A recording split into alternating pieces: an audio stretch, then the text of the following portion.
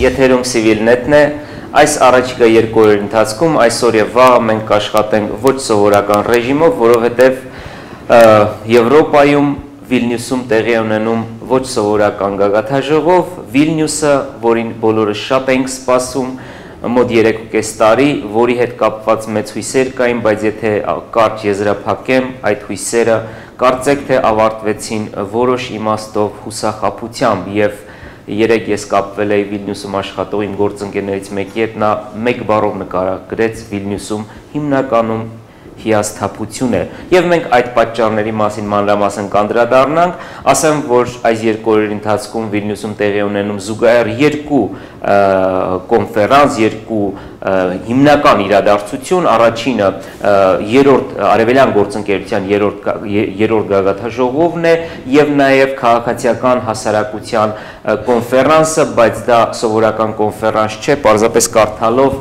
հյուրերի ցանկը տեսնում ենք, որ այնտեղ ելույթներ են ունենալու գործող եւ նախկին նախագահներ, դիվանագետներ, նախկին եւ ներկա վարչապետներ, մի խոսքով բավականին հագեցված եւ բազմակողմանի մի գրաֆիկով աշխատանք է, շատ հարցերի պատասխանները դեռևս չկան եւ միայն վաղը մենք իմանանք հիմնական պատկերը, արդյոք իրականացան Վիլնյուսի ակնկալիքները որ չափով իրականացան, ասեմ, որ իմ հետ ստուդիայում աշխատում է նաև Սալփի Ղազարյանը, ողջույն Սալփի։ Ես նաև չներկայացա, ես էլ Թաթուլ Հակոբյանն եմ։ Դու Թաթուլ Հակոբյանն ես։ Այդ Թաթուլ Հակոբյանը, որ մեկ ամիս առաջ մենք այս ամիսը երբ էր, սեպտեմբերին էր։ Ավելի ուշ հոկտեմբերին էր, գնաց Վիլնյուս, որպեսզի տեսնենք, թե այնտեղ ինչ եւ ինչպես պիտի կարենան գնել։ Իհարկե հոկտեմբերին մենք արդեն գիտեինք, որ Վիլնյուսից մեր ակնկալիքը այն չէ, ինչ որ ակնկալում էինք այս 2-3 տարվա ընթացքին,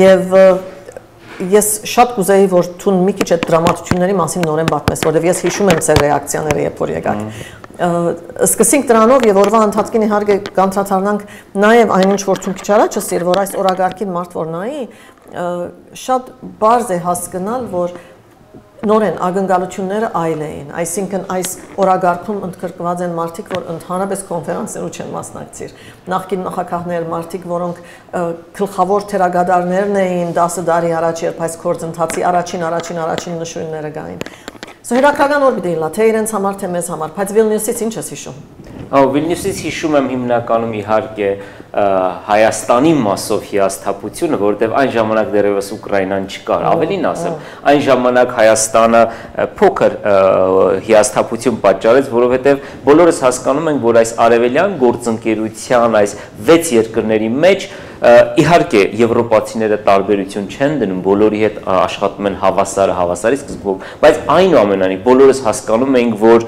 այս կռիվն ասեմ, թե ինչն ասեմ, հիմնականում պայմանավորված էր Ուկրաինայով եւ շատերի համար շատերը մտածում էին, որ Ուկրաինայի հետ արևելյան գործընկերությունը առաջ տանելն էր հիմնական գլխավոր, իսկ մյուս երկրները այնքան էլ կարևոր չեն։ Սա կուլիսներում իհարկե, բայց իրականության մեջ 6 երկրներից հավասար եւ ես հիշում եմ Հայաստանն էր, որ դեռևս ասել էր, որ ինքը նախընտրում է միանալ մաքսային միությանը։ Հետևաբար իհարկե հիմնական հիասթափություն կար Հայաստանի իշխանություններից, բայց դա ինչ որ իմաստով ծածկում էին եւ հիմնական սլաքները մեղք ուղում էին Ռուսաստանին, որ Ռուսաստանը Հայաստանի նկատմամբ ճնշումներ բանեցրեց, Ռուսաստանը նախագահ Պուտինը Ռուսաստանի այցելեց օգոստոսին Ադրբեջան, սա հստակ ազդանշան էր Հայաստանին, այնտեղ հստակ հայտարարվեց, որ զենք է վաճառվել, մեջ բերվեց Ղարաբաղյան խնդիրը, որ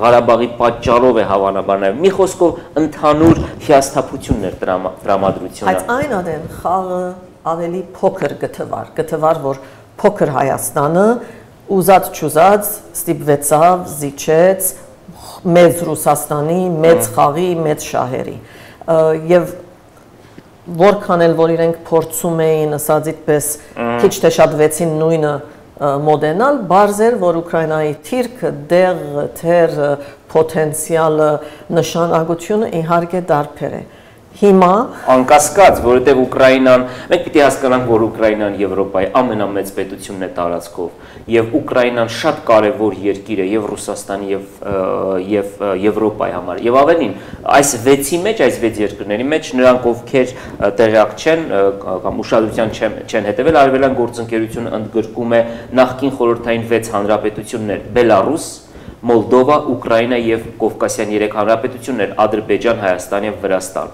Եվ վերադառնալով բոլորը հասկանում էին, որ Ուկրաինան ամենակարևորն է, նաեւ Ուկրաինան զուտ ինստիտուցիոնալ իմաստով էր շատ ավելին արել։ Նա արդեն նախաստորագրել էր այդ երկու այնինչ որ մենք պետք է անեինք այս անգամ, այնինչ որ սպասվում էր, որ վաղը մենք պիտի անեինք Վիլնյուսում, այսինքն նախաստորագրվել էր եւ նա պիտի ստորագրեր ասոցիացիան համաձայնագիրն ու խորի եւ համապարփակ ազատ առևտրի գոտու պայմանագիրը։ Հետեւաբար Ուկրաինան իրոք կարևոր էր։ Ես մի ձևակերպում եմ անընդհատ այս վերջին շրջանում հանդիպել, որը նախկինում չկար, երբ որ խոսք է գնում այն ինչի մասին մենք հիմա խոսում ենք, այս երկրներից որն էր կարևոր։ Իրոք կռիվը մի կողմից Ռուսաստանի, մի կողմից Արևմուտքի միջև իրոք Ուկրաինան էր, այսպես ձևակերպում հանդիպեցի։ A key geopolitical prize Ուկրաինայի համար, այսինքն մեծ նշանակություն ունեցող աշխարհաքաղաքական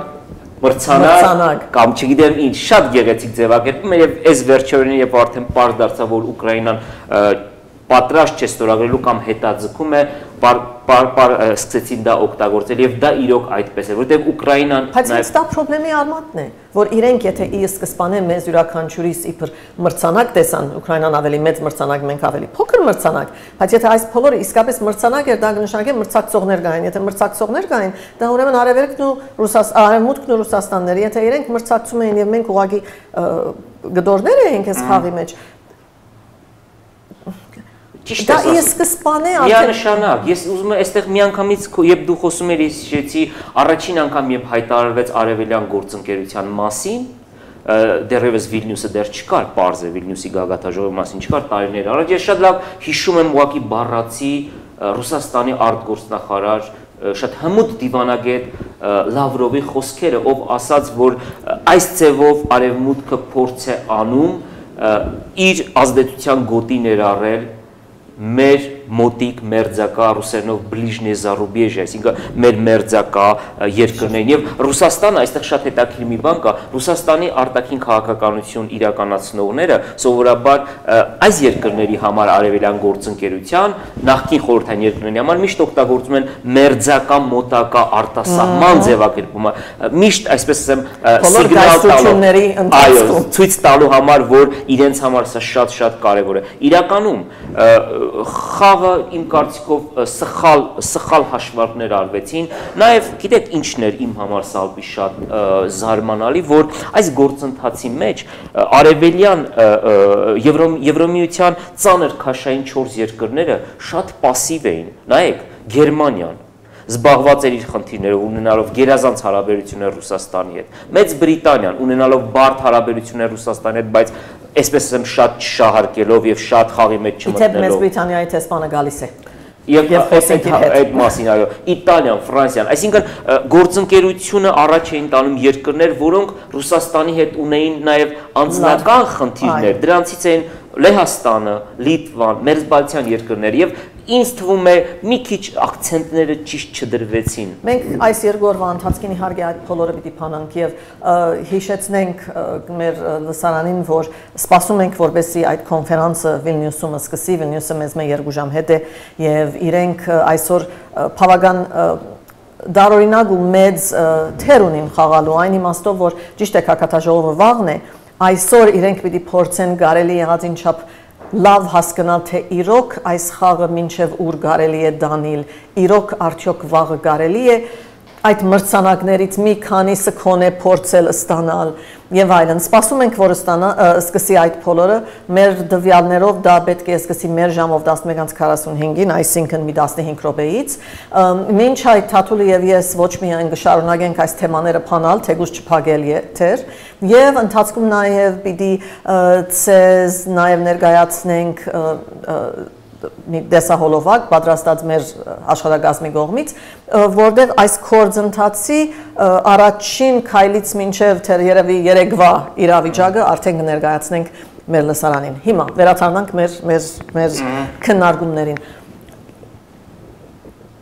Այսօր Վիլնյուսում ես հույսով եմ, որ ամեն մարդ միան հարցեր է տալիս, որովհետև ես ենթադրում եմ պատասխաններ թեր չկան։ Ես հույսով եմ, որ մեր ներկայացուցիչները, թե քաղաքացիական հասարակության, թե նախագահը եւ իր պատվիրակությունը, ես հույսով եմ, որ հարց են տալիս, թե մենք ինչը կգրնանանք դարբեր անել, որ այս վիճակում չհայտնվենք։ Ես նաեւ հույսով եմ, որ Եվրոպան այդ հարցերը տալիս է, թե մեզ, թե իրենք, թե արդյոք մենք այս ընթացքում Ռուսաստանի հետ յուրաքանչյուր խնդրոարարգա երկրի հետ կգրնանանք դարբեր վարվել։ Քո քիչ առաջվա ասածի շարունակությունը չէ, արդյոք այնտեղ ցև չկար այս իրավիճակը փրկելու, որովհետև չեմ խորի շատ իդեալական խոսք կլա, եթե ասեմ, որ վերջո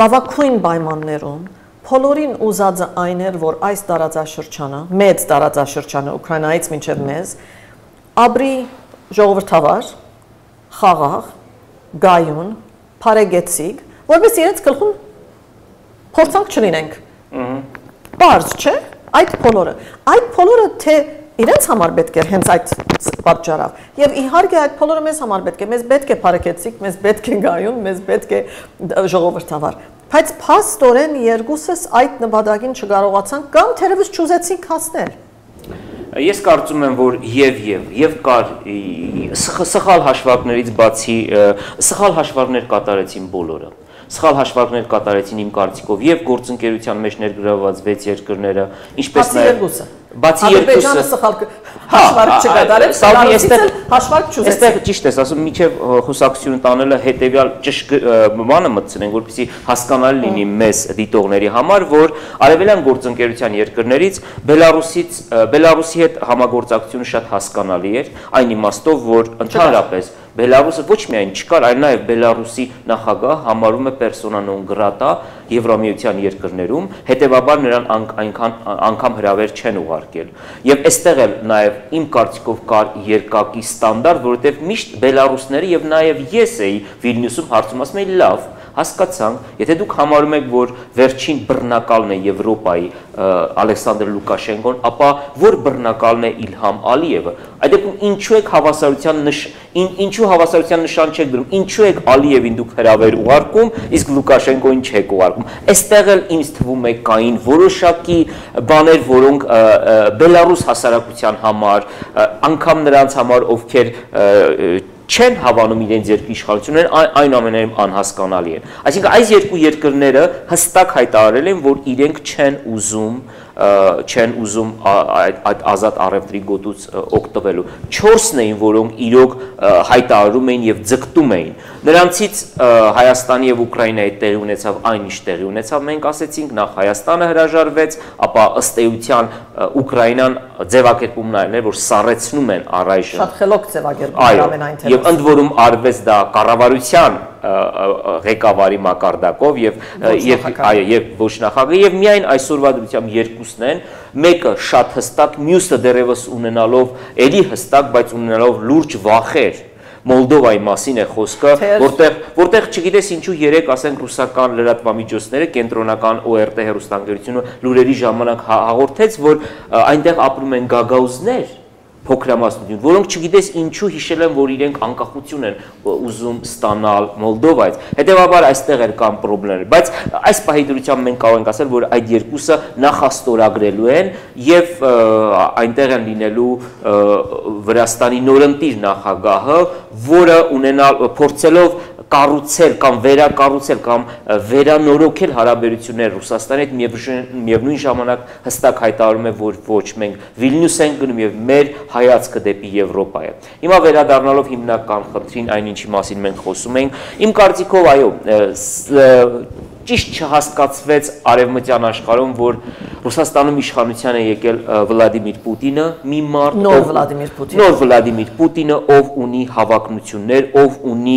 հավակնություն Եվրամիության օրինակով, մենք հիմա իհարկե կարող ենք հեգնանքով կամ խիստ կասկածանքով վերաբերվել, արդյոք կարող է նման մի միություն ստեղծել ինքը ինչպես Եվրոպական միությունը, բայց փաստ է, որ Ռուսաստանի գործող նախագահը ուզում է ստեղծել ի հակակշիռ, ի լրումն, ի հակադրություն, չգիտեմ, ստեղծել մի միություն, որը անվանվում է Եվրասիական միություն, եւ նա փորձում է այս միության մեջ սկզբնական շրջանում ներգրավել այն երկրներին, որոնք ժամանակին մաս են կազմել խորհրդային միությանը, եւ նաեւ այլ երկրների մասին է խոսքը, օրինակ, երբ որ Պուտինը այցելեց Վիետնամ, պատկերացնում եք, Վիետնամին առաջարկվել է մաս կազմել այդ միությանը։ Հիմա մենք, չգիտեմ, ինչ կունենանք։ Այո։ Եվ երևի օրվա ընթացքին երբ շարունակենք խոսել, մենք հալ մեր հյուրերի հետ էլ պիտի անպայման հիշենք, որ այն ինչ կատարվում է, այն ինչ որ կատարվել է, եւ կշարունակվի կատարվում է էլիտաների միջև, կատարվում է կառավարիչների միջև։ Ղեկավար բարը կամ կառավարություն բարը մի քիչ շատ է, որտեղ բոլորը չեն, որ առաջնորդ են, ղեկավար են, կառավարում են, բայց որ էլիտ են։ Եվ դրա համար երբ որ քիչ առաջ ասիր, որ չես գիտեր ինչու Բելարուսի հետ մեկ ցև են վարվում, Ալիևի հետ ուրիշ ցև են վարվում, եւ Բելարուսի ժողովուրդը թշկող է, Բելարուսի քո եւ իմ ընկերներն են թշկող։ Երևի Լուկաշենկոն շատ էլ երջանիկ է, որ իրեն հանգիստ են թողնում, Ալիևն էլ ինքիր պայմաններով որոշեց քաշվել խաղից, ասում է Փարացիորեն իր դիվանագետները ասում են մեզ այսօր ժողովրդավարություն պետք չէ, մենք ունենք նավթ, փարացիորեն ասում են, եւ ուրեմն իրենք այդ էլիտները, իրենց խաղից հանեցին, մնացին թերևս իրենց թշկող ժողովուրդները եւ մնացինք մենք, որտեղ նորեն մեր էլիտները գարայացուցին որոշում եւ մնացինք մենք։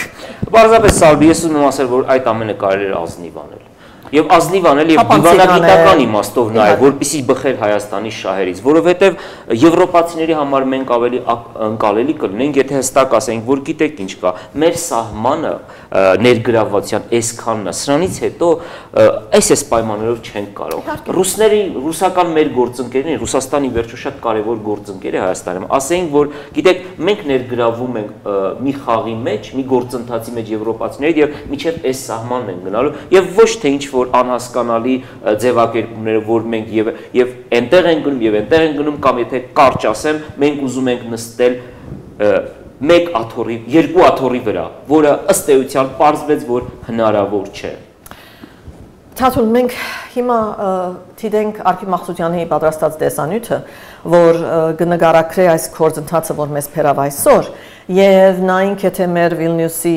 կոլեգաները, գործընկերները պատրաստ են կոնֆերանսը սկսելու։ Ուրեմն նայենք CivilNet-ի տեսանյութը ընդհանրապես այս արևելյան գործընկերության գործընթացի մասին։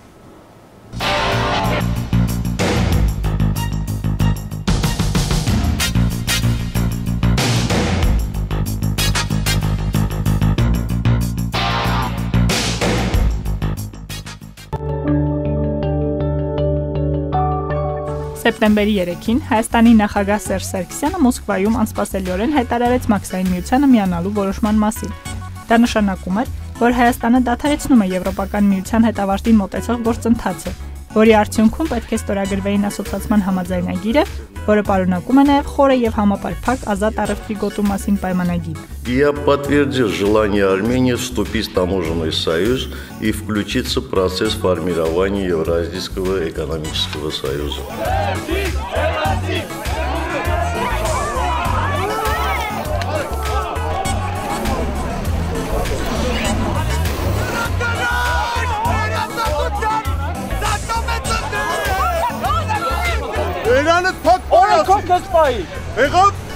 Փոքրիկ խուլիգան։ Արտաքին քաղաքականության նման շրջադարձը, ինչպես պնդում է Եվրոպական միության ընդլայնման եւ Եվրոպական հարևանության քաղաքականության հարցերով հանձնակատար Ստեֆան Ֆյուլեն, ասպասելի էր նաեւ իրենց համար։ Այսպես ասեմ, մենք նույն վիճակում էինք, ինչ հայաստանցիները։ 2013 թվականի մարտին Սերժ Սարգսյանը լրագրողներին հորդորում էր չհավատալ այն ասեկոսներին, թե ռուսները մեզ պարտադրում են դառնալ Մաքսային միության անդամ։ Մի բան ձեզ պետք է ասեմ։ Մի հավատացեք բոլոր այն մարդկանց, հանդես գան նրանք լրատվամիջոցներում, թե հանրահավաքներում, խոհանոցներում, թե թատրոններում, միևնույն է, մի հավատացեք նրանց, ովքեր ասում են, որ ռուսները մեզ պարտադրում են դառնալ մաքսային միության անդամ։ Չկա այդպիսի բան, չկա, քանի անգամ կրկնեմ, որպեսզի հասկանալի լինի բոլորին։ Ավելի վաղ, 2012-ի ապրիլի 4-ին ռուսական կոմերսանտ թերթին տված հարցազրույցում Հայաստանի վարչապետ Տիգրան Սարգսյանը նույնպես հերքել էր Հայաստանի ինտեգրումը մաքսային միությանը, նշելով, որ դա անիմաստ քայլ կլինի։ Համաշխարհային պրակտիկայում նման օրինակ չկա, որպեսզի երկիրը չունենալով ընդհանուր սահման դառնա մաքսային միության անդամ։ Դա անիմաստ կլիներ։ Մաքսային միության իմաստն այն է, որ ապրանքափոխանակությունը կատարվի առանց մաքսային զննության։ Մեր դեպքում դա անհնար է, որովհետև մենք պետք է անցնենք հարևան պետության տարածքով եւ երկու անգամ հաղթահարենք մաքսազերծումը։ Նախագահի սեպտեմբերի 3-ի հայտարարությունից հետո ձևավորվել է մաքսային միության անդամ երկրների Ռուսաստանի, Բելարուսի, Ղազախստանի, ինչպես նաև Հայաստանի ներկայացուցիչներից բաղկացած աշխատանքային խումբ, որը պետք է քննարկի Հայաստանի մաքսային միության եւ միասնական տնտեսական տարածքին միանալու հարցը։ Այս մասին նոյեմբերի 21-ին կառավարության նիստին ասաց վարչապետ Տիգրան Սարգսյանը։ Հայաստանի եւ Եվրամիության միջև ասոցիացման համաձայնագրի շուրջ բանակցությունները մեկնարկել են 2010 թվականի հուլիսին։ Եվրամիության հետ Հայաստանի համագործակցություն կարգավորող հիմնական փաստաթուղթը գործընկերության եւ համագործակցության համաձայնագիրն է, որն ուժի մեջ է մտել 1999 թվականին։ Ասոցիացման համաձայնագիրը փոխարինելու էր ներկայում գործող գործընկերության եւ համագործակցության համաձայնագրին։ Դրանում արտացոլվելու էին տնտեսական համագործակցության, ազատ տեղաշարժի, էներգետիկայի հարցերի վերաբերյալ համագործակցության ուղենիշները։ 2008-ին Լեհաստանի եւ Շվեդիայի արտգործնախարարները Բրյուսելում ներկայացրին արևելյան գործընկերության նախաձեռնությունը, որի հաջողման դեպքում Հայաստանը, Վրաստանը եւ Մոլդովան 2013-ի նոյեմբերի 28-29-ին Վիլնյուսի գագաթնաժողովում Եվրամիության հետ պետք է նախաստորագրեին ասոցիացման համաձայնագիրն ու խորը եւ համապարփակ ազատ առևտրի գոտու մասին պայմանագիրը, իսկ Ուկրաինան պետք է արդեն ստորագրեր դրանք։ Այսօր Եվրամիության գործընկեր երկրներից երկուսը Հայաստանն ու Ուկրաինան հրաժարվել են համաձայնագրերի նախաստորագրումից։ Ի տարբերություն Հայաստանի, Ուկրաինայում բողոքի զանգվածային ալիք է բարձրացել։ Ուկրաինացիներն իշխանություններից պահանջում են շարունակել Եվրոպա ինտեգրվելու քաղաքականությունը։ Կարող էր արդյոք Հայաստանը խուսափել դեպքերի նման ընթացքից։ Հայաստանի նախկին արտգործնախարար Վարդան Օսկանյանը ընդամենը 2013 թվականի նոյեմբերի վերջին լույս տեսած իր հուշագրություններում գրում է.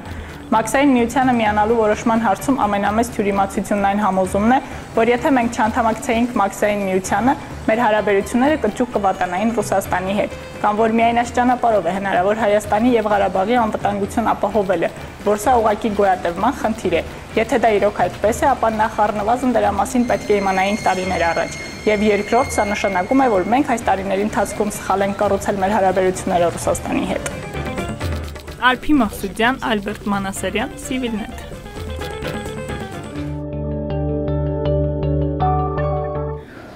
Շարունակում ենք աշխատանքը, մենք տեսնում ենք, որ արդեն Վիլնյուսում սկսվել է քաղաքացիական հասարակության համաժողովը, ելույթ է ունենում Քրիստինա Վայչուայնայտեն, արևելյան հետազոտությունների կենտրոնում, այդ համաժողովը տեղի ունենում այնտեղ եւ կարճ ասեմ, որ այս պահին ելույթ են ունենալու եւ իր ելույթն է սկսում Լիտվայի նախագահը, ելույթ է ունենալու նաեւ Շտեֆան Ֆյուլեն, որը այս ամբողջ գործընթացի կնքահայրն էր եւ ակտիվ, այսպես ասեմ, քարոզողն էր եւ ելույթ կունենա Փաթ Քոքսը, հետևեք հիմա Վիլնյուսին, մենք կվերադառնանք եթեր։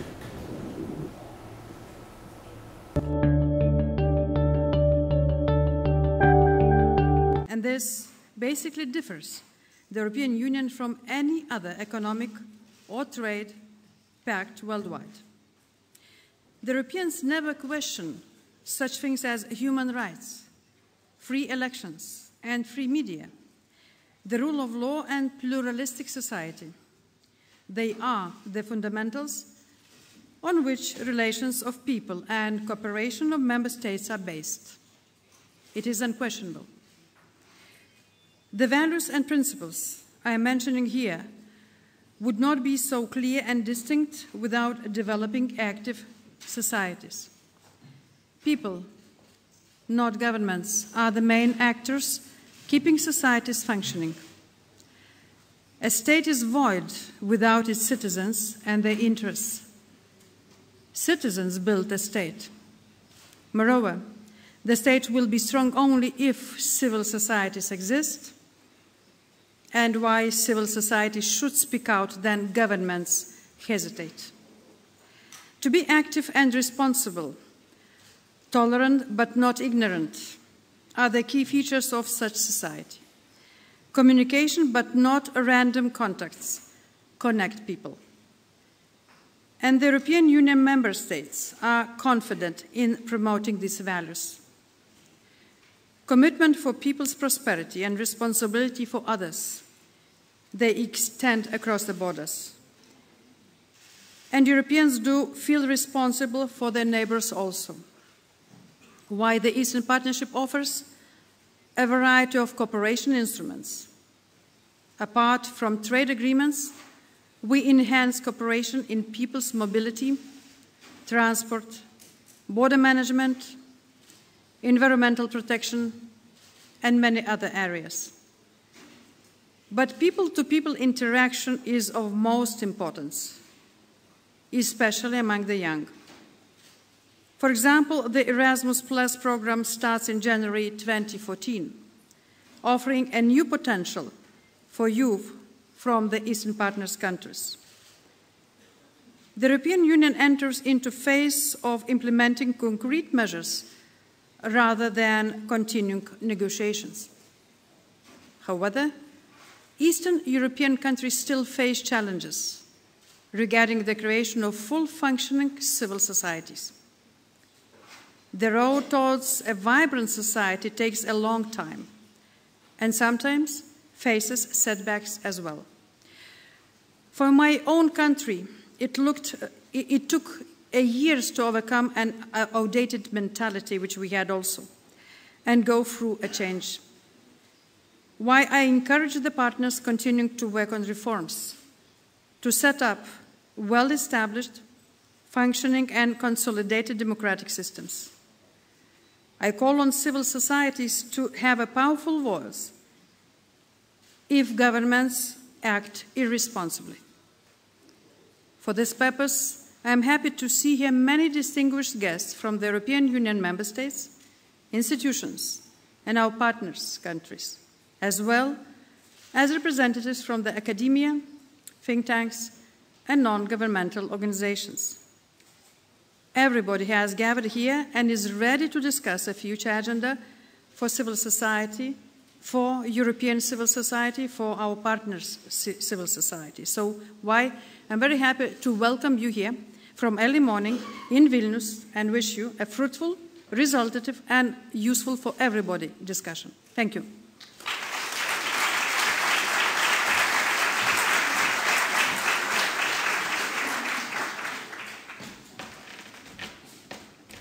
Thank you, Your Excellency. Now, for the welcome address, I would like to invite a person who is really well known in the civil society circles, a person who is devoting much of his time and efforts to the civil society development in Eastern Partnership countries. Commissioner Füle, I'm inviting you to address our conference participants.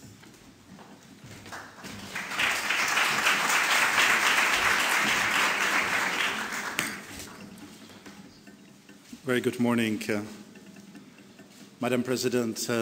It's always a pleasure returning to Vilnius and Lithuania after I have spent 2 years of my diplomatic career here and fall in love with the country, and with the people. Madam President, distinguished guests, ladies and gentlemen, I appreciate this opportunity extended by the Lithuanian presidency to address today's Civil Society Forum and Civil Society Conference. My intention this morning is to review where we stand in our partnership on the eve of the Eastern Partnership Summit and where we intend to go in the near future together with our neighbors in Eastern Europe. Let me underline at the outset that the Eastern Partnership is a joint policy of the European Union and its Eastern European partners. It is about developing democracy, promoting human rights, the rule of law, and good governance. We aim for an Eastern Partnership where free and fair elections are taken for granted, where people feel that they have a say in who governs them, where governments respect the will of the people as well as the rule of law, where criminal justice is free of politics, and where political prisoners are a thing of the past.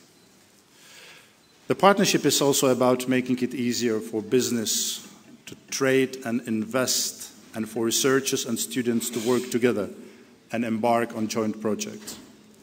It is about allowing people to move and meet. This is why mobility of citizens and the objective of visa liberalization are such important parts of our policy. In fact, only yesterday, the Commission proposed to allow visa-free travel to the Schengen area for Moldovan citizens holding a biometric passport based on the successful implementation by Moldovan authorities of all benchmarks set out in the Visa Liberalization Action Plan.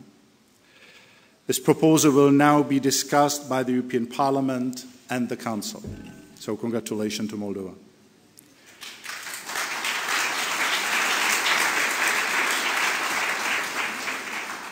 To achieve the objectives of the partnership, several partner countries have taken the road to reform.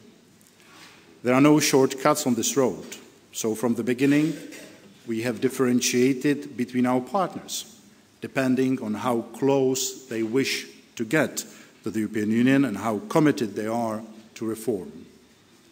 We don't discriminate. Our partnership is inclusive and based on joint ownership. The package of economic reforms contained in the Association Agreement and deep and comprehensive free trade area is tried and tested and has delivered economic benefits for every country that has signed a free trade agreement with the European Union in the past. And in the case of deep and comprehensive FTAs, the approximation towards the European Union, its rules and standards will ensure that citizens share even greater benefits of better quality products and services. Before looking ahead to the road to Riga, let me say a few words about the decision of the Ukrainian government to suspend the progress of preparations for signature of the association agreement. I regret this decision. It was a unique opportunity to reverse the discouraging trend of decreasing foreign direct investment in Ukraine and to give momentum to negotiations with the IMF on a new standby arrangement. Many of the new opportunities for modernization and investment that the association agreement would have brought for Ukraine and its citizens will now be delayed. Nevertheless, we remain firm in our commitment to bring European Union-Ukraine relations to a new level. The European Union will be ready to resume the preparations for the signature of the association agreement as soon as Ukraine is ready to resume its path towards political association and economic integration with the European Union for the benefit of its citizens, citizens that have again shown in these last days that they fully understand and embrace the historic nature of European associations. Dear colleagues, looking to the future, I see 5 challenges ahead on the road from this Eastern Partnership Summit to the one in Riga in 2015. First, supporting partner countries in their steps leading to implementation of association agreement. With their far-reaching objectives of comprehensive political, economic, and social modernization, significant political will from the partner countries will be needed to drive through the necessary reforms for the benefits of the citizens. And the focus will be, of course, on the independence of the judiciary, and on the fight by authorities against corruption. And I wish to stress here the important role of civil society in encouraging reform and monitoring action of governments in this area. The second challenge is ensuring the greater differentiation in our bilateral relations, coupled with our desire to keep the partnership as inclusive as possible, to accommodate those Eastern European partner countries that reform at a slower pace. Third, we need to respond to the Eastern European citizens' desire for enhanced mobility. Fourth, it will be important that further economic integration proceeds to reform inefficient economic sectors unable to compete on the global marketplace. And fifth, last but not least, engagement with the civil society will have to continue to be strengthened to accompany and to move forward political and economic reforms. And if I'm being asked what would be the deliverables and actually the success stories of the Eastern Partnership, my imminent response would be the engagement with the citizens of those countries, the engagement with the civil society, strengthening the capacity of the civil society, engaging them not only in dialogue with us, but with the support through that dialogue, involve them in the reform process in those countries, in the Eastern Partnership countries. The Civil Society Forum, its structure, the national platforms, has been developed into a mighty instrument of transformation of the Eastern European partners. Ladies and gentlemen, this is all about creating the conditions that will unlock and fulfill the potential for growth, enterprise, and creativity of citizens in Eastern Europe. This is what really counts and what we have worked to achieve together since the adoption of the Prague Declaration in May 2009. And I wish you a successful conference. Thank you very much.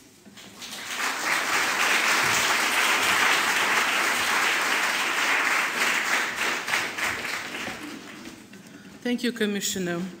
And now I would like to invite to the stage a person of high international reputation and a person who had an extremely busy year.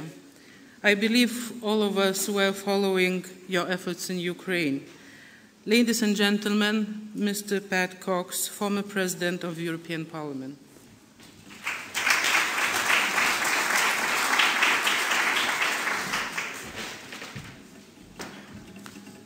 Madam President, Commissioner, Excellencies, ladies and gentlemen, it's a really great privilege for me to be here today, and I would like to say on behalf of President Kwasniewski and myself how deeply grateful and honoured we are to be invited to address this event on the eve of the Eastern Partnership Summit meeting. It's also an opportunity for me, Madam President, through you, to congratulate your colleagues in government in Lithuania for a very impressive first presidency of the European Union, which is a great tribute to the capacity of this state to lead affairs, and we wish you well in the coming period in United Nations also.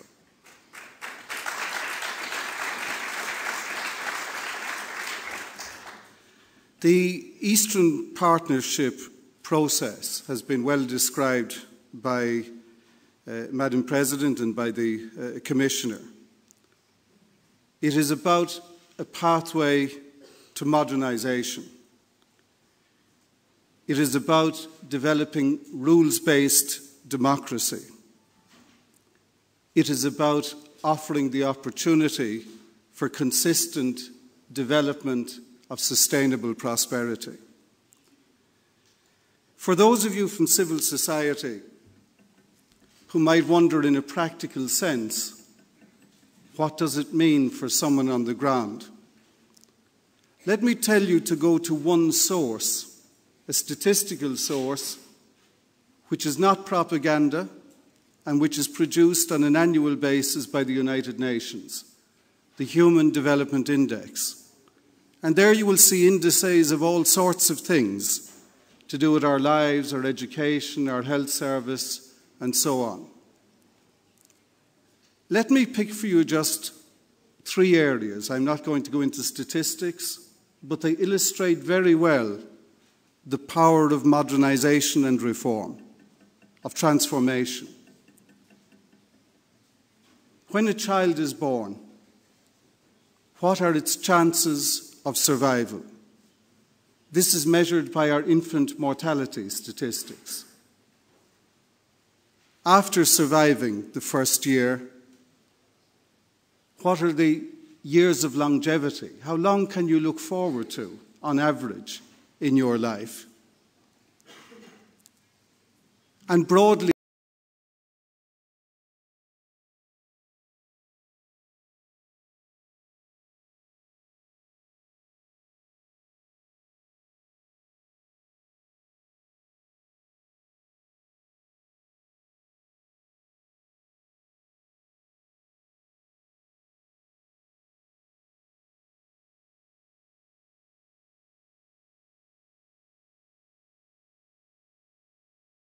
speaking, although there are many criticisms and good criticisms,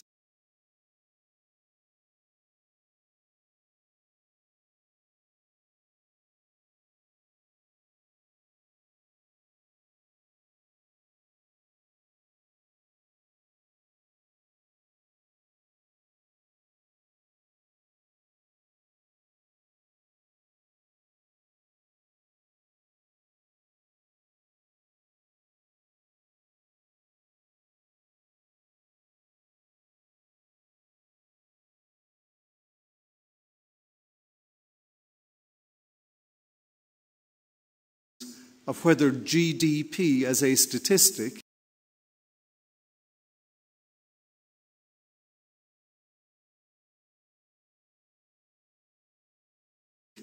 is a good measure of welfare. It's a quick index of places being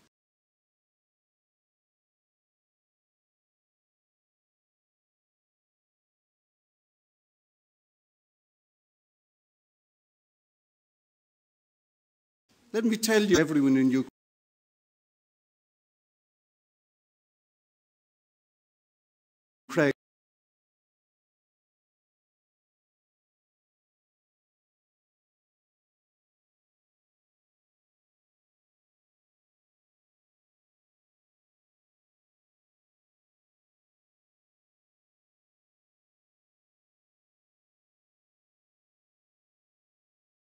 Union in the East to transformation.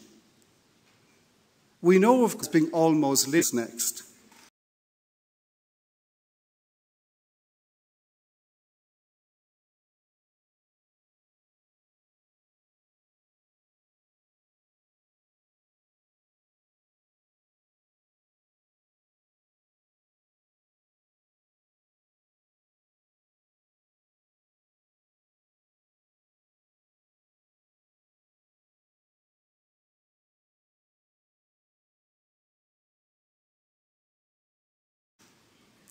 I think if we look at what is on offer in the Eastern Partnership, and it's wonderful to see, for example, to also open that the partnership process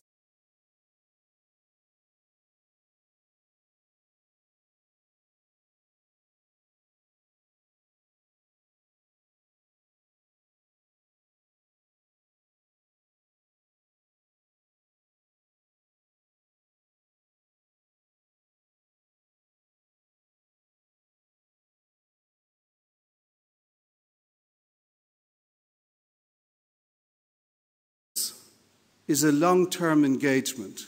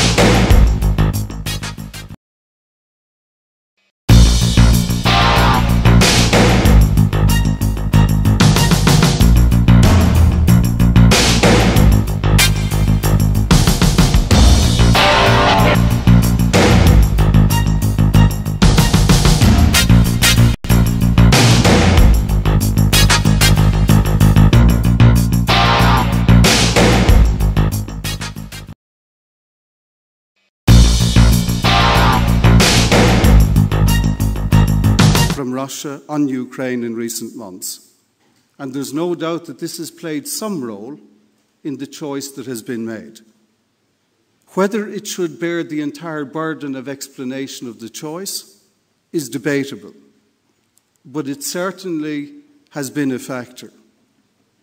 I agree with the statement issued in recent days by President Van Rompuy and President Barroso, which disapproved of recent Russian action. And I think it is important that that statement was made. The European Union fully respects the sovereignty of each partner state and fully respects the sovereignty of Ukraine. And Ukraine, as a sovereign state, has every right in its sovereignty to say yes or no or maybe. This is the nature of sovereign choice. I wonder sometimes when I see the extent of the targeted interference of recent months from Russia, particularly with enterprises in southern and eastern Ukraine, to what extent not just independence is respected, but more particularly sovereignty. It would be a great pity if free nations found themselves independent, but in terms of the exercise of their sovereignty, unfree. This is not an acceptable condition in contemporary Europe. It is now for high politics to pick up the elements of this engagement and to move it forward.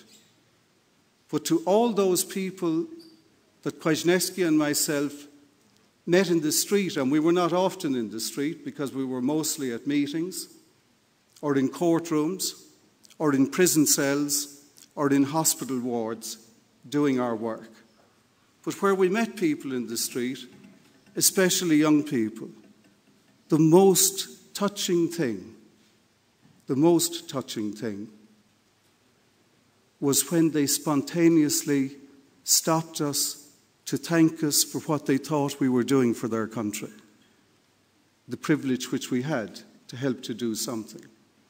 And we owe them a duty of care and a duty of attention that their aspirations can and should be achieved. And that is why, whatever the detail that may emerge from this summit, the message must be really clear. Europe is open for business with its partners. We have not changed. We hope you have not changed. Thank you.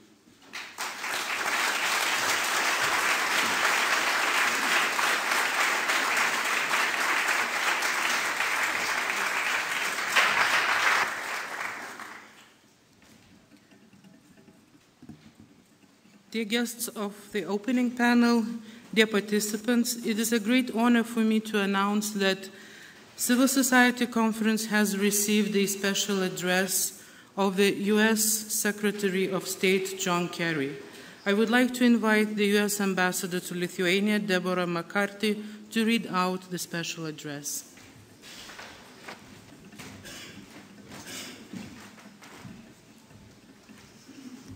Good morning. Before I read the Secretary's letter, I would like to congratulate those who've organized the Civil Society Forum, and most particularly, Madam President, to you and your government for having done a tremendous job and exercised a lot of leadership, tremendous leadership in the EU presidency. And I join Mr. Cox in also looking forward to your leadership in the Security Council. The Secretary of State will be returning to Europe next week, and amongst his stops, he will be going to Moldova.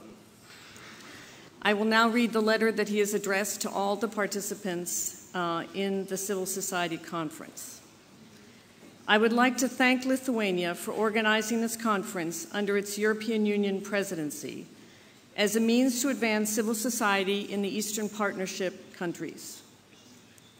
I would also like to express my deep appreciation to those participating in this conference, especially the citizens leading the charge to expand opportunity, to correct injustices, and to shape democratic futures in your countries. Human progress has always been propelled by what happens in civil society, by citizens pushing their leaders for a society that is more just and equitable, and where the rights and dignity of all people are respected.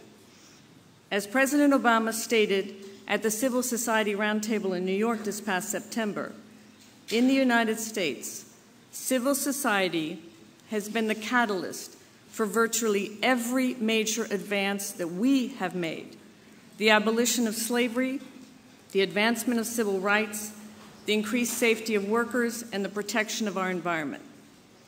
Every day in the 6 countries of the Eastern Partnership, Armenia, Azerbaijan, Belarus, Georgia, Moldova, and Ukraine, ordinary citizens are playing a critical role in moving their societies towards international norms enshrined in UN and OSCE commitments for human rights and democratic values. While there has been progress on the path of democratic reform in most of your countries, serious challenges remain with regards to freedom of speech and the media, rule of law, and accountability. Yet civil society groups fight on with deep commitment and also with often self-sacrifice, holding their governments accountable, shining a light on murky areas of corruption, and ensuring respect for the rights of every citizen, regardless of race, ethnicity, religion, gender, or sexual orientation. The United States celebrates the critical work being done by civil society to promote the core values of democracy, rule of law, and respect for human rights. You have my best wishes and full support for your endeavors, John F. Kerry, Secretary of State.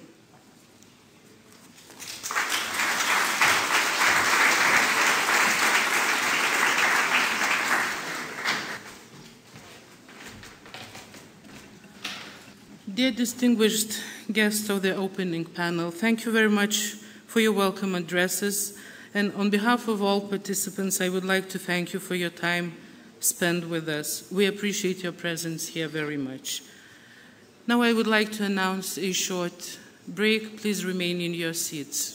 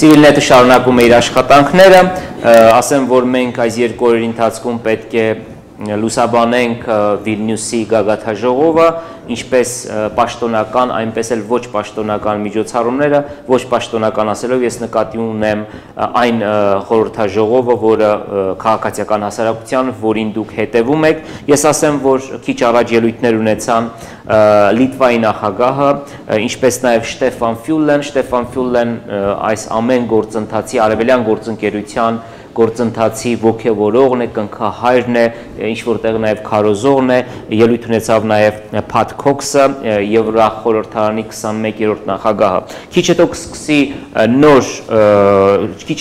նոր ելույթներ կլինեն եւ այս հատվածում հիմնականում խոսքը կգնա արևելյան գործընկերության երկրներում ժողովրդավարության իրավիճակին։ Հիմնական ելույթ ունեցողների մեջ է նաև մեկ անձ Հարավային Կովկասից դա նշանավոր հայտնի քաղաքական վերլուծաբան Գիա Նոդյան է։ Մի քանի խոսքով ես ուզում եմ անդրադառնալ Արևելյան գործընկերության այս 6 երկրներում ժողովրդավարության վիճակին, նախքան մենք նորից կմիանանք Վիլնյուսին, ես ասեմ, որ այս 6 երկրները ժողովրդավարության տարբեր մակարդակների վրա են։ Կարող ենք բաժանել նույնիսկ 3 պայմանական խմբի։ Առաջին խմբի մեջ մտնում են Բելարուսն ու Ադրբեջանը, որտեղ ակնհայտորեն չեն պաշտպանվում ժողովրդավարության անգամ ամենասկզբունքային, ամենակարևոր չափորոշիչները։ Բելարուսում միայն կարող եմ մեկ փաստ նշել,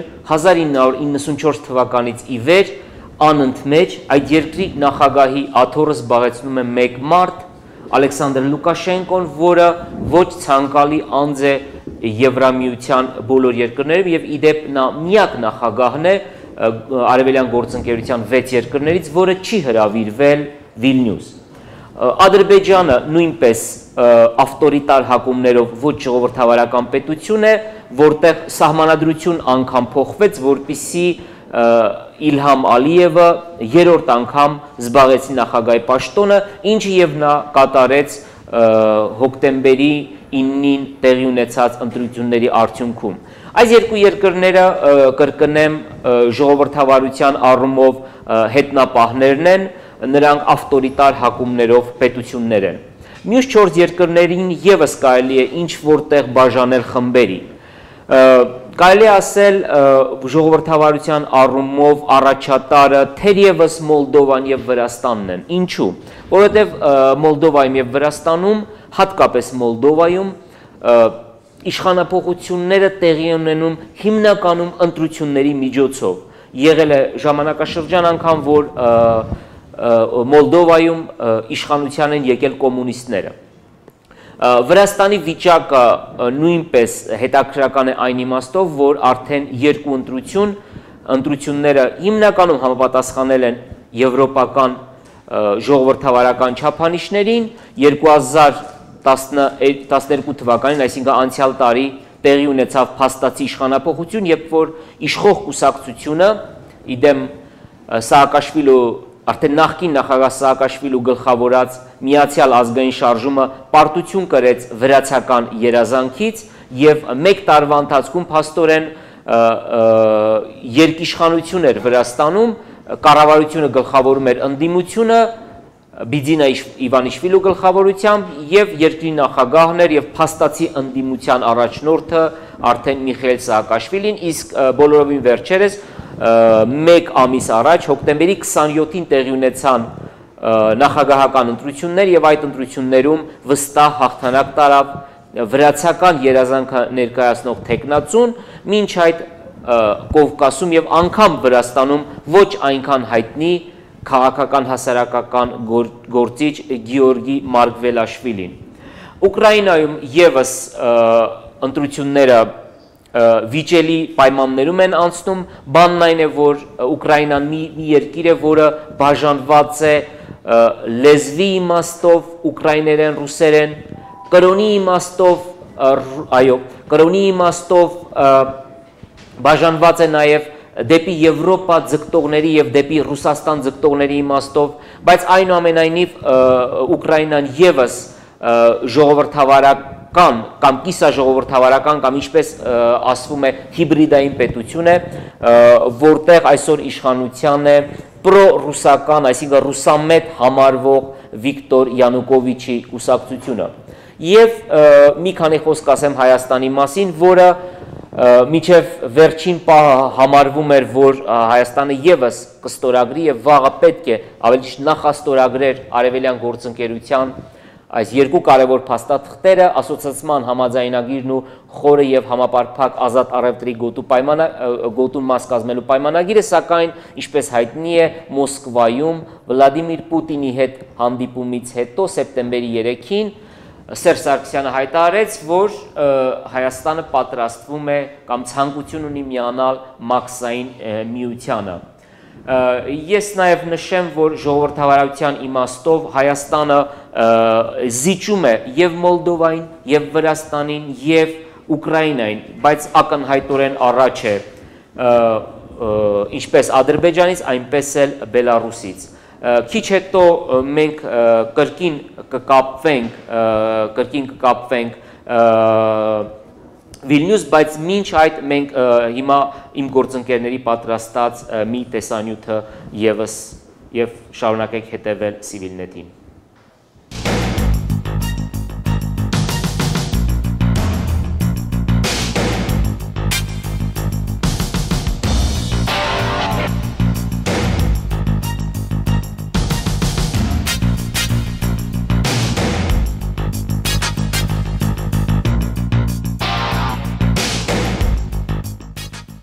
Սեպտեմբերի 3-ին Հայաստանի նախագահ Սերժ Սարգսյանը Հայաստանի քաղաքացիների համար Մոսկվայում անսպասելիորեն հայտարարեց Մաքսային միությանը միանալու եւ հետագայում Եվրասիական տնտեսական միության ձևավորմանը մասնակցելու որոշման մասին։ Որոշումը բուռն արձագանքի արժանացավ քաղաքական, քաղաքացիական եւ փորձագիտական շրջանակներում։ Հայաստանի կառավարությունը տնտեսագիտական որևէ հաշվարկ չունի, թե ինչ է շահելու կամ կորցնելու Մաքսային միությանը միանալուց։ Մենք փորձեցինք հասկանալ, թե ինչ է Եվրամիությունը եւ ինչ է Մաքսային միությունը Հայաստանի համար։ Խնդիրը դիտարկելով թվերի ու վարկանիշների մեջ։ Այսպես, Հայաստանի արտաքին առևտրաշրջանառություն։ Վերջին 4 տարիների ընթացքում Հայաստանի արտաքին շրջանառությունը Եվրամիության հետ ավելի մեծ է եղել, քան Մաքսային միության երկրների։ Օրինակ 2012 թվականին Եվրամիության երկրների հետ մեր արտաքին առևտրաշրջանառությունը 30% է եղել, մինչդեռ Մաքսային միության երկրների հետ մոտ 25%։ Ընդ որում, Մաքսային միության հետ առևտրի գերակշիռ մասը բաժին է ընկնում Ռուսաստանին։ Կոռուպցիայի ընկալման համաթիվ։ Transparency International-ի կողմից կոռուպցիայի ընկալման համարթվով Հայաստանն ավելի լավ դիրքում է, քան Մաքսային միության երկրները։ 176 երկրների շարքում մենք 105-րդն ենք։ Եվրոպայից բավական հեռու ենք, բայց Մաքսային միությունից առաջ ենք։ Համեմատության համար ասենք, որ օրինակ Ռուսաստանը 176 երկրների շարքում կոռուպցիայի ընկալման համարթվով 133-րդն է։ Նույն տեղում է նաև Ղազախստանը, իսկ Բելարուսը 123-րդ հորիզոնականում է։ Մարդասիրական օգնություն։ Վերջին 3 տարիների ընթացքում Եվրամիությունն ավելի շատ մարդասիրական օգնություն է ցուցաբերել Հայաստանին, քան Ռուսաստանը։ Մամուլի ազատություն։ Freedom House-ի մամուլի ազատության ինդեքսի համաձայն, թեկուզ ունենք Մաքսային միության երկրների պես ոչ ազատ մամուլ, բայց անգամ այս պարագայում Հայաստանն առաջ է 61-րդ հորիզոնականում, մինչդեռ Ռուսաստանը 81-րդում, Ղազախստանը 84-րդում, իսկ Բելարուսը 93-րդում։ Արևմտյան Եվրոպայի երկրների 88% ունի ազատ մամուլ, իսկ մնացած 12%-ի մամուլը մասամբ ազատ է։ Եվ վերջում, երջանկության ինդեքս։ Պարզվում է մենք ավելի երջանիկ ենք, քան Մաքսային միության երկրները եւ գրեթե Գերմանիայի, Բրիտանիայի նման ցուցանիշ ունենք։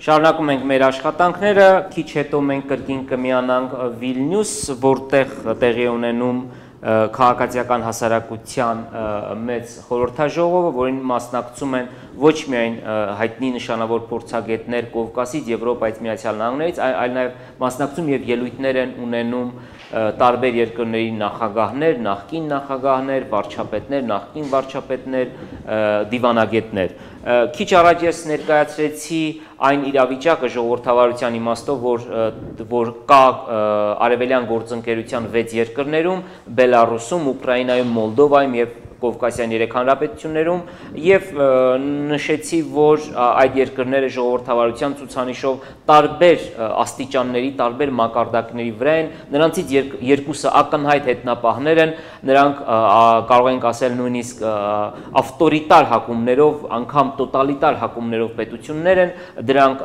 Բելարուսը եւ Ադրբեջանն են, որոնք ի դեպ երկու պետություններ են արևելյան գործընկերության, որոնք չեն հայտարարում, որ իրենք ցանկություն ունեն միանալու խորը եւ համապարփակ ազատ առևտրի գոտու պայմանագրին։ Ինչ վերաբերում է մյուս 4 երկրներին, ապա այնտեղ էլ ժողովրդավարության մակարդակով այդ երկրները տարբեր աստիճանների վրա են, կարող ենք ասել, որ նրանց մեջ ավելի առաջ են անցել Մոլդովան եւ Վրաստանը, նրանցից գուցե փոքր-ինչ հետ է մնում Ուկրաինան եւ մի փոքր ավելի հետ է մնում Հայաստանը, որտեղ, ինչպես գիտեք, այս տարի տեղի ունեցան նախագահական ընտրություններ եւ գիտեք, որ արդեն երկրորդ անգամ Հայաստանի նախագահի պաշտոնը զբաղեցնում է Սերժ Սարգսյանը։ Սերժ Սարգսյանն էր, որ սեպտեմբերի 3-ին Մոսկվայում Վլադիմիր Պուտինի հետ հայտարարությունից հետո հայտարարեց, որ Հայաստանի ցանկությունն է միանալ մաքսային միությանը։ Սա այն դեպքում, երբ որ երկիրը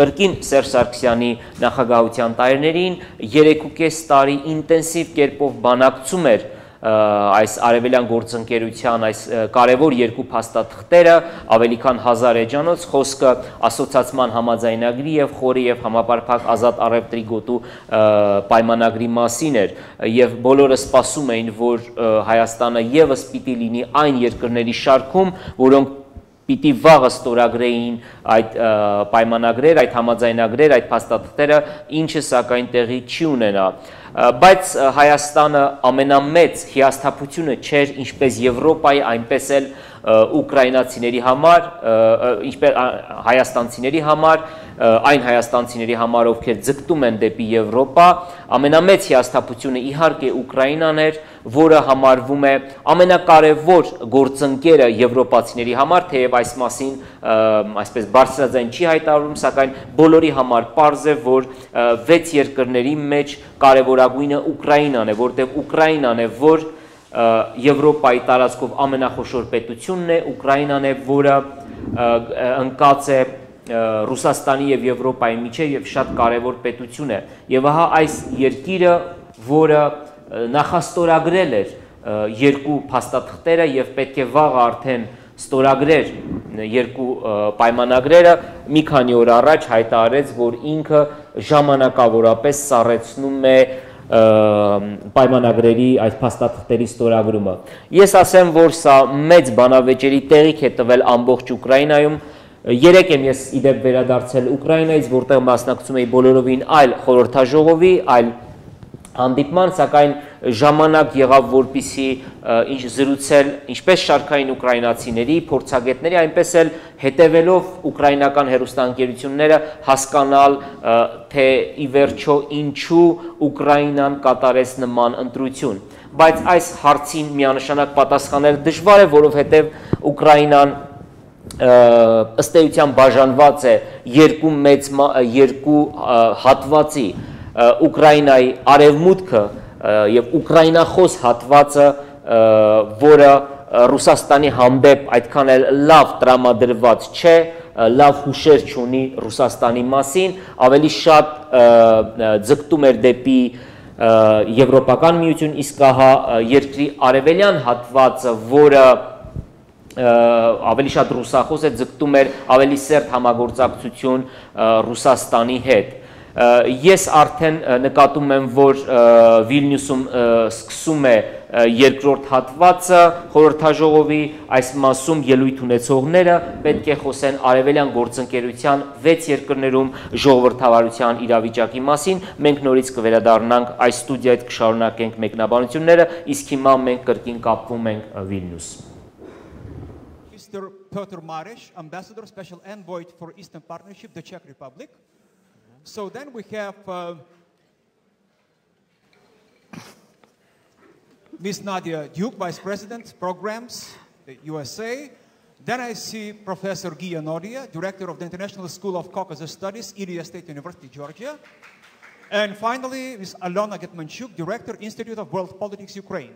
So, ladies and gentlemen, it's a great pleasure and a great privilege. And let me tell you very briefly that the topic of this panel discussion is very far from banal. In fact, civil society appears as one of the most difficult things in world politics and international relations. We tend to take it for granted as a bunch of NGOs and activists in each society, yet things are far more complicated. Let me remind you very briefly that when Eastern Europe became truly independent, Lord Dahrendorf made a wonderful attempt to explore the space of this imagined freedom, writing a book which was the imagined dialogue with the Polish gentleman. And the book was The Reflections on the Revolution in Europe. And Ralph Dahrendorf offered his insight into the nature of change by saying that you would need 6 months, roughly, to introduce good legislation for making the free market economy work. You would need 6 years of normal practices and pieces of legislation to make a liberal democracy work. But you would need even more than 60 years to achieve civil society. So another insight comes from Ernest Gellner, who says, imagine if the state collapses, and if some forms of civilized life are still there, that's civil society. This is how it works.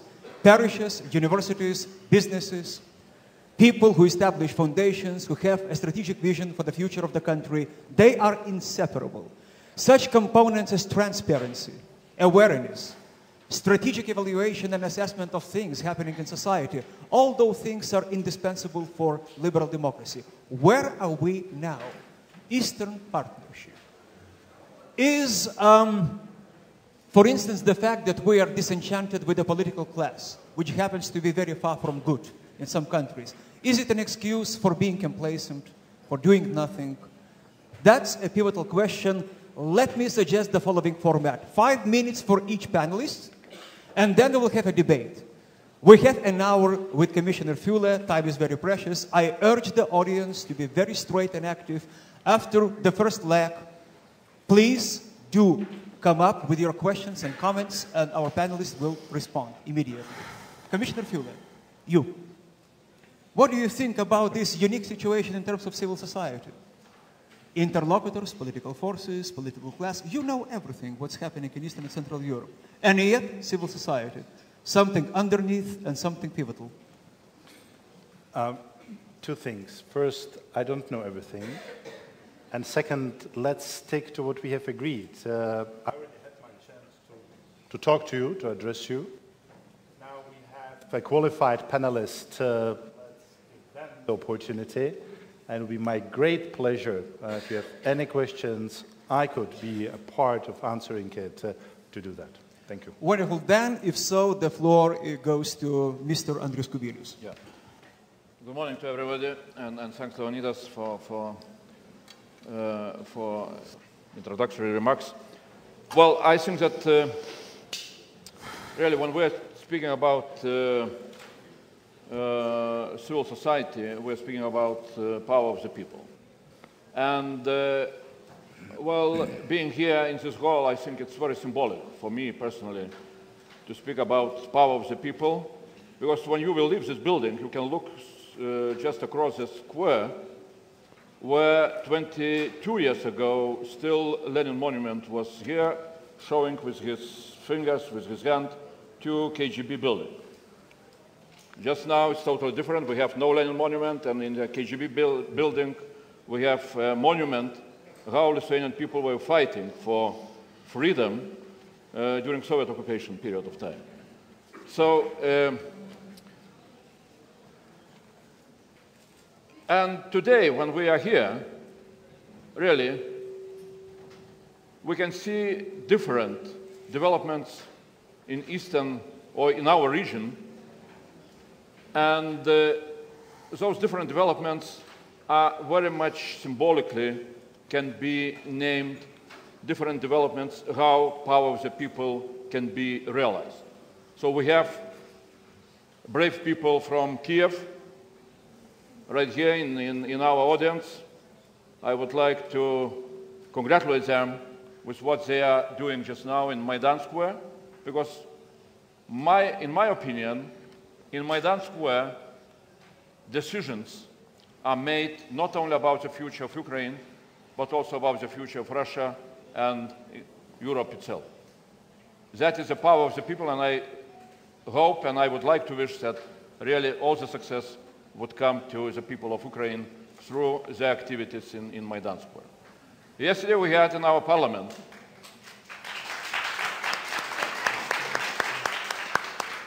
Yesterday we had in our parliamentary hearings on human rights situation in our neighboring country, Belarus.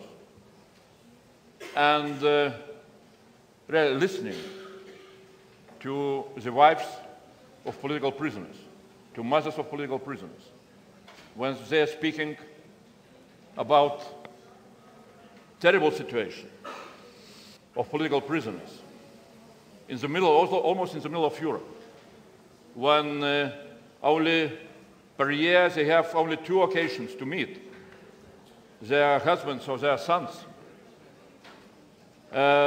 when some of them are kept in such a condition that for half a year they cannot see the light of the sun.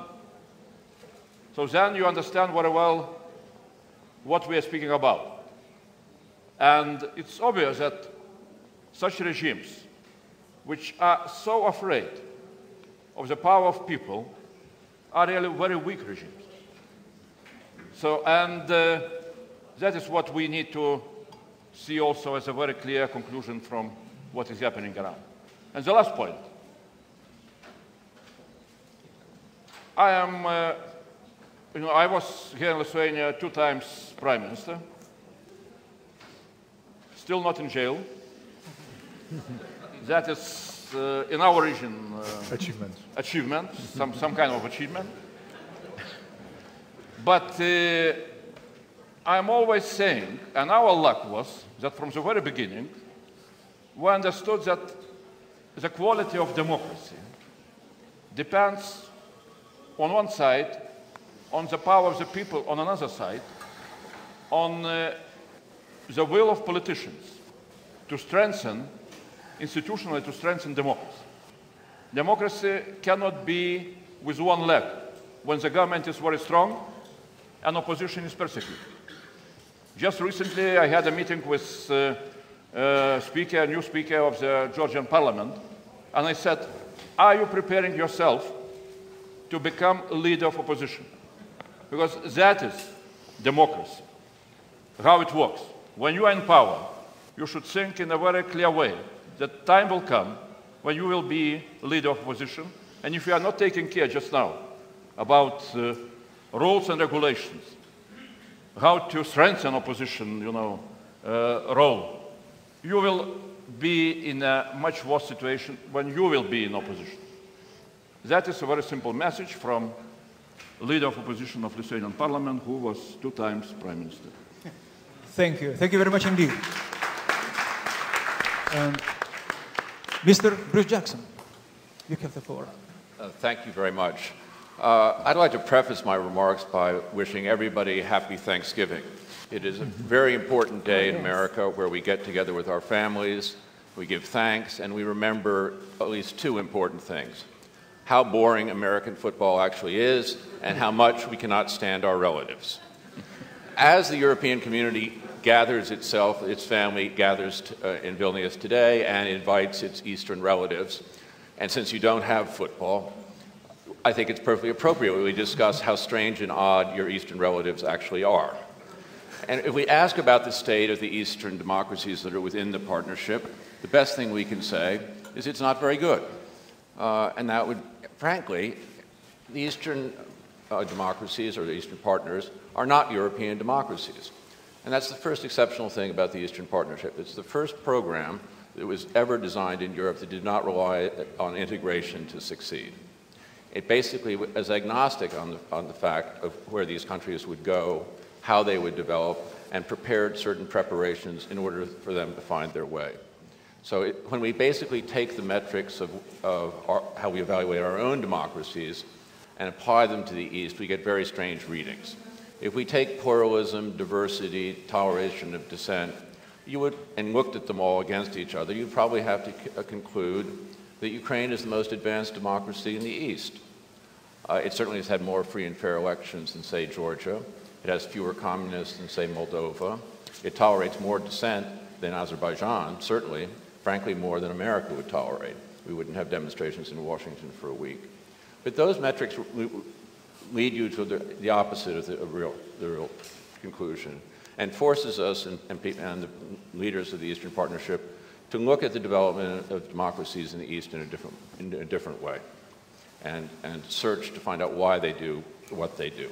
If you look at the parliament in, say, Ukraine, it has great diversity, but it's the diversity of a fight club, not of a parliament. So these democracies are clearly developing in a different manner, and it forces us to look more closely inside. It forces us to look at the constituency, the youth, and in this sense, the visa-free travel is basically addressing democracies in a different way, not looking for metrics to basically look at ourselves in the mirror, but basically provide constituents in these new countries with the tools that they need. And I think that's a second exceptional part. It seems to me that what we're looking at, the glacial pace at which some of these countries are developing, is reflective of the geoeconomic change is preceding political change. Political change seems to be delayed. And in that sense, I think as we sort of pass this mid-mark point in the summit and head towards Riga, I think we're going to start looking at further changes in how we look at democracy developing in the East. I think our ideas about the exportability of political values have to be reconsidered. Our policies have not created as easily as we thought the instruments and institutions which have the capacity to influence countries. And so we'll have to rethink that thing. There'll obviously be a far greater modesty about our ambitions and even our rhetoric. It seems to me that Stefan Füle has already made the central point that engagement must take place over an extended periods of time and occur at the constituent level, which are the youth, at the level of households, and at the level of business. The second exceptional thing about what Carl Bildt and Radek Sikorski and Stefan and others in this room conceived of is it also has within it economic tools, which is rather rare when you look at that to bind them into the idea of democracy.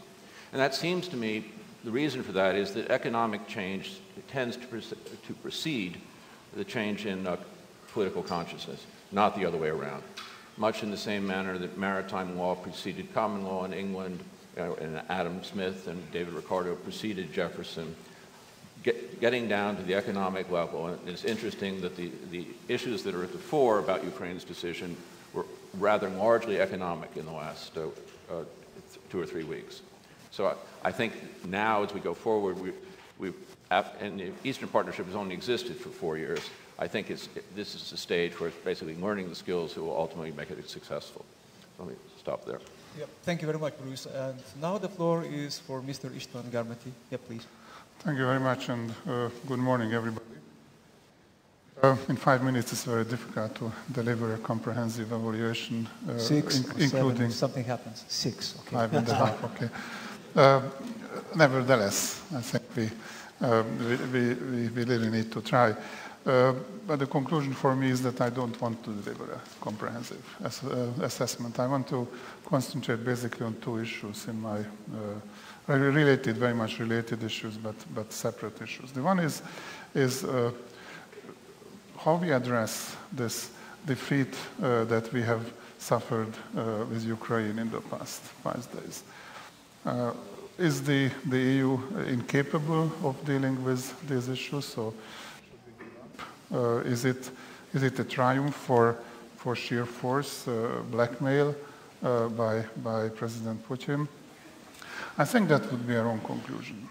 It would be a wrong conclusion, although I'm pretty much convinced that, as my previous speakers also mentioned, that what we see now in the EU Eastern Partnership, Russia triangle is probably the I wanted to use the word war because I'm coming from the defense establishment, but it's one of the, if not the, decisive competition between Europe and Russia. Decisive competition not only about Ukraine, not only about Belarus, about Moldova, but also about Russia. The outcome and our behavior will to a large extent determine what happens not the Eastern Partnership countries, but also in our relations with Russia. And if we consider these things, I think we have to come to the conclusion that it would be a big mistake to respond to the Russian blackmail in kind. That would be a big mistake to engage into a Persian or Arab bazaar competition. Who offers more to Ukraine, more money to Ukraine? I'm very much convinced that this decision of the current Ukrainian government will not last long, and our major ally in this competition is called President Putin, because the Ukrainian government, even the government, will see that what Russia has on offer may be lower oil prices for a while, but a much worse perspective for the long-term good of the Ukrainian people. So I think what we need to do is continue what we have been doing with Ukraine, continue it more vigorously, to be more alert vis-à-vis Russia, to get rid of our... Does it work? No, it does. If it doesn't, so then please use my microphone. Yep. Thank you. I hated this anyway. It looked like an electric chair. Anyway, so to get rid of our illusions of Russia becoming a strategic partner of the European Union, but we should not give up, not only on Ukraine, but also not on Russia, but achieve it in a different way. Much more soft power, as it's so fashionable to say, much more decisive, much more concrete, to show the advantages of cooperation with the European Union. And also I would suggest to show the perspective. The Eastern Partnership, contrary to the intentions of its initiators, is basically a dead-end street.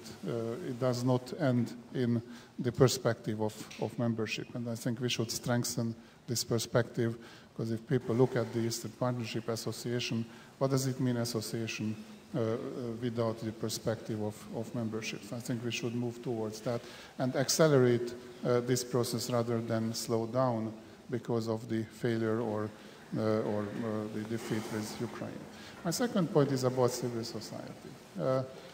I have a theory that I made up, unfortunately also covering my own country and many others. And this theory says that the further away you go from Vienna and to the south and to the east, the bigger the gap becomes between legislation and implementation.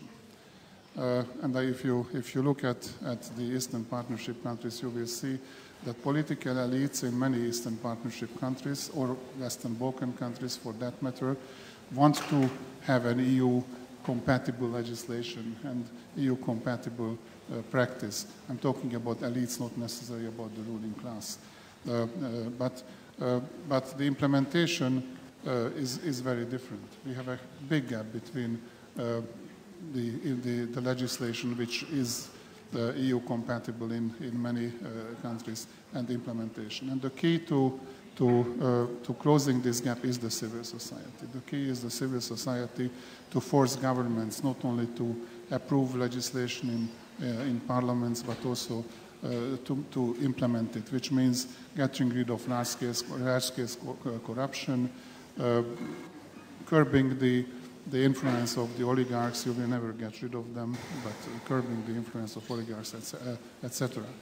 And my last point relates to this in really 2 sentences. The EU has to be more visible, because it's easy to talk to governments. It's much more difficult to talk to civil society. And the European Union has not been very good in talking to civil society.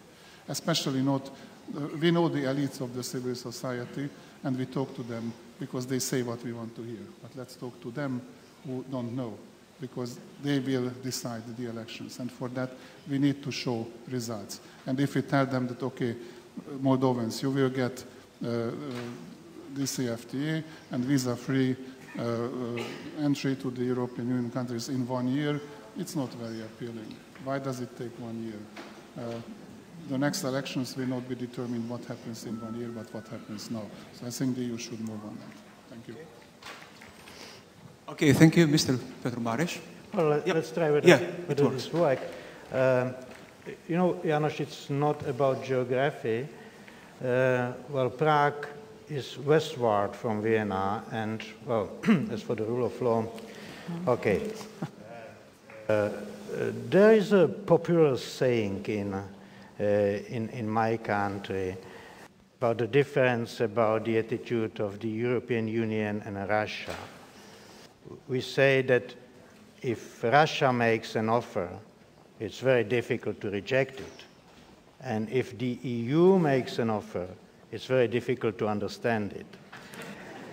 And that's how it is. Well, I heard during the last several days when we all were so deeply involved in discussions why not everything goes as well as we expected in some of the countries of the Eastern Partnership. And some of the solution offered by some of my friends, colleagues and partners was actually to make this European offer more simple. But I don't think it is the way. It's impossible. It's impossible because we are a very complicated structure and because the democracy is very complicated. I'm a historian by my profession, and if you look back through the years and centuries, you would always find that it's much more simple for a totalitarian regime or autocratic regime to compete with democracy. We witnessed it in the 30s, we witnessed it in the 50s, we witnessed it many times. So it's not about simplifying our offer. It's about our partners to get used to the complications of our offer.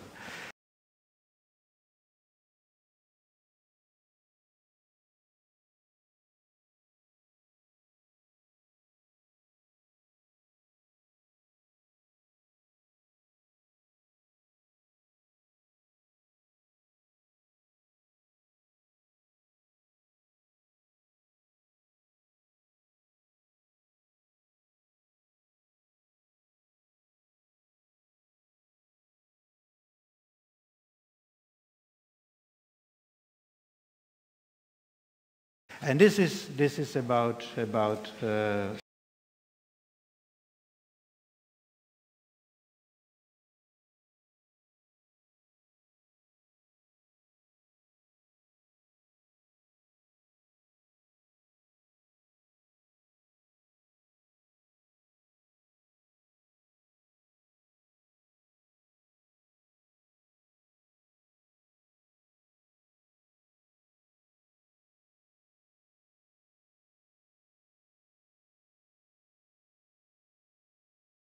civil society first of all. And I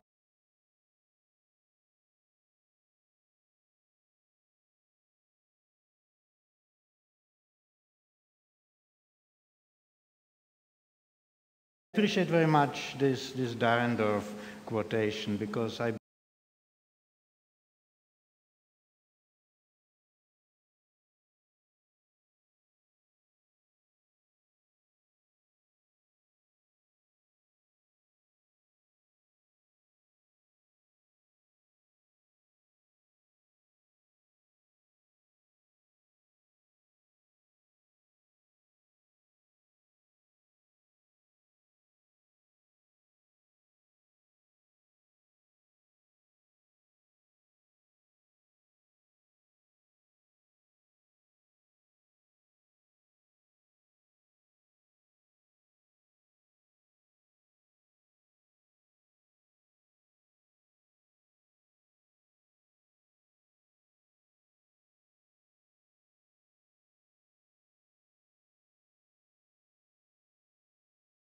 believe also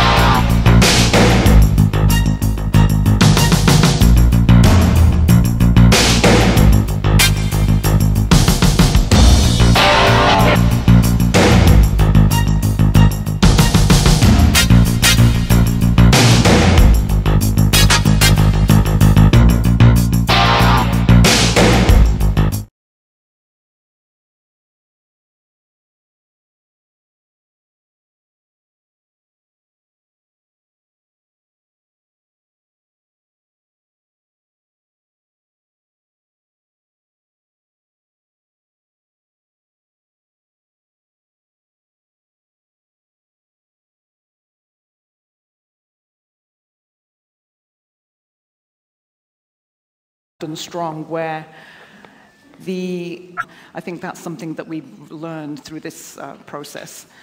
But I would suggest that we, as has been mentioned in slightly different forms here already, we should not change the language, that it really should be, if this is European civilization, there is a language, there is a vocabulary, that everyone should learn that vocabulary.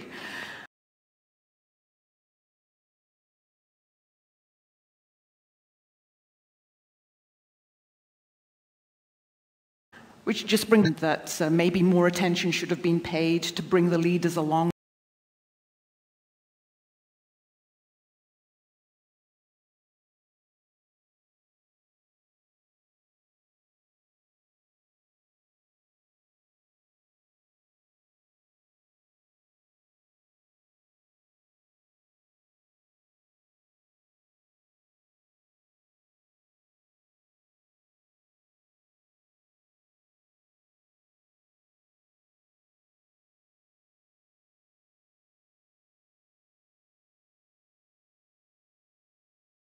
Maybe more attention should have been paid to the country before.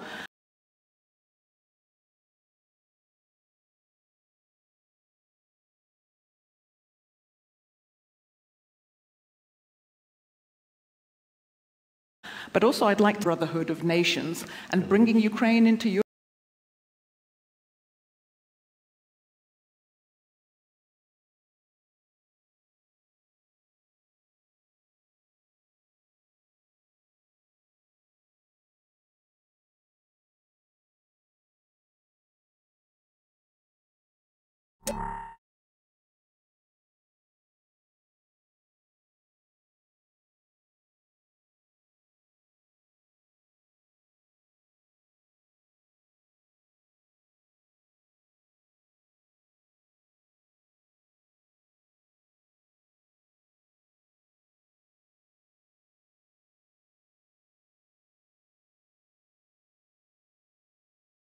Europe would certainly drive a sort of stake through the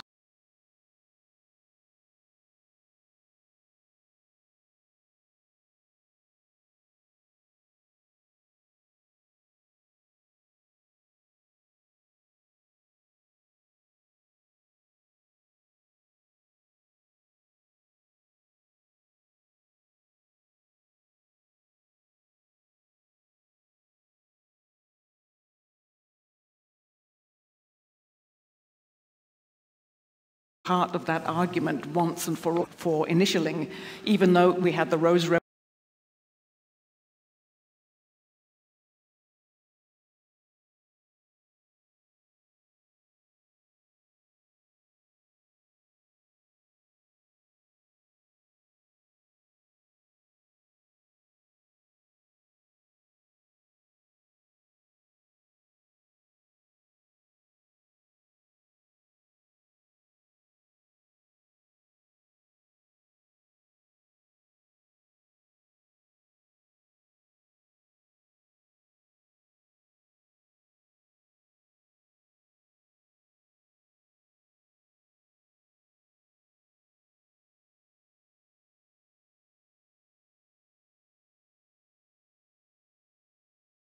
Revolution. There was the so-called revolution in Moldova.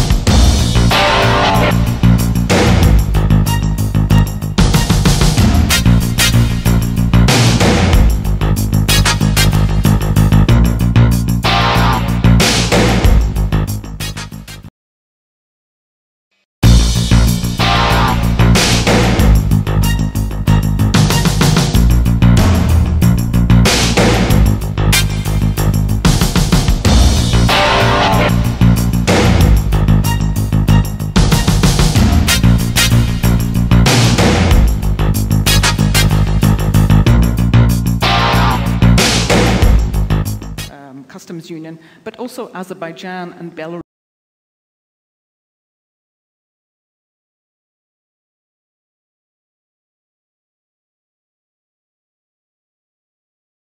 Where there are civil society people still struggling, where there are, in fact, I've heard some discussion about political like Alice democracy as a whole. Giving the floor to Professor Gianoria, who can speak in the capacity of ex-Minister of Education and as a political commentator as well. Professor Noria. Thanks a lot. When we speak about state of democracy in our countries, or microphone doesn't work? If it doesn't work, Professor, so then just have to. Okay, thank you.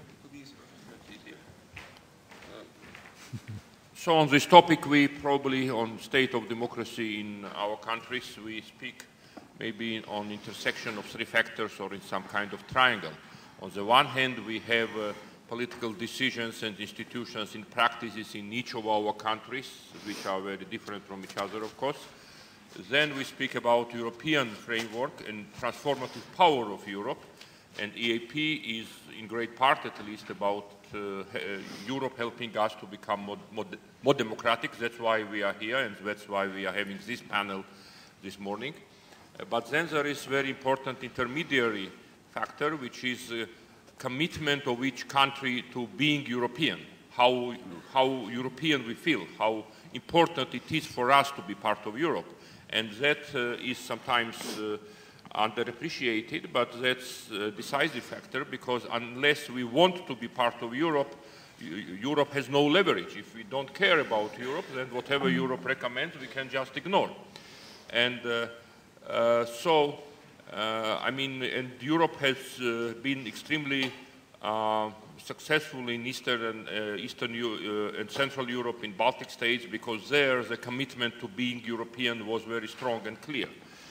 Now this EAP region is kind of fault-line region, where we have ambiguity on the both sides. On the European side, there is sometimes a lukewarm attitude to this part of the world. There are EAP enthusiasts, but also EAP skeptics. We all know that, and we understand that. But also in our countries, there are very different attitudes from one country to another towards being European, how important it is. And of course, these days, we also think and speak about Ukraine, and the Ukrainian case reminds us how important it is. There is some kind of cultural fault line within Ukraine, and party of regions, you know, which is in power, is not really enthusiastic so much on European Ukraine. And we somehow downplayed that, but it is important. So in that vein, I would say that Georgia, among other EAP countries, have kind of comparative advantage in the sense that our commitment towards European choice have been quite consistent, and I would say more consistent than in other countries.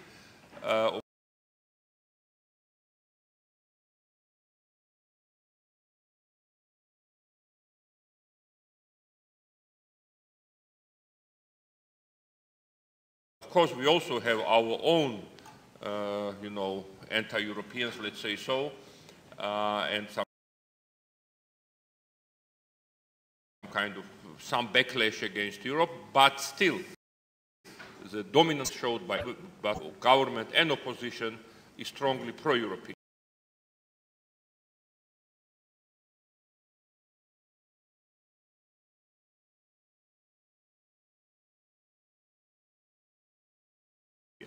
And although our politics, our internal politics, are very kind of combative and nasty sometimes, still on this point, that makes a difference. Institutions in that area, but still I think within EAP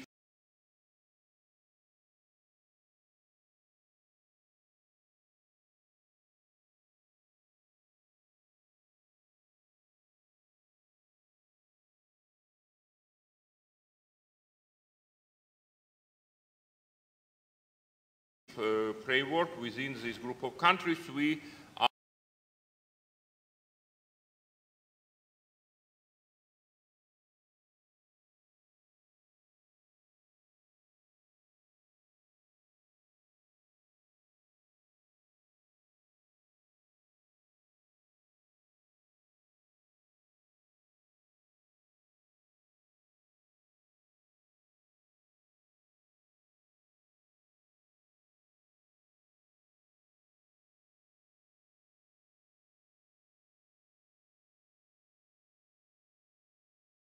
are sort of not so bad. We look somewhat better.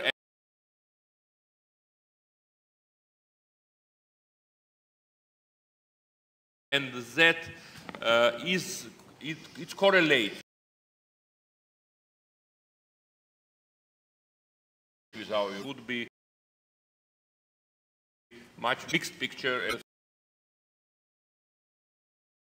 which is extremely important. We have much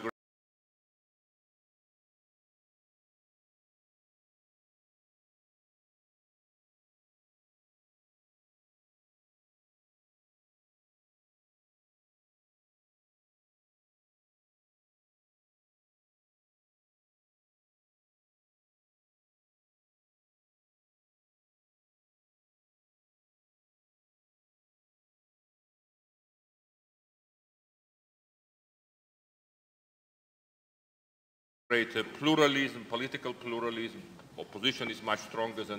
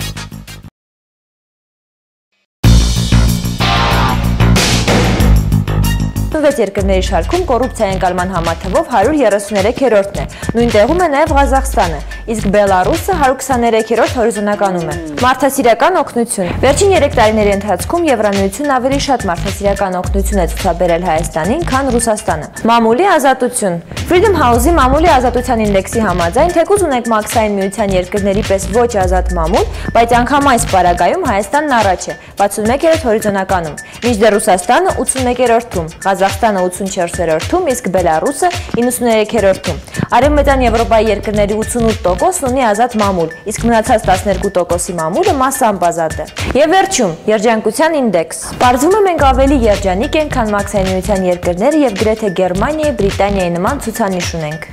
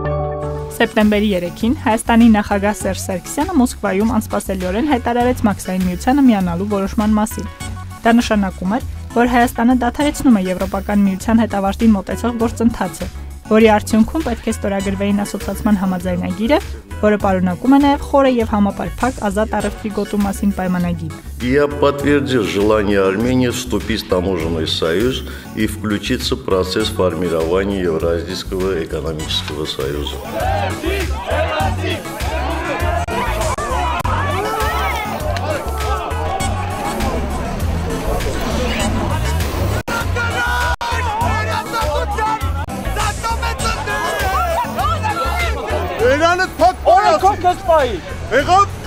Փոքրիկ խուլիգան։ Արտաքին քաղաքականության նման շրջադարձը, ինչպես պնդում է Եվրոպական միության ընդլայնման եւ եվրոպական հարևանության քաղաքականության հարցերով հանձնակատար Ստեֆան Ֆյուլեն, անսպասելի էր նաեւ իրենց համար։ Այսպես ասեմ, մենք նույն վիճակում էինք, ինչ հայաստանցիները։ 2013 թվականի մարտին Սերժ Սարգսյանը լրագրողներին հորդորում էր չհավատալ այն ասեկոսներին, թե ռուսները մեզ պարտադրում են դառնալ մաքսային միության անդամ։ Մի բան ձեզ պետք է ասեմ։ Մի հավատացեք բոլոր այն մարդկանց, հանդես գան նրանք լրատվամիջոցներում, թե հանրահավաքներում, խոհանոցներում, թե թատրոններում, միևնույն է, մի հավատացեք նրանց, ովքեր ասում են, որ ռուսները մեզ պարտադրում են դառնալ մաքսային միության անդամ։ Չկա այդպիսի բան, չկա, քանի անգամ կրկնեմ,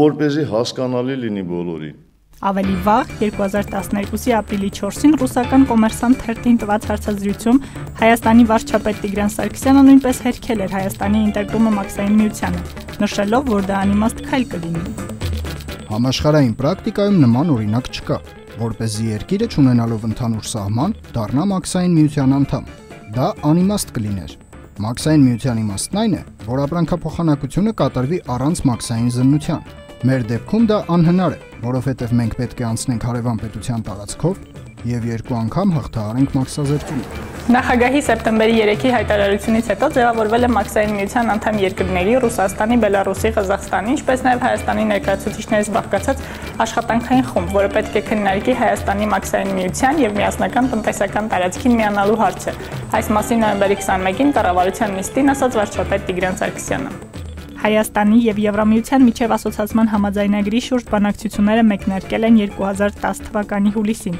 Եվրամիության հետ Հայաստանի համագործակցություն կարգավորող հիմնական փաստաթուղթը գործընկերության եւ համագործակցության համաձայնագիրն է, որն ուժի մեջ է մտել 1999 թվականին։ Ասոցիացման համաձայնագիրը փոխարինելու էր ներկայում գործող գործընկերության եւ համագործակցության համաձայնագրին։ Դրանում արտացոլվելու էին տնտեսական համագործակցության, ազատ տեղաշարժի, էներգետիկայի հարցերի վերաբերյալ համագործակցության ուղենիշները։ 2008-ին Լեհաստանի եւ Շվեդիայի արտգործնախարարները Բրյուսելում ներկայացրին արևելյան գործընկերության նախաձեռնությունը, որի հաջողման դեպքում Հայաստանը, Վրաստանը եւ Մոլդովան 2013-ի նոյեմբերի 28-29-ին Վիլնյուսի գագաթնաժողովում Եվրամիության հետ պետք է նախաստորագրեին ասոցիացման համաձայնագիրն ու խորը եւ համապարփակ ազատ առևտրի գոտու մասին պայմանագիրը, իսկ Ուկրաինան պետք է արդեն ստորագրեր դրանք։ Այսօր Եվրամիության գործընկեր երկրներից երկուսը Հայաստանն ու Ուկրաինան հրաժարվել են համաձայնագրերի նախաստորագրումից։ Ի տարբերություն Հայաստանի, Ուկրաինայում բողոքի զանգվածային ալիք է բարձրացել։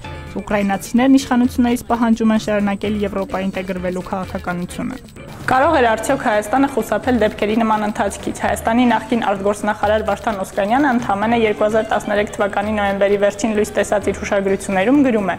Մաքսային միությանը միանալու որոշման հարցում ամենամեծ թյուրիմացությունն այն համոզումն է, որ եթե մենք չանդամակցեինք մաքսային միությանը, մեր հարաբերությունները կճուղ կվատանային Ռուսաստանի հետ, կամ որ միայն այս ճանապարհով է հնարավոր Հայաստանի եւ Ղարաբաղի անվտանգություն ապահովելը, որ սա ուղղակի գոյատևման խնդիր է։ Եթե դա իրոք այդպես է, ապա նախ առնվազն դրա մասին պետք է իմանայինք տարիներ առաջ։ Եվ երկրորդ, սա նշանակում է, որ մենք այս տարիների ընթացքում սխալ ենք կառուցել մեր հարաբերությունները Ռուսաստանի հետ։ Ալփի Մաղսուդյան, Ալբերտ Մանասարյան, CivilNet։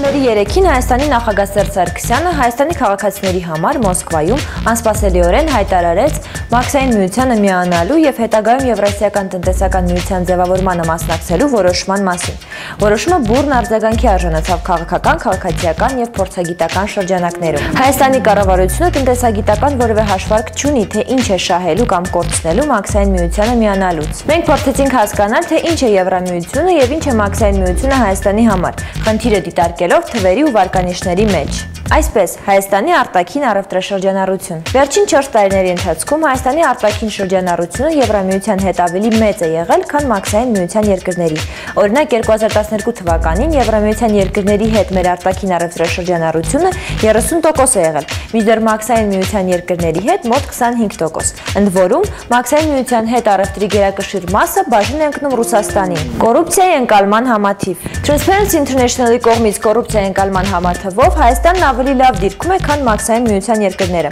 176 երկրների շարքում մենք 105-րդն ենք։ Եվրոպայից բավական հեռու ենք, բայց Մաքսային միությունից առաջ ենք։ Համեմատության համար ասենք, որ օրինակ Ռուսաստանը 176 երկրների շարքում կոռուպցիայի ընկալման համարթվով 133-րդն է։ Նույն տեղում է նաև Ղազախստանը, իսկ Բելարուսը 123-րդ հորիզոնականում է։ Մարդասիրական օգնություն։ Վերջին 3 տարիների ընթացքում Եվրամիությունն ավելի շատ մարդասիրական օգնություն է ցուցաբերել Հայաստանին, քան Ռուսաստանը։ Մամուլի ազատություն։ Freedom House-ի մամուլի ազատության ինդեքսի համաձայն, թեկուզ ունենք Մաքսային միության երկրների պես ոչ ազատ մամուլ, բայց անգամ այս պարագայում Հայաստանն առաջ է 61-րդ հորիզոնականում, մինչդեռ Ռուսաստանը 81-րդում, Ղազախստանը 84-րդում, իսկ Բելարուսը 93-րդում։ Արևմտյան Եվրոպայի երկրների 88%-ն ունի ազատ մամուլ, իսկ մնացած 12%-ի մամուլը մասամբ ազատ է։ Եվ վերջում, երջանկության ինդեքս։ Պարզվում է մենք ավելի երջանիկ ենք, քան Մաքսային միության երկրները եւ գրեթե Գերմանիայի, Բրիտանիայի նման ցուցանիշ ունենք։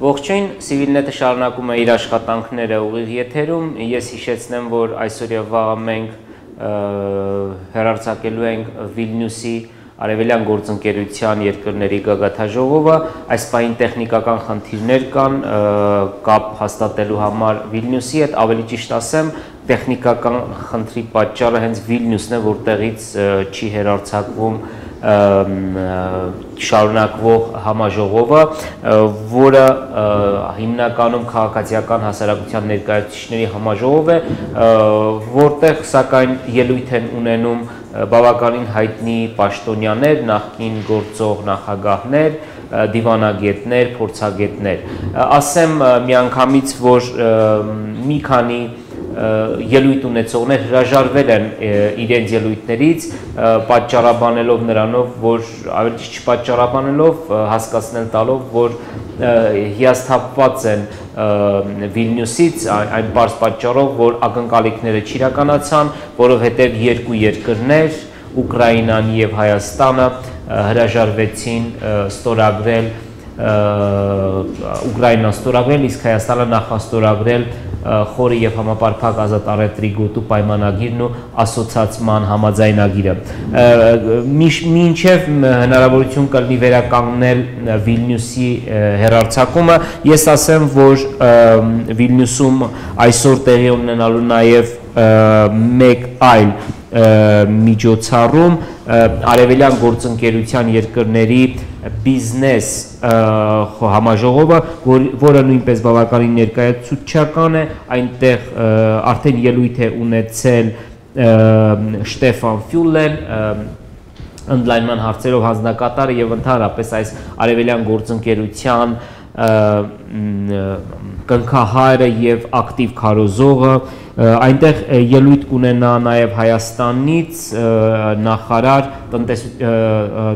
տնտեսության նախարար Վահրամ Ավանեսյանը։ Վերադառնալով Վիլնյուսի գագաթաժողովին, ասեմ, որ վաղը այս գագաթաժողովը պաշտոնական մասը նախատեսված է այսօր երեկոյան եւ վաղը այսօր տեղի ունենալու ճաշ, պաշտոնական ճաշ, իսկ վաղը առաջի կեսին պետք է տեղի ունենա ստորագրման արարողություն, ընդամենը երկու երկրներ պետք է դա ստորագրեն, ավելի ճիշտ նախաստորագրեն, մեր հարևան Վրաստանը եւ հետխորհրդային մեկ այլ երկիր Մոլդովան։ Ահա այս երկու երկրները միայն պետք է նախաստորագրեն ասոցիացիան համաձայնագիրն ու խորը եւ համապարփակ ազատ առևտրի գոտու պայմանագիրը։ Վաղը նույնպես մենք ամբողջ օրվա ընթացքում ուղիղ եթերի ռեժիմով կհեռարձակենք, ասեմ, որ Հայաստանը թեև հրաժարվեց 3.5 տարի բանակցությունից հետո հրաժարվեց ստորագրել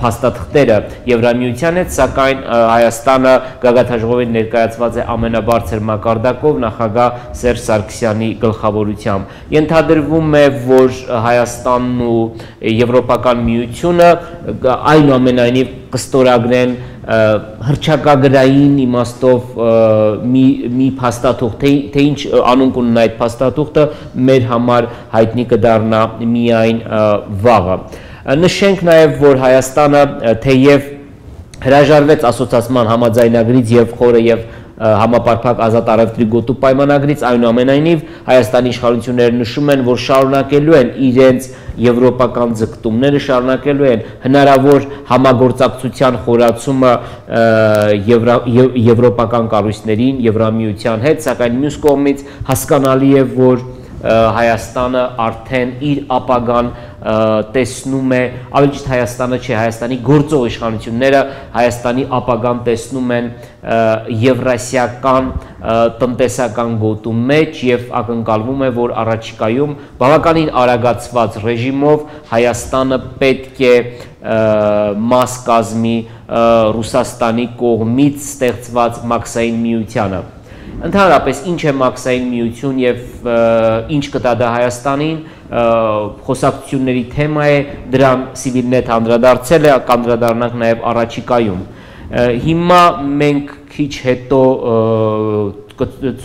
ձեզ հնարավորություն կտանք հետևելու մի հարցազրույցի, որ արել է իմ գործընկեր Արփի Մաղսուդյանը, զրուցակիցն է, Հայաստանի նախկին արտգործնախարարներից Ալեքսանդր Արզումանյանը, ով այսօր Հայաստանի ազգային ժողովի մի քանի ընդդիմադիր պատգամավորներից մեկն է։ Հարցազրույցից հետո մենք կունենանք մենք կհյուրընկալենք քաղաքական վերլուծաբան, Ստեփանակերտի մամուլի ակումբի նախագահ եւ անալիտիկոն ամսագրի գլխավոր խմբագիր Գեղամ Բաղդասարյանին, իսկ այժմ դիտեցեք Արփի Մաղսուդյանի հարցազրույցը Հայաստանի նախկին արտգործնախարար Ալեքսանդր Արզումանյանի հետ։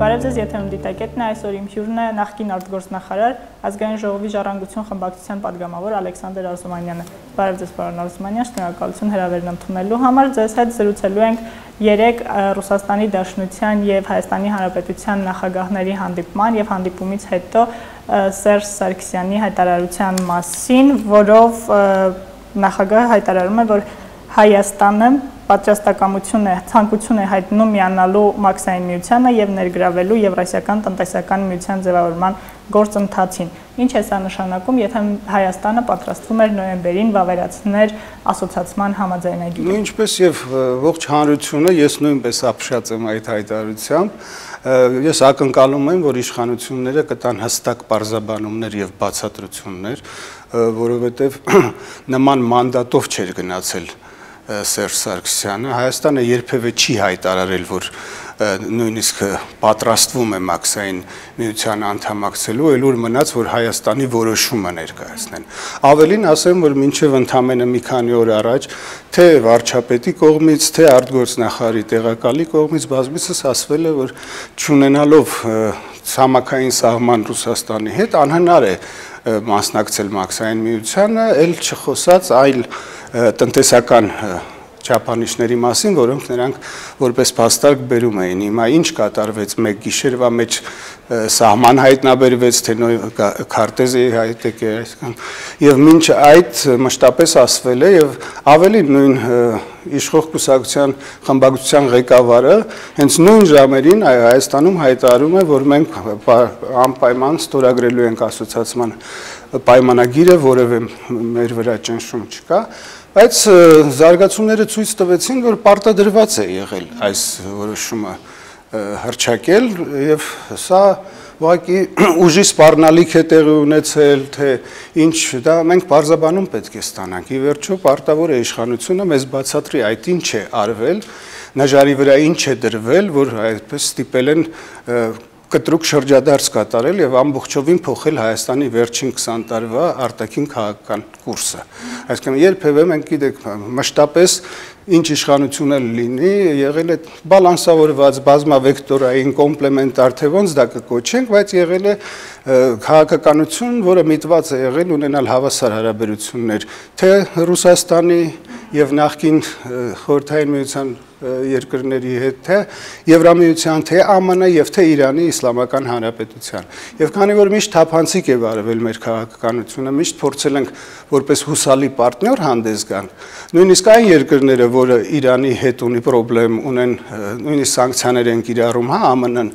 միշտ ընկալել է կարևորությունը մեզ համար եւ աչք է փակել նույնիսկ եւ երբեւե որևէ խանդի տեսարաններ կամ որևէ դժգոհություններ չեն արտահայտվել։ Սա շատ կարևոր է, որ քեզ միջազգային հանրությունը որպես հուսալի պարտներ ընդունի եւ կարողանանք միասին աշխատել։ Այս պարագայում մենք արդեն զրկվեցինք այդ շռայլությունից, որովհետև հիմա Եվրոպան եւ Եվրոպական միությունը մեզ չի կարող համարել հուսալի պարտներ, որովհետև մենք 2 տարի շարունակ մեկ բան էինք ասում եւ հանկարծակի անում ենք մի այնպիսի կտրուկ փոփոխություն, որը ամբողջովին իջիկ է անում այս 2 տարվա բանակցությունները։ Պարոն Օրզմանյան, կորցնելով արևմուտքի վստահությունը, արդյոք մենք շահում ենք Ռուսաստանի անվերապահ վստահությունը որպես գործընկեր։ Ոչ, մենք արդեն կորցրել ենք Ռուսաստանի վստահությունը, դա է թե, այսինքն մեզ հետ վարվեցին որպես ստրուկի հետ, մեզ պարտադրեցին մի բան, որը նույնիսկ թույլ չտվեցին մենք դա քննարկենք,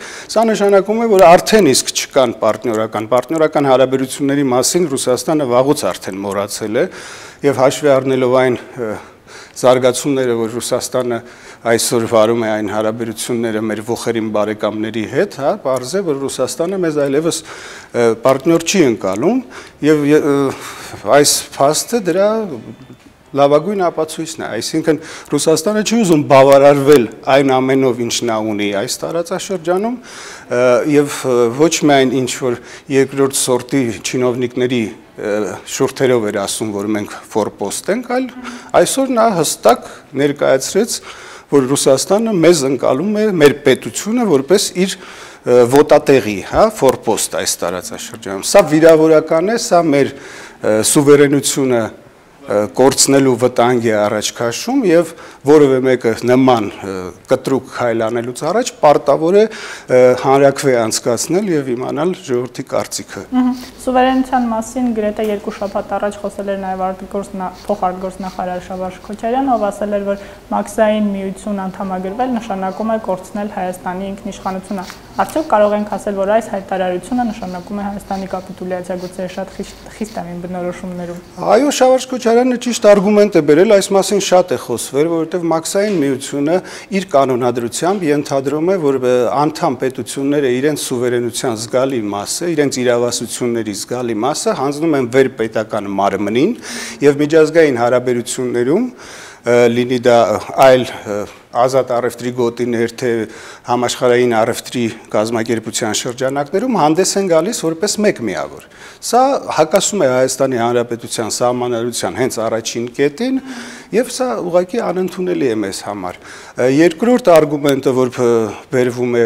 մշտապես դա սահմանի բացակայությունն է եւ իրոք չկա որևէ նման նախադեպ, այս քայլը այո ցույց է տալիս, որ Ռուսաստանը վերագաղութացման process է սկսում։ Պարոն Օրզմանյան, ես 2 թիվ ընթերցեմ եւ խորհրդարանական խմբակցությունների անելիքներին անդրադառնամ, հա, այս տարվա ցուցանիշները ցույց են տվել, որ Եվրամիության հետ մեր առևտրային շրջանառությունը կազմել է 29%, իսկ Ռուսաստանի հետ 22%, անցած տարվա 2012 թվականի հետ համեմատած առևտրաշրջանառությունը Եվրամիության երկրների հետ աճել է 2.1%, իսկ Ռուսաստանի հետ 0.1%, թե տնտեսական ինչպիսի ձեռքբերումներ կունենանք նման կառույց ընդգրկվելու, թերևս ցույց կտա ժամանակը, կամ գուցե մեզ հաջողվի կանխել նման զարգացումները եւ անդրադառնալով խորհրդարանական խմբակցություններին, ձեր խմբակցությանն ու որպես կուսակցության ներկայացուցիչ, ինչ եք պատրաստվում անել։ Արդյոք հնարավոր է արդեն համացանցում շրջանառվում է անվստահություն հայտնել նախագահին, հնարավոր է նման կերպ վարվել, ինչպես կարող ենք կանխել այս զարգացումները, ինչը դուք նկարագրեցիք, ոչ այնքան վարդագույն զարգացումները Հայաստանի համար։ Նույնիսկ խմբակցության անունից չեմ կարող ասել, չեմ ներկայացնում խմբակցությունը, ես մշտապես այս հարցը բարձրաձայնել եմ, շարունակելու եմ ուժերից ներածի չափով պայքարել Հայաստանի անկախությունը սահմանափակող որևէ փաստաթղթի դեմ։ Ես մշտապես խոսել եմ, որ խոր եւ համապարփակ ազատ առևտրի գոտին Եվրամիության հետ հնարավորություն կտա Հայաստանում ստեղծել նորմալ տնտեսությամբ ժողովրդավարական պետություն եւ շարունակելու են պայքարել դրա համար։ Այստեղ հարցը սա պետք է դաս լինի բոլորիս համար, որ երբ կեղծում ես ընտրությունները, ուրեմն չունես ոչ արտաքին լեգիտիմություն, ոչ ներքին։ Եվ այստեղ այդքան կարևոր չի իշխանափոխություն, դուք ասեցիք, պահանջել հրաժարական,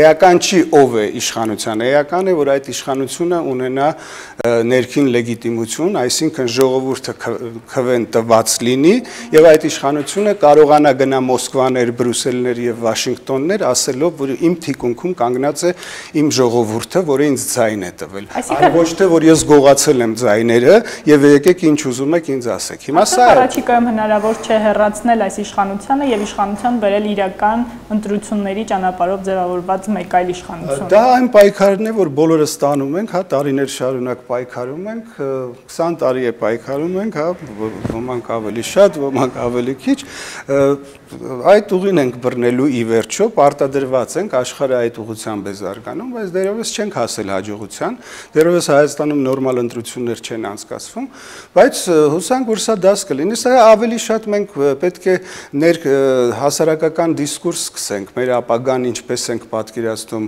ինչ ենք ուզում լինի, այստեղ անձերի փոփոխության մասին մենք համակարգը ամբողջ պետք է փոխենք, այս բեսպրեդելը, որ գոյություն ունի, այս մոնոպոլիաները, մենք այստեղ շանս էինք տեսնում Եվրոպայի հետ համագործակցելու միջոցով ճեղքել այս շրջանը, բայց հիմա մենք դառնում ենք մաս մի շատ ավելի ահավոր համակարգի, որտեղ գողական աշխարհին հարիր բաներով են, հասկացություններով են առաջնորդվում վերից վար, հա, նախագահից սկսած, այստեղ մենք լուրջ քննարկումների խնդիր ունենք եւ պետք է պարտադրենք, որ համենայն դեպս ռեֆերենդում անցկացնենք։ Բոլոր ուժերը կարող են համախմբվել եւ կարողանան անցկացնել ազատ, արդար քվեարկության ապահովեն ազատ արդար քվեարկություն եւ հարցնել ի վերջո ժողովուրդը ինչ է ուզում։ Մեխանիզմը կուզեի հասկանալ, պարոն Արզումանյան, դեռ ստորագրված է իրավական փաստաթուղթ չէ, այն պիտի մտնի ազգային ժողով, այնուհետև սահմանադրական դատարան։ Հնարավոր է այդ երկու ատյաններում կանխել դրա իրավական ուժ տալը եւ իրականացնելը, ունենալով նման խորհրդարանական կազմ։ Դա այո, դուք իրավացեք, դա դեռ ոչինչ է, փաստաթուղթ չկա, բան չկա, բայց հաշվի առնելով այն փորձը, որ մենք ունենք խորհրդարանում, խորհրդարանը փաստաթուղթ դակող օրգան է, ունի մեծամասնություն, մինչև օրս իշխանությունը ցույց չի տվել որևէ ցանկություն դիալոգի մեջ մտնելու եւ լսելու ընդդիմության բարձրացված բաները։ Դրա ամենավառ ապացույցներից մեկն էլ եղավ այն, որ մարտի 1-ի զոհերի հանգամանքները պարզելու հետևաբան հանձնաժողով ստեղծելը մինչ ընտրությունները ասվեց, որ պատրաստ է, մեծամասնությունը նորից խաբեց եւ տապալեց։ Նման բաներ շատ են եղել, երբևէ ընդդիմության ձայնը չի լսվել։ Եթե իշխող կուսակցությունում այնուամենայնիվ այնտեղ էլ կան լիբերալ մտածողություն ունեցող մարդիկ, ի վերջո եւ կառավարությունում կան,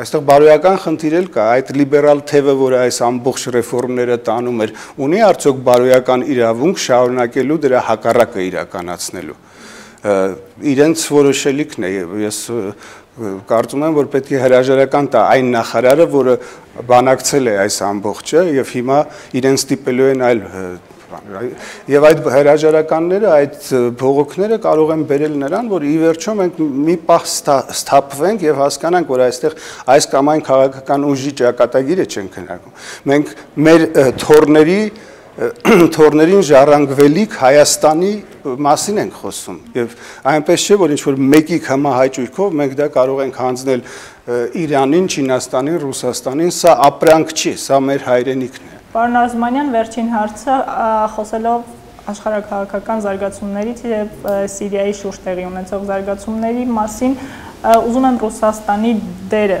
փորձենք պատկերացնել այն դեպքում, եթե Ամերիկան այնուամենայնիվ որոշի զինված ուժերը մտցնել կամ, չգիտեմ, գետային փորձել հարվածել Սիրիային, ինչպիսին կլինի Ռուսաստանի դերը եւ ինչպիսին են կանդրադառնա տարածաշրջանի հետագա զարգացումների վրա։ Ցավոք սրտի Ռուսաստանը այդ տարածաշրջանում դեռևս առաջնորդվում է խորհրդային միության տարիների արտաքին քաղաքական դոկտրինով եւ չի գիտակցում, որ այլևս Ռուսաստանը միջին արևելքում անելիք չունի։ Ռուսաստանը Սիրիային դավաճանել է շատ վաղուց։ Ռուսաստանը այսօրվա Սիրիայում այն բոլոր ուժերը, որ պայքարում են Ասադի դեմ, Ռուսաստանին համարում են համար 1 թշնամի եւ Աստված մի արասցե, որ այդ ուժերը գան իշխանության։ Նույն Ասադի պարագայում Ռուսաստանը արջի ծառայություն մատուցեց իրեն, որովհետև այս ցույցերը մենք պետք է ի վերջո գիտակցենք, որ 2.5 տարի առաջ խաղաղ ցույցի դուրս եկավ Սիրիայի ժողովրդի մի զգալի մասը,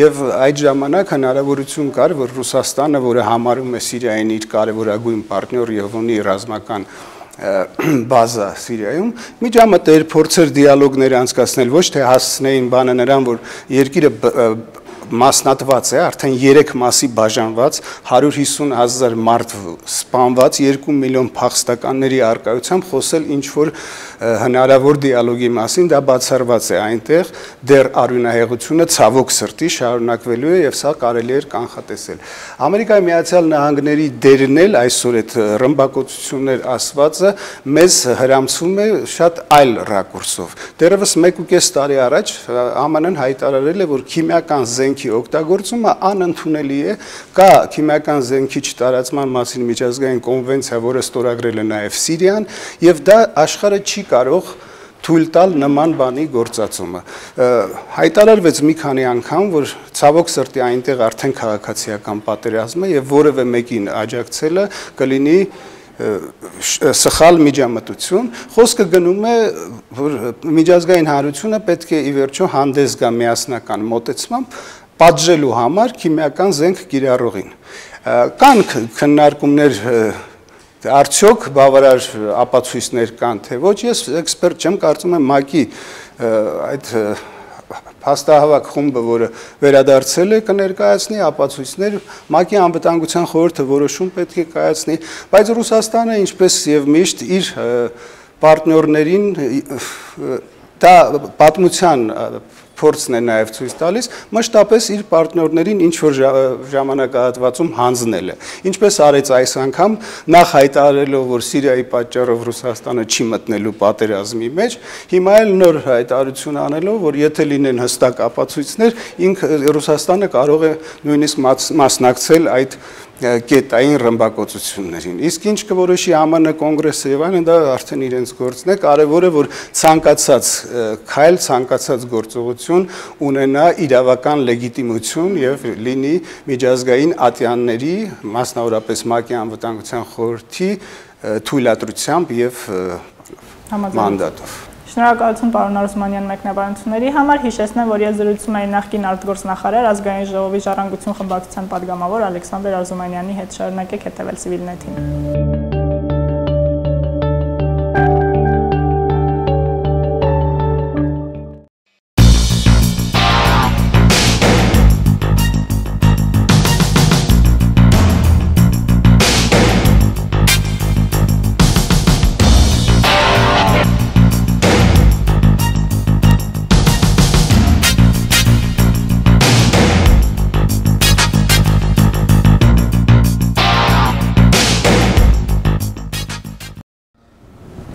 Կրկին ողջույն, CivilNet-ը շարունակում է իր աշխատանքները ուղիղ եթերում, ինչպես նշել եմ, այսօր եւ վաղը մենք ոչ սովորական ռեժիմով կաշխատենք, քանի որ փորձում ենք հնարավորինս ամբողջականորեն ներկայացնել Վիլնյուսյան գագաթաժողովը եւ Վիլնյուսի հետ կապված իրադարձությունները, նշեմ, որ այնտեղ վաղն է տեղի ունենալու կարևորագույն իրադարձությունը, երբ որ հուսանք Վրաստանն ու Մոլդովան կնախաստորագրեն ասոցիացիան համաձայնագիրն ու խորը եւ համապարփակ ազատ առևտրի գոտու պայմանագիրը Հայաստանը եւ Ուկրաինան Հայաստանը սեպտեմբերին Ուկրաինան փաստորեն վերջին պահին հրաժարվեցին ստորագրել ըստ եվրոպական չինովնիկների ենթարկվելով ռուսական ճնշումներին մենք մեր տաղավարում ունենալու ենք նաեւ հյուրեր եւ այսօր ներկայացնեմ իմ հյուրին Գեղամ Բաղդասարյան Շնորհակալություն Գեղամ որ եկել ես ես ասեմ որ Գեղամ Բաղդասարյանը քաղաքական վերլուծաբան է Ստեփանակերտի մամուլի ակումբի նախագահն ու անալիտիկոն ամսագրի խմբագիրը դա մի ամսագիր է ինչպես ճշգրտորեն գրված է ամսագրի ճակատին մտածող եւ ոչ անտարբեր մարդկանց համար Գեղամ ես ուզում եմ քո հետ զրուցեմ այս եվրոպական այս թեմային ինտեգրման թեմային հաշվի առնելով նաեւ չլուծված հակամարտությունները դու մի տարածաշրջանից ես Արցախից Լեռնային Ղարաբաղից որը փաստորեն սառեցված հակամարտություն է եւ ինչպես է դիտվում այս գործընթացը ընդհանրապես Ստեփանակերտից Միջև հարցին պատասխանելը ես ուզում եմ մի բան շեշտել որ նաեւ ես առիթ ունեցա օրերս մեկ այլ սեմինարի ընթացքում շեշտելու Հայաստանի իշխանությունները ես կարծում եմ հերթական անգամ անազնիվ կերպով շահարկեցին Ղարաբաղի գործոն ասելով դե որ մենք գնայինք ստորագրեինք Վիլնյուսում, ես պարզ եմ ներկայացնում, որպեսզի հասկանան լինի, վտանգվում էր Ղարաբաղը, այնինչ բոլորիս համար ակնհայտ է, որ Վիլնյուսում մենք չենք նախաստորագրելու, որովհետև ունեցանք արտաքին քաղաքականության ֆիասկո, ձախորդություն, եւ դա փորձ է արվում փաթաթել եւ Ղարաբաղի վզին եւ պատճառ բերել, որ Ղարաբաղը եւ չլուծված հակամարտություններ։ Ինչ կարող ես ասել այս մասին։ Թաթուլ, ես առիթ ունեցել եմ արտահայտվելու կոնկրետ այդ թեմայով եւ իմ դիրքորոշումը հստակ է, ոչ մի Ղարաբաղ չկար այդ ամենում։ Հայաստանում լուծվել է պարզապես իշխանության հարց։ Իշխանությունը Հայաստանի լուծել է իր հարցը։ Եվ շատ հետաքրքիր էր Ղարաբաղով պատճառաբանելու հայտարարություններին Ղարաբաղից մի արձագանք, թեթևակնարկ, որ պետք չէ ամեն ինչ կապել Ղարաբաղի հետ։ Ասենք եւս ինչ որ մակարդակով Ղարաբաղից հասկացնել տալով, որ մենք ամենևին էլ կապ չունենք այդ ամենի հետ։ Կրկնեմ, իշխանությունը լուծել է իշխանության հարց։ Բարձրագույն ղեկավարությունը լուծել է իշխանության հարց եւ մեղմ ասած այնքան էլ խոհեմ չէ այդ ամենը պատճառաբանել Ղարաբաղով։ Բացի դրանից երկու աբսուրդ կա նման պատճառաբանության մեջ։ Եվ դու ասում ես, որ ռազմավարական դաշնակցի ասածը ստիպված արել եմ, թե չնա կոչնչացներ Ղարաբաղը, սա ամենամեծ աբսուրդն է, այդ ինչ ռազմավարական դաշնակից է եւ ամեն րոպե պատրաստ է քեզ հոշոտել, եթե դու նրա ասածը չես կատարում։ Այսինքն պարզ հստակ պիտի ասվի, որ մենք այսպիսի դաշնակից ունենք։ Դրանից հետո մենք ինքներս կորոշենք, թե նրա անունը ինչ ենք դնում, ռազմավարական դաշնակից թե ոչ։ Երկրորդ աբսուրդը այն է, որ ասենք ինչ մարտահրավերներ են ծագում, երբ Հայաստանը միանում է մաքսային միությանը եւ ինչ մարտահրավերներ են ծագում, երբ Հայաստանը միանում է, երբ նախաստորագրում է երկու փաստաթղթեր, այո։ Երկու փաստաթղթերը։ Եթե համատելու լինենք, ապա միանշանակ պարզ է բոլոր առումներով, որ Եվրամիության հետ ինտեգրումը շատ ավելի կայուն ապագա է խոստանում Ղարաբաղ արցախցիների համար, շատ ավելի նորմալ պայմաններ է առաջարկում, քան թե ասենք մաքսային միության մեջ մտնելու փաստը։ Նախ ընդգծենք այն հանգամանքը, որ էլի պրիմիտիվ ասած, որ ասենք այն մաքսակետը, որ իբր պիտի դրվի Ղարաբաղի ու Հայաստանի միջև, Եվրամիության հետ ինտեգրման դեպքում նման բան չի լինել եւ այդ մասին հստակ կա ասված, որ Արցախի տնտեսությունը այս կամ այն կերպ ինտեգրվելու է Հայաստանի տնտեսությանը եւ Հայաստանում արկա կանոններով ինտեգրման Արցախը հարմարվելու այդ կանոններին, կարճ ասած։ Ինչ վերաբերում մաքսային միության մեջ մտնելուն, ապա բացի այն, որ ահավոր մարտահրավեր է Հայաստանի տնտեսությանը, եւ այդ մասին խոսում են տնտեսագետները, ինչն ինքնին նշանակում է, որ այդ մարտահրավերները, որ այդ բացասական հետևանքները անդրադառնալու են Լեռնային Ղարաբաղի Հանրապետության վրա, բացի դրանից բացարձակապես պարզ չէ, թե լինելու է կոպիտ ասած այդ մաքսակետը սահմանին, թե չէ։ Շատ ավելի հավանական է, որ կլինի, բայց անդրադառնալով առաջին հարցին ասեմ, որ այս ամենը չէր քննարկում Արցախում, որովհետև կա իսկապես տեղեկատվության պակաս։ Ահավոր բան կատարվեց։ Փաստորեն երկու հայկական պետականությունների ճակատագրին առնչվող այս լուրջ հարցը բացարձակապես չքննարկվեց ոչ Հայաստանում, ոչ Լեռնային Ղարաբաղի Հանրապետությունում, որովհետև կար տեղեկատվության պակաս, ինչի մեղավոր առաջին հերթին բնականաբար Հայաստանի իշխանություններն են եւ Արցախի իշխանությունները, բայց ինձ համար անհասկանալի էր մեղմ ասած նաեւ Եվրամիության դիրքորոշում այս հարցում։ Իսկ Եվրամիությունը ընդունեց Հայաստանի իշխանությունների խաղի կանոնները։ Հասկանում եք, մտավ Հայաստանի իշխանությունների գործունեության հոգեբանական դաշտ։ Այն, որ հանրությունը անտեղյակ էր այս ամենին, այն, որ այդ փաստաթուղթը չհրապարակվեց, չեղան լուրջ քննարկումներ եւ այլն, այս ամենի մեջ կար Եվրամիության մեղքը։ Ինձ համար ուղղակի անհասկանալի է, թե ինչու նրանք այդպես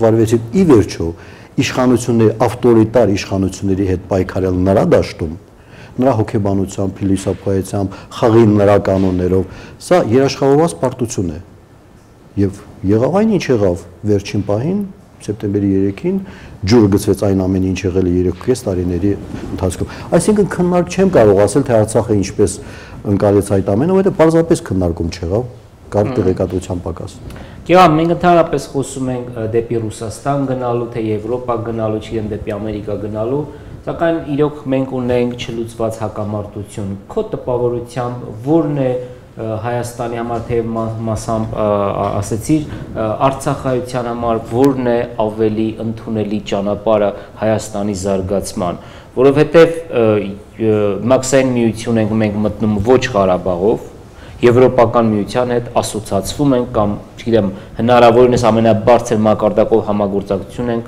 սահմանում ոչ Ղարաբաղով։ Քո տպավորությամբ այնուամենայնիվ ո՞րն է մեր համար ավելի նախընտրելի տարբերակը, ունենալով որ Ղարաբաղը ճանաչված չէ։ Թաթուլ, ես կուզեի մի հանգամանքի վրա ուշադրություն դարձնել, որի մասին բոլորը մոռանում են։ Եվ այսօր այն շատ հետաքրքիր է, որ ոչ ոք դրա վրա ուշադրություն չի դարձնում։ Ճանապարհն արդեն իսկ ընտրված է։ Երբ Հայաստանի Հանրապետությունը դարձավ Եվրոպայի խորհրդի անդամ, կար ոչ հրապարակային պայմանավորվածություն Եվրամիության հետ, Եվրոպայի խորհրդի հետ եւ Արցախի իշխանությունների հետ, որ այն բոլոր բարեփոխումները, որ կատարվելու են Հայաստանում, ինքնաբերաբար պիտի կատարվեն նաեւ Արցախում։ Այսինքն սա հրապարակային չէր ասվում հասկանալի պատճառներով, որպեսզի Ադրբեջանի կոշտ դիրքորոշումը չլիներ, բայց կողմերը այն գլխից գիտակցված ընտրություն էին կատարել Արցախի իշխանությունները, որ գիտակցաբար, ասենք, գնում էին այդ ճանապարհով, եւ Եվրոպայի խորհուրդը, որ ասենք այդ հնարավորությունը տվել էր նաեւ Արցախին, փաստորեն թե ֆինանսական միջոցները, թե բոլոր ծրագրերը այն ամենը ինչ կատարվում էր այդ Եվրոպայի խորհրդի հետ համագործակցության շրջանակներում եւ այն բարեփոխումները, որ կատարվում էին Հայաստանում, կատարվում էին նաեւ Արցախում։ Դատական համակարգի բարեփոխումներ եւ այլն կատարվում էին բարեփոխումները Հայաստանում, հետո Արցախում։ Այս մասին տեղյակ էր Եվրոպայի խորհուրդը, Հայաստանի իշխանությունը եւ Արցախի իշխանությունը, այնպես որ ընտրությունը վաղուց արդեն կատարված էր եւ մենք քայլ առ քայլ գնում էինք այդ ճանապարհով։ Միանգամայն այլ հարց է, թե որքանով են արդյունավետ այդ բարեփոխումները։ Բոլորիս համար փաստ է, որ թե Հայաստանում, թե Արցախում այդ ամենը ընդհանրապես դեկորացիա էր։ Իշխանությունը պահպանեց խաղի իր ավտորիտար կանոնները, իշխանությունը բացարձակապես չփոխվեց, բայց դեկորացիաները համապատասխանեցին Եվրոպայի խորհրդի հետ համագործակցության կանոններին։ Ես միշտ համեմատում եմ դա վերակառուցման տարիների հետ, դարձյալ խոսքեր, հետաքրքիր դեկորացիաներ, բայց իրականում ոչ մի բարեփոխում չէր կատարում։ Բայց սա հարցի մյուս կողմն է, որքանով էին արդյունավետ, ընդ որում երկուստեք է մեղքը, թե Հայաստանի ու Արցախի իշխանությունների եւ թե Եվրոպայի խորհրդի եւ եվրոպական մյուս կառույցների։ Նրանք միամիտ չեն, շատ լավ էլ տեսնում են, որ այդ բարեփոխումները իրականում ձևական էին։ Բայց բոլոր դեպքերում դրանք որոշակի դրական դեր կատարեցին օդում բարեփոխումներն էին եւ այն որ ասենք դատական համակարգը բարեփոխվեց, ժողովրդական պաշտպանի ինստիտուտը, օմբուդսմենի ինստիտուտը ներդրվեց Արցախում եւ բազմաթիվ այլ հանգամանքներ կարելի է նշել, որ կատարվեց այս ամենի շրջանակներում։ Այնպես որ մենք այսօր չպիտի որոշենք, թե ուր ենք գնում, մենք արդեն որոշելու ենք։ Ինչ վերաբերում է Ղարաբաղյան հիմնախնդրի կարգավորմանը, ապա այո, անկեղծորեն ասած, եվրոպական ծեր սենյորայի ասենք վերաբերմունքը լիքն է, պարուրված է բազմաթիվ գաղափարներով, ծեր սենյորան բավականին դանդաղաշարժ է եւ բավականին կարճած է այդ գաղափարներից, բայց ամեն ինչ շարժում հոսում է։ Մենք ունեինք դաշտ, որտեղ կարող էինք պայքարել մեր իրավունքների համար։ Գեամ, դու հետաքրքիր օրինակը բերեցիր Եվրոխորհրդին անդամակցության նշելով, որ փաստորեն այո լռելի այն ըստ էության այն բարեփոխումները մի կողմ թողնենք լավ էին թե վատ, ինչի համար են, տրաֆարետային են թե խորն էին, այնուամենայնիվ այն ինչ կատարվում էր Հայաստանում, նույնը կատարվում էր նաև Ղարաբաղում, միանշանակ։ Հիմա կարող ենք ասել, որ Հայաստանի որևէ ընտրության դեպքում այս գործընթացը տեղի է ունենալու։ Այսինքն Հայաստանը միանում է մաքսային միության եւ ենթադրում եմ, որ մաքսային միությանը միանալով Հայաստանում կարող է, ասենք, նախագահը մնալ ինչքան ուզենա իշխանության, որտեղ այնպիսի համակարգ է ինքնին, ես սա քննադատության համար չեմ ասում, երբ որ մենք նայում ենք, տեսեք ինչ երկրներ են մաքսային միության անդամ, Ղազախստան, որտեղ իշխանությունը չի փոխվել 89 թվականից, Նուրսուլթան Նազարբաևն է, 94 թվականից զարմանալիորեն,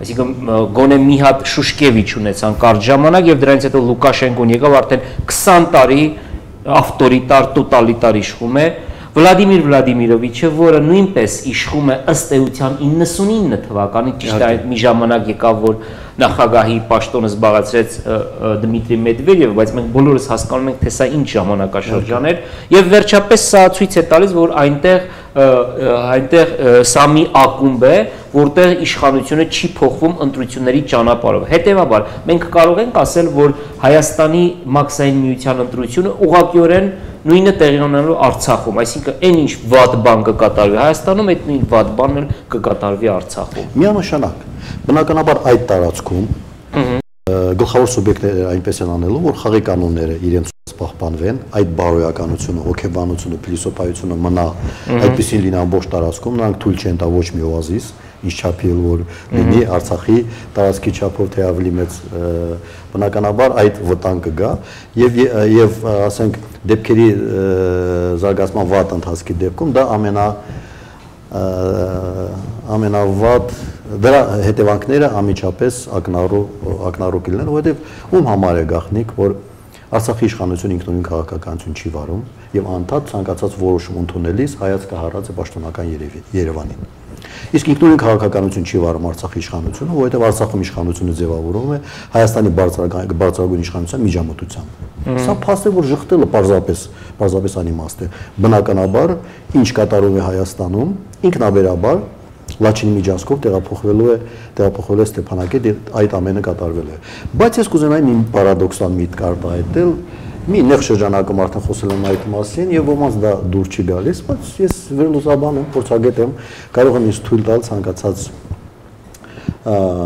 եզրահանգում։ Ասում են չկա չարիք առանց բարիքի։ Հիմա եթե Հայաստանը մտնում է մաքսային միություն կամ գնում է այդ ճանապարհով, Արցախի համար որքան էլ դա վատ է, շատ վատ է իսկապես, բայց մյուս կողմից էլ որոշակի շանս է Արցախի համար։ Ինչ իմաստ։ Շանս է Արցախի համար ինտեգրվելու Եվրոպային, եվրոպական կառույցներին։ Ասենք Ռուսաստանի համար կարևորագույնը Հայաստանի խեղճացնելն էր եւ իր ուղեցրում պահելը։ Նա ուշադրությունը արդեն փոքր-ինչ թուլացած կլինի հուսով եմ, ասենք կարող է հանգիստ նայել կամ ժամանակին չնկատել, որ ասենք Արցախում որոշակի գործընթացներ են տեղի ունենում ժողովրդավարական, եվրոինտեգրման եւ այլն։ Սա իհարկե միակողմանի լինել չի կարող։ Կարծում եմ եվրոպական կառույցների համար, ընդհանրապես արևմուտքի համար, բավականին լավ շանս է այս պահին ուշադրությունը կենտրոնացնելու Արցախի վրա։ Ասենք անմիջական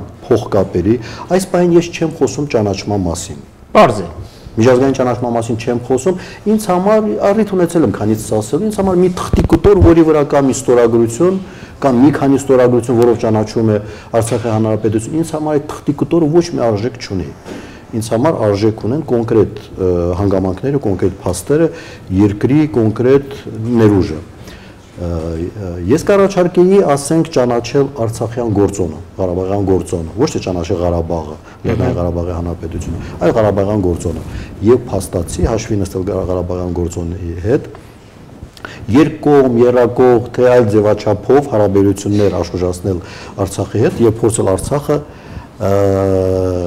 բերել եվրոինտեգրման դաշտ։ Կա այդ հնարավորությունը եւ այդ հնարավորությունը բնականաբար Արցախի իշխանությունների հետ չի ստացվի, բայց Արցախում կա բավականին լուրջ քաղաքացիական հասարակություն, ինչքանով որ հնարավոր է ներկայիս պայմաններում եւ քաղաքացիական հասարակության միջոցով կարելի է, ասենք, նման քայլի դիմել։ Եվ փաստորեն կստացվի այն, ինչի մասին ես վաղուց եմ խոսում, որ հայկական դիվանագիտությունը, հայկական գործոնը ընդհանրապես պիտի բաժանվի երկու մասի։ Պաշտոնական Երևան, պաշտոնական Ստեփանակերտ։ Եվ պարտադիր չէ, որ այս երկու գործոնները համահունչ լինեն ամեն ինչում, թող մեկը ռուսամետ լինի, մյուսը եվրոպամետ։ Մենք ունենանք տարբերակներ, մեկի անհաջողության դեպքում կարելի է մյուս գործոնը օգտագործել։ Կարծում եմ այս մասին արժե լրջորեն մտածել Արցախի իշխանություններին, Հայաստանի իշխանություններին եւ եվրոպական կառույցներին։ Սա վատային առումով, որ ասում են, եթե Հայաստանի համար վատ է, ինչպես կարող է Արցախի համար լավ լինել, բայց եթե իմ ասած տարբերակով, եթե իսկապես դեպքերը զարգացան, ապա Արցախը նաև այս առումով շանս կլինի նաև հետագայում Հայաստանի համար։ Այս ամեն ընդամենը Լավ, ես տպավորություն ստացա, որ դու բավականին լավատես ես Հայաստանի եւ Արցախի իշխանությունների մտածելակերպի վերաբերյալ, որովհետեւ ես մի քիչ դժվարանում եմ պատկերացնել, բայց իհոք իդեալական տարբերակ կլներ։ Լավ, ենթադրենք համաձայնվում եմ քո հետ, որ Արցախում կա քաղաքացիական հասարակություն, որի համար ընդունել են եվրոպական արժեքները, երբ որ ասում եմ եվրոպական արժեքներ, ես միանգամից մի 3-4 բան նկատի ունեմ։ Ընտրությունները չեն կեղծվում, սոցիալական արդար պետություն է, իրավական արդար պետություն է եւ այս մի քանի բաները, սրանք ընդհանուր առմամբ կոչվում են եվրոպական արժեքներ։ Ենթադրենք Արցախի հասարակությունը ներքևից այդ կամք ունի եւ պարտադրում է։ Ինչքանով են պատրաստ եվրոպացիները ներգրավվելու առանց ճանաչելու։ Ես համաձայն եմ, կարևոր չէ որ ճանաչեն, ներգրավվեն, բայց առանց ճանաչելու։ Եվ քո փորձից կարող ես ասել, որ Արցախի նկատմամբ կա այդ հետաքրքրությունը եվրոպական կառույցների կողմից։ Այս պահին չկա, ասեմ ձեզ։ Ասենք ժամանակին կար այդպիսի քաղաքականության փորձ, ճանաչում առանց ներգրավում առանց ճանաչման, որը կիրառվեց ինչ որ չափով Աբխազիայում եւ Հարավային Օսիայում, բայց Ղարաբաղի նկատմամբ կարծես թե այդ քաղաքականությունը, որից դուրս է որում չունեցավ, ինքս առիթ եմ ունեցել մի քանի անգամ այս թեմայով խոսելու Պիտեր Սեմնեբիի հետ, նախկին ներկայացուցիչ Երամիության, եւ նա ասում է, որ կսկսենք, որ դա լուրջ քաղաքականություն է եւ այլն, բայց փաստը մնում է փաստ։ Առ այսօր եւ այսօրվա դրությամբ բացարձակապես ոչ մի բան չի արվել եւ ոչ մի տեսանելի որից է նշան չկա, որ կարող այդպիսի վերաբերմունք լինել, բայց փորձենք մեզ դնել եվրոպական կառույցների տեղը։ Այս խոշոր, այս սարսափելի ֆիասկոից հետո սա ուղղակի խայտարակություն էր։ Ում համար, Եվրոպայի համար։ Եվրոպայի համար, որովհետեւ ինքնին այս գործելակերպը ցույց տվեց այսպիսի արդյունք։ Այսինքն արդյունքը այնպիսին էր, ինչպիսին գործելակերպը։ Եվ հիմա նրանք վերարժևորման փուլում են։ Շատ ծանր փորձություններ, եւ անակ փորձում են հասկանալ ինչն են սխալ արել, ինչու են այդպես արել, ինչ կարելի է փոխել։ Եվ մեր դերն այն է, որ այս պահին նրանց ինչքան հնարավոր է փորձենք ինչ որ մի ձևի ճիշտ ուղղության վրա դնել մեր ուժերի ներածին չափ։ Ինչ վերաբերում է թե ինչն էին նրանք սխալ արել։ Ինձ համար միշտ էլ տարօրինակ էր Եվրոպայի այս կարճացությունը գաղափարներին եւ մյուս կողմից այս թեթևամտությունը դեպի իր իսկ արժեքները։ Բացատրեմ ասածս, երբ խոսքը գնում է Արցախյան ընտրություններին, ասենք, գիտեք, Եվրոպայի խորհուրդը ամեն տարի կամ ամեն ընտրություններ առիթով հանդես է գալիս եւ ասում, որ մենք չենք ճանաչում այդ ընտրությունները եւ խորհուրդ է տալիս, որպեսզի չանցկացնեն ընտրությունները։ Ավելին իրենք նույնիսկ տեղական ընտրություններ չեն ուզում, այսինքն ասում են, որ նույնիսկ գյուղապետ մի ընտրեք, թե բայց ինչպես կառավարենք։ Լավ, ինչ որտեղ հասկանալի է գուցե նախագահի դեպքում, բայց երբ որ տեղական ընտրություններն են դատապարտում, ոչ մի դեպքում էլ հասկանալի չի, որովհետեւ դու ինչպես կարող է ժողտել մարդու իրավունքը։ Հասկանալի է։ Որովհետև մարդու ընտրելու իրավունքը, սեփական իշխանություն ձևավորելու իրավունքը, որը միակ շանսն է, որ դու բարելավես քո կյանքը, քո ապագան։ Սա իմ անկապտելի իրավունքն է եւ ես ցանկություն չունեմ լսել Եվրոպայի խորհրդի կամ որից նման այլ կառույցի երաշխավորագիր, սպառնալիք կամ չգիտեմ ինչ։ Ես ընտրել եմ, ընտրելու եմ եւ ինձնից կախված անելու եմ։ Եվ բացարձակապես կարհամարեմ ցանկացած նման կառույցի ցանկացած կոչ, բայց հիմա տեսեք այսպիսի կարևորագույն հարցում ինչպիսի մարդու իրավունքներն են, Եվրոպան կարճել է իր գաղափարներին, չի ուզում հրաժարվել եւ չի ուզում մի ամբողջ ժողովրդի շանս տալ, որպես այդ ժողովուրդը կատարի սեփական ընտրություն, չգիտեմ ինչ իրավունքով, ով է տվել նրան այդ իրավունքը, բայց սա նոդալի մի երեսն է, մյուս երեսում նույն եվրոպական կառույցները աչքերը փակում են, ասենք Հայաստանում, Ադրբեջանում, Հայաստանում առավել եւս ընտրությունների վրա, քաջ իմանալով թե ինչպես են անցկացվել այդ ընտրությունները, աչք են փակում այդ ամենի վրա այն հույսով, որ Հայաստանը կնախաստորագրի ասոցիացման պայմանագիրը, այսինքն հանուն մի փաստաղ թղթի արհամարում են իրենց իսկ սկզբունքները։ Որտեղ ես չեմ կարծում թե նրանք այնքան միամիտ են, որ չեն հասկանում թե Հայաստանում ինչպես են ընթանում կատարում ընտրությունները։ Այսինքն այստեղ նրանք արհամարեցին իրենց իսկ համար կարևորագույն սկզբունքները, իսկ այնտեղ մեդալի մյուս 30 Արցախյան ընտրությունների հարցում նրանք ուղղակի ճանկռոտելով կարճած էին մնացել այդ գաղափարներին։ Դա աբսուրդ է, անիմաստ, լրիվ։ Հիմա նրանք պիտի վերաժավորեն այս ամենը, ասեմ ձեզ թաթու, որ այս վերջին ամսվա ընթացքում ես հնարավորություն եմ ունեցել տարբեր պատվիրակությունների, տարբեր տարածաշրջանային ծրագրերի շրջանակներում հանդիպել եվրոպական տարբեր մակարդակի պաշտոնյաների հետ, բավականին բարձր մակարդակի նաև այս ամենի մասին խոսել անկեղծորեն։ Թվում է թե կա անկալում այս ամենի, թվում է թե հասկանում են նրանք այս ամենը, բայց գիտեք, Եվրոպայում շատ դանդաղ է որոշում ընդունում, ի տարբերություն ամերիկացիների եւ ռուսների։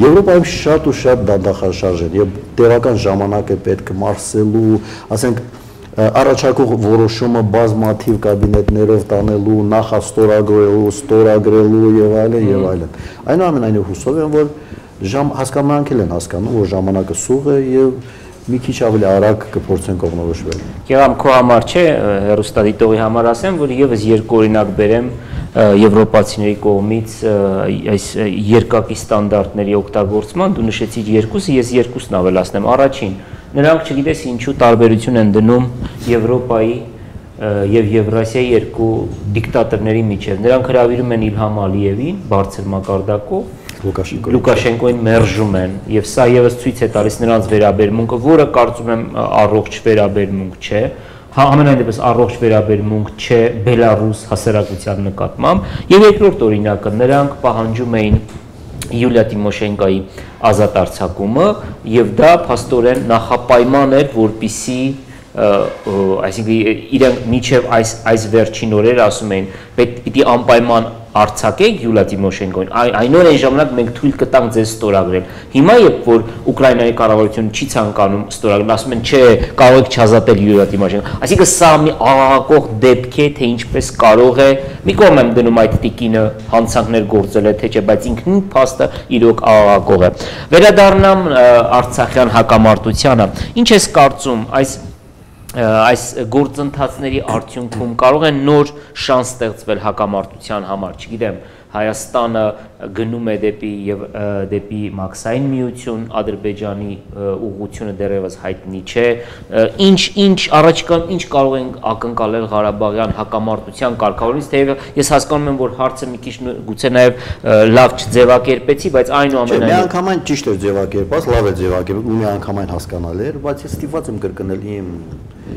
դիրքորոշումը, որ արտահայտում եմ տարիներ շարունակ, ակնկալել պետք է ոչ թե դրսից, այլ ներսից։ Ի վերջո ոչ ոք մեզ շանս չի տալու, մենք այդ շանսը պիտի տանք մենք ինքներս մեզ ու բոլոր նրանց, ովքեր շահագրգռված են խնդրի արդարացի կարգավորմամբ։ Հասարակ օրինակ, ես խոսեցի եվրոպական տարբեր հանդիպումների մասին, վերջին հանդիպումը, որ ասենք բավականին հետաքրքիր էր, մենք միջազգային տագնապ կազմակերպության մի պրոյեկտի շրջանակներում Բրյուսելում այցելեցինք Բասկերի երկրի պատվիրակություն։ Եվրամիությունում այդ չճանաչված երկիրը։ Ես առաջ անգամ լսում որ այդպես պատվիրակություն կամ անկեղծ ասած։ Ես էլ անկեղծորեն ասած, ես էլ ու շատ զարմացա, շատ հաճելի էր։ Իմիջիալոց նրանց վերաբերմունքը շատ բարեհաճ էր մեր նկատմամբ, թե Հայաստանի, թե Արցախի ներկայացուցիչների, մենք նույնիսկ խոսեցինք ընդհանուր արմատների եւ այլն առիթ ունեցանք, բայց ինքը փաստը Բասկերի երկիր, որ ավելի քիչ հայտնի է որպես ճանաչված երկիր,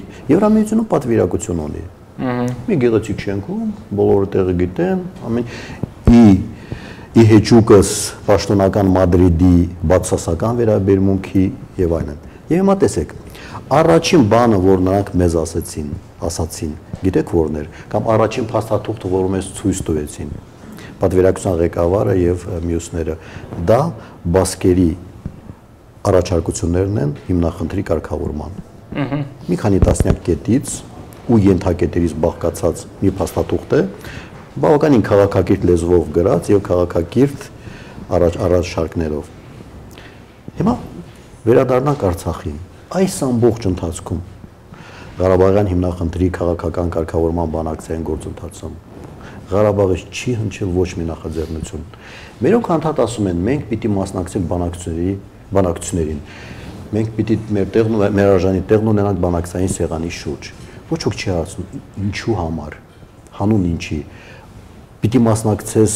պատկերացնենք մի գեղեցիկ օր կամ ոչ այնքան գեղեցիկ օր ցավոք սրտի այսօր իշխանությունների պարագայում, որ ասենք նրանք հայտնվել են բանակցությունների սեղանի շուրջ, ինչ պիտի ասեն։ Պիտի կրկնեն այն ինչ կրկնում է պաշտոնական Երևան ինչպես այսօր է անում։ Հիմա պիտի իմաստավորված լինի քո մասնակցությունը թե չէ, թե պարզապես տեղ է, որ պիտի զբաղեցնես կամ որպես կահույքի մաս։ Այսինքն դու տեղեկատվական ներկայից դարում անիմաստ է խոսել բանակցային սեղանի շուրջ տեղ գրավելու մասին, չգրավելու մասին։ Որ չկա բովանդակություն։ Չկա բովանդակ, դու 1000 ու մի խողովակ ունես քո նախաձեռնություններով, քո առաջարկներով ուղղակի խեղտամահ անելու եվրոպական միջազգային եւ մյուս կառույցներին։ Դրեք սեղանի մի փաստաթուղթ, որի անունը կարող ենք դնել Արցախյան առաջարկություններ հակամարտության կարգավորման եւ նորից եմ անդրադառնում այդ փաստին բասկերի երկիր, որ շատ ավելի նվազ ճանաչված աշխարհում որպես չճանաչված երկիր պատվիրակություն ունի, Արցախը չունի։ Շատ լավ եղամ, շատ հետաքրքրական էր, ես 1980 այսինքն մենք պիտի նախաձեռնենք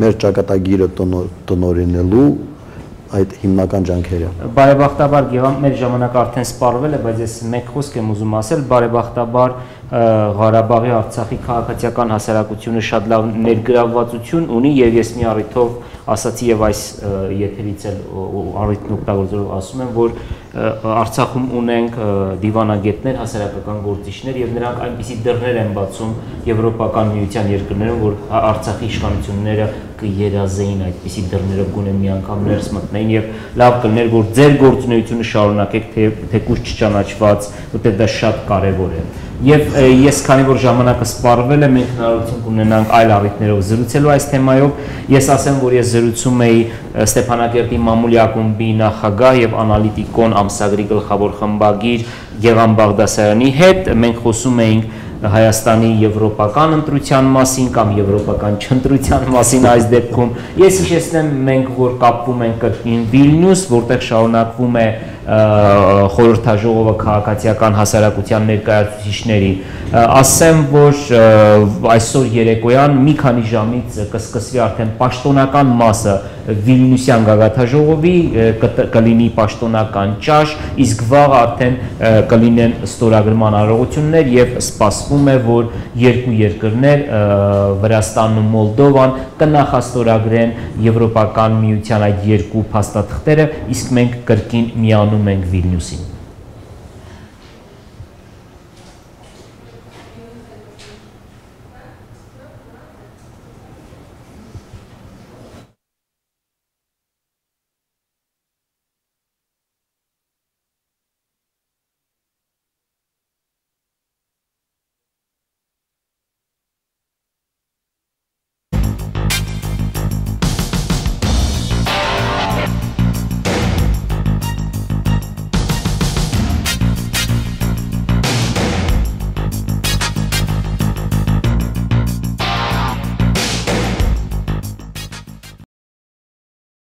Սեպտեմբերի 3-ին Հայաստանի նախագահ Սերժ Սարգսյանը Հայաստանի քաղաքացիների համար Մոսկվայում անսպասելիորեն հայտարարեց Մաքսային միությանը միանալու եւ հետագայում Եվրասիական տնտեսական միության ձևավորմանը մասնակցելու որոշման մասին։ Որոշումը բուռն արձագանքի արժանացավ քաղաքական, քաղաքացիական եւ փորձագիտական շրջանակներում։ Հայաստանի կառավարությունը տնտեսագիտական որևէ հաշվարկ չունի, թե ինչ է շահելու կամ կորցնելու Մաքսային միությանը միանալուց։ Մենք փորձեցինք հասկանալ, թե ինչ է Եվրամիությունը եւ ինչ է Մաքսային միությունը Հայաստանի համար։ Խնդիրը դիտարկելով թվերի ու վարկանիշների մեջ։ Այսպես, Հայաստանի արտաքին առևտրաշրջանառություն։ Վերջին 4 տարիների ընթացքում Հայաստանի արտաքին շրջանառությունը Եվրամիության հետ ավելի մեծ է եղել, քան Մաքսային միության երկրների։ Օրինակ 2012 թվականին Եվրամիության երկրների հետ մեր արտաքին առևտրաշրջանառությունը 30% է եղել, մինչդեռ Մաքսային միության երկրների հետ մոտ 25%։ Ընդ որում, Մաքսային միության հետ առևտրի գերակշիռ մասը բաժին է ընկնում Ռուսաստանին։ Կոռուպցիայի ընկալման համաթիվ։ Transparency International-ի կողմից կոռուպցիայի ընկալման համարթվով Հայաստանն ավելի լավ դիրքում է, քան Մաքսային միության երկրները։ 176 երկրների շարքում մենք 105-րդն ենք։ Եվրոպայից բավական հեռու ենք, բայց Մաքսային միությունից առաջ ենք։ Համեմատության համար ասենք, որ օրինակ Ռուսաստանը 176 երկրների շարքում կոռուպցիայի ընկալման համարթվով 133-րդն է։ Նույն տեղում է նաև Ղազախստանը, իսկ Բելարուսը 123-րդ հորիզոնականում է։ Մարդասիրական օգնություն։ Վերջին 3 տարիների ընթացքում Եվրամիությունն ավելի շատ մարդասիրական օգնություն է ցուցաբերել Հայաստանին, քան Ռուսաստանը։ Մամուլի ազատություն։ Freedom House-ի մամուլի ազատության ինդեքսի համաձայն, թեկուզ ունենք մաքսային միության երկրների պես ոչ ազատ մամուլ, բայց անգամ այս պարագայում Հայաստանն առաջ է, 61-րդ հորիզոնականում, մինչդեռ Ռուսաստանը 81-րդում, Ղազախստանը 84-րդում, իսկ Բելարուսը 93-րդում։ Արևմտյան Եվրոպայի երկրների 88%-ն ունի ազատ մամուլ, իսկ մնացած 12%-ի մամուլը մասամբ ազատ է։ Եվ վերջում, երջանկության ինդեքս։ Պարզվում է մենք ավելի երջանիկ ենք, քան մաքսային միության երկրները եւ գրեթե Գերմանիայի, Բրիտանիայի նման ցուցանիշ ունենք։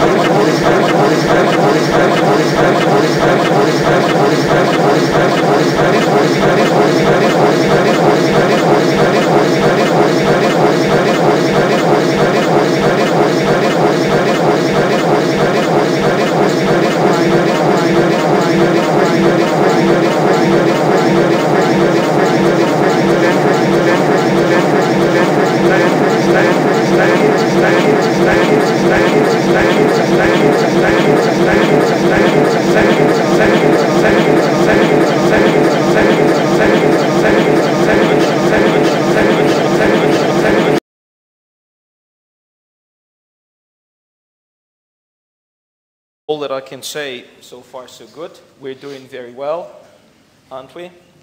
More or less. But this conference is called Reality Check.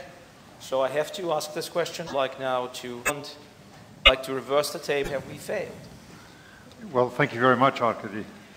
I mean, first of all, let me say that I think the conception of the Eastern Partnership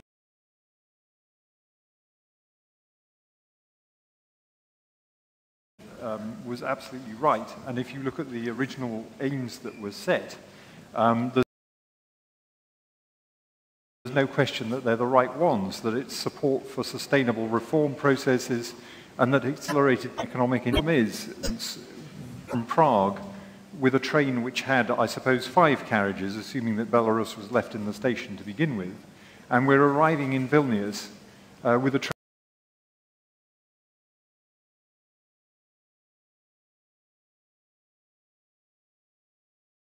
train which has 2. And that's not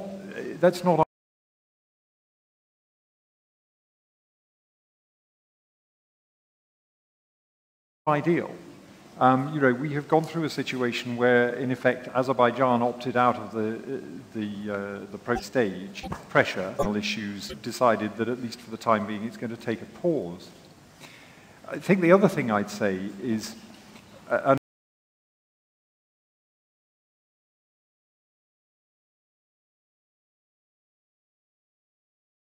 and I know that some of the gains from the Eastern Partnership are really only going to come at a second stage when the association agreements enter into force. But if you look at the degree of a number of the transparency, Georgia, country which has made a significant improvement in its placing in that index over the period of the Eastern Partnership.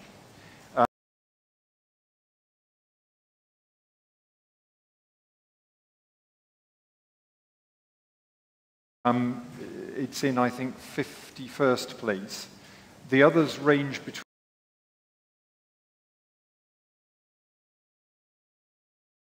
94th place and 144th place. And at least one of them is seen as the period of the EP index, where you would really hope that greater engagement with the EU would have had a positive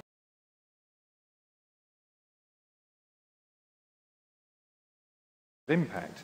But the reality is that, in fact, Armenia,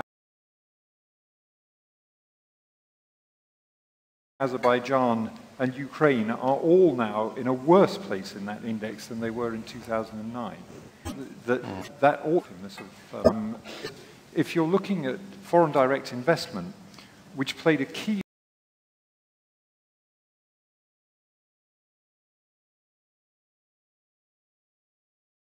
role in the convergence between the Central European countries and the rest of the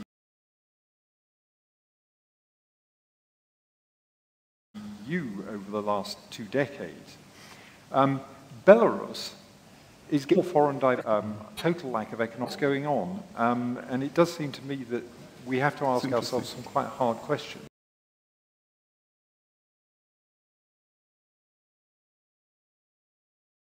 I wonder, yeah, that's... Thank you very much. And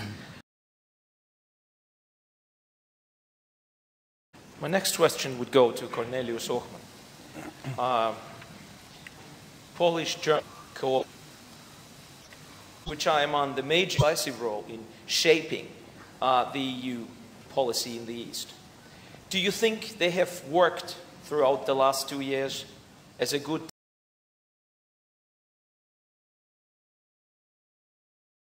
tandem?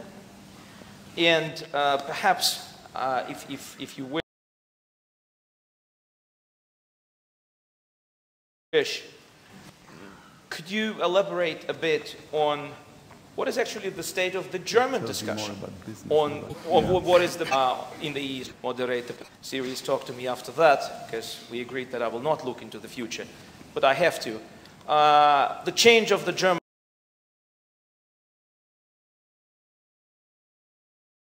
government, where the foreign ministry goes to social democrats, whose positions on this part of the world, and particularly on Russia, has been the one that is well known. Assessment, whatever. Thank you very much. I don't think I'm the right person to answer your questions. You have to wait for the new Minister of Foreign Affairs. So, from my point of view, I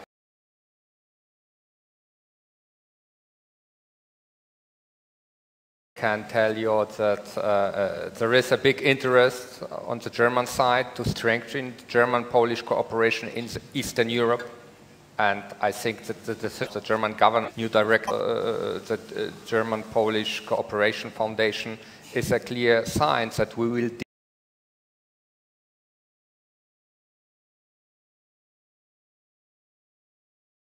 deal much more with Eastern Europe in the future than in the past.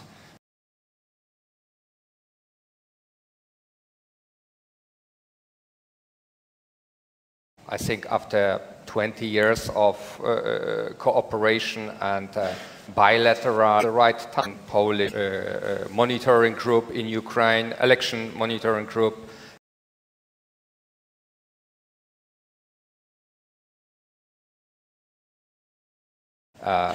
German-Polish discussion or dialogue about Belarus. It was the right step in this direction, and from my point, deepening is summit in Vilnius. Then the summit is a turning point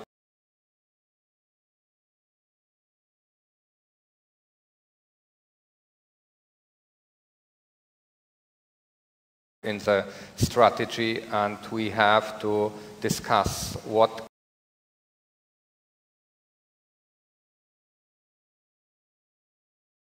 can we do in the future? How can we change our strategy?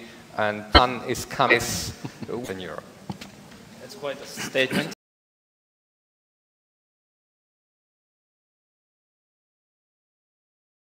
Thank you very much. Andrew Wilson.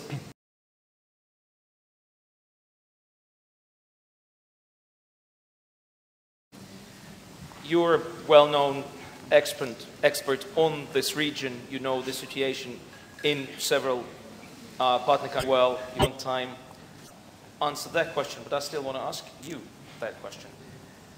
How do you feel? What do you think from your interaction with the partner countries? Are they satisfied?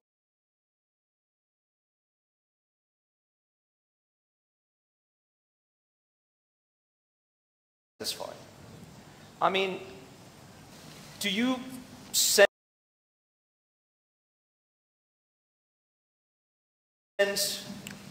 their feeling that certain things could have been done differently? Question, a particular question about the differences between the 6 countries.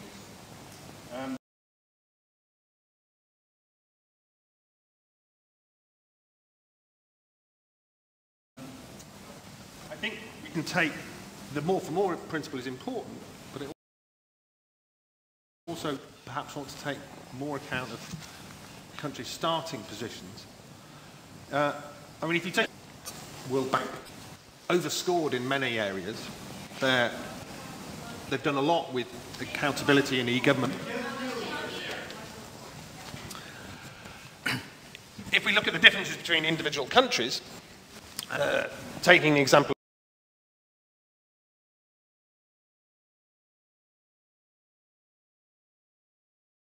of Georgia first, Georgia is still a very poor country.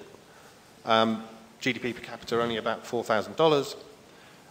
It's been able to do quite a lot with European states. We should also listen, I think, more attentively to their points about bureaucracy. In a poor country with a post-Soviet culture, bureaucratic institutions operate very differently to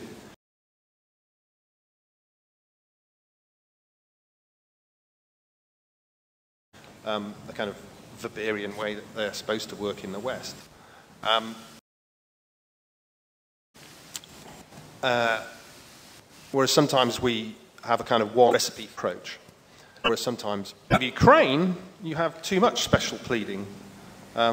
Ukraine, as was pointed out this morning, started with very similar conditions to Poland or to Lithuania, where we are now. And with Ukraine, it's often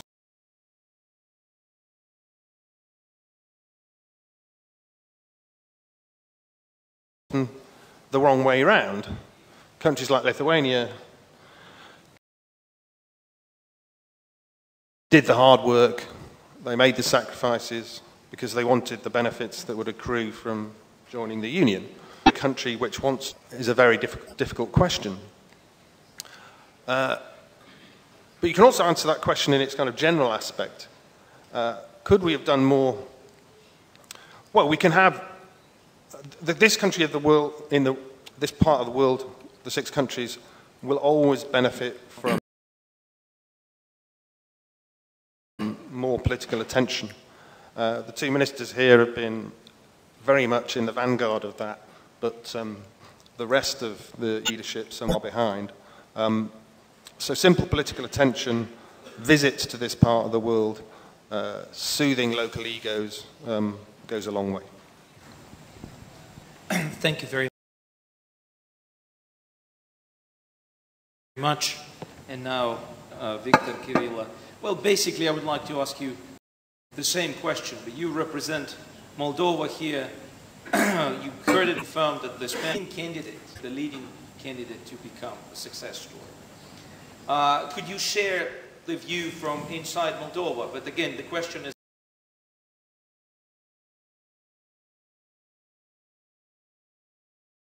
the same. Do you think that the EU is doing all the right things and all the necessary things to actually make this success story happen? Thank you.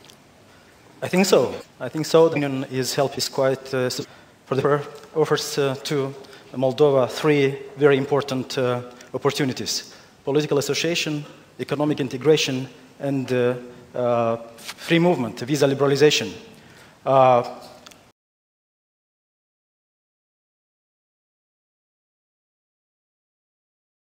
After 4 years, we are on the point to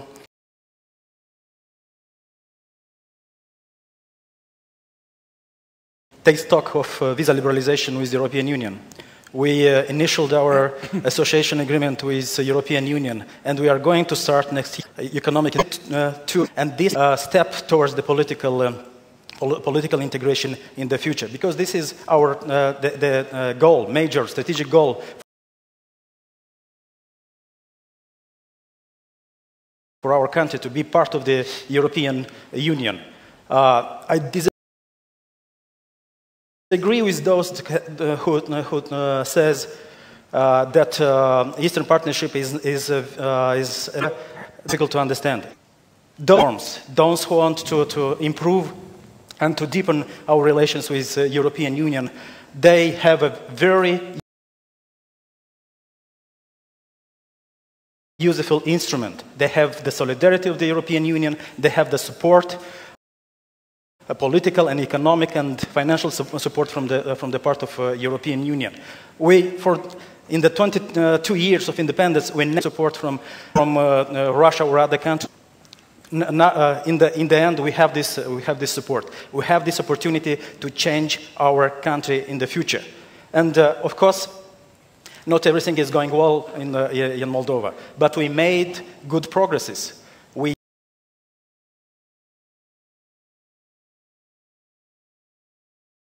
changed a lot, many institutions in our countries. We changed laws in our countries.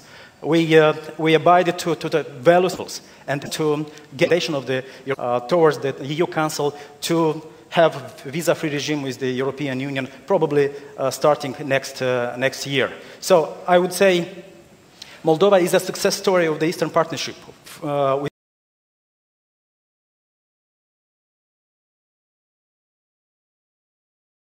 Without doubt.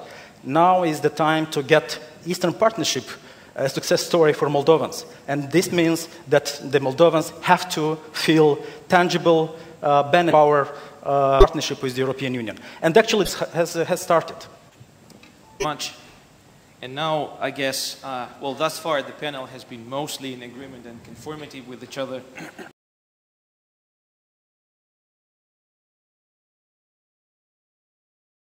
So, before we finish kind of this round, I want to ask the whole panel a question, which, of course, surprises its moments. No, friends taught us a long time ago that, a good principle to follow is the principle never about us without us.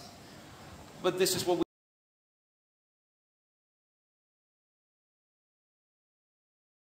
we are doing at the moment. We are discussing Russia and, well, I have a Russian passport. There was one more participant who has it, but not too many. The question, we still have a discussion. I mean, the question will be easy. What went wrong there? This discussion has been going on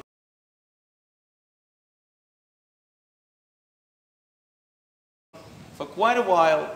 You have schools in Europe. You have one school which basically says problems in European is of the West. It's actually the West has to take all the blame, either because it treated Russia wrongly in the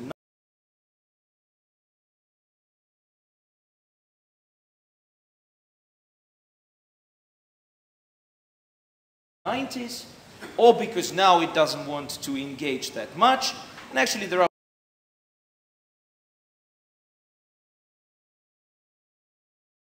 people who are saying that if interaction doesn't work, the West should only try harder.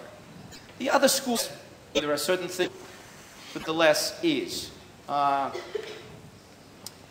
Could we have done something differently? Should we have done something differently? Or should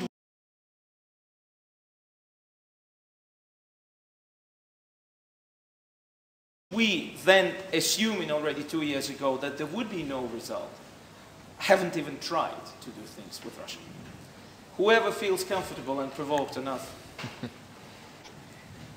I think we have dialogue with Russia. I mean, we have more dialogue with Russia from the EU side than with anyone else. Literally.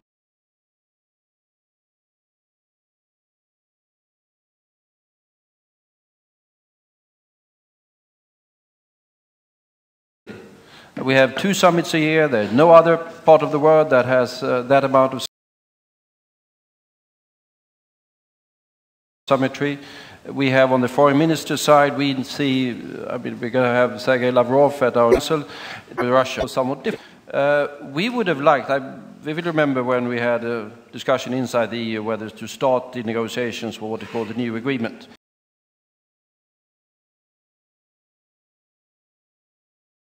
Replacing the old PCA that was from 1994, if I remember it rightly. And we did get a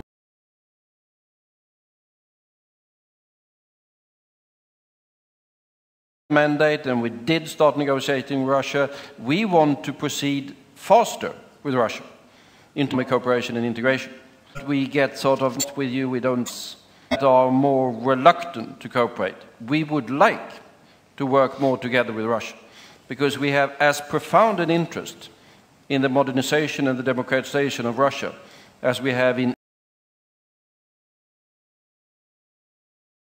any of the other countries. But it so happens that the politics of the place is somewhat different. But it is not because of the lack of number of meetings, so the willingness on our side. Thank you. Mr. Sikorski? I think it's largely a function of Russia's internal composition. Russia has a different socio-political model, which for the moment is stable. And one statistic, I think, illustrates it. 35 of the 110. And they would want to get more. Right. And, you know, we don't do it like that in the West. And while the oil price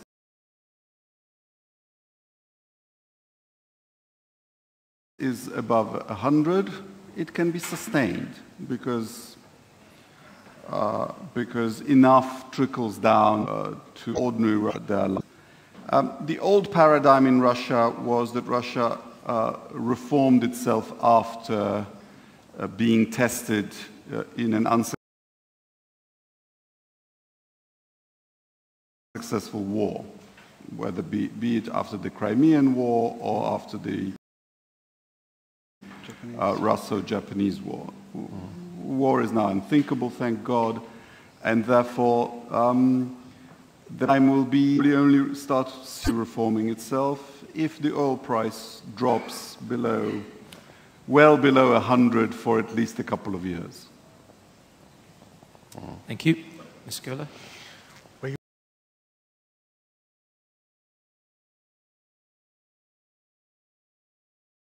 You asked a couple of questions. You asked, for example, should we have known it before? I think there's a difference between a theoretical possibility that you have to take into account as an analyst of international relations. 10 days ago, a decision to join the customs union was made public, and what I stated there was total surprise by everybody.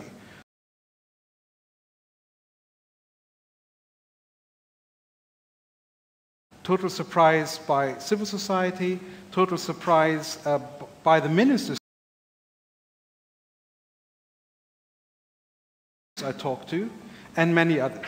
So yes, they all knew this was a possibility, but that was about to come at the moment. I think not to engage you is that the European fear of not engaging. Would it be better to basically lean back and say, listen, okay, we wait a couple of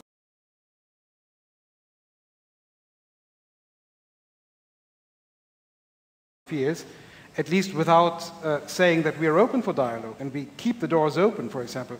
I don't think it would be a wise strategy, and I don't think that is our tradition of policy making.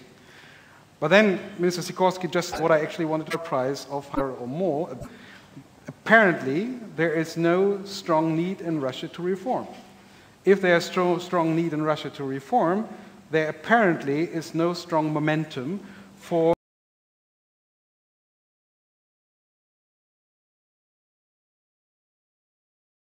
some sort of modernization partnership with the European Union. And that conditions all the rest. Now, how long will that be the case? Will that be a given forever? I just state I haven't yet met any Armenian who was particularly enthusiastic about this. So I think there is a difference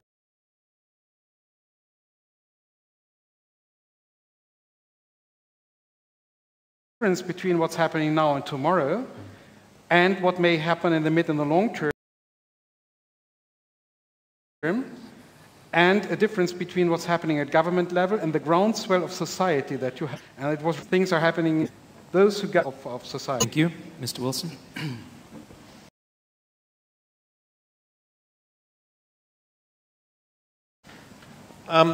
Russia is one reason why reform is more difficult in the Eastern Partnership countries than it was in the accession countries of the 1990s. It's not the only reason. In fact, the primary reason is local elites and their foibles. It exploits those foibles and weaknesses. The difference between Russia and the West isn't really geopolitics. We have very different political and economic systems and modus operandi.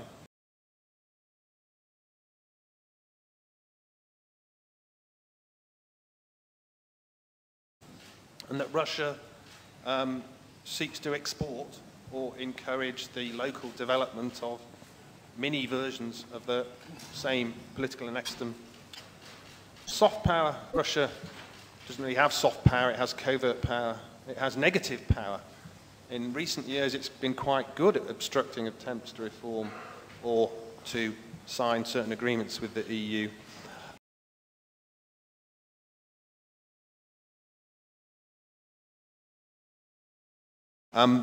That's a factor that we have to be aware of. It's not just the domestic nature, it's the export it as well. Example of German-Polish cooperation in the last year, and Minister Sikorski and Minister Westerwelle have created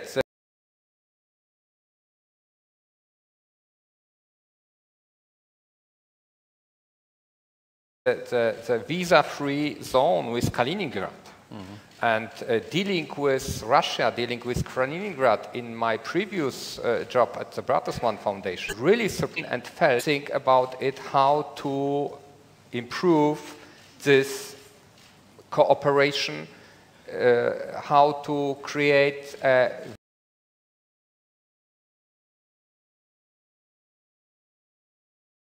visa-free zone, not only with Moldova,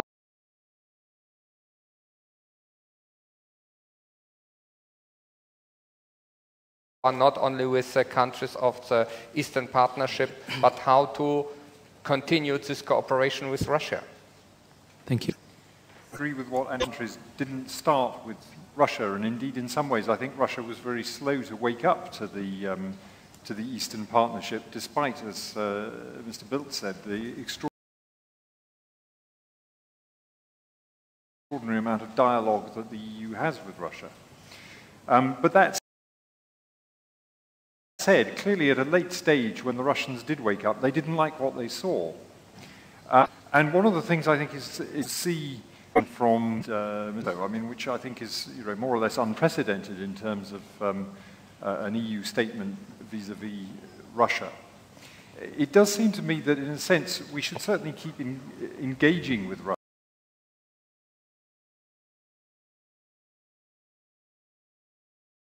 And talking to Russia, but there isn't actually much compromise in our world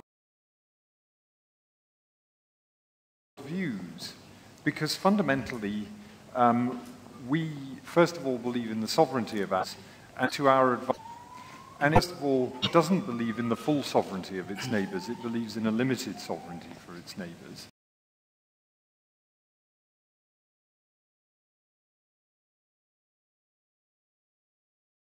And secondly, it sees advantages in having at least a degree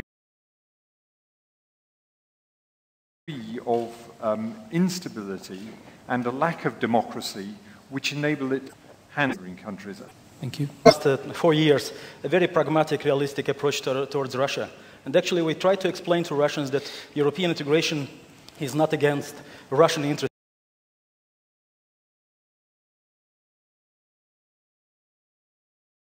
in the region and Moldova.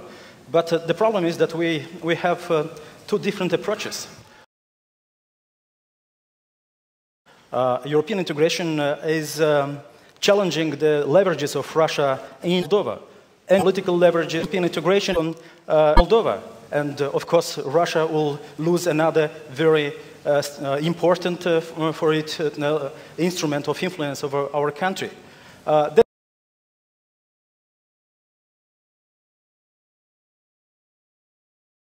That's why I think we will have a very tough approach from the part of Moldova in the coming years, and we have to prepare for this. As you like to point, I'm happy to open the floor. I already have 7, now 8 people on my list. Oh, okay, that's becoming not so fast. I already have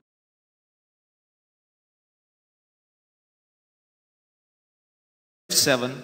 We'll be taking questions 3 in a row. And then please introduce yourselves and please make sure it's a question. Mr. Babinski goes first. Forum. We have Society Forum and the members of our steering committee. Mamad Lig has not been allowed to leave Azerbaijan. He is under criminal investigation for his election monitoring activities, if you can believe it. And he's not the only person with problems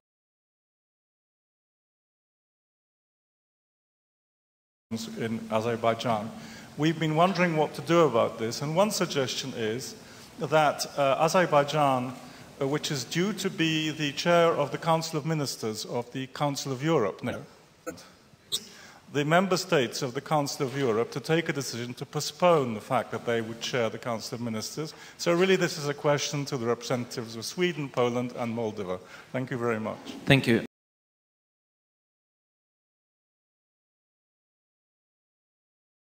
Mr. Chali. Thank you, Mr. Moderator, that you have made a real inclusive discussion. Very short comment. I want to remark, tango is traditional dance of 2. If you include the third side, it will be Russian хоровод.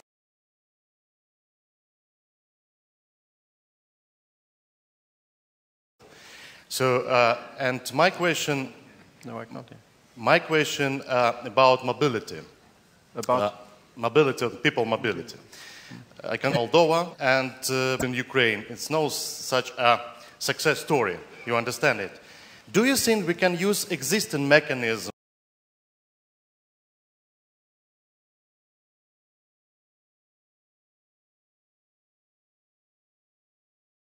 of liberalization of a visa regime? I mean, for example, visa facilitation agreement to benefit of all people in the countries, not all some countries. You address the mic. Yeah.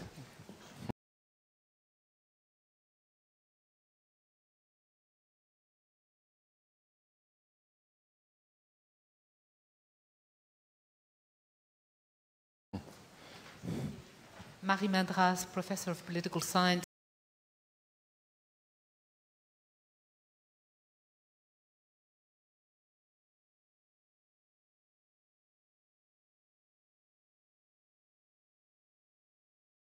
At Sciences Po University in Paris.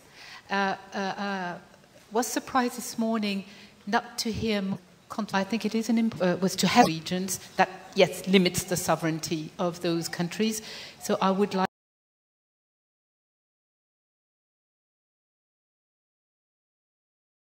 like to ask the question about in recent years how you have dealt with these problems of frozen regions in several countries of the Eastern Partnership. So who would like designed to deal with conflicts? We have other institutions to do that. We have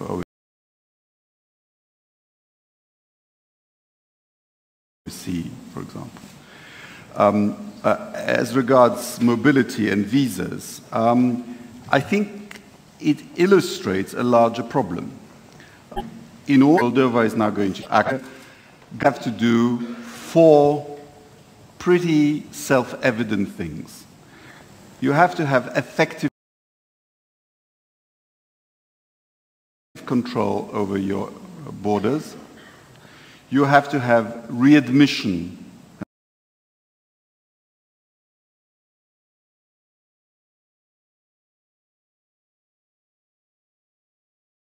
agreements with the EU and with your neighbors. You have to have biometric passports, and you have to have data issued. We will not compromise on these requirements because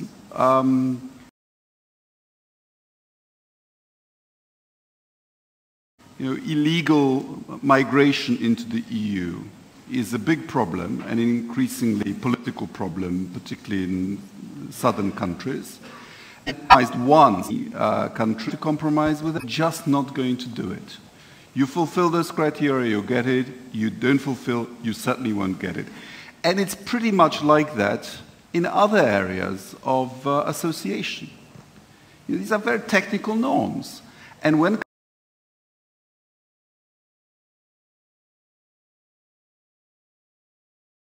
countries try, for example, to get a second tranche from the IMF without fulfilling the criteria, do it because we would partners around which would like to do the same. You either want to become European, which is to say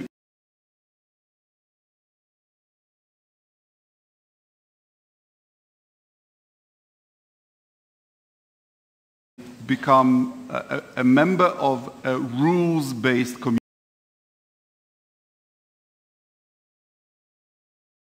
community, or you imagine that you can bend the rules through geopolitical shenanigans. In conflict, as the country's concerned.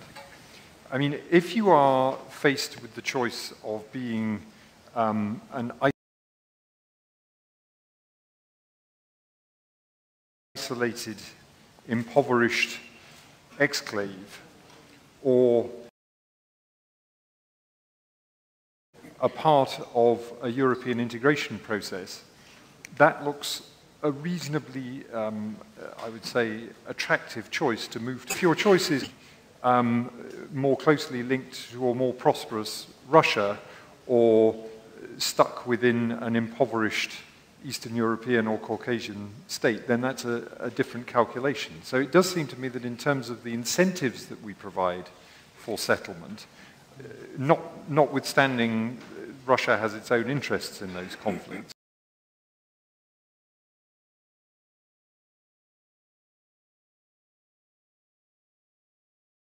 in terms of the incentives that we can provide, the Eastern Partnership has a role to play. Thank you. Mr. Bill. No, I just agree with what it was never the same work of one would hope the resolution of some of these conflicts. And I think we should be aware of the danger that these conflicts represent. I mean, it's easily forgotten.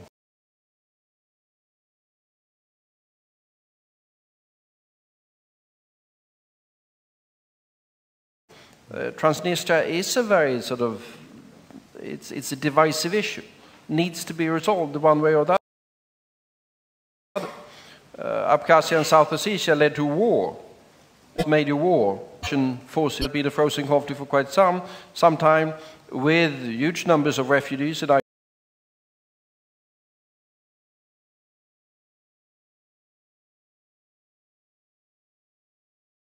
And peace or whatever you call them, in Azerbaijan, and with tension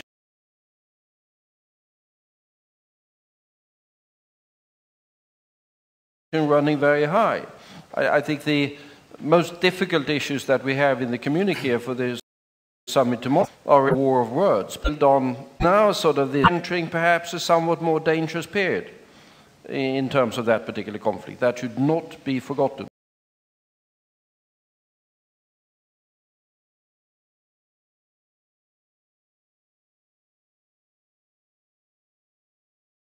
And a new conflict there would have devastating consequences for the entire region.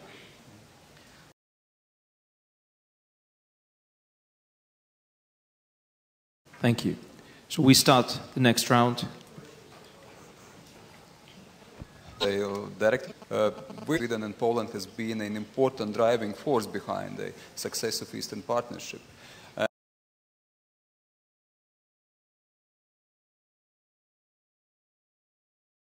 And I think we all of us appreciate your presence here.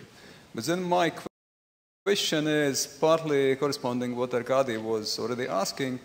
Where are the foreign ministers? The question, doesn't this Eastern Partnership, after 4 years of inauguration, still remain the initiative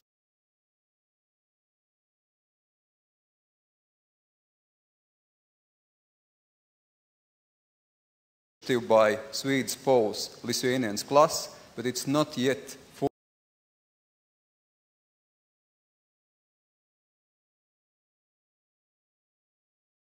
fully European initiative. Thanks. Thank you. The mic goes to the gentleman to this right. Helsinki. I'm lost.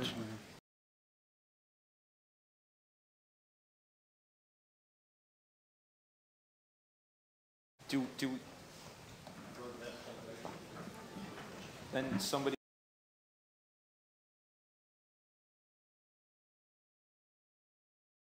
would have to translate, I guess. I can hardly hear. I will translate. Yes.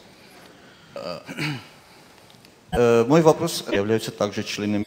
All the member states of the European Union at the same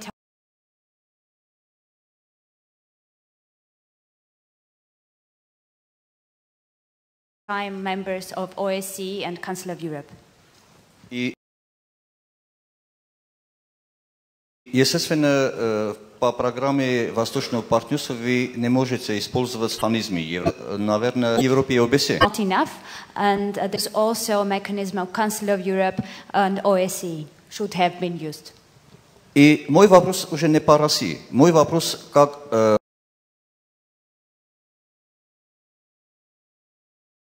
господину Сикорскому и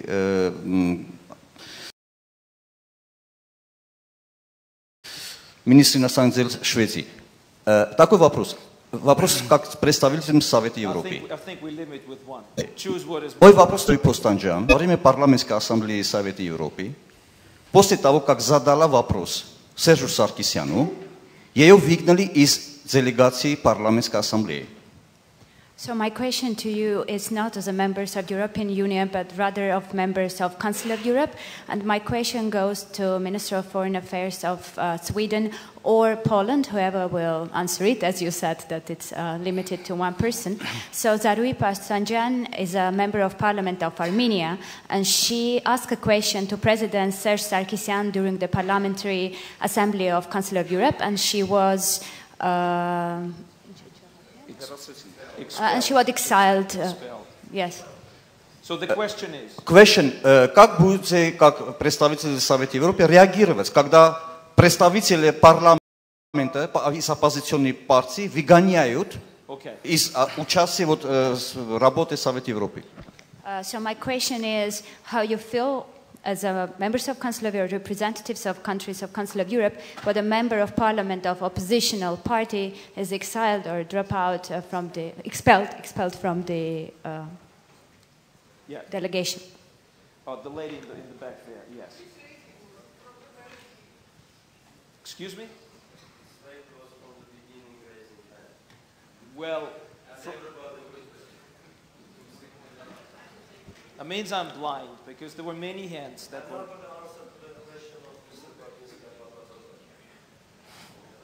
Okay. I cannot force people to answer questions. If somebody thinks that by repeating the question the likelihood of getting an answer is growing, I'm ready to give it another try. But now we give the floor. No, wait a second. I gave the floor to this lady. Yes. Thank you. My name is Dana Depo. I come from Ukraine. My question is to the ministers. What do you think we as the civil society did wrong to run 9 years later, after the Orange Revolution, to run again into protest against authoritarian regime, and again voicing our European choice? And maybe what else potentially EU did wrong in order not, to give us enough of incentives, or the government? Thank you. Thank you. Who wants to start? The word direct. Well, I can start. I was so full of admiration for the Ukrainian people during the Orange Revolution.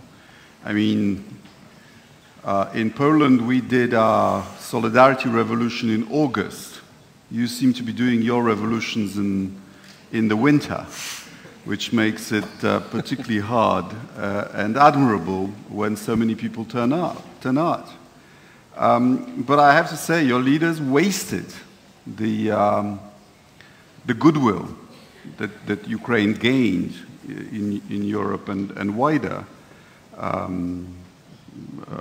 as a result of the Orange Revolution. And I'm afraid Ukraine is on its best way to waste another opportunity.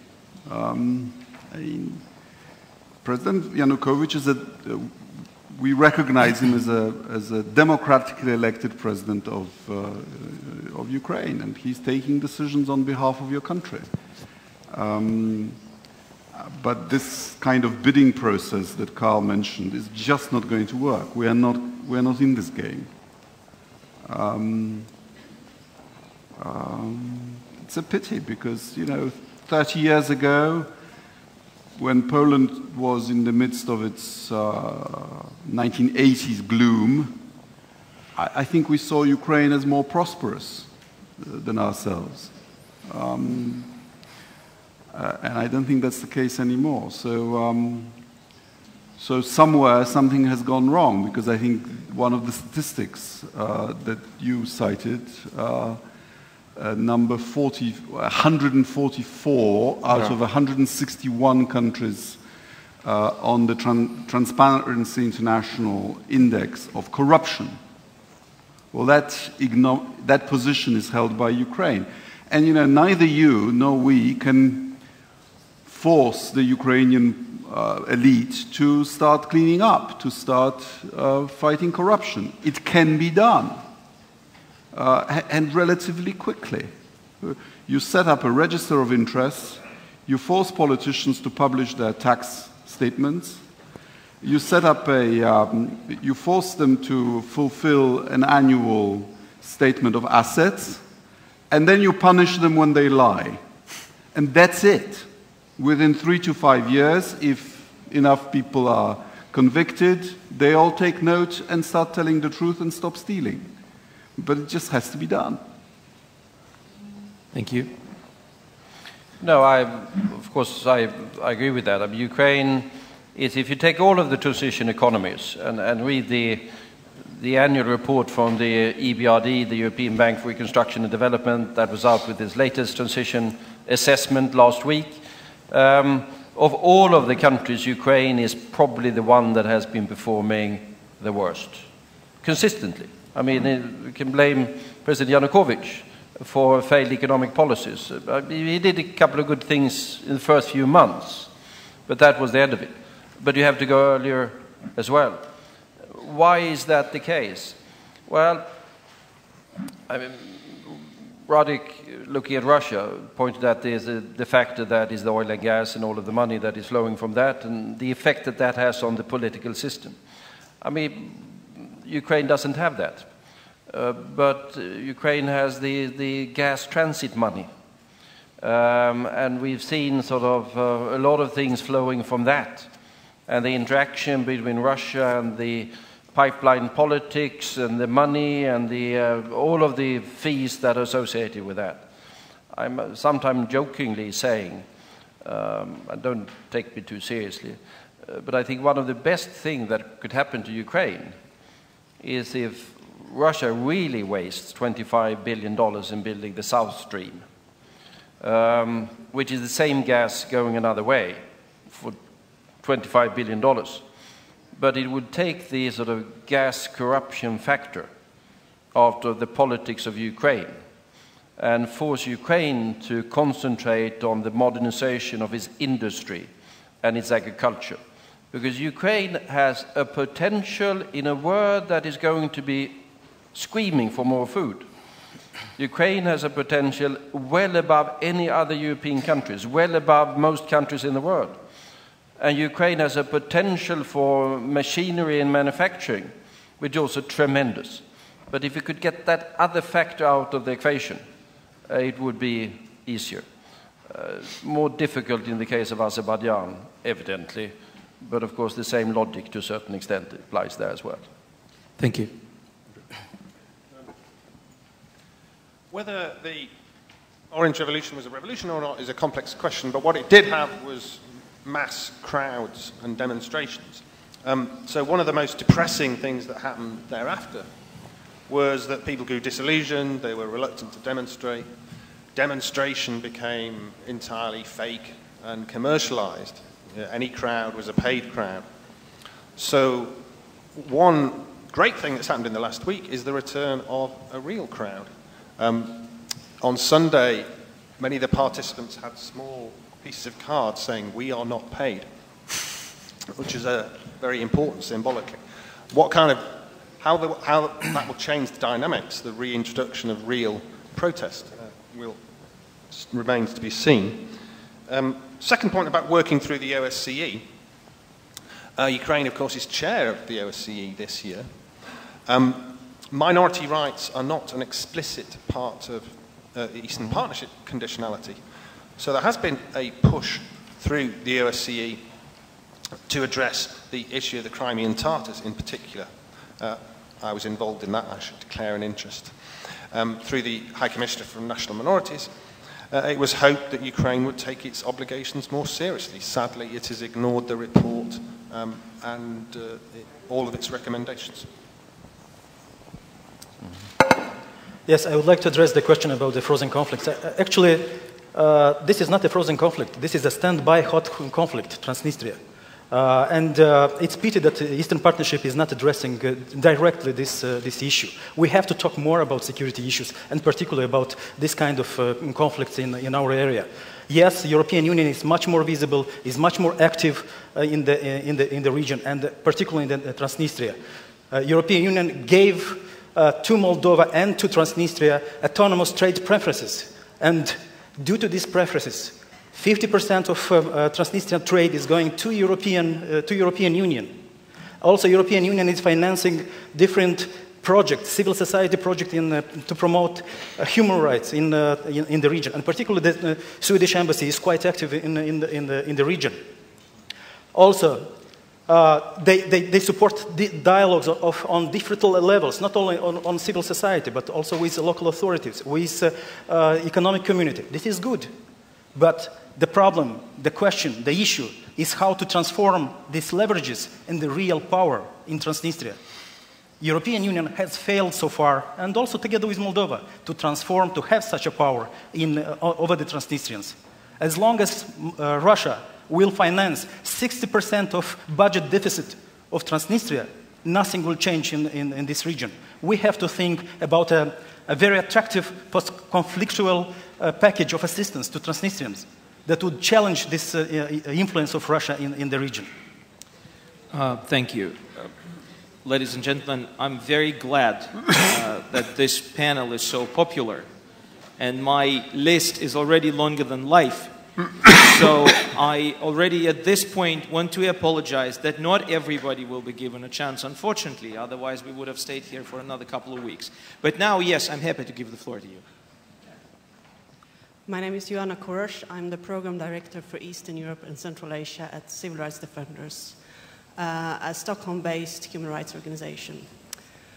I have a question to the two ministers. We have mentioned Azerbaijan here several times, and we have actually two dictatorships in Eastern Partnership, and that's Belarus and Azerbaijan. They are treated very differently. I don't think I need to give a lot of examples of that. So my question is, why is that? And when will you make sure that the EU starts putting human rights not at the periphery, but at the center of EU policy towards Azerbaijan? Thank you. Thank you. Yes. Yeah, thank you. Pata, Georgia's Reforms Associates. First of all, thank you very much indeed for your very useful insight about the successes and failures of the Eastern Partnership so far. As you said, Eastern Partnership is about reforming, modernizing, developing. My question is about Georgia. What are the messages, if I may, the ministers, to ask you, what are the messages you kept saying or keep saying to the Georgian authorities about keeping reforming, about keeping modernizing, having in mind, of course, that there have been so far quite ups and failures, ups and downs, and there are quite ups and downs even now. Minister Sikorsky, you said that there is a specific model in Russia, that they have their own socio-political model, which is pretty stable. While we all wish, of course, and we all want to see Russia as a stable democracy, let me respectfully disagree with that definition, but nonetheless, let me ask you what makes you to say and think that there is a specific model which is quite stable? Thank you. A gentleman over there. Thank you. Thomas Simon Larita, ZAPCO Worldwide and former advisor to the Georgian president. There's a kind of a hangover following Ukraine's decision to stop the discussion on the association agreement. My question to Minister Bildt and Sikorsky is, what will happen when the hangover will be over on Monday, and what will be the policy of the European Union to... Sorry, I can't hear you. Yeah, it's the acoustics here. The acoustics is complicated. Is it better like that? Could we turn one of the speakers towards us, maybe? Speak more slowly. Like that? Is it better? Yeah, that's better. Yeah. Okay, sorry. I was just saying that there's a kind of hangover following Ukraine's decision to stop the discussion on the association agreement. And my question to Minister Sikorsky and Bildt is, what's going to happen when the hangover will be over, which means Monday morning? What will be the policy of the European Union with Ukraine, and how to engage with a country that is so important, where the leadership is obviously not very much interested in the vision of democracy, rule of law and market economy that is proposed by the European Union, but at the same time, as we see it, the Ukrainian population wants Europe. So what can we do with that? Could we reserve that question for the afternoon panel? I don't know, but please. Well, on Azerbaijan, look, Belarus is clearly a European country. Azerbaijan, I think, has problems with its own identity, and there is a lively dispute on where the border of Europe actually is. And it's natural that we expect higher standards from those who are closer to us. So yes, I agree with you. There is a certain degree of double standards, but that's not entirely new in politics. On Georgia, our message, and we went with Carl, if I would sum it up in one sentence, would be, you've had your Caucasian vendetta with the previous administration, but enough is enough, and now continue reforms. And on Ukraine, I expect our policy to be the same. I find it a little weird that Ukraine expects economic solutions to come from the very country which has just imposed trade sanctions on it. But good luck. Yes, please. No, what's going to happen on Monday? I mean, good question. President Yanukovych is not on the panel, so he's not able to be able to answer. If I just read what he is saying and what Prime Minister Azarov is saying, they're saying that, well, there were problems, and we have problems, which is true. They are in a mess. They're running out of money. for they have a financially very, very difficult situation. So they say we need to sort out our economy and then we are ready to sign. I mean, the logic of that defies me, but anyhow, how are they going to sort out the economy? Well, if you're in a mess, and they are not the first in the world, the instrument that is there globally is the IMF. IMF comes with conditionality. You have to do certain things. And that is for the simple reason that no one is, well, I wouldn't say no one, but most people are not interested in putting billions into black holes. So it's a question of getting a credible economic policy. If you have that, you get support from the IMF. And what you also get in that particular case is the credibility of the global capital markets. So then money becomes available. And if you were to add the DCFTA on top of that, you get a credibility as an investment destination. But now he said, we need money, but we don't want to have the DCFTA, and we dislike the IMF. He has put himself, I would say, in an and his country, in an extremely vulnerable position. Extremely vulnerable position. And does he know that? Is he doing it consciously? Perhaps. Is he doing it unconsciously? There we are in the hangover business, by the way. I don't know. But clearly, the policy that is expressed in public by the Ukrainian authorities don't add up. They don't make sense. Something else will happen. If I may supplement with just one sentence. I bet you anything that the outflow of capital from Ukraine as a result of these decisions will be bigger than any financial assistance from Russia that Ukraine gets. Thanks. Konstantin Egert from Moscow. I'm actually addressing this question to Minister Sikorsky and to Ian Bond. Yesterday, during the closed session roundtable, there were some voices saying that Ukraine is now, I'm quoting, a battlefield between Russia and the EU, and it's time to get tougher with Russia, probably more Gazprom investigations, probably an expansion or rather introduction of the Magnitsky list type of thing. What do you think will happen? What will the EU's policy with regard to Russia change after the whole Ukraine story? Thank you. Thank you. The gentleman over here. No, question. Next to your right, yes. Thank you very much. Alexander Popko, Polish Radio External Service, and I have a question to Mr. Bild and Mr. Sikorsky. Belarus rejects the negotiations on visa liberalization process with the EU, and I would like to ask, is it possible to lower the prices of visa for Belarusian unilaterally? Is it technically possible, and does the European Union consider such opportunity? It will be a huge signal to the Belarusians, and I think Belarusians will respond on this. Thank you very much. Thank you. Professor Mutsushika.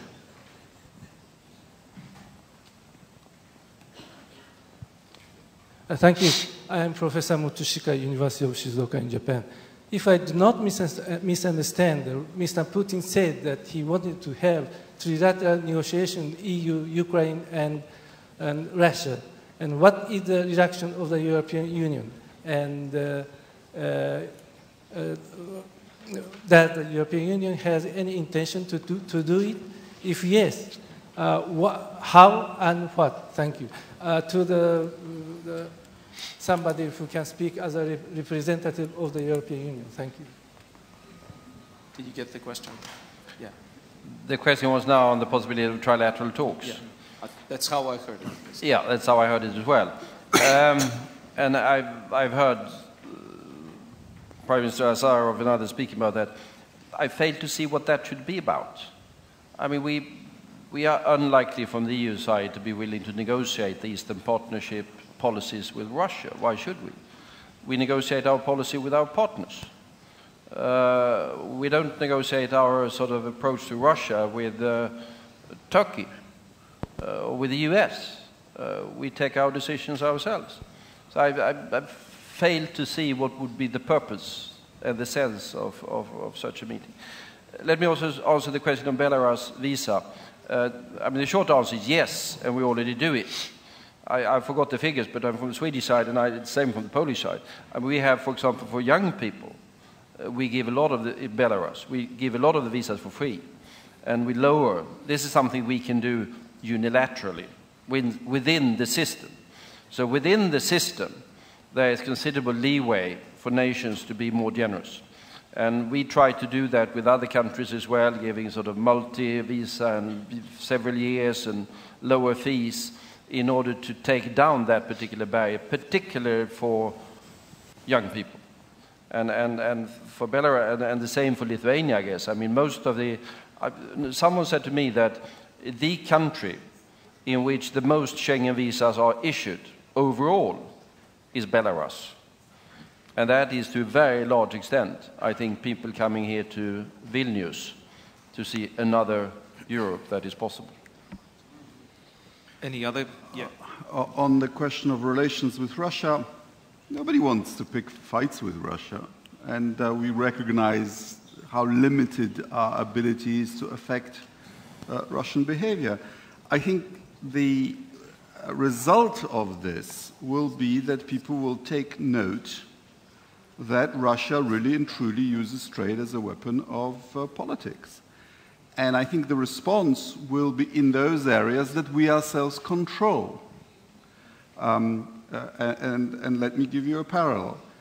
We really did notice when Russia cut off gas to Ukraine in the middle of winter in, when was it, 2009. As a result, Poland, for example, has invested into an LNG terminal, which will be operational next year. And we are building interconnectors with our neighbors, in the case of Poland, already functioning with the Czech Republic, and in the process of being built with Slovakia, increasing the capacity of connectors with Germany, and searching for shale gas in Poland, so that within about 4 years we will be able to buy Russian gas or not. And that will, of course, improve our negotiation position for the next possible long-term contract. So, you know, democracies respond slowly and without fireworks. But if I were a businessman on the EU side, I would be very careful about exposing my business to an over-reliance on the Russian market, because you can land yourself in serious trouble. Mr. Bond. Yeah, just quickly to respond to the Russia question. I mean, I think one of the most important things we can do is to implement our own regulations. So I think the Gazprom case is particularly important in that respect. You know, if the Commission sticks to its guns and actually seeks to ensure that Gazprom is living by the same rules as any other company in Europe, then I think that in itself would be very important. And I think there is something for my own country to do, which is to ask some much more searching questions about where the Russian money that flows onto London markets is coming from. It does seem to me that we have been much too welcoming and much too reluctant to ask any questions about the flow of money. And I think if we're looking to encourage good governance, we do actually have to impose higher standards. Thank you. We'll have one more round. I don't know if we can make two. You first. Thank you. Eka Trashelashvili from Georgia. And not surprisingly, the question again goes to Russia, perhaps. But then we have a general concern that in Georgia, that 2014 will be a hard year when the pressure from Russia will be expanded from Ukraine, which is a halfway win for Russia, by the way. It's not a done deal, obviously, when it comes to the complete U-turn that Ukraine could have made on Georgia, Moldova, and even Azerbaijan.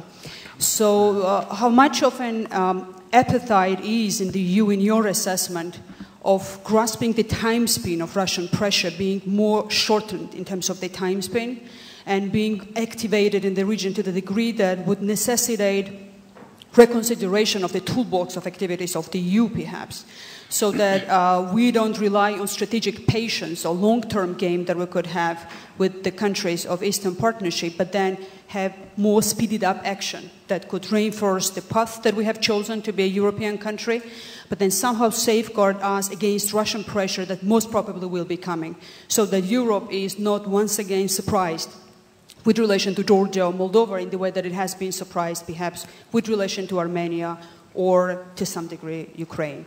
I'm sorry, I guess the question wasn't really well audible again as much as I... Could you please pass the mic to the gentleman over there? Thank you. My question is related. I've read in the media that the reference to Article 49 was excluded from the final declaration. And I would like you to ask whether it's so, whether it's right, that there is no reference to Article 49 and the prospect for membership for Eastern Partnership countries. Why, who is opposing, what are the arguments for opposing, for having such reference in the final statement? Thank you. Okay, could you pass it please back to the Article 49. Yeah. Deutsche Welle, Germany, Roman Goncharenko. The name of this panel is From Warsaw to Vilnius. 2 years ago in Warsaw, the Ukrainian President, Mr. Yanukovych, promised to do all he can to solve the question of the selective justice. He didn't deliver. A year later, he promised to conduct fair and free parliamentary elections in Ukraine. He didn't deliver. The OSCE was very, very critical. This year, for months and months, he promised to solve the case of Tymoshenko. He didn't deliver. And then Mr. Sikorski is now telling us in this conference that the policy of EU towards Ukraine is going to be the same. I do not understand why. And the last question, very short. 2 years ago in Warsaw, there was a separate declaration of the EU states concerning the situation in Belarus. Will there be such a separate declaration now concerning the situation in Ukraine? Thank you. And that's the last question. Goes here.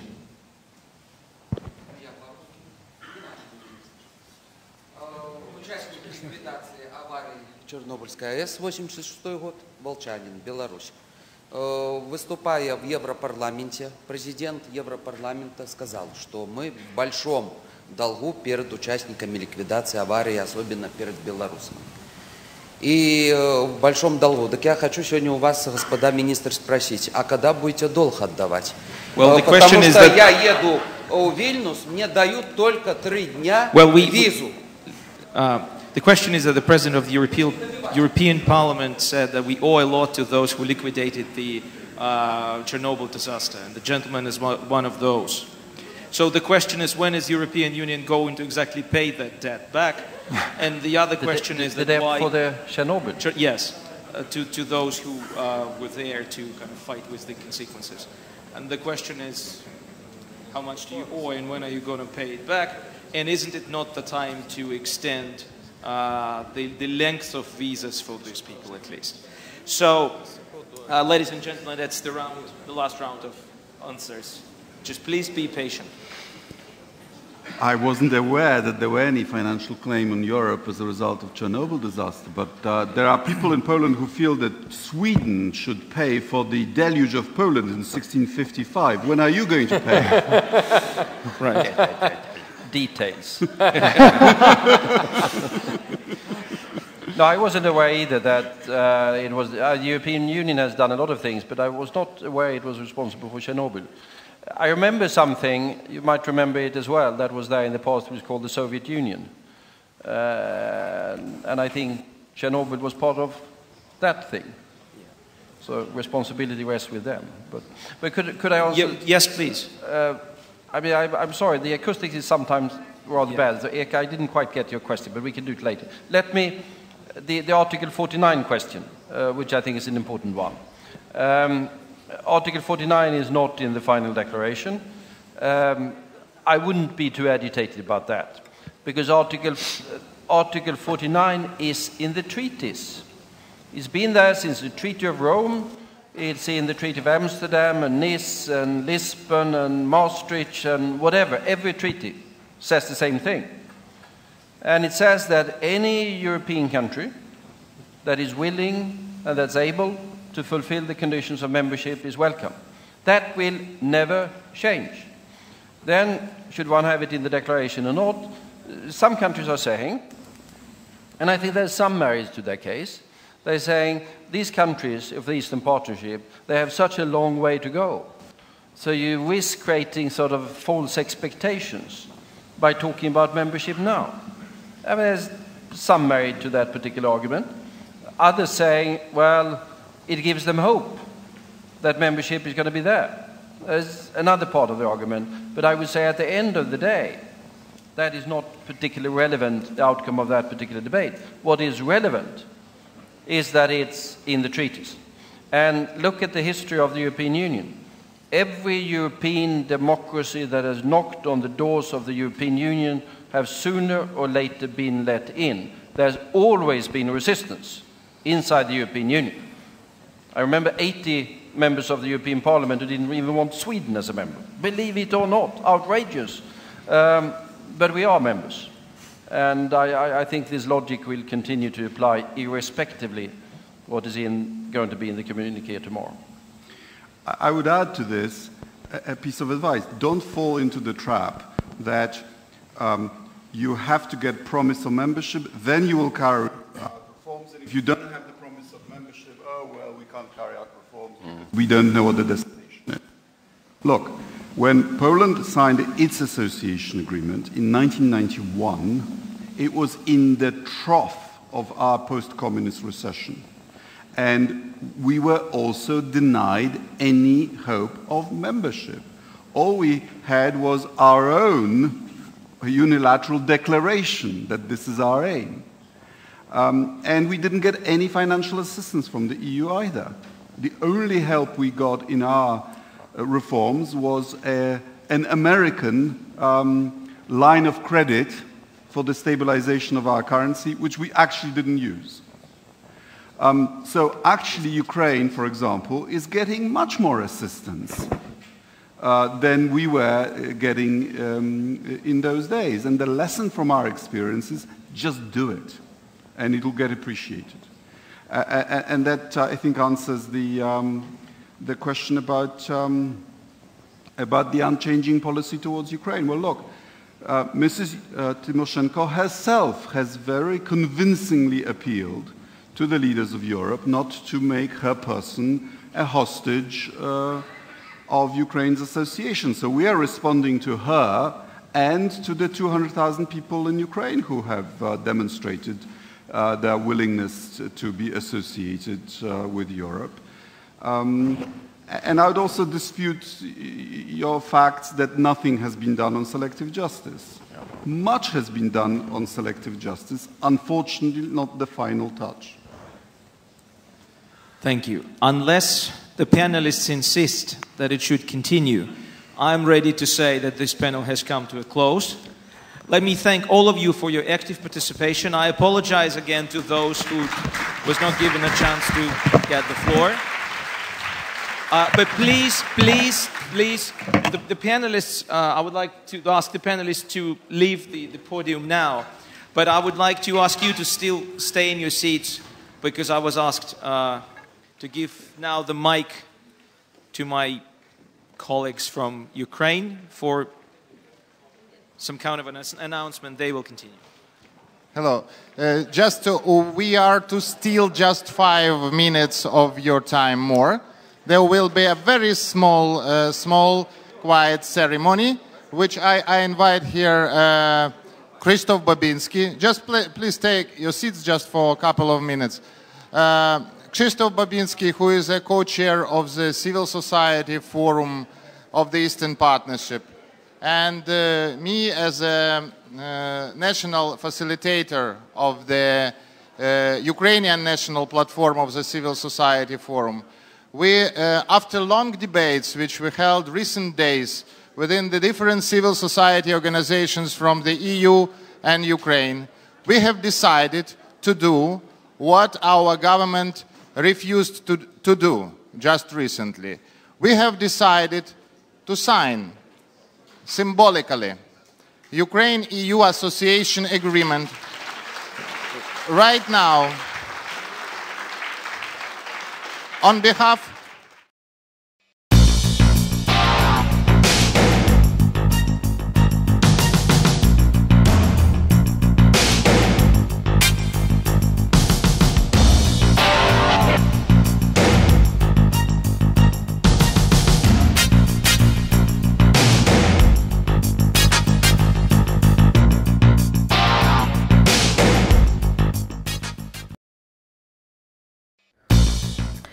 Welcome back to CivilNet. From Yerevan and Vilnius, we're trying today to cover the discussions that are taking place, maybe a little bit too late, perhaps, in Vilnius about the EU relationship with those in the Eastern Partnership. The Armenian president will arrive in Vilnius tomorrow. It's not clear whether there will be a document to sign or not. Up until September 3, it seemed it was clear. It seemed that Armenia would in fact initial the European Union Association Agreement together with the Deep and Comprehensive Free Trade Agreement in order to deepen the reform processes that we all say are important for democratization and liberal markets. On September 3rd, we found out that that's not to be. Nevertheless, the Armenian president is there tomorrow for the summit, which we will cover live again. Today and tomorrow, the civil society platform of the Eastern Partnership is holding its conference, 2 days of meetings that feature several very high-level guests, very important think tank and former politicians from the UK, the ministers current and past of Poland, of Sweden, and others who are asking the tough questions. Again, perhaps the questions that should have been asked earlier. That is, what is happening in Ukraine? What may happen in Moldova? What did happen in Armenia? And, of course, what happens next now in the European Union and Russia relationship, which of course affects us all, whether we want it to or whether there's a direct relationship or not. All of this will take place even as Armenians here in Armenia wonder what happens next, both economically and politically, as far as the Armenia-Russia relationship goes. Are we talking about economic relationships deepening? Are we talking about political relationships deepening? Is this a value-based decision that was made? Is it a security-based decision that was made? All of those questions are being raised again in Armenia, in Vilnius, not just as far as Armenia is concerned, but also Ukraine and the other two members of the Eastern Partnership who are still going through with the initialing, that is Moldova and Georgia. Belarus and Azerbaijan had made clear far earlier that this is not a process that they wish to embark on right away. Our guest to help us talk about some of these global issues that are being raised is Her Majesty's Ambassador here in the UK, in Armenia, Ambassador Jonathan Aves, who will be joining us shortly. Stay with CivilNet.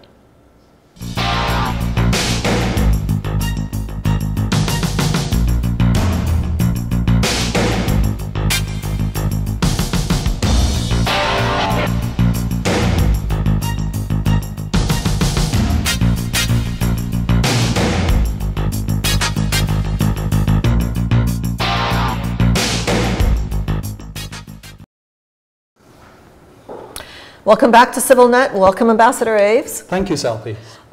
Ambassador, you were here. You're an EU member state. The UK is very active in Armenian European Union processes. And I just want to say, as somebody who's been watching this all day and reading the press that we've created since the Ukraine decision and even somewhat since the Armenian decision, that finally the conversation is much more honest, much more reflective, much more, what's the word when you beat yourself over the head a little bit? That. You're not blaming yourself, or you are blaming yourself. Oh, admitting your mistakes. Yes, yes, yes. Both on the European side as well as on the association member state side. In other words, Armenia is asking those questions, Ukraine is. Do you get that feeling? Yes, I think that process is now beginning. I mean, obviously, perhaps the Vilnius summit feels a bit like a circus in some ways. It's a political circus. The sort of presentational aspects, the image that is given with the various events is really uppermost in people's minds. And what we really will need to do after this summit is get down to some serious reflection about what we could have done differently and perhaps better. And if that process is beginning now, and I'm glad to hear that you think it is, I think that's very good, because that's what will need to happen after the summit. You know, as we look, we want that to happen, I think, clearly, whatever the directions go. But, you know, as we look at, for example, the agenda of the civil society platform that is taking place now, as we look at the discussions in the international press, our concern, I think, as Armenians, certainly mine, is that we're falling off people's agendas. Yeah, absolutely. I think that is the most serious risk for Armenia, that simply people will sort of forget about Armenia. And for me, here as ambassador, it was absolutely fantastic to be ambassador at the time when Armenia was developing this relationship with the EU. I had never had so much interest from my colleagues in London, and from very senior people who for the first time were sort of noticing Armenia in a serious way. They were reading their documents about the EU, and suddenly they found Armenia appearing on the page, and that attracted their interest, and they visited, and we had a string of visitors, ministers and senior officials from the FCO, from our parent department in London over the last year. And they were intrigued and inspired and interested in what was happening and wanted to engage. And I think it held out the prospect of not only of Armenia developing a new and stronger relationship with the EU as an institution, but also with individual member states. What we're going to face in the new year, and this is going to, you know, a challenge for me as ambassador here as well, because, you know, for me here, I want to make a big success of our bilateral relationship, is to get that intention back. You need a relationship there. Exactly. But also we need to, the Armenian government, I think, will have to look at new ways in which it can explain to the European Union what it has to offer, how it wants to engage with the European Union, and really do that in a very active way and set out an attractive programme to the EU as well, from its part, and not really expect just the EU to come to Armenia.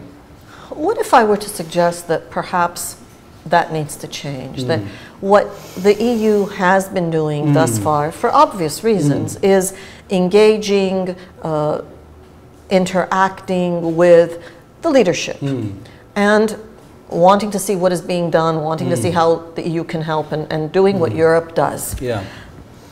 I would like to suggest that perhaps it's time to work not with the government leadership that perhaps either have less room to maneuver or think they have less room to maneuver, and perhaps it's time to work with us, with the public who I think assumed all along that this is where we are and belonged. Is that possible? I think what you will see is a switch in emphasis from the EU towards more engagement with civil society, and perhaps more attempt to do you know, the public relations work that maybe they should have done more of in the run-up to this decision. But nonetheless, without a strong political engagement at the senior level, at the state-to-state level, the state-to-EU level, I think it will not feel as, you know, a really very strong relationship, even if there is that that engagement with civil society, which is very important. But there will need to be a sort of a new engagement as well at the political level. What does this do to EU or transatlantic relations with Russia? Do we kind of get set aside now, and this will have to be a much more direct, head-on, you know, man-to-man sort of, let's get this cleared up? I mean, the pawns are kind of out of the way now, aren't they? You're right, but I think this is a very uncomfortable sort of place for the EU to be in, because what you're seeing here in some sense is a sort of clash of two completely different ways of looking at the way international politics works. I know for many Armenians, and certainly to most Russians, the idea that these sorts of relationships can be seen as a sort of a win-win situation is just not something that people readily accept. No. Everything has to be in terms of zero-sum game. And sometimes I guess, and you know, the accusation maybe have some foundation. People say, you know, the EU is being hypocritical when they say this, but deep in the hearts of our of the people who run the EU, and if most Western European and even increasingly, throughout the EU, the sense of these relationships being, win-win situations is growing. And what you've come now is you've seen this come up against a mindset which doesn't really accept that. So whether we see the sort of much more muscular sort of engagement that you're talking about or not is still to be seen, because as I said, I'm not sure the EU is really you speak different languages, don't you? Yes, exactly, can engage in that way. One more question about the EU. We keep talking about the EU. Is it fair to say that the attitudes, expectations, reactions to all of this are more or less unified, or are there some now in the EU that are saying, let's just put these guys aside, they're clear, and I'm talking about Armenia specifically, these guys clearly aren't interested or capable, we've got other fish to fry, other issues to resolve, let's just put them aside for the moment and move on? There's always been a spectrum of opinion in the EU and the countries with different agendas. I don't think actually, though, sorry, just to come back to your premise, I don't think there are any countries in the EU who want to ignore the Eastern neighbourhood, and I don't think you'll see any countries in the EU who now move in that direction either. I think what you do see are countries with slightly different agendas and different sort of approaches to how we engage with the Eastern neighbourhood. That will continue. The process of the EU making decisions is very tortuous and difficult. And just to touch on a rather sensitive issue, the whole question of the negotiation of this possible bilateral declaration has been a sort of an example of that. Sure. But that's the way the EU works. That's its strength, and that's why it's such a and I think an example of the way that international cooperation should work. In that everybody, all the member states of the EU, have their say in these discussions. That makes decision making complicated, but it sort of makes the organisation in a way stronger. Yes, if everybody's playing by the same rules. That's just very difficult to explain to this environment, as you said, where you can't understand how debate and discussion could possibly make it simpler. Do you know if there will be a bilateral declaration? That's still under negotiation, really, and so we'll wait and see. That's how difficult this is, that still in the 11th hour it's not clear. Are there... I mean, things may have changed, but I don't know about yeah, my latest information is that's what I understand. And in terms of making these issues, questions, topics, debates, problems more transparent now, more on the surface rather than politely trying to cajole one and the other to move forward in these democratic processes. You think it's safe to say that that's changed now? We can be more upfront, more readily accepting that, look, this democratization you Armenians think you're doing not so well. Can we please fix this? Do you think there will be more honest dialogue now? Sorry, but could you just be well, I'm working on a premise, of course. My premise is that thus far the European Union has been very European in its approach to our fitful democratizing. That when we don't do so well, the European Union will say, well, it's okay, you did a little bit better. Is it time maybe to have a more honest discussion that you, civil society, where are you? You, government, what are you doing? Do you think the nature of the discussion will change?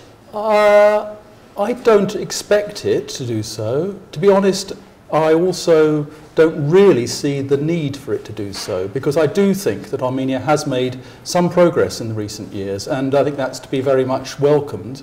I think what I would say is that what we were talking about with Armenia, if everything had gone well, was still a very early stage in a process. We were only talking about initialing.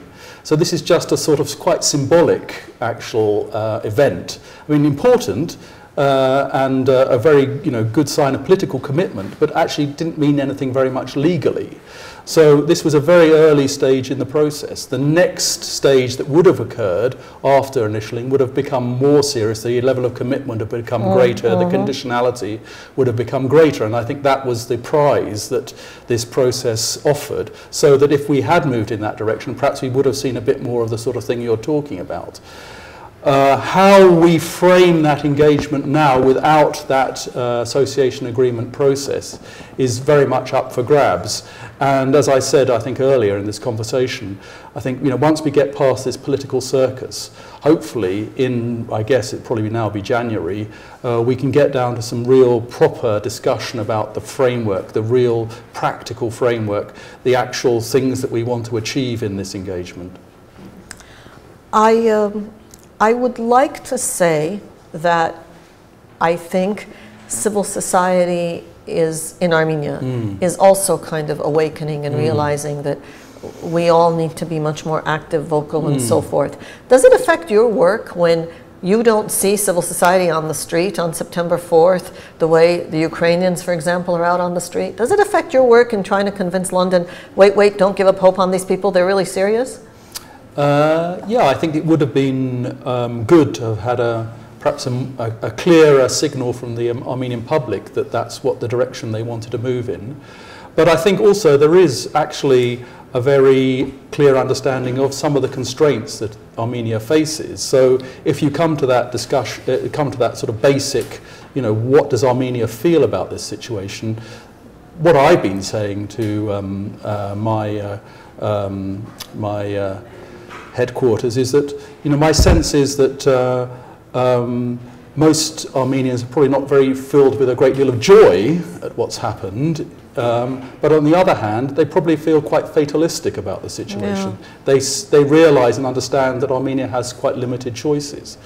And I don't think that understanding is confined either to Armenians. I think quite a lot of people in London and other European capitals also understand that as well. Is that now a little bit easier to explain to headquarters after Ukraine fell? Is the pressure off of us a little bit, somehow a little more understood? Armenia is off the naughty seat. Right? Yeah, and now we have to worry about Ukraine. Although, to be fair, Ukraine left the door open, right? Yes, they did. They haven't said that they are going to join the customs union. They haven't talked about, they've still set out the possibility of somewhere later on taking up the association agreement process. Again, I don't know how realistic that is. I wouldn't like to venture an opinion on that, because some of these things involve technicalities and legal issues which I don't really understand very well.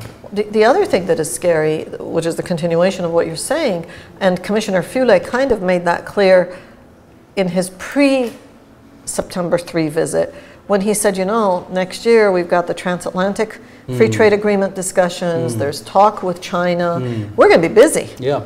We are going to be busy. This is why I said I think it's really important that Armenia and the Armenian government, as well as Armenian society, and I do take your point about the need for a civil society to be active and vocal and to some extent, as far as possible, do its part in trying to convey what Armenia wants to get out of this relationship. But I also would hope that the Armenian government as well will also set out very clearly what it wants to achieve from the relationship, what it can offer to some extent. And I don't mean that's in terms of, some sort of benefit, but in terms of a real productive engagement.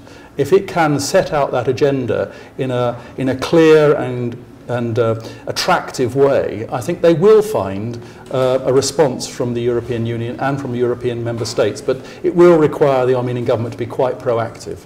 And Armenian civil society. And Armenian civil society. Well, that's a pretty good message to end on. Thank you, Ambassador Jonathan Aves of the United Kingdom. Pleasure as always. Thank you very much. Thank you. Thank you for joining us today.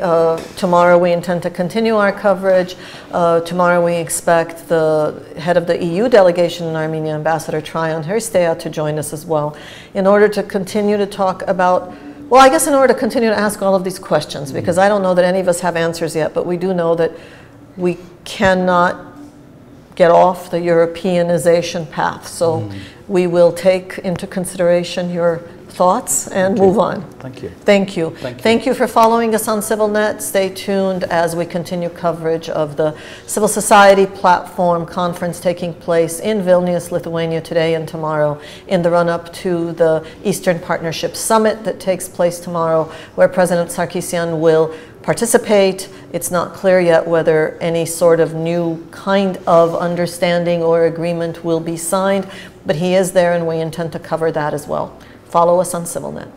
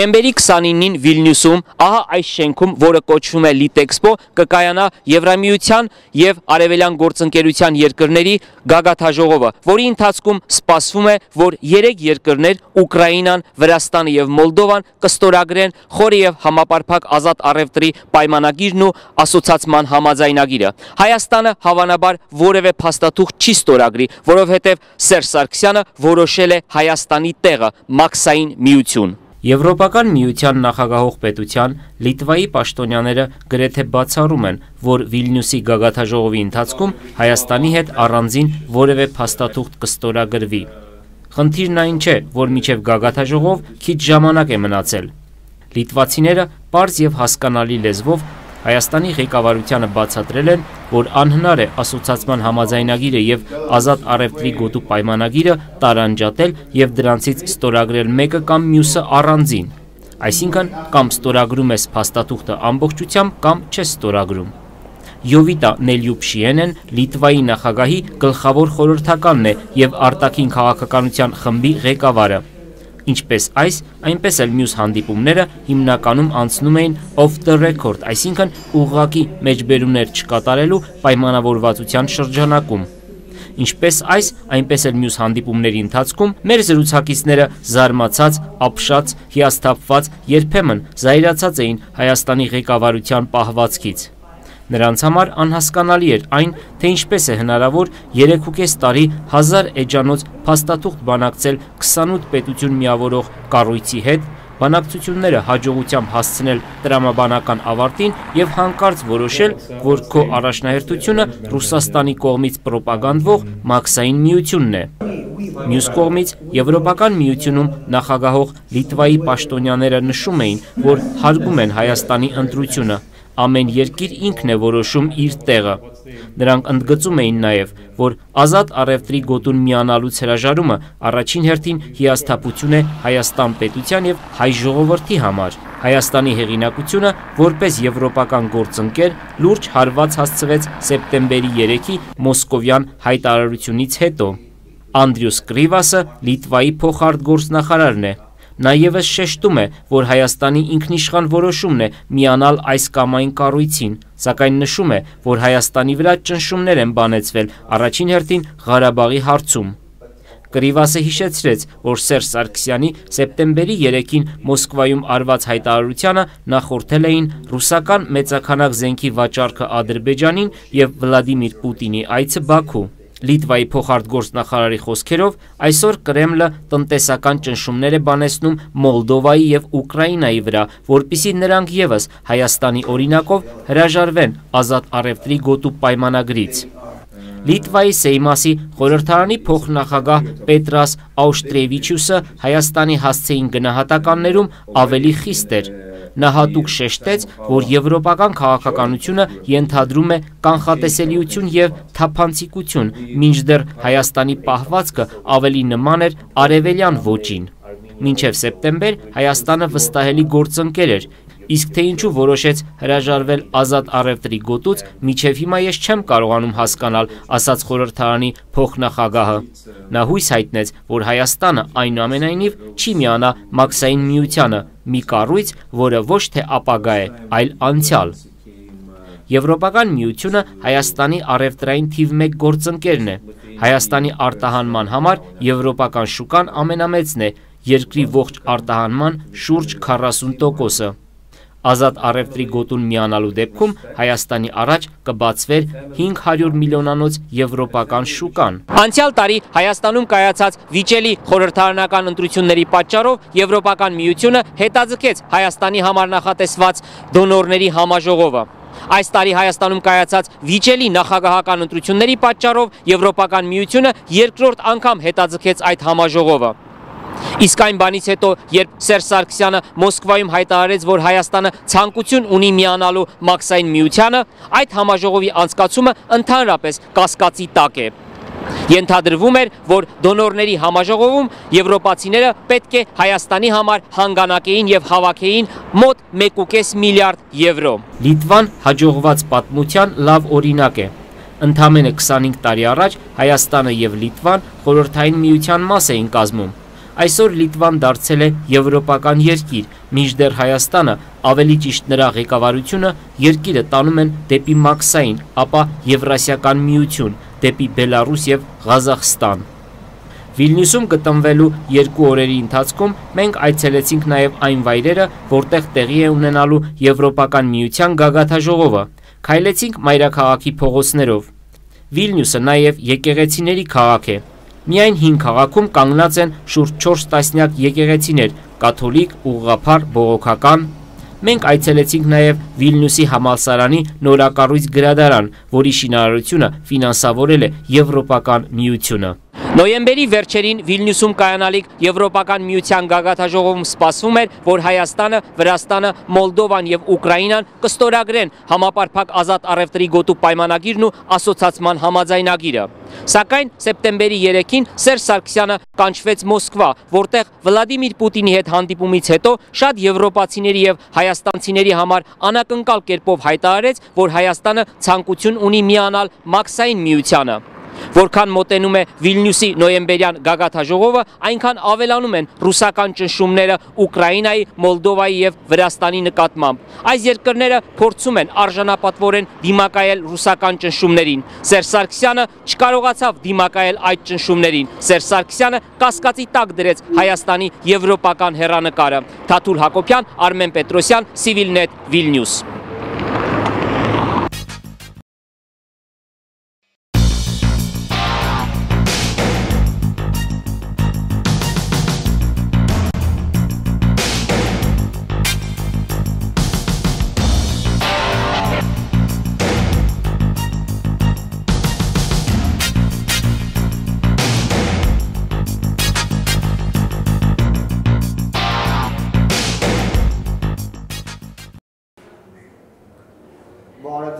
Այսօր Վիլնյուսում, ինչպես մենք գիտենք, տեղի ունենում քաղաքացիական հանրության կոնֆերանսը, որի շրջանակներում արդեն Վրաստանը տեխնիկապես ստորագրել է Եվրոպամիության հետ ասոցացման այդ փաստաթղթի տեխնիկական նախաստորագրումն է տեղի ունեցել։ Հայաստանը նույնպես պետք է ստորագրեր վավերացնել այդ փաստաթուղթը, նախաստորագրեր, սակայն բոլորիս հայտնի սեպտեմբերի 1-ի նախագահի այդ հայտարարությունից հետո մենք գնացինք դեպի Եվրոմիություն։ Թե ինչ կտար Հայաստանին այդ փաստաթղթի ստորագրումը, մենք փորձենք հասկանալ տնտեսագետ Սամվել Ավագյանի հետ։ Բարև ձեզ, Սամվել։ Հարցը սկսենք այնտեղից, թե եթե մենք ստորագրենք այդ փաստաթուղթը, դա ինչ էր տալու Հայաստանին։ Նախաստորագրենք եւ հետագայում նաեւ ստորագրենք Եվրոմիության հետ այդ ասոցիացման փաստաթուղթը, ինչ էր դա տալու Հայաստանին։ Ասոցիացման համաձայնագրի բաղկացուցիչ մասը հանդիսանում էր խորը եւ համապարփակ ազատ առևտրի համաձայնագիրը։ Այս համաձայնագիրը մեզ թույլ էր տալուց լրացնել այն երկրների ցանկը, որոնց հետ մենք կարող էինք ազատ առևտուր իրականացնել։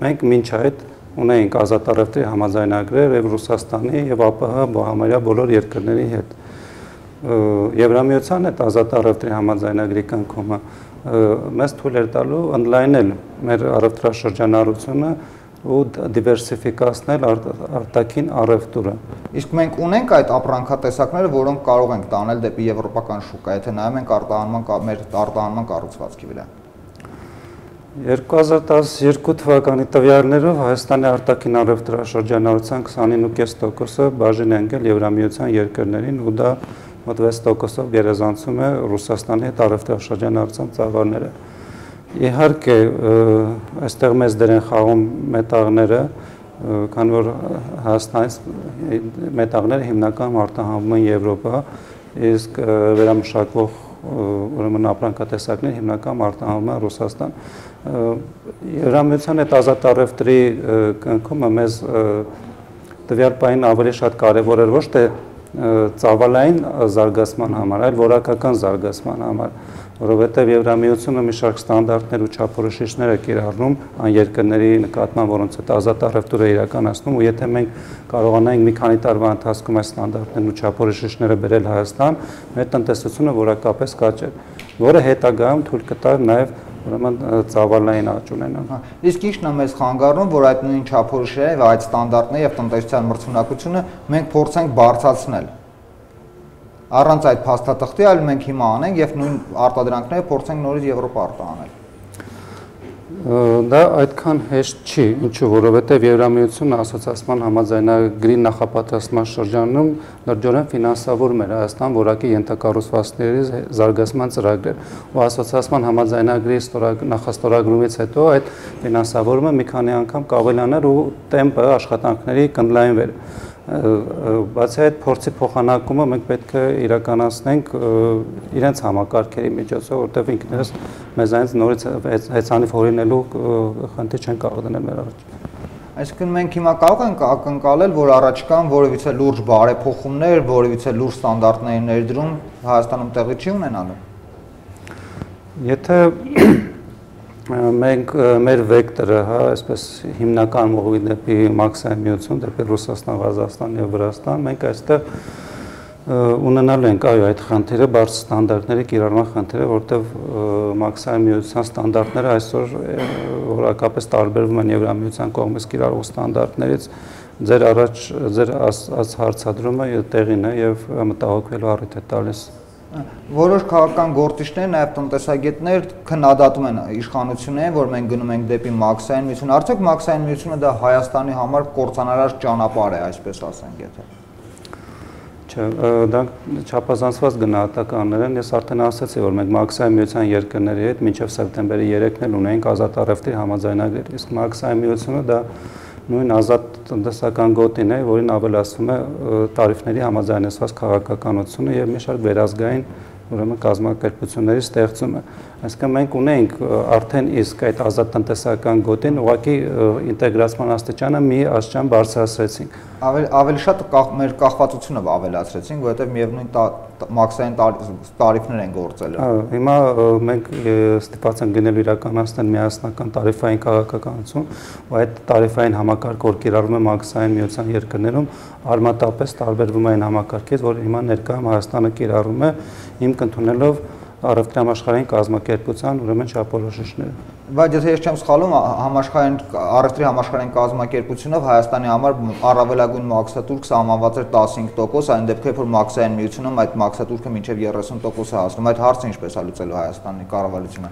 Առևտրի համաշխարհային կազմակերպությունը ոչ միայն Հայաստանին, այլ ընդհանրապես բոլոր երկրներին ուրեմն առաջարկում է 15%-ից բարձր մաքսատուրքեր չկիրառել, բայց մենք գիտենք մի շարք երկրներ, որոնք լինելով առևտրի համաշխարհային կազմակերպության անդամ, իրականում կիրառել են բարձր մաքսատուրքեր, այդ թվում Թուրքիան, այդ թվում Ռուսաստանը նույնպես վերջերս անդամագրվեց ԱՀԿ-ին եւ նրանք հաջատեղյակ են, թե ինչպիսի քաղաքականություն է վարվում, Ղազախստանի անդամակցության հարցը նույնպես օրակարգում է։ ԱՀԿ-ն ինքը պատժիչ մարմին չէ, այնպես չէ, որ իր ռեկոմենդացիաները խախտելու համար խիստ պատժիչ քայլեր է իրականացնում։ Ես մի փոքր հարց եմ նաև ուզում տամ։ Տեսեք, մինչև այդ մաքսային միության գնալը, երբ որ ռուսական կողմերը միշտ ասում են, որ Հայաստանը անդամակցի, մեր կառավարությունը իդեմս վարչապետի հայտարարում էր, որ ընդհանուր սահմանի բացակայությունը անհիմն է դարձնում, ոչ նպատակահարմար է դարձնում տվյալ միության անդամակցությունը։ Ինչ փոխվեց։ Ինչպես այդ հիմա այդ սահմանի հարցը լուծվելու։ Հատկապես եթե հաշվի ենք առնում, որ Վրաստանը արդեն գնում է դեպի ասոցիացիա Եվրոմիության հետ։ Իմ կարծիքով խնդիրը օրակարգից դուրս չի եկել եւ քանի որ այն ինչ տեղի ունեցավ սեպտեմբերի 3-ին դա քաղաքական որոշում էր, իսկ դրա տեխնիկական իրագործումը կյանքում դեռ ինքը որոշակի հարցեր կառաջացնի, այդ թվում նաեւ ձեր առաջադրած հարցը։ Մենք այդ մասին մի տեղեկատվություն ունենք միայն, որ կողմերը պայմանավորվել են փոխադարձաբար ճանաչել այն հաշիվ ապրանքագրերը, որ ուրեմն տրամադրվում են յուրաքանչյուր երկրում։ Մաքսային միությունը կճանաչի մեր հաշիվ ապրանքագրերը, մենք էլ իրենցը, որը թույլ կտա ուրեմն այդ մաքսային խոչընդոտները հասցնել նվազագույնի, բայց դա պրակտիկորեն որքանով հնարավոր է կերել, հիմա դժվար եմ ասել։ Հա, բայց նաև այդտեղ տարանցիկության խնդիր, որ չի լուծվում որևիցե կերպ, միևնույնն է մեր արտադրողները կամ բեռնափոխադրողները ստիպված են լինելու Վրաստանով անցնելուց 2 անգամ անցնել մաքսակետեր, եթե ոչ ավել։ Միանշանակ մաքսային ընդհանրակարգից խուսափել հնարավոր չի լինելու։ Շնորհակալություն, պարոն Ավագյան, իսկ ես հիշեցնեմ, որ թե ինչու Հայաստանը որոշեց հրաժարվել Եվրոմիության հետ այդ ասոցիացիան համաձայնագրից եւ ինչ կտա Հայաստանին մաքսային միության անդամակցությունը, մենք խոսում ենք տնտեսագետ Սամվել Ավագյանի հետ, իսկ CivilNet-ը շարունակում է հետևել Վիլնյուսում տեղի ունեցող իրադարձություններին եւ զարգացումներին եւ այժմ մենք ձեզ կներկայացնենք Վերադարձ Հայաստան հիմնադրամի խորհրդի նախագահ խորհրդի անդամ Ավետիք Չալաբյանի հետ հարցազրույցը, դրանից հետո մենք կունենանք նաև հարցազրույցներ եւ CivilNet-ը մինչեւ Վիլնյուսի տեղի ունեցող իրադարձությունները կլուսաբանի մինչեւ 28:30 Երևանյան ժամանակով։ Շնորհակալություն։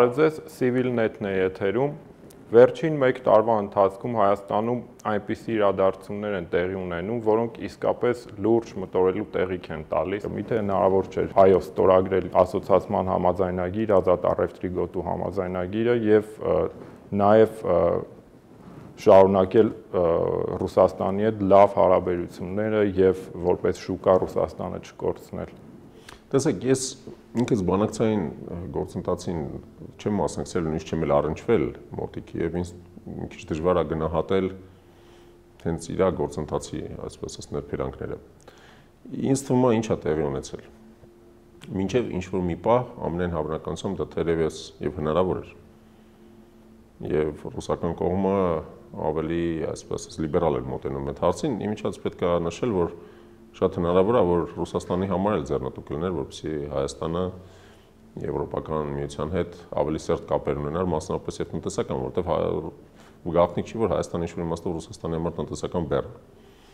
Եվ այդ տնտեսական բեռի մի մասը կարելի է տեղափոխել եվրոպացիների ուսերին, գուցե դա ինչ առումով բեռ։ Դե պետք է ենթադրենք սուբսիդավորված գներով գազ վաճառել Հայաստանին, պետք է սուբսիդավորված գներով զինամթերք վաճառել Հայաստանին, Միևնույն ժամանակ Հայաստանից անդադ արտահոս կա բոլոր դեպքերում տեղի ունենում, գաղտնիք չի, որ իմիջիայլոց Հայաստանի տնտեսության զգալի մասը սնվում է Ռուսաստանից եկող տրանսֆերի միջոցով եւ այլն, այսինքն այդ խնդիրը գոյություն ունի Ռուսաստանում։ Բայց մյուս կողմից նույն միգրանտները ստեղծում են Ռուսաստանում համախառն ներքին արդյունքի ինչ որ տոկոս։ Միգրանտները ոչ թե Հայաստանը։ Միգրանտները ոչ թե Հայաստան, ճիշտ։ Հայաստանի աշխատանքային միգրացիան նաև ժամանակավոր գաղթում են, ստեղծում են համախառն ներքին արդյունքի ինչ որ տոկոս։ Ընդունում եմ։ Չէ, ես ոչ թե ասի հայերը իհարկե շատ մեծ արդյունք են ստեղծում Ռուսաստանում, խոսք չկա, բայց ինքը Հայաստանը որպես երկիր բոլոր դեպքերում դեֆիցիտային է առայժմ։ Եվ լավ կլիներ իհարկե, որ այդ դեֆիցիտի մի մասը ենթադրենք հնարավոր լիներ փակել Եվրոպական միության հետ տնտեսական համագործակցության արդյունքում, այսինքն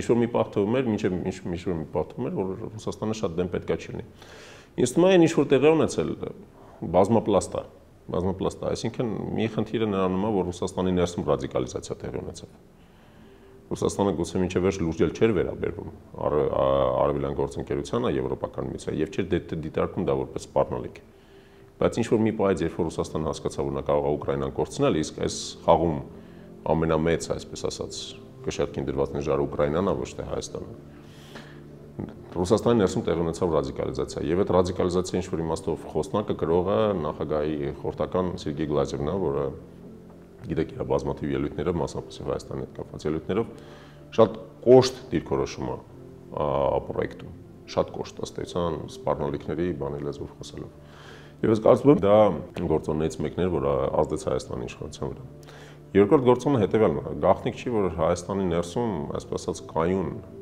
Եվրոպամետ կոալիցիա գոյություն չուներ իշխանության ներսում։ Այդպեսին չկար։ Իշխանության ներսում եւ նույնիսկ քաղաքական ուժերի ներսում, նայեք քաղաքական ուժերին, դաշնակցությունը ռուսամետ է։ ԲՀԿ-ն ամենայն դեպս իր մեծամասնությամբ ռուսամետ է։ ՀԱԿ-ը հստակ կողմնորոշում չունի։ Հանրապետական կուսակցությունը, այսպես ասած, նախագահամետ է, կանեին ինչ որ կասի նախագահ։ Եվ նախագահի եվրոպական, այսպես ասած, մոտեցումը նույնիսկ հանրապետական կուսակցության ներսում, այսպես ասած, ոգևորիչ մեծ աջակցություն չուներ։ Եվ ինչ որ պահի ինձ թվում է նաև հանրապետության նախագահը նաև հասկացավ, որ եթե ինքը փորձի իր վրա վերցնել, այսպես ասած, այդ ռեֆորմատորի բարեփոխիչի պատմիճանը եւ ինչ որ իմաստով փորձի փոխել Հայաստանի ավանդական 200 տարվա, այսպես ասած, կողմնորոշումը, նաև ներքաղաքական իմաստով կարող են առաջանալ շատ մեծ ռիսկեր։ Շատ մեծ ռիսկեր, այսինքն կարող է ձևավորվել ընդհակառակը կայուն հակաեվրոպական կոալիցիա,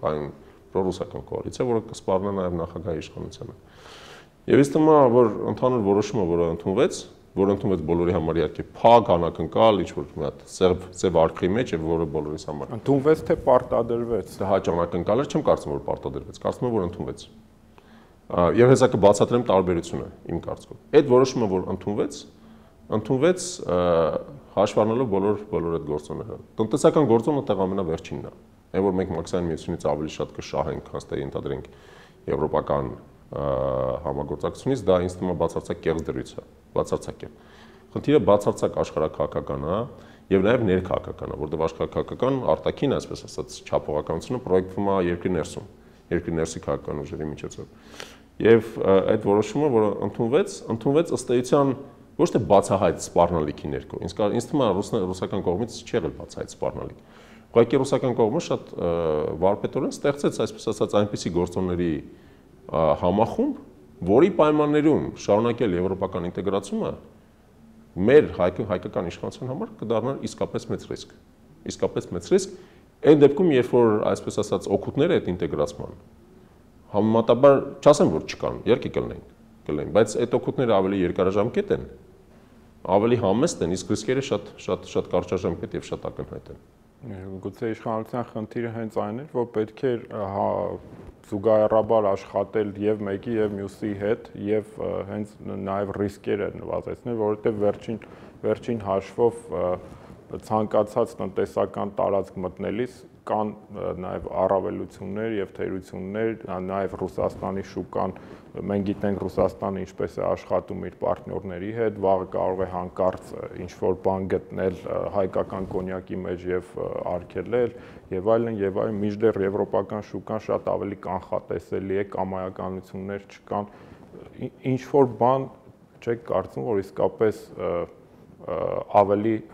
ավելի խոցելի ճանապարհով ենք մենք գնում, երբ որ դու առավել մեծ կախվածության մեջ ես դնում քեզ ռուսական շուկայից, որը որ միշտ անկանխատեսելի է ու կախված քո քաղաքական որոշումներից կարող է լրջագույն մարտահրավեր նետել քեզ։ Գիտեք, ես ասեմ, իհարկե, ընդհանրապես ասած, եվրոպական միության հետ գործընկերության սերտացման ակնհայտ այլընտրանք չի մաքսային միություն մտնելը։ Մենք երևի եթե այդ ամբողջ, այսպես ասած, ինտեգրացիոն գործընթացները մի քիչ ավելի եւ պրոֆեսիոնալ եւ ավելի հաշվենկատ կառուցենք ի սկզբանե, ապա ամենայն հավանականությամբ մենք կարողանանք ինտեգրացիոն գործընթացը զարգացնենք եւ ռուսական կողմի հետ եւ եվրոպական կողմի հետ։ Ընդհանրապես ասած պետք է հաշվի առնել, որ Հայաստանը որպես այդպիսին երկիր է, որը գտնվում է եվրոպական, ռուսական, արևելյան, մասնապես Թուրքիայի, Իրանի, հիմա նաև առաջացող չինական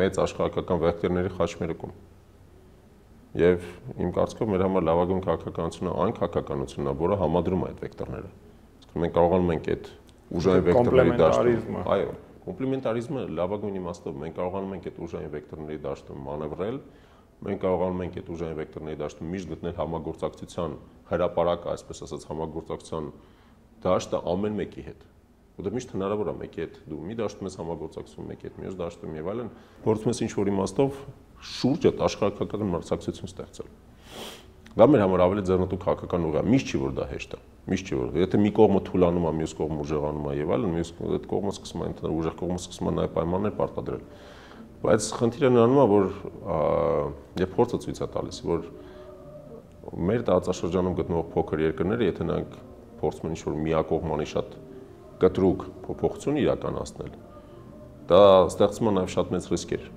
Դրա լավագույն օրինակը 2008 թվականին, երբ որ Վրաստանը փորձեց ըստ էության միակողմանորեն բացարձակ արևմտյան կողմնորոշում որդեգրել, դա բերեց Ռուսաստանի կողմից կտրուկ հակազդեցության։ Եվ հիմա չկա ոչ մի երաշխիքի միջոց, որ արևմուտքի կողմից չի լինի հակազդեցություն։ Իսկ այդ հակազդեցությունը նաև սկսել է ուղղակի արևմուտքը երևի գործում է ավելի մեղ մեջոցներով։ Բայց կարծում եմ, որ այդ հակազդեցությունը եւս տեղի կունենա։ Եվ հուսում եմ, որ նույնիսկ մաքսային միություն ընդհանրենք անդամակցելու պայմաններում մենք բոլոր դեպքերում միևնույն է խաղի դաշտ ունենք։ Եվ մենք պետք է այն խաղը, որը շարունակվելու է աշխարհական մեր գործընկերների հետ, կառուցվի բոլոր դեպքերում կոմպլեմենտարիզմի բազայի վրա։ Այսինքն, եթե մենք նույնիսկ հայտնվելու ենք մաքսային միության մեջ, մենք պետք է բանակցենք ըստ էության ամեն պայման, ամեն կետ, ամեն դրույթ մաքսային միության պայմանագրերի մեջ։ Եվ դա անենք մեր համար մաքսիմալ ձեռնտու պայմանները, որովհետեւ մենք մեր վրա չվերցնենք այն պարտավորությունները, որոնք մեր տնտեսությունը իրականում կարող են խեղդել։ Նույն ձևով պետք է շարունակել ընդհանրենք գործընկերության process-ները եվրոպական միության։ Լավ օրինակ կա, որ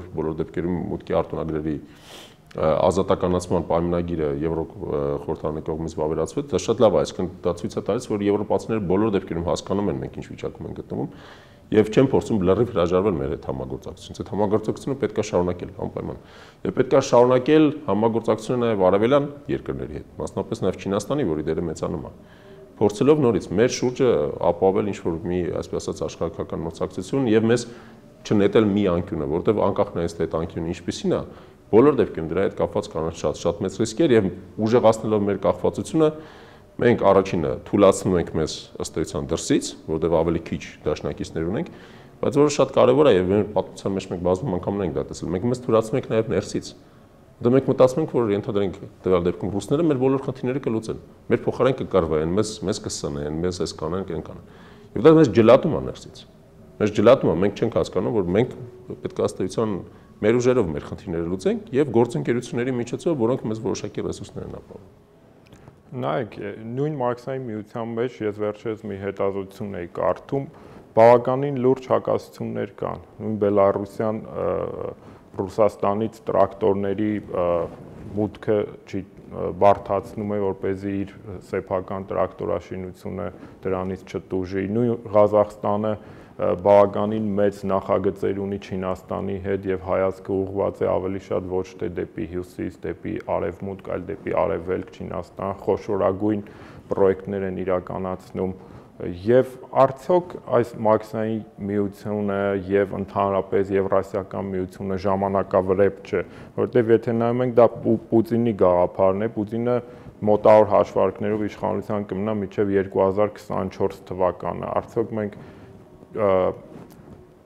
ունենք այն սցենարը, որ այս ժամանակավրեպ զարգացումը ինչ որ պահի լրիվ հակառակ ընթացքն է ունենալու եւ որ մենք պատրաստ լինենք դրան։ Գիտեք, ես թերևս կխուսափեի Մարքսային եւ հետագայում Եվրազիական միության հեռանկարների մասին դատողություններ կառուցելուց, որովհետեւ ճիշտ ասած այդ կառույցի կենսունակությունը ինչ որ իմաստով նաև կախված է այդ կառույցի անդամ պետությունների եւ առաջին Ռուսաստանի գործադրած ջանքերից։ Ինչ որ հավանականությամբ դա կարող է հաջող ընթացք ունենալ, ինչ որ հավանականության դեպքում ընդհակառակը ոնց որ սովետական միությունը մեր բոլորի աչքերի առաջ բոլորս հիշում ենք փլուզվեց, ասած հսկայական աշխարհակական հետևանքներով, հա, այսինքն երկու տարբերակներ հնարավոր են, թե որի հավանականությունն է մեծ կամ փոքր դժվար եմ ասել, բայց այստեղ կա ուրիշ շատ ավելի կարճաժամկետ ու պարզ գործոն, որը մենք պետք է հաշվի առնենք։ Մարքսային միությունը բոլոր դեպքերում դա 3 երկրների մարքսային միավորում է, որոնք ունեն ռեսուրսային տնտեսություններ։ Բելարուսան ավելի քիչ չափով, բայց Ռուսաստանն եւ Ղազախստանը դրանք ռեսուրսային տնտեսություններ են։ Այդ տնտեսությունների արժեքը հիմնական ավելացած արժեքը ստացվում է իրենց ընդերքի հաշվին։ Եվ հետո Ռուսաստանում ավելի շատ չափով, Ղազախստանում ավելի քիչ չափով, Բելարուսիայում ավելի շատ չափով, ինչ որ իմաստով այդ ստեղծված արժեքը հետո կոնվերտացվում է նաեւ երկրորդային, երրորդային, այսպես ասած արժեքների, հա, տնտեսական։ Հայաստանը ուրիշ տնտեսություն է։ Հայաստանը եւս ինչ որ բան կորզում է իր ընդերքներից, մասամբ բարբարոսական միջոցներով, հա, բայց Հայաստանը բոլոր դեպքերում ռեսուրսային տնտեսություն չի։ Այն ինչ որ մենք ունենք մեր ընդերքներում համաչափելի չի, ոչ Ռուսաստանի, ոչ Ղազախստանի հետ։ Եվ մեր տնտեսությունը պետք է լինի բաց տնտեսություն։ Ամենամեծ խնդիրը, որ մենք ստեղծում ենք Մարքսային միությանը անդամակցելով, նա որ մենք միանում ենք 3 երկրների, որոնք փակ տնտեսություն են։ Եվ նրանք կարող են իրենց թույլ տալ լինել համեմատաբար փակ տնտեսություն, որովհետև ունեն ռեսուրսներ դրա համար, բնական ռեսուրսներ։ Մենք դրա հնարավորությունը չունենք։ Մենք մեր վրա ըստ էության ստանձնում ենք այն տնտեսական ռեժիմը, որը ձևավորվել է այդ երկրներում,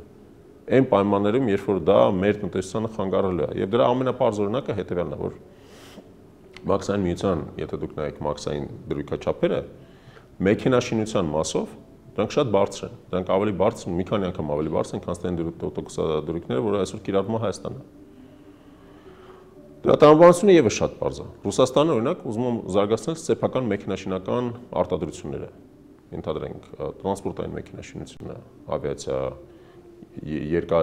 երկաթուղային լոկոմոտիվներ, գնացքներ եւ այլն, նավեր, ծանր արդյունաբերության համար մեքենաշինություն, նավթային մեքենաշինություն, մետալուրգիական մեքենաշինություն եւ այլն։ Եվ Դրանք տնտեսության ճյուղեր են, որոնք շատ մեծ մասշտաբ են պահանջում մի կողմից, եւ Ռուսաստանն է, որ ունի այդ մասշտաբը։ Եվ մյուս կողմից պահանջում է պետության սուբսիդավորում, որպեսզի դրանք զարգանան։ Եվ պահանջում է պետության նաև, այսպես ասած, պրոտեկցիա, այսինքն բարձր մաքսատուրքերի տեսքով։ Եվ դա մի ռեժիմ է, որը Ռուսաստանում գիտակցված տրամաբանական ռեժիմ է։ Թե դա հաջողության կբերի, թե չէ, դա այլ հարց է, բայց այդ ռեժիմն է, որ կիրառվում է։ Մոնեք Հայաստանի տեսանք ինձ։ Մենք ոչ նավ ենք արտադրելու, ոչ ինքնաթիռ ենք արտադրելու, ոչ գնացքներ ենք արտադրելու եւ այլն։ Մեր տնտեսությունը ուրիշ տնտեսություն է։ Հիմա եթե մենք այդ մաքսատուրքերը կիրառում ենք մեր վրա, դրա հետևանքը շատ բարձր է լինելու, որ մենք չկարողանանք այդ սարքավորումը առնել որևէ մեկից բացառությամբ Ռուսաստանի։ Իսկ մեր տնտեսությունը գտնվում է այն ֆազայում, որ իրան պետք է շարունակել ինդուստրիալիզացիան։ Մեզ պետք են եւ ինքնաթիռներ, եւ պետք են եւ գնացքներ, եւ մենք չենք կարող արտադրել, բայց մեզ պետք է գնել, եւ պետք է գնել մաքսիմալ էժան։ Ամենապարզ բանը, որ մեզ մեքենաներ են պետք։ Բնակչությանը մեքենաներ են պետք։ Այդ մեքենաները միանգամից 20%-ով թանկանալ են։ Իսկ մենք մեզ սահմանափակում ենք ուրիշների տնտեսական ռեժիմը, որը իրանց տրամաբանությամբ է ձևավորված, ոչ մեր տրամաբանությամբ։ Եվ հենց այդ պատճառով ես ասում եմ դրա մասին, որ մենք պետք է մտածենք, եթե մենք մաքսային միություն ենք անդամակցում, ինչպես լրացուցիչ բաների միջոցով, լծակների միջոցով, մեղմենք այդ բացասական հետևանքները, որը մաքսային միությունը մեր համար կունենա։ Որտեվ հիմա միանգամից իշխանական տարբեր գործիչներ միանգամից սկսել են գովերքել մաքսային միությունները, մաքսային միության առավելությունները, որ մենք ունենանք, ենթադրենք մաքսային միության ներսում անմաքսատուն, որը եւս շատ կարեւոր է, հա, որտեղ դա ինքը որպես այդպեսին խոչընդոտ առևտուր եւ այլն։ Եվ հրաշալի է, դա իսկապես օգտակար է։ Բայց եկեք հակառակողը տեսնենք։ Եվ մտածենք այդ հակառակողը ոնց ենք մեկնել։ Հիշեցնեմ, որ իմ հյուրն էր Վերադարձ Հայաստան հիմնադրամի հոգաբարձությունների խորհրդի անդամ Ավետիք Չալաբյանը։ Շնորհակալություն Ավետիք։ Շնորհակալություն։ Մնացեք CivilNet-ի հետ։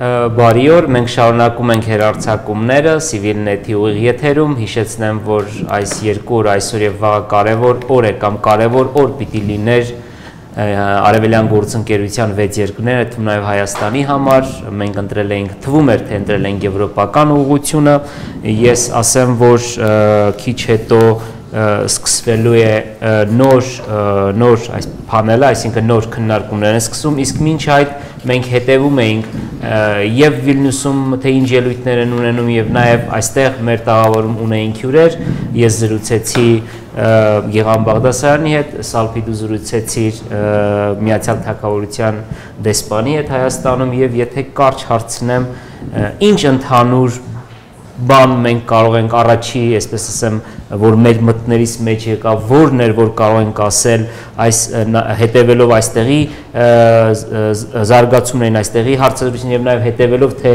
ինչ են խոսում Վիլնյուսում։ Թաթուն մի քանի օրինակներով կուզեմ ասել, որ ինձ թվում է, որ ինչ որ անգյունաթարցային բահես է։ Նախ որ մենք որ որոշում էինք CivilNet-ով թե այսօրը վաղը արժի ուղիղ եթերով դալ թե չդալ, դե վերջի այնտեղ ինչ իմաստ ունի եւ այլն, այսօր մենք ունենք 1000-ից ավել թիդող եւ ոչ միայն Հայաստանից, նաեւ Ռուսաստանից, նաեւ Ուկրաինայից, մարդիկ որ ասում են, այս ծեր խոսակցություն նաեւ ռուսերեն թարգմանություն, մեկնաբանություն լինելու է թե չէ։ Այսինքն հետաքրքրությունը այս մեր տարածաշրջանում, մերը գրնաս մինչև Մոսկվա դանել կամ ավելի, շատ է, մեկ։ Երկրորդ, թե կոնֆերանսի ընթացքին ելույթների տոնը, տեսակը եւ թե օրինակ տեսփանի հետ խոսակցությունը։ Իմ մոտ այն տպավորությունը կա, որ վերջապես, վերջի վերջո, այս ընտանիք պիտի կազմենք, չէ՞ մենք միասին, վերջի վերջո այդ հարցերը նոր ճիշտ ծևով սկսենք իրար տալ, մենք մեզ եւ իրար։ Շատ հետաքրքրական է, շատ ավելի թիբուկ են հարցերը, թե արդյոք այս երկիրները պատրաստ չէին զոհելու կամ զոհաբերելու կամ այդ խնայողություններով երթալու, որ իրենց մեծ պահանջվեր, արդյոք քաղաքացիական հասարակությունը իրոք տեղյակ չէր, թե մենք արդյոք սխալ մարդկանց հետ ենք խոսել, պետք էր ավելի արդյոք այդ հարցերը, որ ի սկզբանե պիտի դրվեր, հիմա դրվում է, հիմա չեմ գնաս ասել, որ Ինչ օգուտ։ Բայց ես կուզեմ հավատալ, որ այդպես չէ, որ կա այդ ներքևից վերև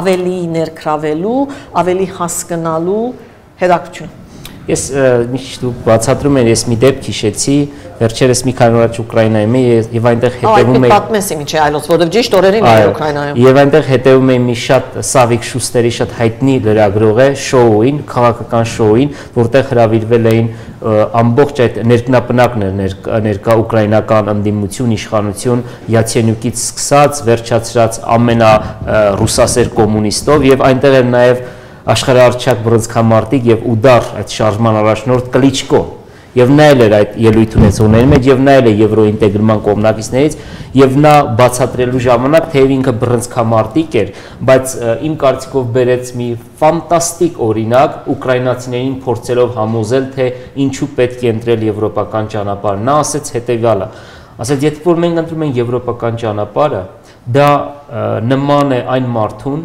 որի ատամը ահավոր ցավում է, բայց որը վախենում է գնալ բժշկի։ Մենք ասեց այդ վիճակում ենք, մեր ատամը ցավում է ահավոր, արդեն քանի տարի ու ցավելու է, բայց մենք պետք է ռիսկ ունենանք, գնանք նստենք ատամնաբուժի առաջ, որպեսզի մեր ատամը բուժի։ Ուզում էր ցույց տալ այդ ամբողջ ցավալի process-ը, որ իրենք պիտի անցնեին, այն զրկանքները, բայց նա ասում էր, որ ի վերջո ապագան մերն է։ Մենք շատ հաճախ բերում ենք Լեհաստանի եւ Ուկրաինայի օրինակը, որոնք շատ մոտ ժողովուրդներ են, իրենք հասկանում են, հարևան են։ 20 տարի առաջ նույն վիճակում։ Այո, եւ հիմա որտեղ է Լեհաստանը, որտեղ է Ուկրաինան եւ շատ իդեպ ուկրաինուհիներ այսօր Լեհաստանում խնամում են ծերերի թոշակառուների, շատ շատերը, հատկապես արևմտյան շրջաններից։ Մենք իհարկե պետք է հետևենք իրադարձություններին, իհարկե դասեր քաղենք եւ ասեմ, որ շարունակվում է Վիլնյուսում այդ civil society, այսինքն քաղաքացիական հասարակության խորհրդաժողովը, որտեղ միայն քաղաքացիական հասարակության սեկտորը չէ ներգրավված, մասնավորապես երբ ես կարդում եմ այս ցուցակը, իրոք բարի նախանձով եմ լսում եւ ես կուզեի լինել այդ դահլիճում, լսել այդ մարդկանց, բայց փառք Աստծո այսօրվա տեխնոլոգիաները թույլ են տալիս նաեւ հետևելու։ Մի քանի մարդկանց նշեմ։ Սա այն panel-ն է, որ հենց հիմա պիտի սկսի։ Քիչ հետո պիտի սկսի, այո։ Եվ մի քանի մարդու նշեմ, Լինաս Լինկեավիչուսը գործող, այսինքն արդեն նախագահությունը հանձնում են Լատվիային, այսինքն Լիտվայի արտգործնախարարն է, որը բոլորին վերջերս եկավ Հայաստանում, Հայաստանի արտգործնախարարն ընդունեց եւ իդեպ սա այն մարդկանցից, այն դիվանագետներից, որը հիացած էր Հայաստանի ձեռքբերումով։ Դա եթե չեմ սխալվում, այսի 5-ներ կամ 6-ներ Երևանում ասուլիսում ենք։ Հա, եւ մեծ էր արդեն հիասթափությունը։ Հայտնի մարդկանցից ես ուզում եմ նշել նաեւ Մայա Փանջիկիձեին, որը մեր հարևան Վրաստանի արտգործնախարարն է, իդեպ ասեմ, որ Վրաստանը այսօր քիչ առաջ արդեն նախաստորագրել, այսինքն տեխնիկապես նախաստորագրել է, իսկ վաղը արդեն տեղի ունենալու այդ պաշտոնական հանդիպման ժամանակ նախաստորագրությունը պաշտոնական եւ Վրաստանը ներկայացված է նորընտիր նախագահ Գեորգի Մարգվելաշվիլիով, այստեղ նաեւ կան Հրանտ Կոստանյան, որին մասին ես շատ բան չգիտեմ եւ եթե գիտես Հրանտի հետ մենք նաև ինտերվյու ենք, հարցազրույց ենք ունեցել CivilNet-ում, որ ցույց կտանք այս panel-ի խոսակցությունից հետո։ Հրանտը Հայաստանից է եւ այնտեղ ինքը գործակցի Բելգիայում Center for European Policy Studies գազագերբության հետ, եվրոպական քաղաքականության ուսումնասիրության կենտրոնի հետ եւ ինքը բազմիցս եւ շատ բարձրացայն արտահայտվել է այս մեր նման երկրների ներքրավման անհրաժեշտության մասին։ Հետաքրքրական է, որ ընդհանրապես երբ որ այս երկու օրերու օրագարկին գնայինք, շատ քիչ հայեր կան։ Մի քիչ ավելի ուշ Բորիս Նավասարդյանը ղեկավարե մեկ ուրիշ panel, օրվա վերջինը, հիմա գա Հրանտը եւ որքան ես տեսնում եմ այդքան։ Այսինքն ես չեմ ուզեր այդպես ասել, բայց վախենում եմ, որ սա ինչ որ արտահայտությունն է այն բանին, որ հայերը արդեն քիչ թե շատ չգան այս թաշտում, այս եվրոպականացման թաշտում։ Դե յուրաքանչյուր panel-ի մեջ տեսնում ենք իհարկե եվրոպացիներ, տեսնում ենք Պրիբալտիկայի երկրների ներկայացուցիչներ, հայեր կան ընդհանուր երկուսը, մեկը Հայաստանից, մեկը ոչ։ Ինչով կարող ենք սա պայմանավորել, Սալբի, դու մեր կազմակերպությունը CivilNet-ը շատ ուշադրությամբ է հետևել այս իրադարձություններին, ով է մեղավոր, ճակերտների մեջ մեղավորության իհարկե ես ունեմ։ Այսինքն մենք փոքր երկիր ենք, Եվրոպայի համար այդքան էլ կարևոր չենք, ես ունեմ նաև անկեղծ խոսենք, թե մենք չենք ուզում շատ ներգրավենք։ Ինչն է հիմնական խնդիրը այստեղ։ Թե մեզ ընկալում են ամեն դեպքում մեզ ցավալիորեն գուցե ընկալում են որպես Ռուսաստանի ուղեծրում գտնվող մի հանրապետություն, որը չունի անկախության բավարար պաշար, որպեսզի նրա հետ նստեն եւ բանակցություններ վարեն, իմանալով, որ հայերի համար վերջին խոսքը ցավալիորեն գալու է Մոսկվայից եւ իդեպ սեպտեմբեր 3-ը դրա ապացույցներ են։ Նույնիսկ եթե ես այդքան սև ու սպիտակ չընդունեի ասածդ, եւ ես կենթադրեմ, որ հիմա ուր որեն պիտի մեզ ասեն, որ արդեն պետք է վերամիանանք խորհրդաժողովին։ Եթե կարճ պատասխան պիտի տայի ասածից, պիտի ասեի այո եւ այո։ Բայց եթե երկար պատասխան պիտի տայի, կսեի, որ գիտեք, այնտեղ որովհետեւ քաղաքացիական հասարակություն է սա, այնքան սև սպիտակ չէ։ Ճիշտ է, որ Հայաստանը կենտրոնական նշանակություն ունեցող երկիր չէ իրենց համար, հասկացանք։ Ճիշտ է, որ Ուկրաինայի այս դաբալմամբ մեր վրայից փերը մի փոքր թեթև ցավ, մի փոքր ավելի հասկացողությամբ են նայում նախագահ Սարգսյանի որոշման։ Բայց մյուս կողմից սա քաղաքացիական հասարակություն է, այնտեղ կորձնող, խոսող, մի բան ասելիք ունեցող մարդ տեղ կգտնե։ Եվ մենք փաստորեն թե մեր քաղաքացիական հասարակության ներկայացուցիչները այսօր մեծ թվով այնտեղ չեն, մենք այստեղ ունենք, չէ, քաղաքացիական նախաձեռնության այդ կազմակերպությունը, որ ունի 100-ից ավելի անդամ կազմակերպություններ, պլատֆորմ։ Դա նախագահն է Բորիս Նավասարդյանը, այո, Բորիսը հիմա այնտեղ է, բայց արդյոք մյուս կազմակերպությունները, որ նաև հրավիրված էին գնացին, արդյոք ավելի պիտի չլար այդ մասնակցողների թիվը, մենք եթե դեսանելի չլինենք, եթե աշխարհի խոսակցության չմասնակցենք եւ եթե մեր հարցերը միայն լինեն մեր մասին, մեր անմիջական ներքին հարցերի մասին, իհարկե մեզ պիտի մոռնան, իհարկե մեզ ադյան աթոր պիտի չդան։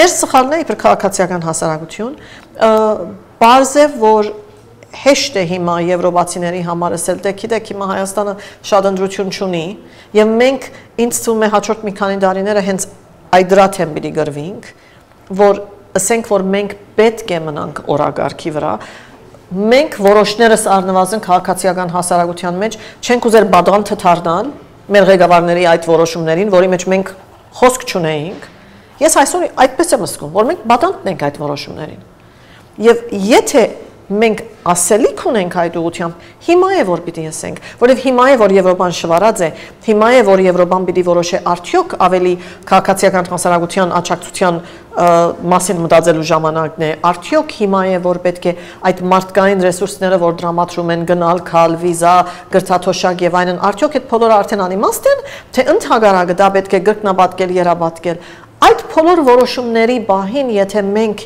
հիմա ներկա չլինենք, մենք ուրեմն թողնում ենք, որ այս որոշումը, որ գայացվեց միահեծան, թարնա արդեն միակ ելքը, միակ ձևը։ Ես կուզեի ասել, որ մենք ավելի թեր գրնանք ունենալ այս բոլորի մեջ։ Հուսանք, որովհետև ես նաև կարծում եմ, որ Վիլնյուսը ի վերջո մեկ օր է եւ դա վերջը չէ, այսինքն կարելի է շարունակել եւ այստեղ այսօրվա պանելը, որ քիչ հետո պիտի սկսվի, շատ հետաքրքիր վերնագիր ունի Վիլնյուսից մինչև Ռիգա տեսլական եւ գործողություն եւ սա ինքնին շատ բան է ասում եւ այստեղ մենք հաճախ խոսում ենք, որ քաղաքականությունը նաև անբարոյականություն է, բայց պիտի բացատրենք ինչու Վիլնյուսից Ռիգա, հա։ Այո, որովհետև հաջորդ նախագահությունը ստանձնում է Եվրամիությունում ստանձնում է Ռիգան, այսինքն Լատվիան է ստանձնում, հետաքրքիր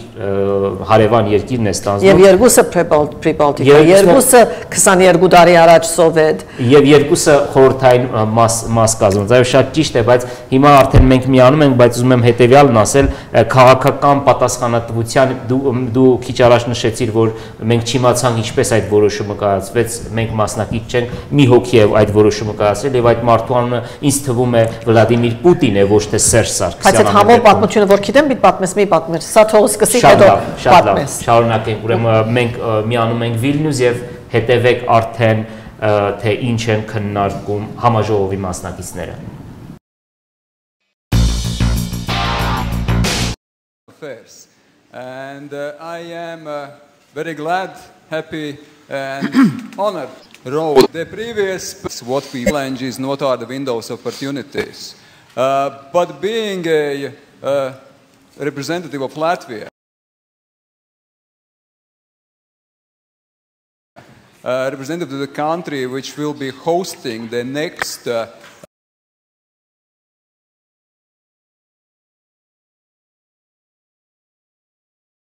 Eastern Partnership Summit, of course I'm happy to have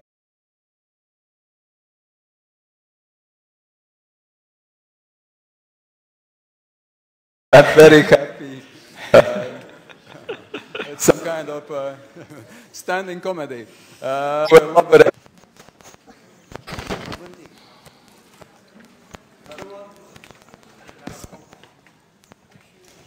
This is the last hope. If not, we are done with this summit and civil society conference. Okay, it seems that it's we have. As I said forward, and that we already elaborated on some of the things, but I think it's not enough, and we can go further to understand what are the expectations, what are the challenges, what are the windows of opportunities. We are meeting in Vilnius, but basically we are thinking of Riga.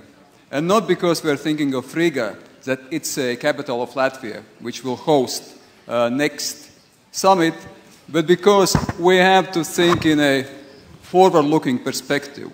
It is about next year, about next 1.5 year, 1.5 year. What are the Eastern Partnerships? So basically it's something wider, it's not just about the summits or organizing summits. What are the thinking of the prospective direction, vision and action within and for the initiative of Eastern Partnership?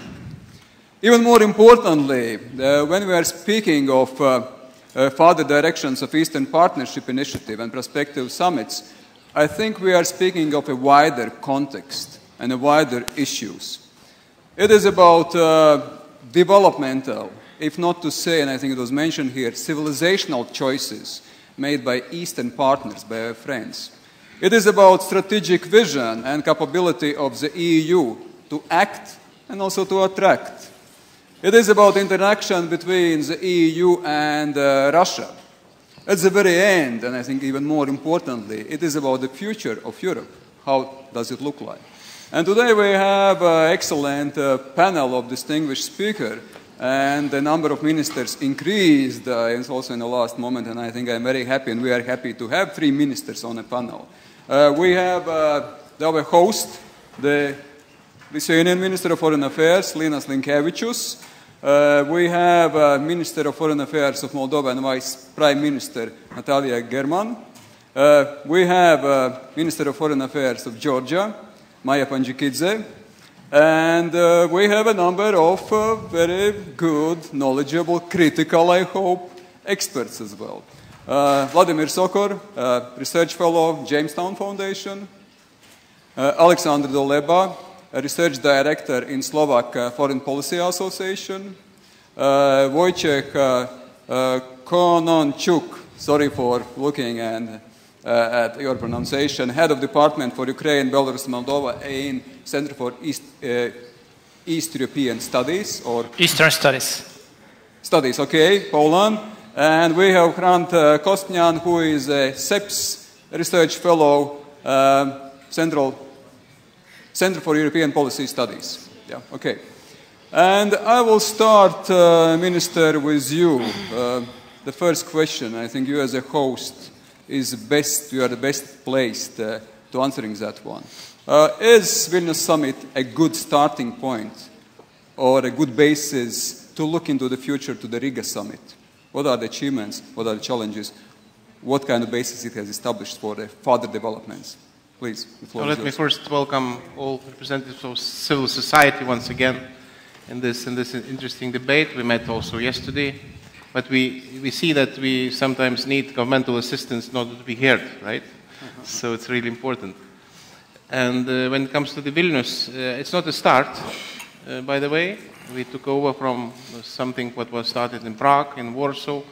It's not Lithuanian invention. We just continued. And Riga also will not be the end of the game, I have no doubt. Now I can tell it's really something which should last until it's necessary. And what we do in Vilnius, as I already said in other formats, to take stock, to learn lessons, and to go ahead. It's a very important message from Vilnius to go ahead, to continue. Europe must continue investing into Eastern Partnership program because of all these countries. And my friends and Maya and Natalia are here. We spent a lot of time discussing these issues, and when they went through very difficult processes, both of them, those who are present here. And in Moldova, they had governmental crisis, but they overcame this crisis and didn't lose any single day in the negotiations, accomplished the negotiations, then followed by Georgia. This is easy to say, but it's not easy even to initial. Almost 1,000 pages were signed this morning by Natalia and other friends, but such a huge work was preceded before. So let's take stock what happened, and happened a lot of wonderful things. We can be proud about that. And those who are trying to pretend that, you know, it's disappointment, yes, I'm disappointed.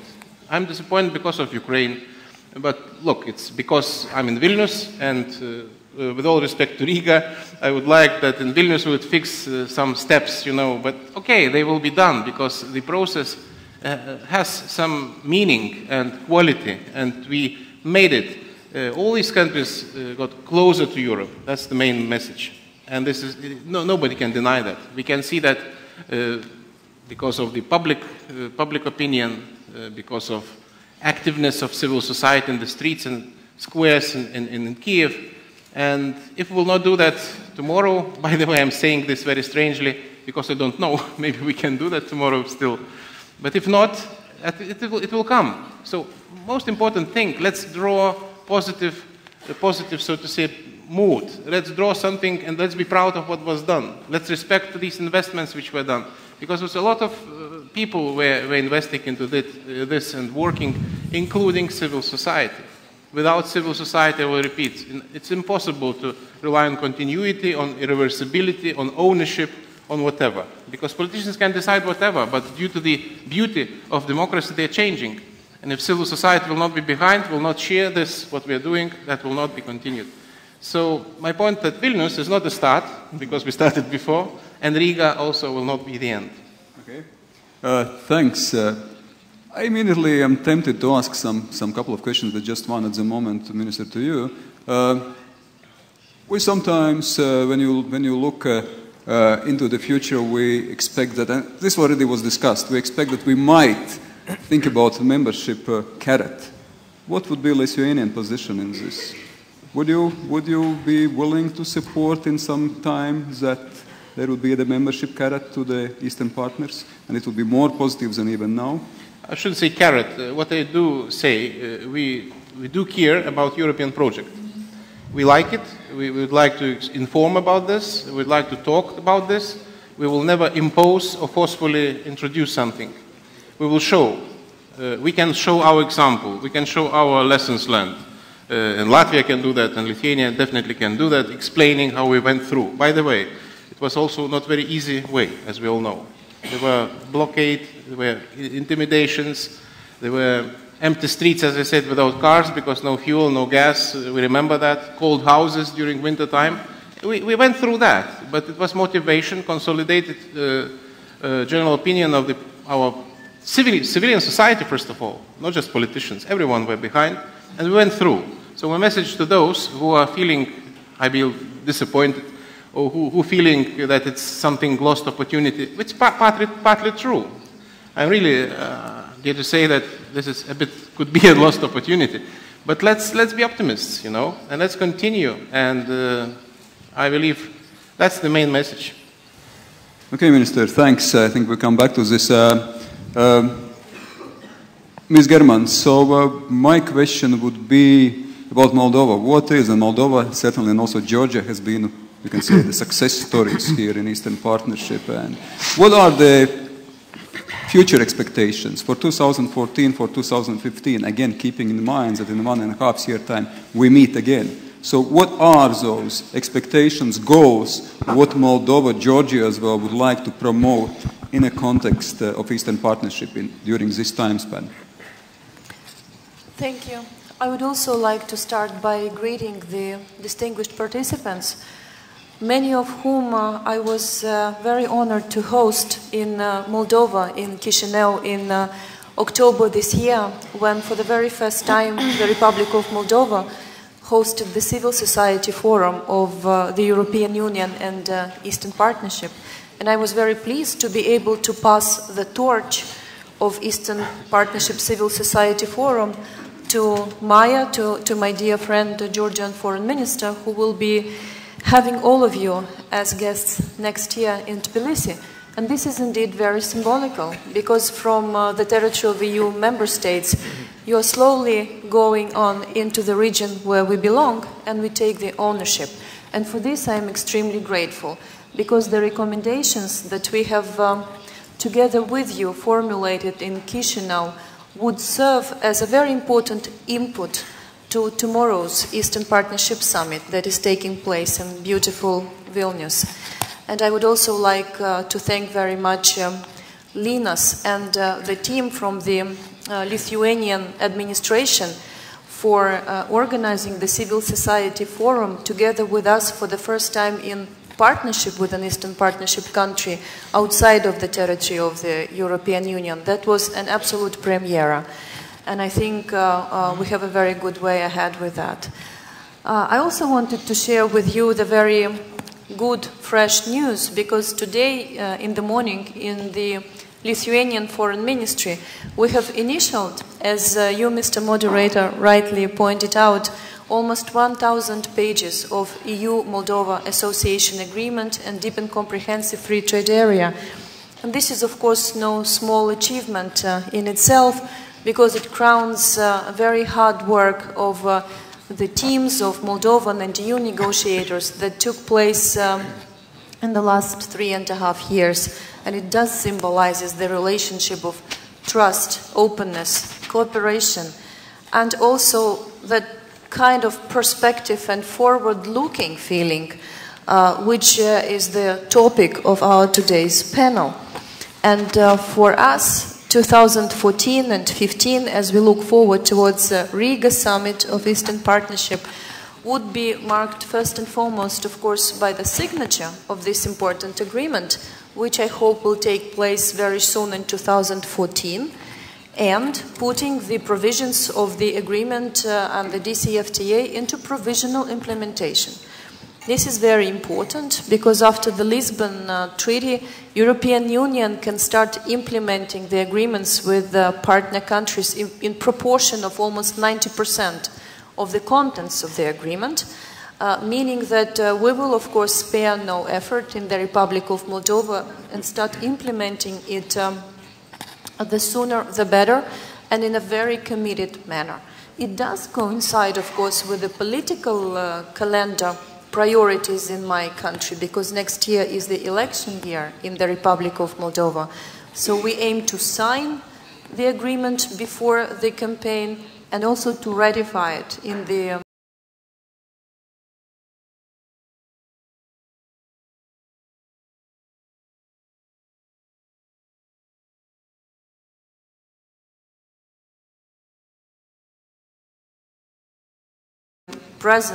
by the present composition of the Moldovan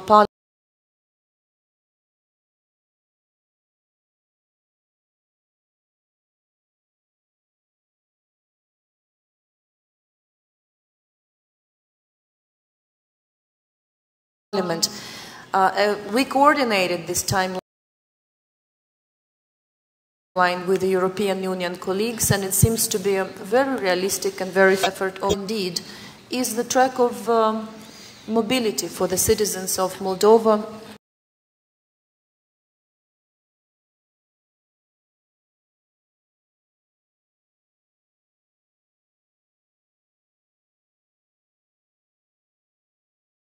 In a well-managed and secure manner. And you probably know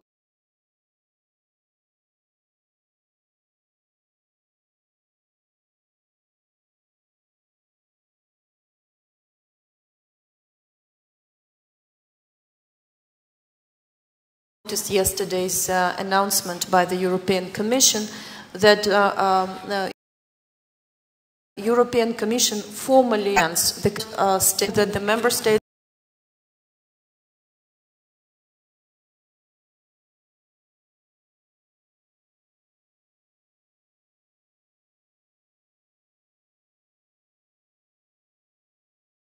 and the European Parliament before it starts the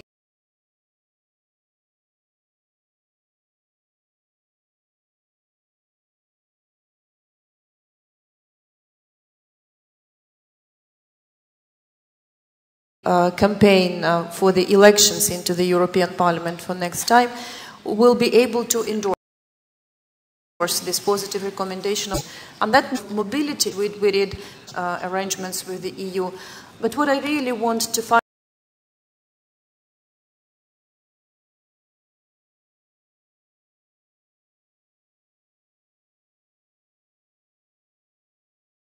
finalize with is actually the question that you posed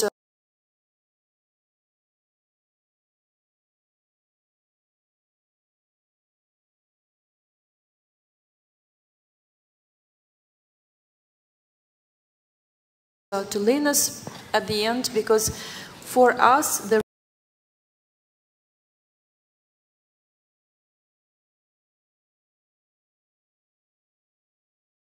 real meaningful period of time between Vilnius and Riga, the continue norms and by this I would also like to encourage very much these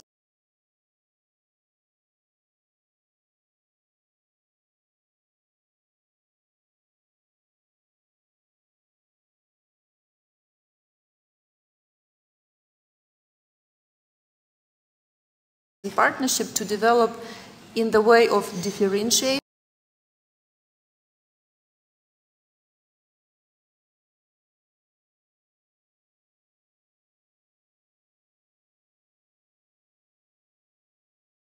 between the partners and applying the principles of more for more. So the more you reform your economic and let me also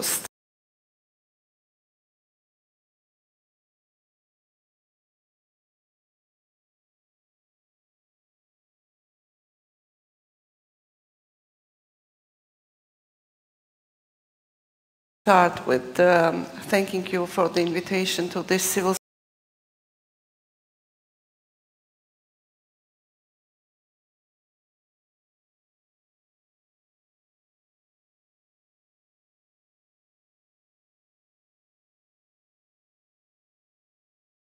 Society Forum, which is my second forum after I participated in the forum in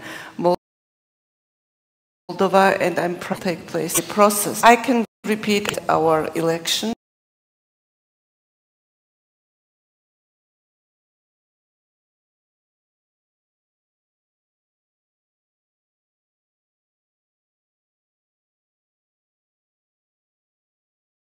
We had the first peaceful transfer of power.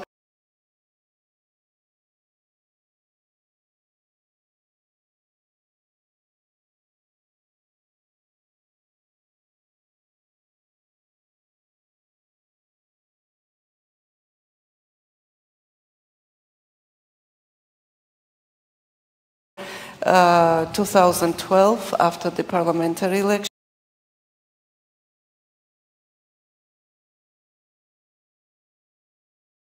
In Georgia, and now we had the presidential elections a month ago. New elected been prized by him, national movement and the party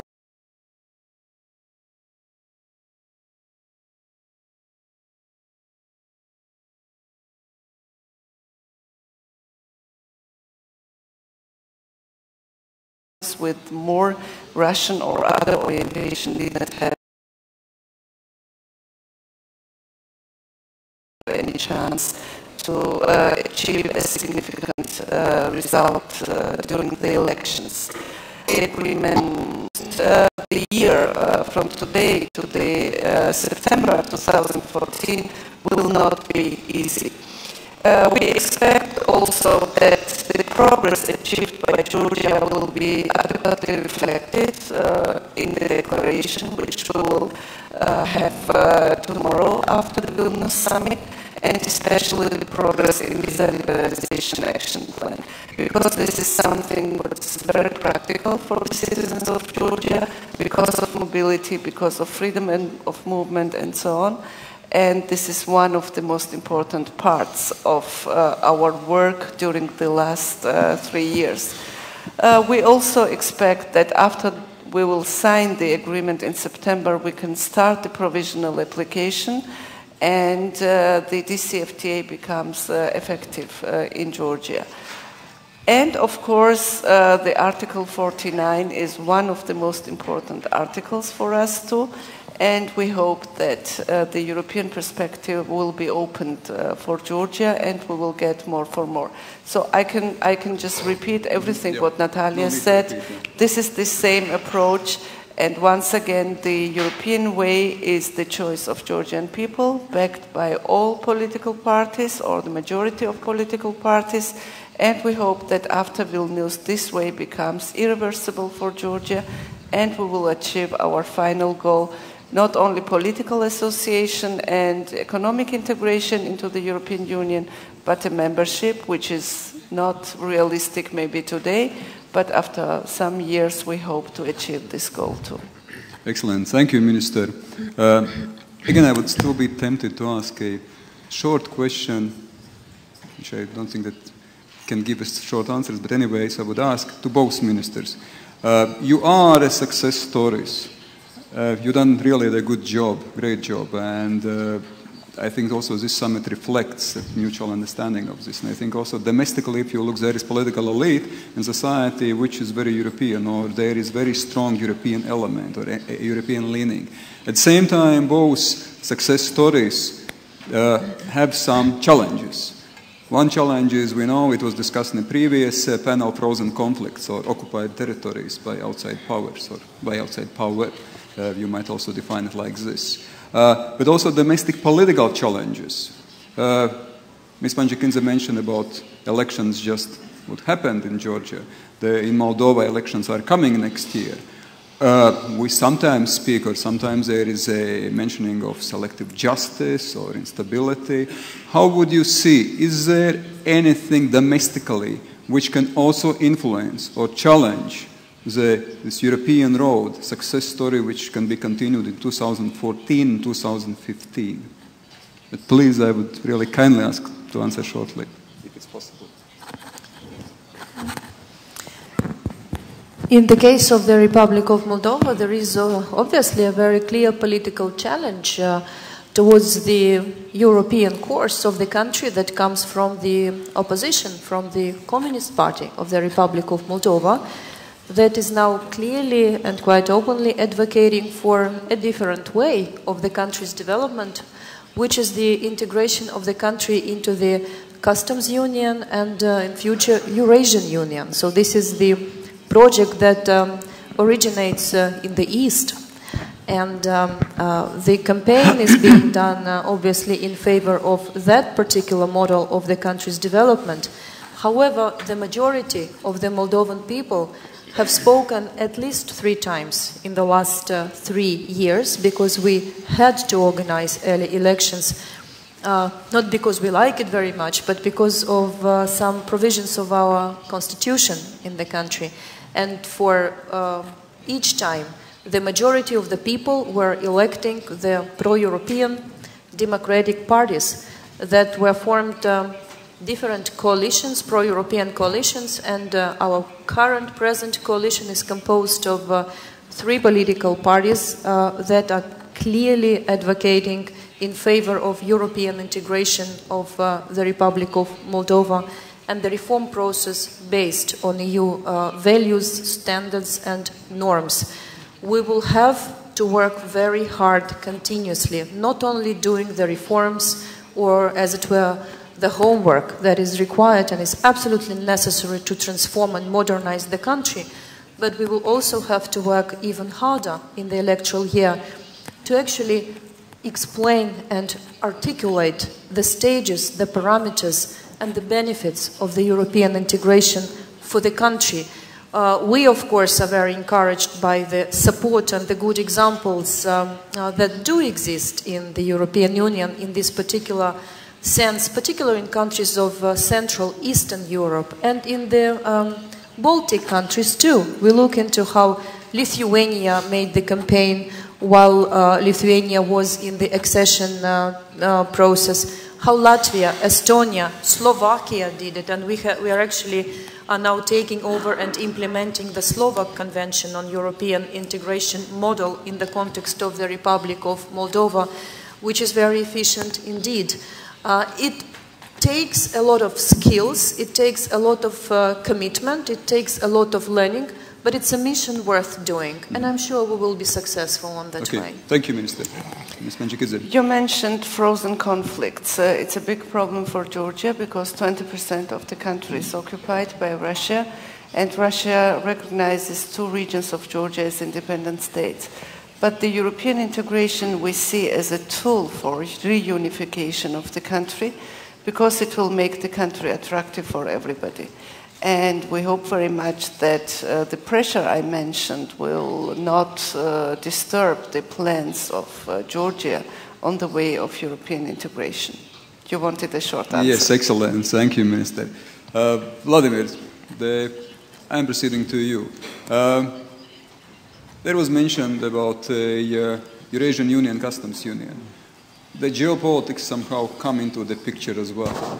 Would you say that Ukraine and the rest of the Eastern partners can become or are the hostages of this geopolitical competition in area? If they become anybody's hostages, they would be Russia's hostages, not ours. But I see the challenges in a somewhat different order, and I would like to highlight them proceeding geographically from Azerbaijan westward all the way to Belarus to highlight the main challenges. On the road from Vilnius to Riga, Eastern Partnership will undoubtedly approach its partners in a more differentiated way. That means differentiated expectations about their performance according to the various countries' historical and present circumstances, and a more differentiated offer, more closely attuned to the specific needs of each partner country. If you take the case of Azerbaijan, the Eastern Partner, Azerbaijan, a strategic energy partner of the European Union, the Eastern Partnership Program is almost irrelevant from Azerbaijan's perspective. Azerbaijan has definite expectations from Eastern Partnership. They are minimalist and still unfulfilled. For example, recognizing Azerbaijan's territorial integrity in the association agreement in the same way in which Georgia's and Moldova's territorial integrity are recognized. Face up to the humanitarian challenge of 800,000 Azerbaijani internally displaced persons, a humanitarian problem completely ignored in the West and in the European Union. These are Azerbaijan's real concerns. If such concerns are addressed, then, and only then, would democracy and human rights concerns be received more flexibly in Baku. Without addressing the larger challenges, mere criticism on human rights and democracy grounds lacks credibility from Baku's perspective. Moving on to Armenia. Yes, Armenia has been practically abducted, I should say, from the Eastern Partnership Program by Russia. But it is important to recognize that Armenia's decision has met with a cross-party political consensus among political forces and even among most of civil society. We had Mr. Sakuns from Armenia sitting here in the morning session in the audience. I would like to give him credit. He was one of the very, very rare civic society leaders who publicly protested against the Armenian government's allowing itself without objection to be abducted into the Eurasian construct of Vladimir Putin. It is unfortunately a matter of cross-party consensus in Armenia, and it is dictated by considerations related to Karabakh, Russia being the guarantor of Armenia's gains on the ground at the expense of Azerbaijan. Moving on to Georgia. Georgia's Western orientation, which brought it to the threshold of initialing and signing the association agreement. That Western orientation is the legacy of the Saakashvili administration. It was that administration that implemented the necessary reforms, and it was that administration that shaped the public national consensus in Georgia about the Western orientation through 9 years of relentless daily messaging to the population that Georgia's destiny is in Europe. The new government under Mr. Bidzina Ivanishvili has adopted, embraced that orientation. It can continue building on it. It has this enormous opportunity of continuing to build on the Saakashvili legacy. This opportunity would be at risk if the new government continues to pursue the politics of vendetta against members of the former government. And this needs to be watched closely in the run-up to the signing of the association agreement. It is none other than perhaps the most prominent victim of persecution, former Prime Minister, current General Secretary of the UN, Mvano Mirabishvili, sitting in jail, who said from his jail cell, said that the signing of the association agreement should not be made hostage to his own personal fate or to the issue of political persecution. How generous. This is a statesman-like position. Hopefully the government will heed it. About DCFTA, there is a seldom recognized challenge regarding DCFTA. DCFTA favors investment, whether in Georgia or Moldova or in other countries, not only and not necessarily by European investors, but by non-European investors as well. And there is a distinct risk that Russian investors could rush to Georgia or to Moldova or to other countries and snap up companies ahead of European investors, attracted by the opportunities to export goods to European markets. We have to be watchful about that.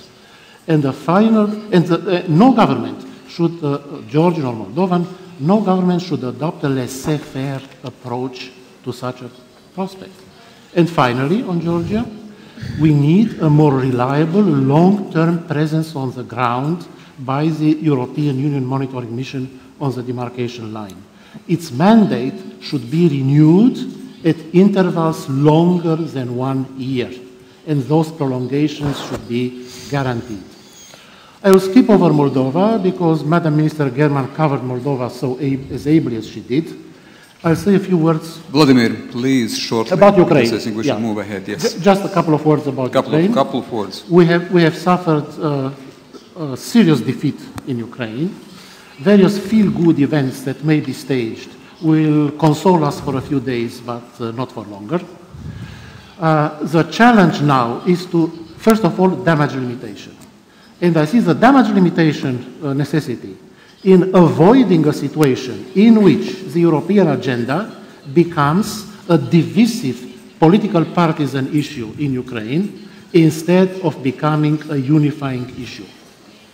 Until quite recently, the Ukrainian democratic opposition had almost a monopoly, politically speaking, in terms of internal political developments, almost a monopoly on the European agenda. Mr. Yanukovych and his team jumped on board, practically demonopolized that issue. Had Mr. Yanukovych persisted with that, it would have had a very strong chance of being re-elected in 2015.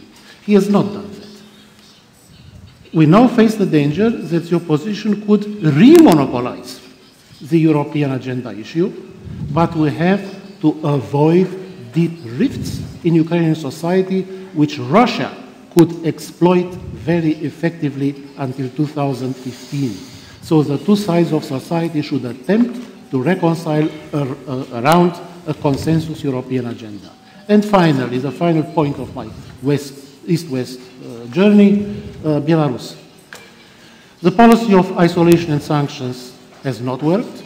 The president of our host country, Mrs. Dalia Grybauskaite, and many others have pointed out repeatedly, sanctions and isolation are not only ineffective, but counterproductive. It would be wrong to think that Belarus has no options. It has options. They are bad. The Russia option and the Eurasia option. They are bad. We should not encourage the Belarusian authorities to exercise those options, and we should really seek to reach out to the incumbent authorities. We can never win if we do not work with those who hold decision-making powers. Access to the decision makers and decision-making powers is key to winning in a geopolitical competition. Thank you. Thank you, Vladimir. I think you gave some food for thought, and certainly we can elaborate in detail later on. Let's proceed to Alexander. Slovakian transition model and integration model was also mentioned by the ministers. And how you would see, is the Slovak transition and integration experience and model has been really adopted by the Eastern partners? How you see how successful it has happened? Okay, maybe a few words about Slovakia. I'm very happy that Madam Minister already mentioned the project which my institute is running in partnership with Moldovan partners, this National Convention on EU in Moldova. Then I will refer on that project in Ukraine, because actually there are two different, lessons we learned in Moldova and in Ukraine, unfortunately. This is the case. We launched the project in Slovakia. This is really the Slovak sort of know-how when during the accession process, the EU idea became the key idea for the modernization of the country. But it's not just for very sort of close of cycle of political class, but if you look at the structure of the society, and having in mind that it is a very complex institution, okay, farmers are not interested in foreign policy of the EU, etc., etc. And this, the idea of the project is to create sectoral communities, EU communities, because you can have a talk to farmers via the EU agricultural policy. So they simply should become a sort of stakeholders of the policy, okay? The second, very important, is the partnership between the government and those non-governmental sectorial communities. So this EU debate is brought closer to the sectorial communities. The easiest for them is to understand what the EU is and what is the idea of the modernization of the country. This is the project above. Now lessons learned. So in Moldova, it's really quite a successful project. We have rather limited sources. Slovak ODA, Slovakia is not the biggest country in the European Union, but still actually 70 million euros we pay on annual basis to development assistance. Most of it goes on multilateral level to UN, EU, OECD, etc., etc. But still we have bilateral assistance. It's about 5 million a year. 1/5 of this sum goes to Eastern Partnership since 2004. So we counted, the statistics, 2009, 2012 is 1/5 directed to the Eastern Partnership countries. National Convention in Ukraine. We launched it in 2010. Final sort of plenary session we hold on 11 November. It's interesting that high-ranking officials from the Ministry of Foreign Affairs, it happened just a few days ago, Ministry of Economy, other ministries in Ukraine, sitting with us there. So the working groups elaborated excellent, sort of policy recommendations on specific sectoral issues, how to move. 60 Slovak experts participating during this 3-year, project. So something has been implemented. And I got frustrated when I actually, got this information that Ukrainian government decided not to sign. And what that means for Slovakia, for domestic discourse. Yes, we have domestic consensus that this is our foreign policy interest. We want to assist, we want to help. We want to support this European integration process. But now the question is, if Ukraine, because actually the idea was to expand the project once Ukrainians will sign the accession agreement and they will start to implement it. So the most relevant assistance, the more relevant assistance we can deliver when they will start to implement it. But now, actually, there is a discourse, should stop simply, to work this way with Ukraine, because if you do not have the government, which can be a partner, the open government, which is open also to the civil society in its country, you cannot work in this way. So this is the discussion we have today. Maybe this is very brief of Slovakia, maybe just one remark concerning the Riga, because we were invited just to think what is the most important, this Vilnius-Riga period for Eastern Partnership. So my understanding, the crucial issue for the EU is the recalibration, because actually all we understand that after Vilnius we have to recalibrate the policy, and the problematic issue and the problem are those countries who are not able to engage with the EU with this contractual process on association agreement. What will be new agreement between EU and Armenia about without the CFTA? How we can work now, because let me explain, this is very important momentum for the EU. EU is a legalistic project. We can work together if we have the goal to achieve some contractual deal that the rules are clear, the provisions agreed, we can simply move ahead. And this is the consensus. These are 28 countries which should have a consensus on the content of the agreement. And actually, what sort of agreement we can offer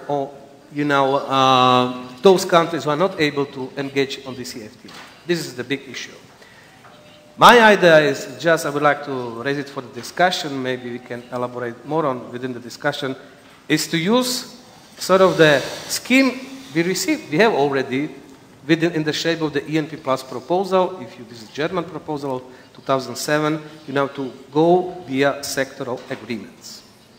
I will stop here, and if there's interest, we can proceed in this. Excellent, Alexander. Thanks. So we proceed to Wojciech. We discussed already that Poland is an important player, one of the driving forces also behind the Eastern Partnership. What kind of concrete proposals, offers for next years you as an expert are putting on the table of Foreign Minister and Prime Minister of Poland? Because Poland might also influence things. What you would see also as an expert, important steps, concrete steps in Eastern Partnership in the coming years up to Riga. Please, Wojciech. Thank you. I'm not a diplomat, so I will speak as a Polish expert from Polish point of view, and I think that we in Poland have maybe better understanding what's going on in Eastern Europe than our Western colleagues. I think that the most important thing is to have a good diagnosis what's going on in Eastern Partnership countries. So therefore, I would like to share with you my, let's say, understanding, my assessment of 4 years of Eastern Partnership. Basically, I think that, unfortunately, Eastern Partnership show just limited ability to influence its member states. It's clear that EAP is not an instrument which could bring quick results in forms of modernization, Europeization, bringing Eastern Partnership countries closer to Europe. And we have it in mind that we were not able to create effective instrument of changes, internal changes in the members' state. And to understand the whole picture, I think that we have to acknowledge that there is a huge gap between expectation from both sides. We have different as the EU, and member states countries have different also. Of course, there are different countries among EAP members, but nevertheless, I think and I believe that to understand the EAP countries' approach, we have to understand the logic and way of thinking of their elites. And such true is that they are mostly interested in defending their positions. Implementing transformation along EU model could generate high political cost, and at the same time undermining the position of the ruling groups in these countries. I think that the problem is that what is important in the situation is that the ultimate goal of the whole process, of integration of EAP countries with Europe, is not defined. What is the direction they are going? Full membership, economic integration, similar models, or maybe some other. So I think it's one of the crucial issues to understand why not everything is as we would like to see it. Maybe the best example of this case is Ukraine, and especially what recently happened in Kiev. The Ukrainian ruling elite fear, as I understand, that the difficult reforms that the association agreement requires could destabilize the economic situation, but also to some extent the social situation. As a positive effect of EAP would be felt only in the longer term. We have to bear it in mind that in a short and middle term, DCFT, especially economic part of EAP, will have negative influence on economies of EAP countries. So therefore, the best choice from Ukrainian government point of view is to maintain the current model of the state and the economy, and to postpone to some other future necessary reforms. So therefore, all countries which are involved are, maybe not all, but majority of them. There are some exclusions, Moldova probably, to some extent also Georgia. But nevertheless, countries involved, majority of the countries involved in the program are mainly interested in maintaining, the ruling elites who govern the countries are mainly interested in maintaining political dialogue with the EU rather than achieving real progress in modernization and Europeization of the country. So again, a huge gap between expectations from both sides. And as a result, unfortunately, we as the EU were not able to present ourselves to create an effective instrument to changing situation in these countries. And we failed to be an agent of changes in these countries. And my last sentence, what is probably worse in this situation is that it is unlikely that that will change soon. Thank you. Okay, thank you. It seems that ministers will have to leave. All the ministers will have to leave. Half of them. Also half of them. 1.5 hour. Grant, if I may a bit postpone your presentation or your remarks, and we'll come to it on this positive sum game, I think I will ask you. Just let's immediately have a little bit improvise, but since I want to have a bit of interaction, not just among ourselves, but also with the audience, please, audience, I will take one round of 3-4 short questions, not comments, short questions, to two ministers, Linas Linkevičius, who has to leave, and also to Natalia German, who has to leave. I take one round of questions. Yeah, please. Yes, here, over there. Yes, please. Yeah. Over there. Thank you very much. Ian Bond from the Centre for European Reform. A quick question to Minister German. One of the obvious ways in which Russia can make life difficult over the coming year is in relation to Transnistria. What would you like to see the European Union doing to help to inoculate Moldova against that sort of pressure? Mm-hmm. Thank you. There was a question. Yes, please. Thank you. Sergej Kabanadze from GRAS. To Minister German, what are the leverages that Russia can use against Moldova in the next year, maybe more, to make sure that the Moldova's path reverses? Thank you. Okay, thank you. There was a question, yes? Leverage.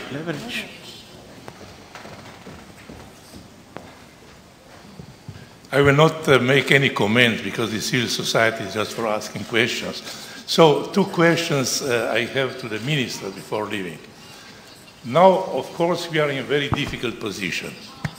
Let me be very realistic. This is a failure of the 4 years, let's say, endeavors after, and even more after the initiation of the neighborhood policy.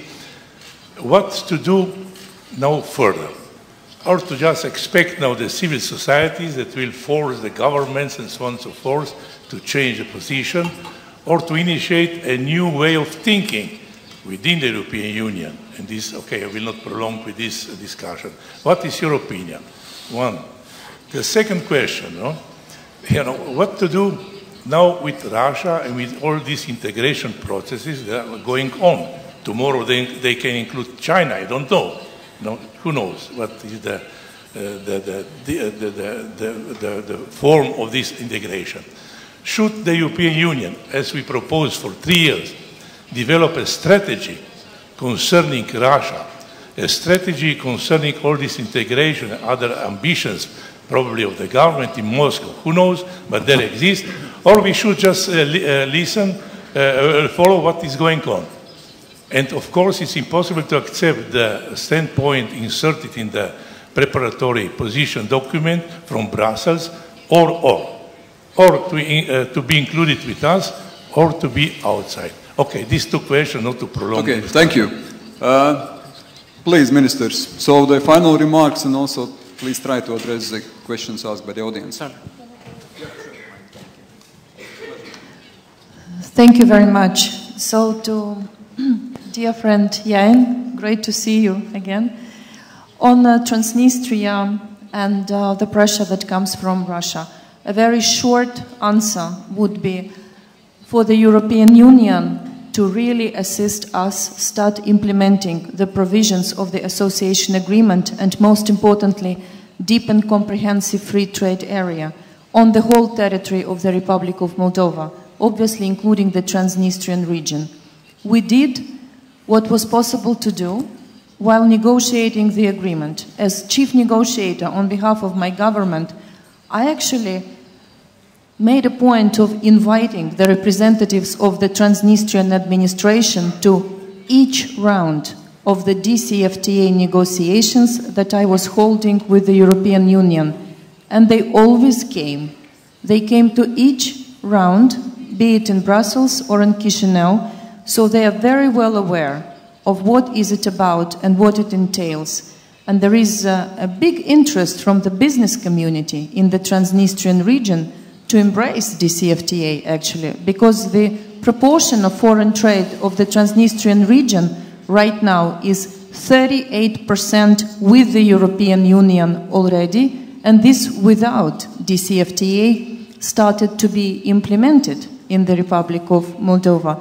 We have done a very important thing. We have extended together with the EU the provisions of autonomous trade preferences, trade regime, for the enterprises in the Transnistrian region until the 1st of January 2016, just to embrace it slowly and to prepare the region for the implementation of the DCFTA, just as the Right Bank, Moldova, would be doing. And this is just one way. The decision on visa liberalization is another instrument that could be used successfully to reunify the country, because we are not isolating anybody from that important decision. All the citizens of Moldova who hold biometrical passports will be benefiting from it, including those living in the Transnistrian region.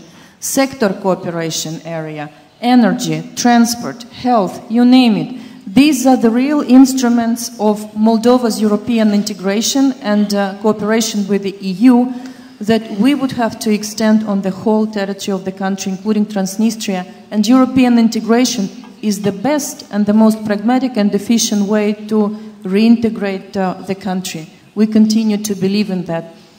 Russia's leverage on Moldova, not only on Moldova, on many countries from our region, they can extend from the influence to be exercised through the negotiation frameworks for our unresolved conflicts, where Russia still participates, the file of energy, migration, trade. And in trade, of course, you know what happened recently, and so the rejection of Moldovan wine exports to the Russian market. All that, of course, can be used and probably is being used already, and we are very well aware of that. However, we continue to believe that a European Moldova implementing the free trade and association with the European Union is a much more attractive partner in the eyes of everybody with whom we deal and with whom we trade, including the Russian Federation. And I am absolutely sure one day this understanding will start to be a norm. Because as for the European Union, for us this is not a zero-sum game.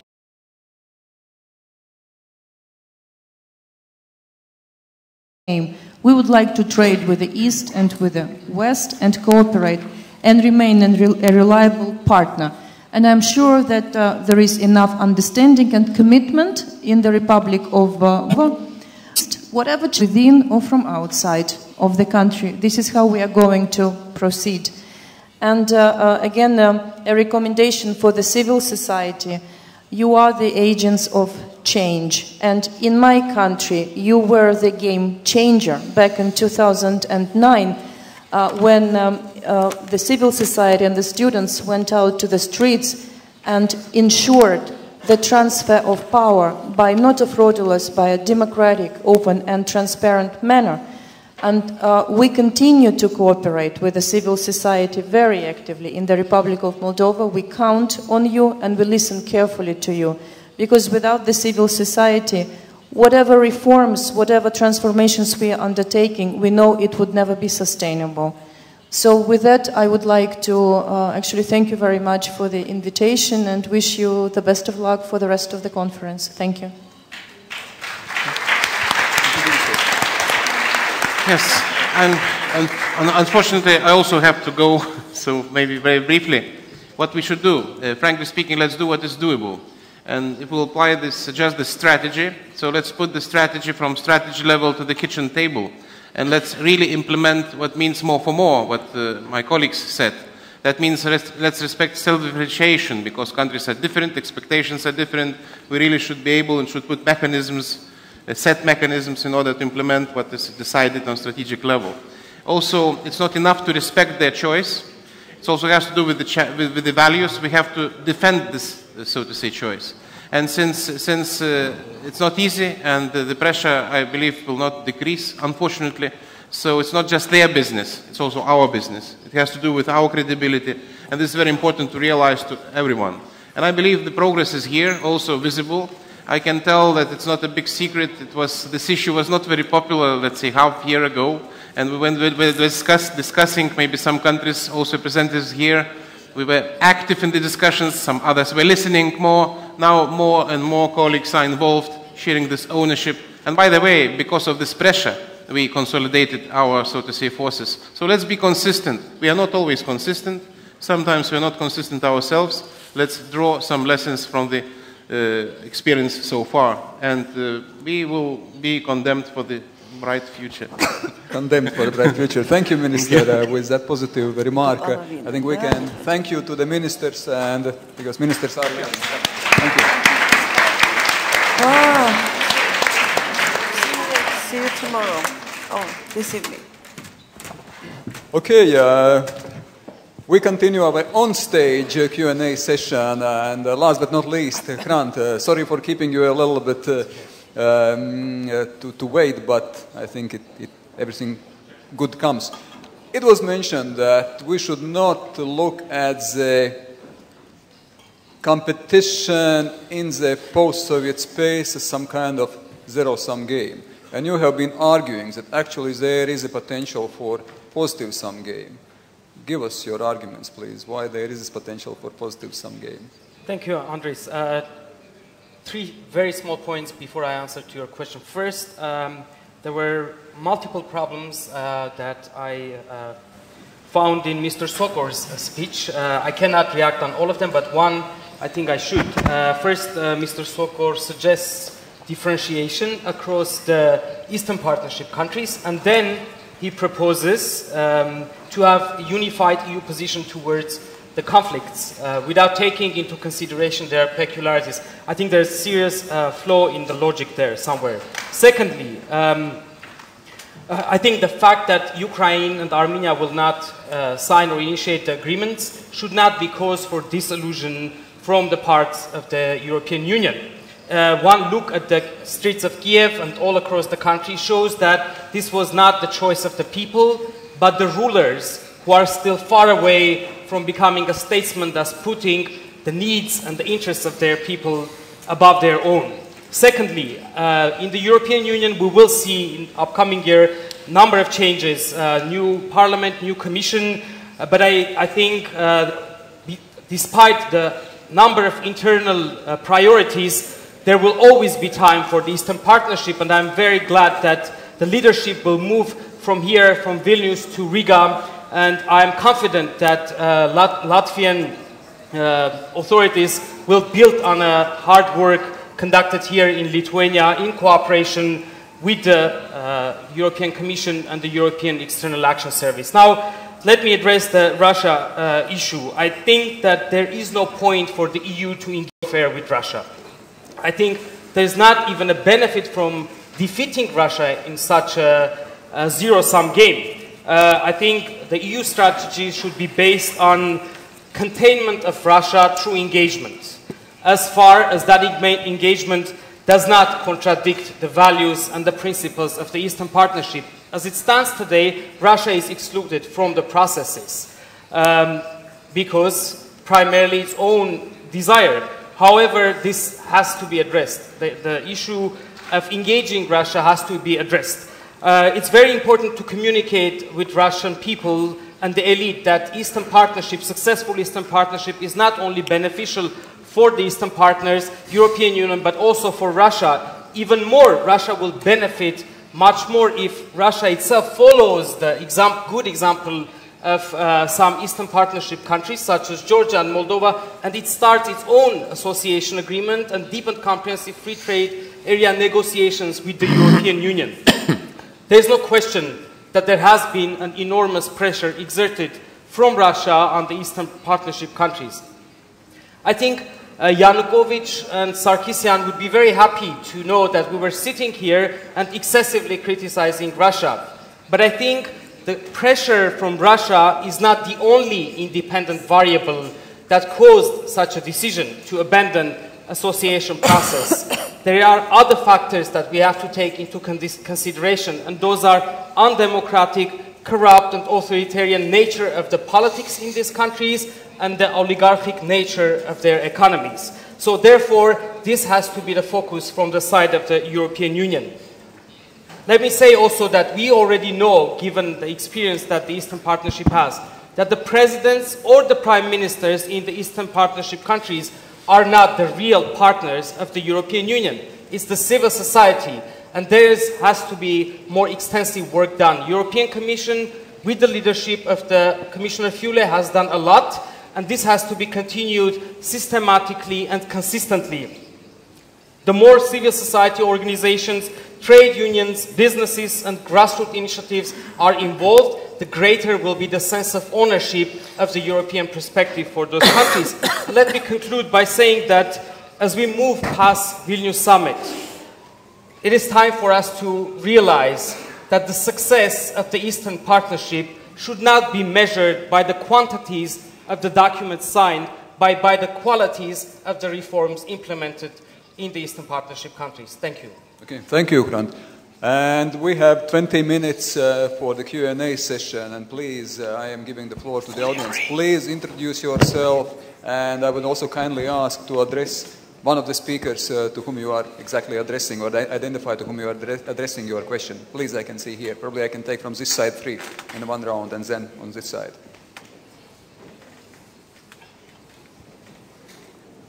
Yes, thank you. Good afternoon. My name is Marge Martisalu, and I'm from Estonian Center of Eastern Partnership. Just a short question to Minister Panjikidze. As the implementation, as the implementation of the agreement hopefully will start next year, will be the main challenge, and also in a way one of the main litmus tests for the Eastern Partnership in general. How do you see, what are the way forward in engaging of communicating the association agreement and DCFTA related matters to the civil society?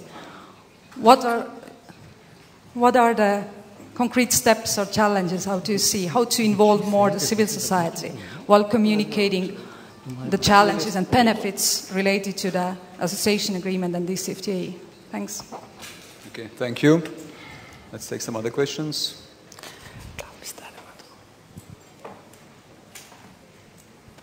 Yes, over there at the end, please.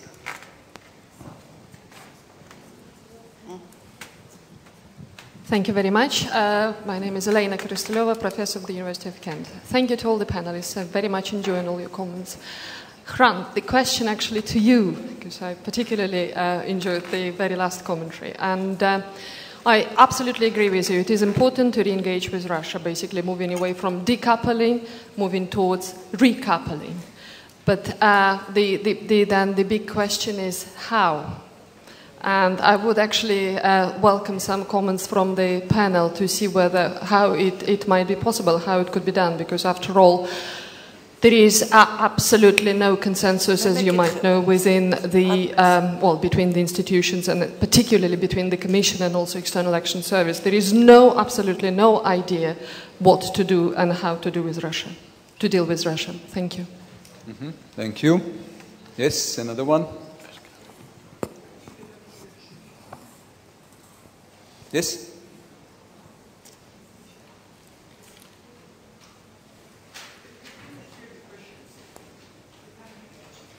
The panel, did you hear the questions? No.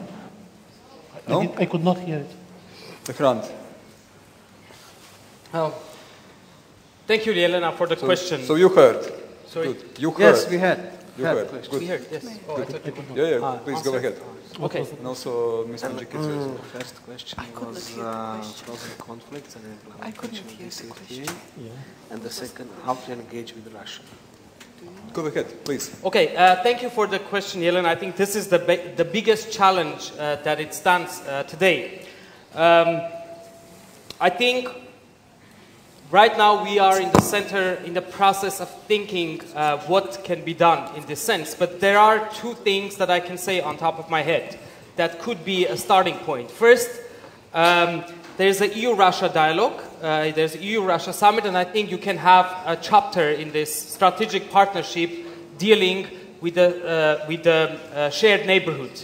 I think the biggest problem is that EU and Russia don't talk much about the Eastern Partnership, the shared neighborhood, and this has to happen. So there's a space there to use. Another option could be the Eastern Partnership has not only bilateral but also multilateral framework.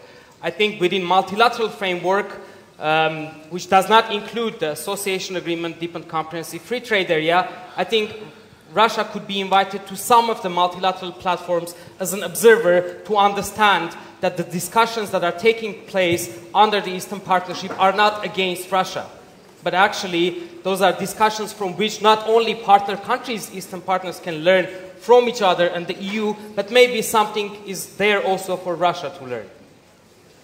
Okay, thank you. Okay, maybe one sentence to this question, how to engage Russia. It should be very technical sort of, way of engagement. And I see some opportunities when it comes to the discussions about the EU acquis, because what is the core of the European integration? It is the common legislation. It is the common acquis communautaire. Let me just illustrate. The EU, on annual basis, adopts its average numbers from 6,000 norms. These are new norms, annually. Our parliament, as a parliament of the member state of the EU, adopts annually up to 1,000. So I would say just 1/8 of the Slovak legislation, which is due in my country, comes from the national authorities, and you have enormous amount of legislation, new legislation on annual basis.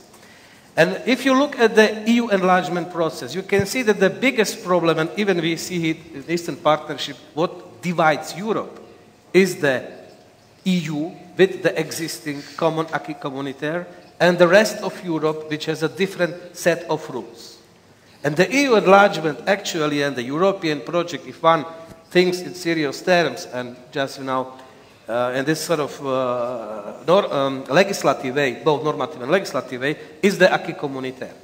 I do not see a problem on technical level to start debate about the future acquis, not about the existing, no compromise can be done between the EU and those who want to join the project about the existing acquis. It's the rules of the club, and you should accept or not.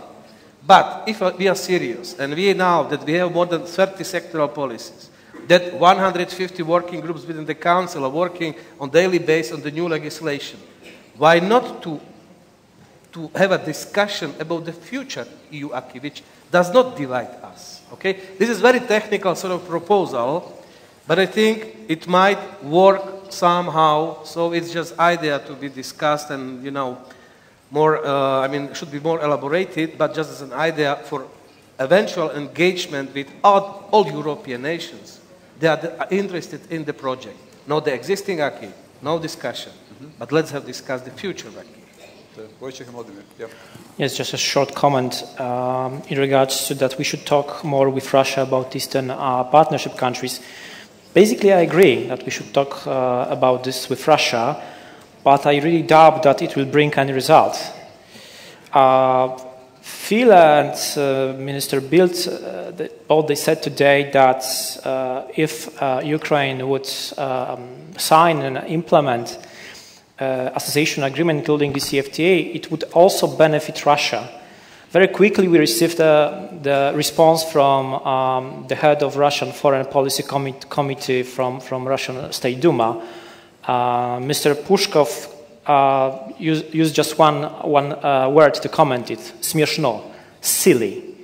He called statement from Commissioner Phil and Minister Bildt that it's silly. So again, it would be very, very, if possible, difficult to discuss with Russia the question of European integration of Eastern Europe, of Eastern Partnership countries.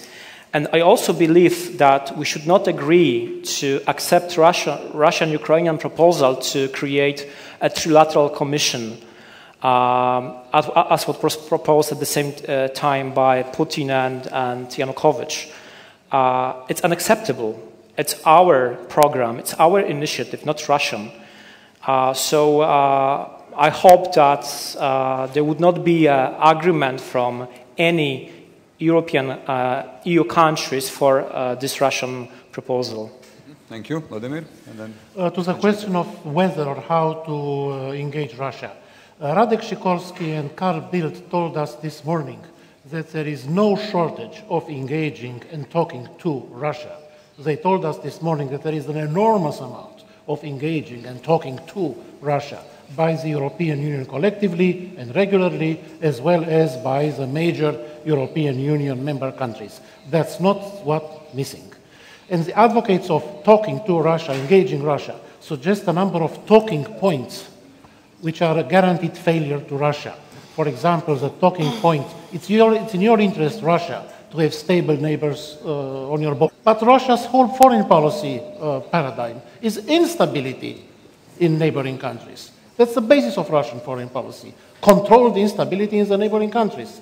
It makes no sense to tell them that it's their own interest to have stability. Or the other talking point, it's in your interest, Russia, that your neighbors should be integrated with the European Union, because then you can export and invest more in these neighboring countries. But we don't want that. We want to reorient the economies of these neighboring countries towards the West in order to minimize dependence on Russia. Whenever we tell Russia these things, that it's in your interest to do what we suggest, the Russians will not only disbelieve it, but will be confirmed in their paranoid view that we are being perfidious and trying to mislead them. So this is all guaranteed failure. As putting Eastern Partnership on the agenda of EU-Russia talks or inviting Russia into some Eastern Partnership forums, this would be completely unacceptable because it would inevitably involve a Russian voice immediately and possibly even a veto down the road on the European Union's own decisions vis-à-vis its eastern neighbors. Russia's top priority goal in Europe at this stage is to enter in some form or another, informally, formally, into the decision-making processes of the EU and NATO. And attracting Russia into EU forums with European partners would be a channel for involving Russia in our own decision-making. Completely unacceptable, especially since Russia is the sponsor country of frozen conflicts, against our partners in the East, of ethnic cleansing against our partners in the East. Russia does not simply qualify for such a role. Okay, thank you. Minister, do you have a chance to reflect on things, or what also the panelists said, I would or like exactly more connect. precisely on association agreement implementation? The question was, if I correctly understood, what will bring the association agreement and DCFTA to the country? Yeah, obviously there are some challenges so in the process of DCFTA is implementation. the most practical part of the association agreement, which will give the Georgian economy the possibility of development. Because Georgian capital, Georgian products, Georgian services can enter the European market when the DCFTA will be in force, and the market will be open for Georgian economy and trade. And what we will achieve with that is the same level of development of our economy and trade like in the European Union.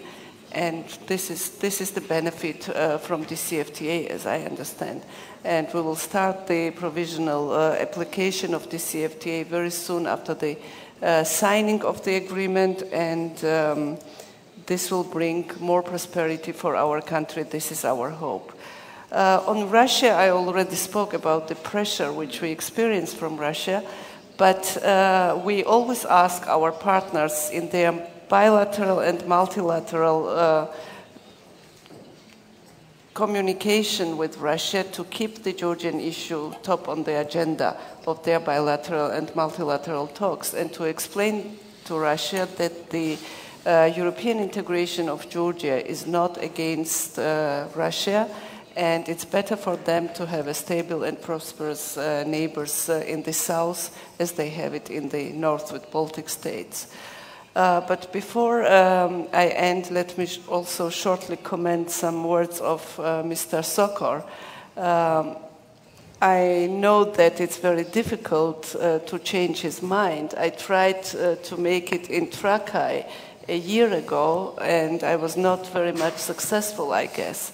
But when I say that the European integration and the Euro-Atlantic integration is the choice of the Georgian people, these are not the empty words. And our first contacts with the European Union, Georgia had already in 1996, long before Saakashvili. And also, Georgia participated in NATO operations, for example, in Kosovo, long before Saakashvili. We built on what Saakashvili's government did, and we accomplished the work on association agreement in the last year. And let me put one rhetoric question. The Saakashvili government, and I know that you are a big friend of Saakashvili and his government, was not able to manage free and fair democratic elections last year. And Ivanishvili, whom you call a Russian oligarch, was able to make it. No. Not today, but this is okay. Never. Good. If never, then it's good. Okay, so we are having some agreement also, solving disagreements also on our stage. Are there some urging last questions for the panel? Yes, I think we would say, please. Mm-hmm.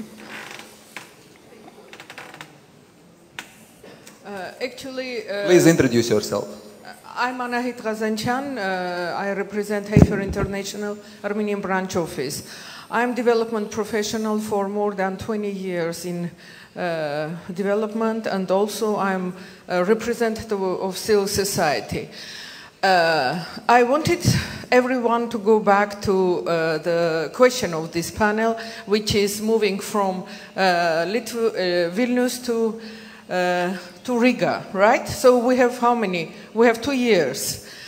And I dare, just because of my some experience and maybe age, I dare to propose one thing. It is very important that we never be thinking that we are perfect, okay? The same thing refers to European Union. Pride goes before fall. That is why I wanted, and I would propose that European Union and all these distinguished guests, the brilliant minds and brains, let us revisit again. We have 2 years, okay? Let us revisit the how to market this product that is called Eastern Partnership, okay?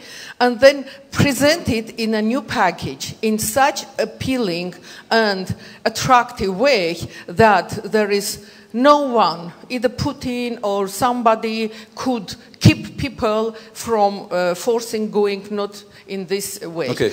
This is my just belief that we need to revisit our own way how we present things. Okay. I can bring examples. The question is...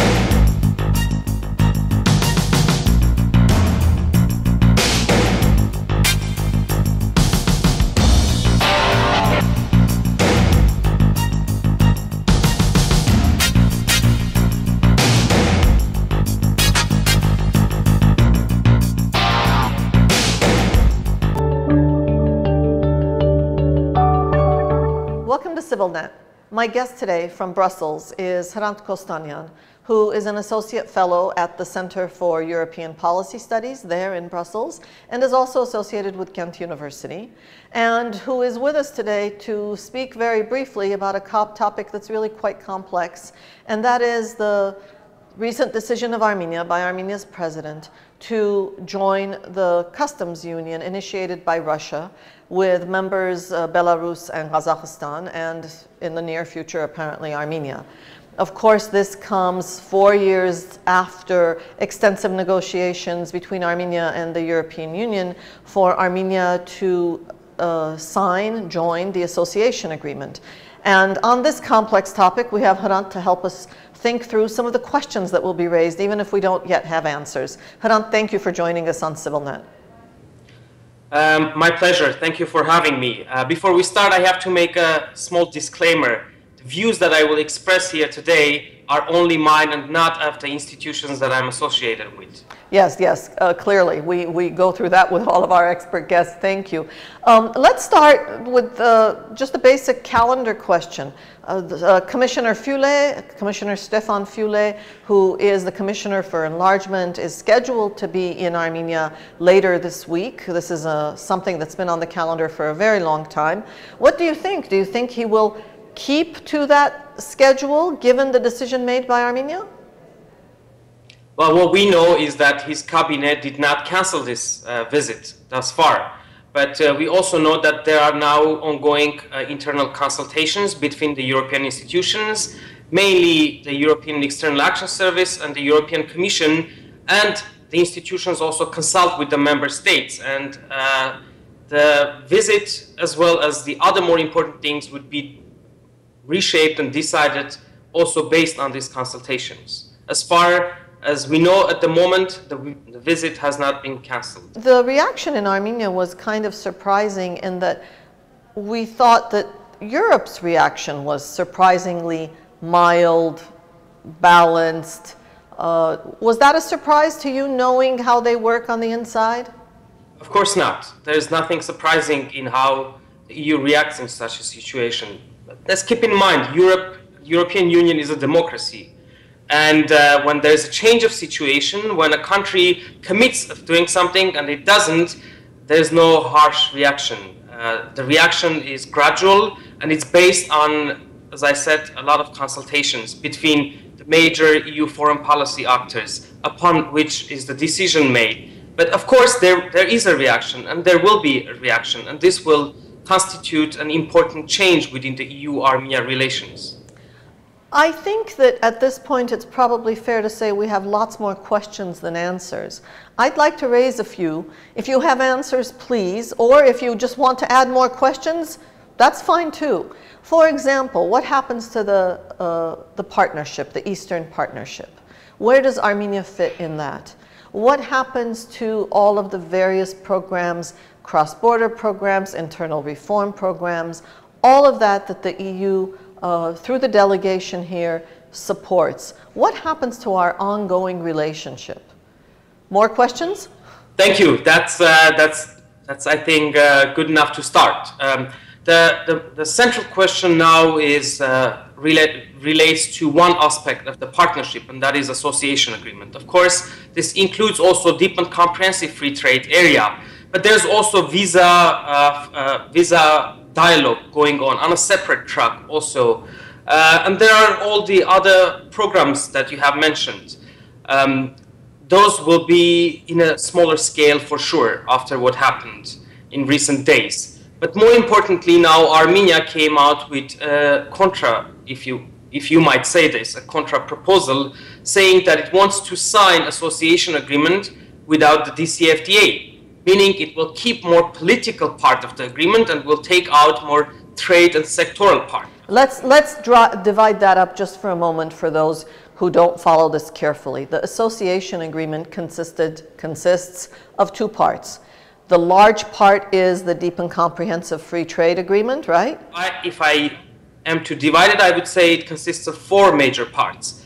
First of all, it's first part is on EU foreign and security policy. Second part is about migration. The third part is about deep and comprehensive free trade area. And the fourth is about sectoral partnership. And let's also say a few more words on sectoral partnership. This includes 27 sectors. So think of any sector: environment, energy, healthcare, science, education, anything but trade. And the trade is dealt with in the deep and comprehensive free trade area. What Armenia wants to do is basically take out the parts that relate to the trade and sign the political part.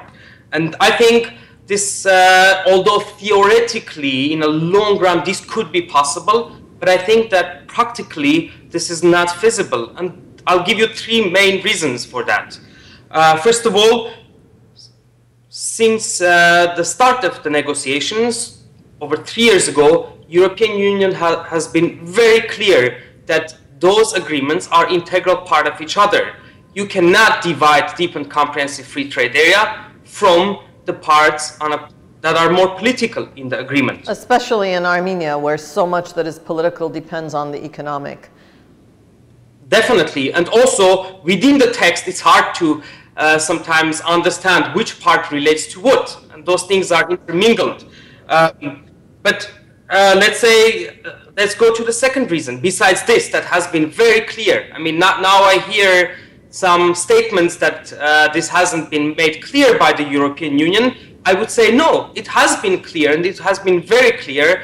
It was made in the start of negotiations clear, and it was repeated regularly. If you follow the EU statements, this deep and comprehensive free trade area was always portrayed as an integral part of the whole agreement. Let's not forget, this is one agreement. Those are not two agreements. This is one agreement with four major parts. And the other reason? Sorry? And your next reason? Okay, then let's go to the next reason. Next reason is the precedent. There is no precedent that European Union has ever divided such an agreement based on the partner country's choice, last-minute choice, and ratified only part of it. On the contrary, there is a precedent when a partner country asked for such an option or similar option and has been rejected. If European Union would reject Ukraine with a similar request, why European Union would not reject Armenia? Let's go to the third and probably the most important reason of why this option of signing only one part is not feasible. And the third part is the basic bulk of this agreement is the trade or trade-related parts. If you take all those parts out, you will be left with almost no substance. So signing this will be only merely a symbolic gesture and nothing really substantive. You will end up with an empty agreement, and this could be done only for sake of having a deliverable, but not really a substantive agreement. There are those who say that we don't need to get so concerned right now because, after all, the customs union process has just barely begun. There's not a document there, even when there is Parliament, Constitutional Court, that this is a lengthy process. But isn't it true on the flip side that simply this announcement by itself is already capable of taking us out of the game? I wonder if the Brussels think tanks will continue to invite us on these discussions. I wonder if European projects will continue to take place. I wonder if we will continue to be on Europe's active agenda. After all, they're going to have to deal with China, they're going to have to deal with the trade deals with the US. Where are we going to fall? Merely the fact that there was such an announcement has been a huge damage to reputation of Armenia. It's hard now to talk in Brussels, anywhere in the city, be that think tanks or the institutions or other parts, as Armenia being a reliable partner. And this is very, very important for a country, for a small country. But this is not the biggest problem. The bigger problem is that because Armenia took itself out of this process, and I probably shouldn't say Armenia, Armenian leadership took Armenia out of this process. Of course, the interests on Armenia is going to fade away even more. It's a small country. It's not a priority for the European Union. It's not on top of the agenda. The European Union has, we can already say, wasted resources and a lot of money already during this last 4 years. And of course, the interests will fade away even more, and we will see less and less European engagement in Armenia. Let me ask you a last question. Isn't it true that in this world of diplomacy and negotiation, that the process is as important as the result? Isn't it true that had we been more transparent about this process from the beginning, a similar response, if in fact unavoidable, would have been received differently? That's a very important point, especially when researching the EU. You would hear a lot from the European Union that the process is actually more important than the result. It is the process that determines the state of democracy in every issue. And what we witnessed in last 4 years, over 3 years, is that there was a major agreement being negotiated between Armenia and the European Union. And the parties did not really explain this agreement to the people. Of course, it's a customary in international law not to reveal the text of the international agreement until it's signed. That's understandable. That's with any international agreement. And association agreement is an international agreement. However, European Union did not forbid the authorities of Armenia to explain, to consult their citizens what this is all about. And the people who would have been the most affected by this agreement have been kept outside of the process. And this is a major, major problem.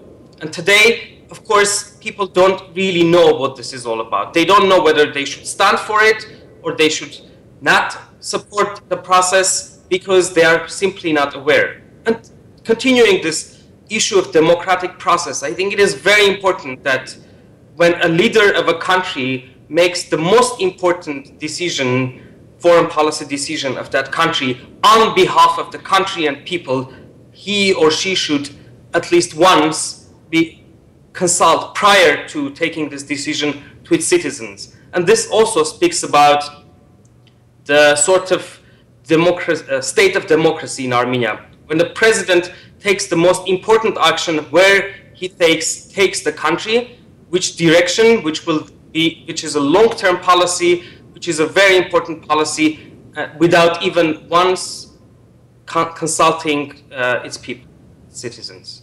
And again, it is the citizen that will be suffering because of this decision the most. Thank you, Hrant Kostanyan, who is with the Center for European Policy Studies in Brussels. And we're talking, obviously, about the European Association Agreement that Armenia has turned down in favor of the Russian Customs Union, something about which we will continue to speak on CivilNet. And thank you for following us on CivilNet.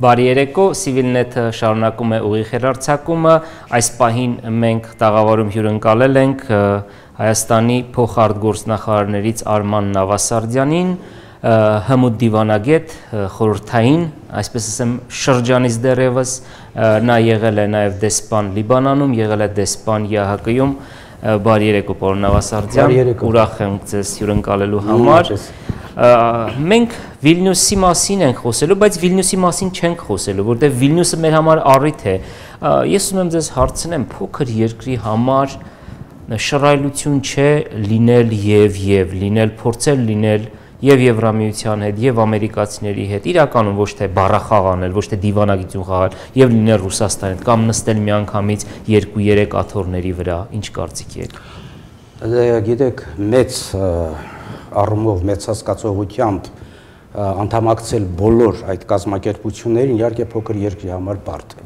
բայց նկատի ունենալով մեր աշխարհաքաղաքական դիրքը, նկատի ունենալով մեր ռազմավարական խնդիրները, մեր տնտեսական խնդիրները, մեր շրջապատը եւ ամբողջ այն ինչ որ մենք ունենք այսօր, այստեղ պետք է լարել բոլոր ջանքերը թաթուլ օգտագործելու համար այն ներուժը, այն ռեզերվները, որ տրված են փոքր երկրի դիվանագիտությանը եւ նրա արտաքին քաղաքականությանը։ Այսինքն մեր աշխատանքի հիմքում, մեր կեցության հիմքում պետք է դրված լինի մանևրելու հնարավորությունը, կարողությունը ավելի շուտ։ Այդ մոնստրների մեջ, կոպիտ ասած, ճակերտների մեջ։ Միայն այդ դեպքում մենք կարող ենք ունենալ հաջողություն։ Եվ գիտեք ինչ, սա ոչ ես եմ հնարել, ոչ էլ նորություն է, փոքր պետությունները, պարադոքսալ կերպով, որոնց դիվանագիտական հարաբերությունները պետք է ավելի ուժեղ լինեն, քան նրանց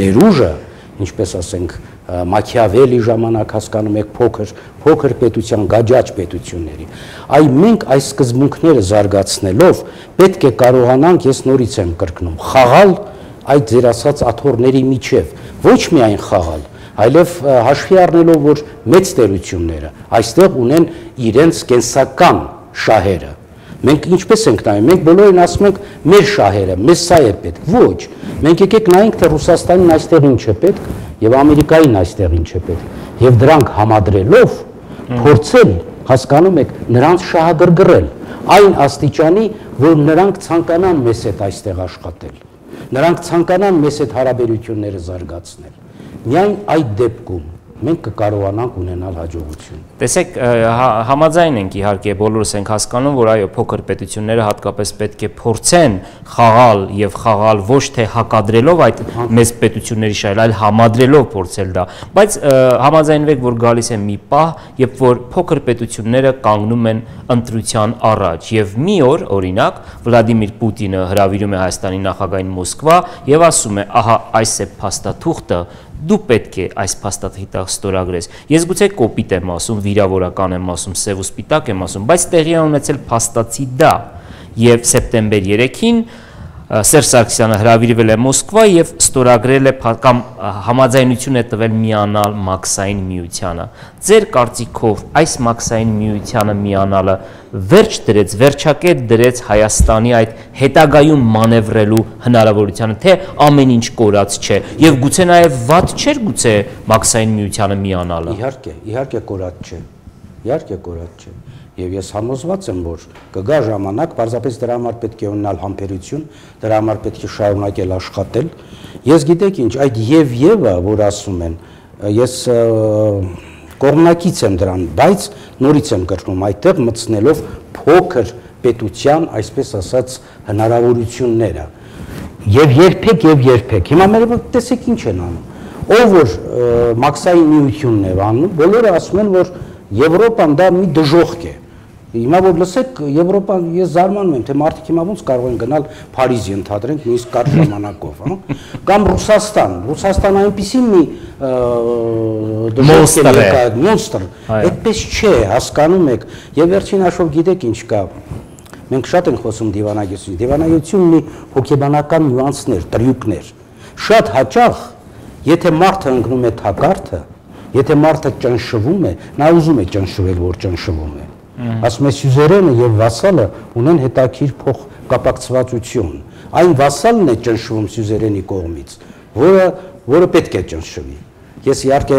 հանմատությունը թերևս մի փոքր կոպիտ է, ես ինչ եմ ուզում ասեմ, դուք նոր հարց տվեցիք, հարկ է այնպես անել, որ չգա հասնի այդ աշխարհի, հասկանում եք։ Ես չեմ կարծում, որ Պուտինը թևերը ոլորել է ինչ-որ մեկի, չեմ կարծում, որ այդպես է։ Բավական լավ գիտեմ ռուսական մենտալիտետը եւ հոգեբանությունը նրանց եւ դիվանագիտական, այսպես ասած, գիծը, բայց մի ուրիշ հարց կա։ Այստեղ մենք հաճախ ընկնում ենք, ես նորից եմ կրկնում, թակարդի մեջ։ Տեսեք ինչ կատարվեց, Արևմուտքը եւ Մոսկվան փաստորեն կոպիտ ասած բախվեցին ի հաշիվ Հայաստանի։ Հիմա Արևմուտքը ասում է, որ ձեզ ճնշեցին, ձեզ սա արեցին, ձեզ եղբայր, եթե այդքան ճնշեց, Ռուսաստանը տվեց, հասկանում եք, այդ սարսափելի զենք Ադրբեջան։ Այդ դու էլ այդ րոպեին մեզ պետրիոտ տայր, որ մենք էլ Ռուսաստանի առաջ ասեին երկար լեզու ունենան։ Չի լինում այսպիսի բաներ, հասկանում եք։ Ամեն մեկը իր շահն է այստեղ պահում, դա շատ բնական է։ Եվ վերջի բանը, որ ես կուզեի ասել փոքր պետության որպես,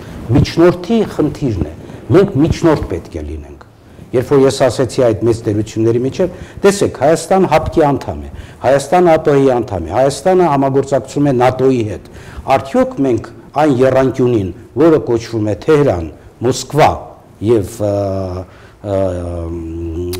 Վաշինգտոն, մենք կարողացանք այս եռանկյունում խաղալ։ Թերևս անում են, ես չգիտեմ, հա, սա շատ հետաքրքիր պահ է, պետք է կարողանալ այս ձևի աշխատել։ Պարոն Ավասարդյան, ինձ միշտ թվացել է, որ իհարկե միշտ հեշտ է ստուդիայում կամ գրել կամ ելույթ ունենալ եւ քննադատել երկրի իշխանություններին, բազմաթիվ կարող են քննադատել գործող, նախկին նրանից նախկին իշխանություններին, բայց Հայաստանի դեպքում մի սպეციფიկ բան կա։ Ես եկել եմ իմ լրագրողական, իհարկե ես դիվանագետ չեմ, իմ լրագրողական փորձի ամփոփումով, այսպես ասեմ, 2 տասնամյակի եկել եմ հետեւյալ եզրակացության։ Քանի դեռ Հայաստանը չի կարգավորել իր հարաբերությունները Ադրբեջանի եւ Թուրքիայի հետ, մենք միշտ ստիպված ենք լինելու նայել դեպի հյուսիս, մենք միշտ ինչ-որ իմաստով վասալային կախման մեջ ենք լինելու։ Իհարկե, միանգամից հարց կտակ, որ դե կամ ուրիշները հարց կտան, դե ինչ անենք, մենք չենք մեղավոր, այնուամենայնիվ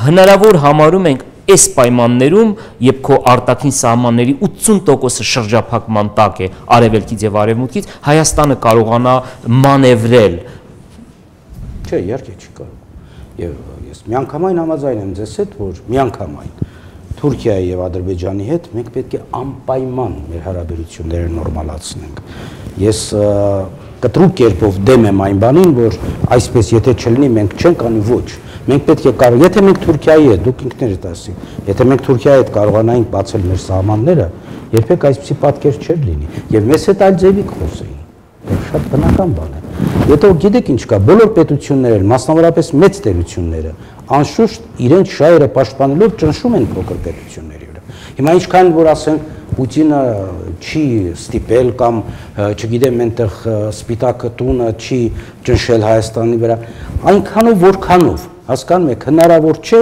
որպեսզի մեծ տերությունները իրենց շահերը պաշտպանելու համար մանավանդ այսպիսի իրավիճակում, երբ որ աշխարհը կանգնած է շատ բարդ խնդիրների առաջ, կամ մերձավոր արևելքի խնդիր, հասկանում եք։ Փաստորեն Երևանից 280 կիլոմետրի վրա պատերազմ է գնում, դուք ինչ եք ուզում։ Այո։ Եվ վերջին աշխարհ ամբողջ աշխարհը հիմա տարապում է պարզապես ինտեգրացիոն, այսպես ասած, մարմաձով։ Պուտինին չեք կարող մեղադրել, նաև որ տեսնում է Ամերիկան հիմա ինչ ուղղությամբ է գնում, Խաղաղօվկիանոսյան այդ ամբողջ միավորները ինչպես է նա փորձում հավաքել իր շուրջը, բարձր որ սա էլ պիտի ուզենա նույն բանն անել։ Մանավանդ որ կախված է լուրջ վտանգի առաջ, սունիզմ կա, հասկանում եք, մերձավոր արևելքի խնդիրներ կա, Հայաստանը առաջի Փարիզն է այդտեղ։ Պարոն Ավասարդյան, դուք լինելով նախկինում ձեր դիվանագիտական փորձը սկսելով հենց խորհրդային տարիներից, ներսից իմանալով ռուսական դիվանագիտությունը, այն ժամանակ իհարկե խորհրդային էր կոչվում, բայց ամենայն դեպս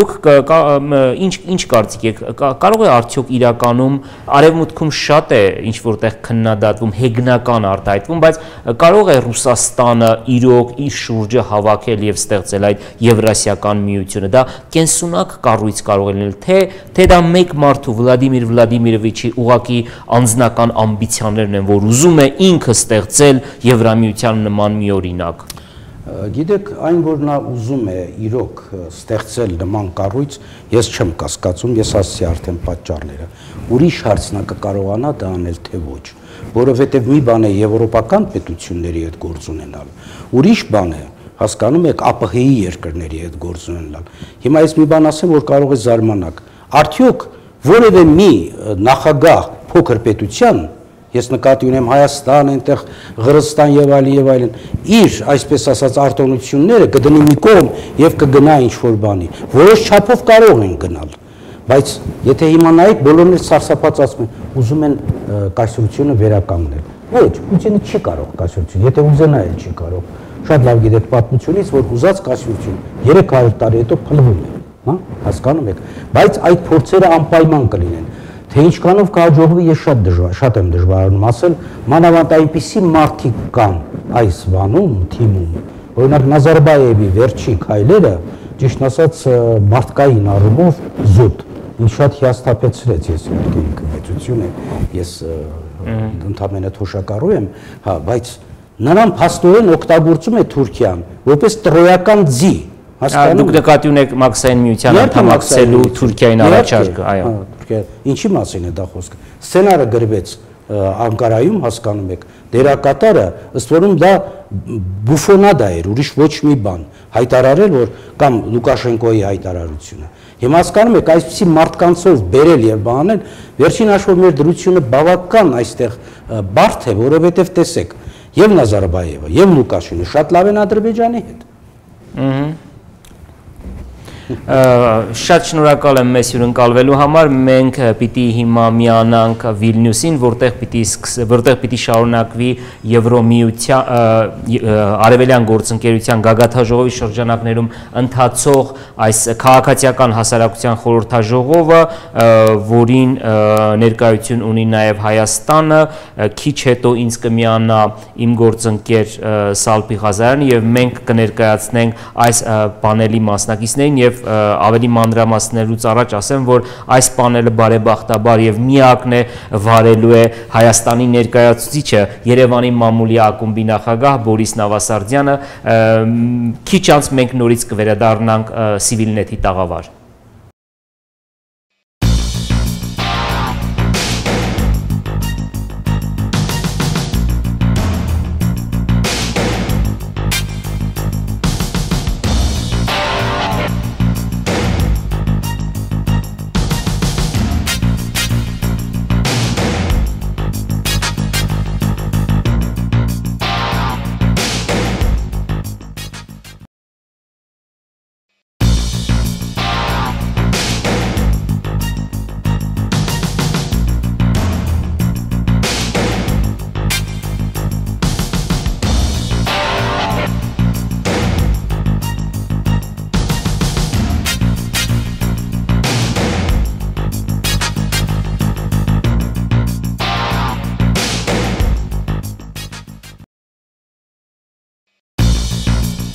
Կրկին բարի երեկո, CivilNet-ը շարունակում է հեռարձակումը արդեն տաղավարից, մինչև Վիլնյուս տեղափոխվելը մի քանի ծանոթություններ ասեմ, Սալպի նախ ես մոռացա, մենք ընդհատեցինք մեր խոսակցությունը Լատվիայում, Լիտվայից Լատվիա եւ ասեմ, որ իմ համար եւ շատերի համար շատ հետաքրքրական էր, սովորաբար ասվում է, որ քաղաքականությունը նաեւ ինչ-որ իմաստով, այսպես ասեմ, անբարոյականություն է, բայց ես տեսա բարոյականության գագաթնակետը, երբ որ հենց երեկ Ռիգայում տեղի ունեցած ողբերգական իրադարձության պատճառով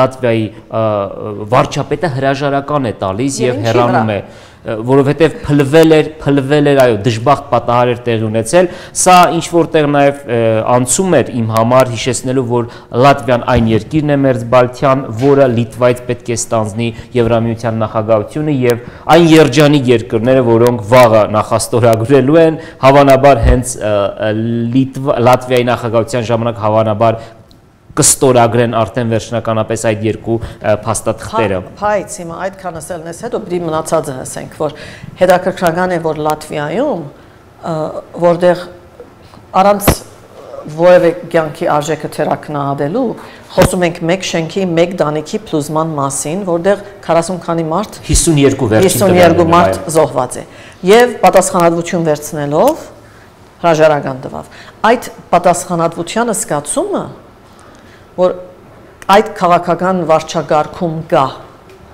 որ վերջի վերջո մեկը պատասխանատու է, չէ՞, մեկը պիտի պատասխանատվություն վերցնի։ Հենց չեմ գիտեր դա արդյունքն է իրենց Եվրոպա մտնելուն, թե դա պատճառն է, որ իրենք այդքան արագ Եվրոպա կարողացան մտնել։ Այդ մտածելակերպը, այդ արժեքների լրիվ յուրացումը, որ նախանցելի է իհարկե, այդ է, որ դարբեր է Լատվիան կամ Լիտվիան, ասենք Պրիբալտիկի երկրները Կովկասից, վերջի վերջո աշխարհակրությունը չէ միայն։ Իրենք այդ արժեքները այնքան գուլդվեր են եւ հավատում են, որ նույնիսկ այսօր ուն եվրոյի այդ բոլոր դժվարություններով Էստոնիան հեսա պիտի եվրոն որթեքրե եւ այլն զարմանում եմ ես ուղղակի եւ նախանցում եմ իհարկե։ Այսինքն դրա համար այդ բոլոր զուգաթիպությունը, զուգաթիպաբար այսօրերուն իրենք մարմնացում են այն արժեքներին, որ մենք ասում ենք, մենք ուզում ենք։ Բայց մեր վարչական համագարկի մեջ այդպիսի պատասխանատվության զգացում փաստորեն չկա։ Շատ լավ, Սալբի վերադառնալով այսօրվա քննարկմանը, ես քիչ առաջ նշեցի, որ բարեբախտաբար այս պահին Երևանի մամուլի ակումբի նախագահ եւ Հայաստանի եվրոինտեգրման ջատագովներից մեկը Բորիս Նավասարդյանը վարում է, մոդերատորն է այս պանելի եւ հետաքրքրական է, որ այս պանելը կոչվում է քաղաքացիական հասարակության դերը եւ վիճակը այս ամենի մեջ։ Դու որպես քաղաքացիական հասարակության ներկայացուցիչ ինչքանով ես կարևորում երկրին օգնելու, չգիտեմ, օժանդակելու իմաստով քաղաքացիական հասարակությանը, որովհետև մեր նման երկրներում ցավոք ավտորիտար կամ այնպիսի երկրներում, որտեղ հիբրիդային երկրներում օգտագործեմ այդ միջազգայինորեն ընդունված բառը, շատ դեպքերում մեզ լրագրողներից, NGO-ներին, հասարակ կազմակերպություններին նայում են թշնամաբար նաև։ Ով? Իշխանությունները։ Բայց ես ուզում եմ հարցնել, ինչ դեր ունենք մենք այս ամենի մեջ։ Հետաքրքրական է, որ Բորիսի վարած այս պանելը կոչվում է ոչ միայն թերը քաղաքացիական հասարակության, այլ բաժակը գես լեցուն է, թե գես թադարք։ Որովհետև մեկ կողմից երևի Եվրոպան տեսնելով Ուկրաինայի ժողովրդի հագաստեցությունը, փողոցի չնելը, մեր մոտ շատ ավելի քիչ ու փոքր ու լուր, բայց ամենայն թեպս մի փոքրիկ դեղեր չէ եւ հենց այդ բահերն էր, որ արդեն ինչ որ նոր տեսակի հագաստեցություն տեսանք ոստիկանությունից։ Այո, իշխանությունները դիմեցին բռնի մեթոդների, մարդկանց գլուխները ջարդեցին, այո, բարինփուն իմաստով։ Մեկ կողմից եվրոպացիները ուզում են գարչել այդ մի քանի երևույթ չեն, ինչ են, այդ մի քանի թեփկերուն, որ իսկապես քաղաքացիական հասարակությունը իջեր է փողոց եւ ինչ որ բան պահանջում է իր կառավարությունից։ Մյուս կողմեն, եթե ես լինեի եվրոպացիներուն տեղը, ես պիտի ասեի, եթե այդ քաղաքացիական հասարակությունները իրոք էս բոլորը ուզում էին, 4-րդ տարին չէին հներ, գնային երևի սկիզբեն։ Այնտեղ ես կխոնիմ պատասխանատվություն գա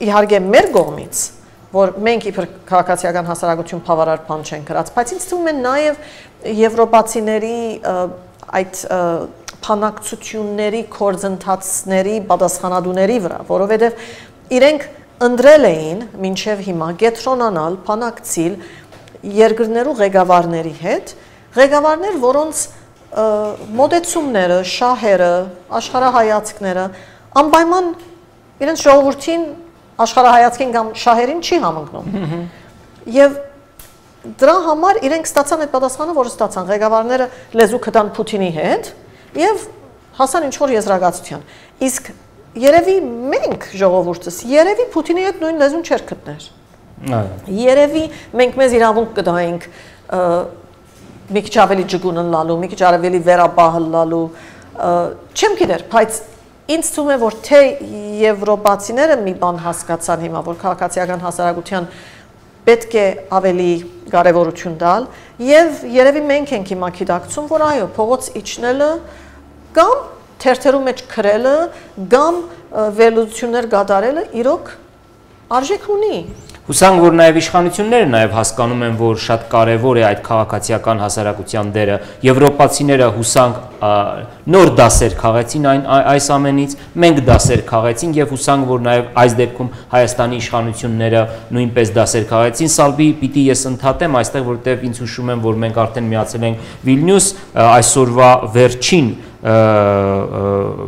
պանելներից մեկն է եւ այն, ինչպես նշեցի, վարում է Երևանի մամուլի ակումբի նախագահ Բորիս Նավասարդյանը։ Ես ասեմ, որ մնացեք CivilNet-ի հետ ուղիղ եթերում, մենք կրկին վերադառնալու ենք եթեր այստեղից։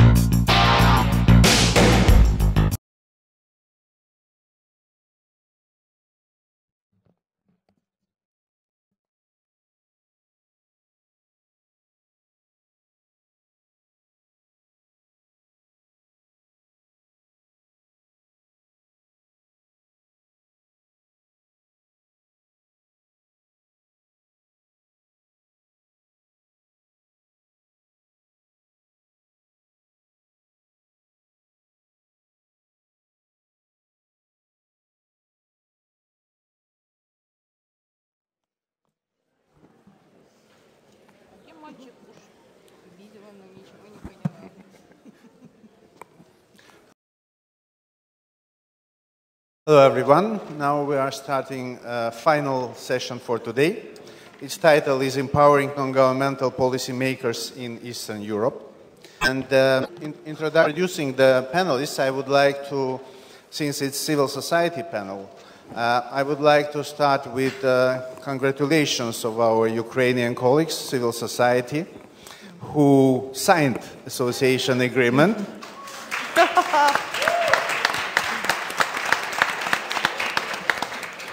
And it was my honor to put my signature there with the permission of Ukrainian colleagues.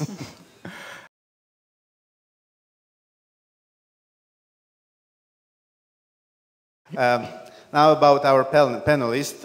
Krzysztof Bobiński is the head of small foundation Unia Polska, civil society, by being representative of European Union countries in the steering committee, and then serving as the coordinator of the working group 1, and also being co-chair of the steering committee of the Civil Society Forum. Manana Kochladze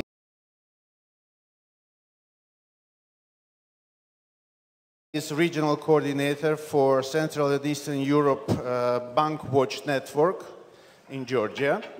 She is expert issues, served as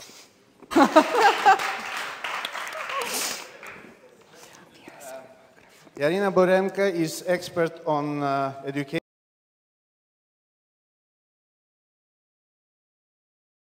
and youth policy, human rights and democratic citizenship education and community development issues.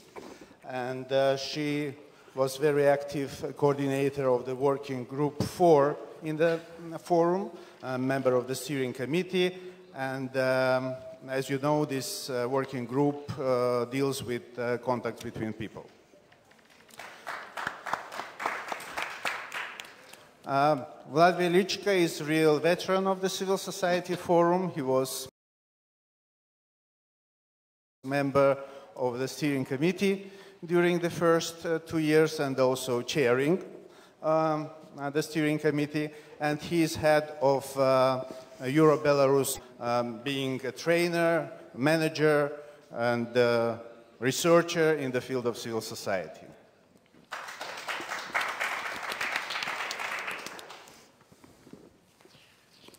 Leila Alieva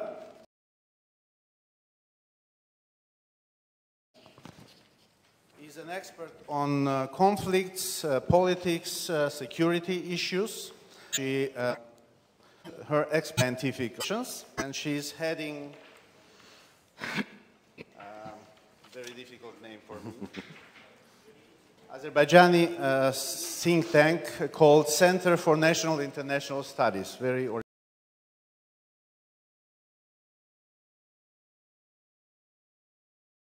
original name. Anna Golubovskaya-Anisimova is a co-founder and currently the chair of the board of National Environment.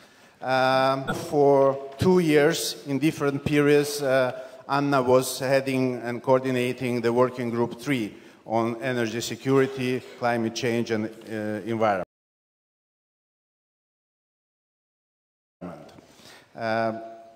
It is important to mention that her NGO exists since 1990, which is real for the region. So before I put questions to our panelists, I would like to say that I am being president of Yerevan Press Club. My name is Boris Navasardian. In normal life, I am dealing very much with media researches. So sitting here from the morning, I was automatically doing a content analysis of the speeches. And I have to combination society was the most frequently pronounced. And it was more frequently pronounced that the other combination from the title of the conference, Eastern Partnership, taken together with democracy, human rights, and reforms. So this says how important all the panelists of the previous sessions, how much they pay attention to society in the whole process. It's a real challenge for us, especially for this panel, which represents, all panelists in fact represent Civil Society Forum, which is a key player in the participation of civil society in the Eastern Partnership. And I would like also to recall that flying here to Vilnius, we started, I mean myself and some of my colleagues, we started in Armenia, then we landed in Ukraine, and then shortly after takeoff, the captain of the plane announced that we are flying over the territory of Belarus. So all the names of the country, given the situation we have now,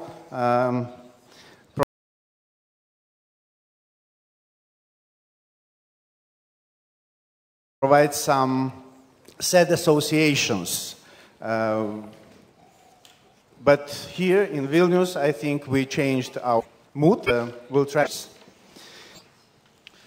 I would like to start the panel with the question to Anna, who, as I mentioned, is a real veteran of the civil society of our region.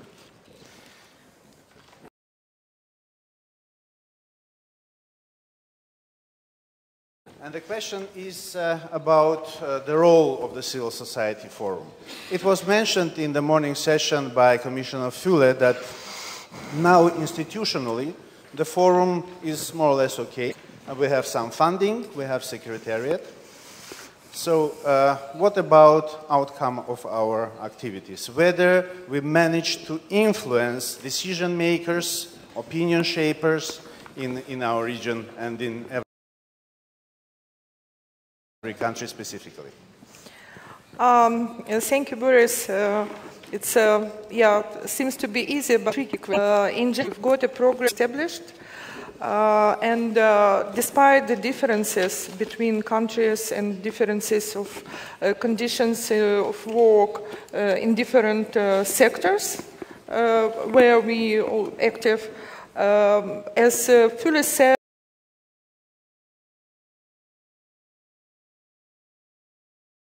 that the Civil Society Forum was projected as a mighty instrument for partners' transformation.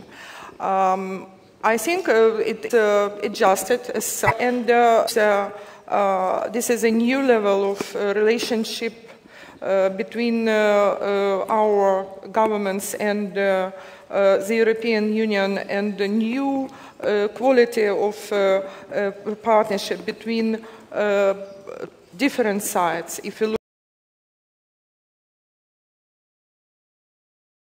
look at tripartite structure, meaning that between the government and the European Union, between the government and civil society at the national, and also a type of support of the European Union to civil society.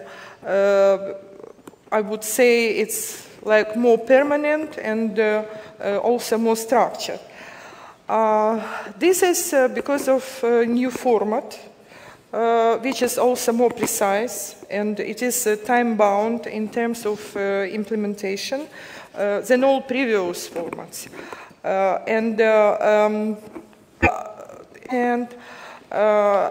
But on the other, whatever it includes, it's to be implemented through the approximation of the legislation and also practice.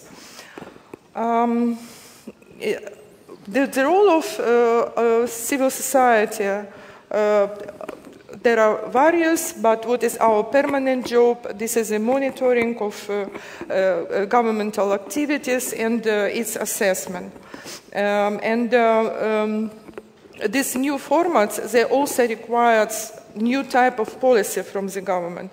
If we compare it with the Soviet time, and we also had the generation of such policies and strategies and plans which are really very have tens of are not measured objectives and also not time-bound in terms of implementation, no indicators, and also very often no reporting and no monitoring mechanism on the side of the government, which cause absence of accountability, and yeah, we worked this for decades, more or less. But this new stage change, this is also new support mechanism on the side of the European Union, like sectoral budget support. To get the sectoral budget support, which applies to many sectors, not only to environmental, where I'm working in, but also energy, transport, many areas of reforms. To get this SBS, which is normally like tens of millions of euros, you need to prepare, the government needs to prepare a new policy, new action plan. And lateral mechanism, its implementation when a agreement is signed. It's a permanent monitoring and joint assessment whether or not projected indicators were achieved. I'm sorry if I disappoint someone who expected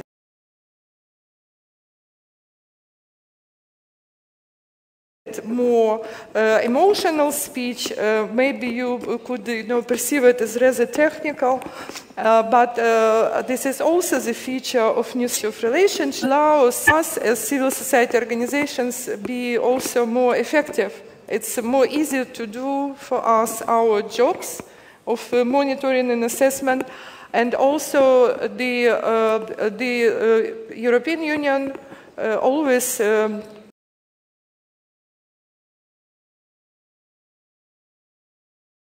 listening to NGOs, and it's a good example for our governments, even if they don't perform it, our role, and make real impact to the decision.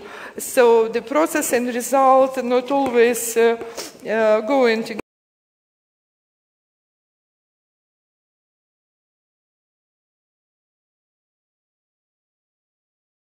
And especially it varies from the national level to local. If you look, if you go, then local level organizations can, but when it's about building construction projects which affect directly the local people's life, it is, for all countries, it is typical that the opinion of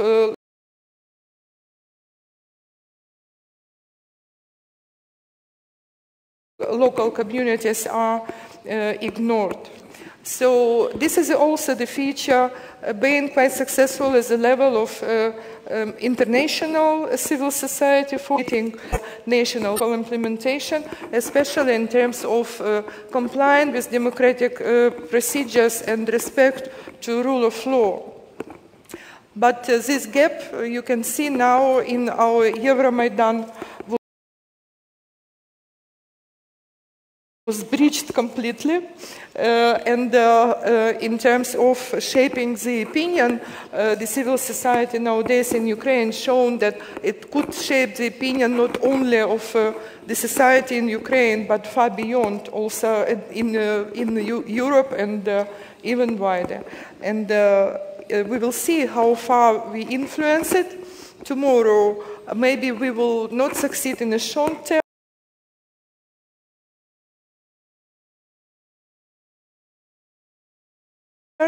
expecting the signature, but currently our civil society has shown its power and we invest into our European future.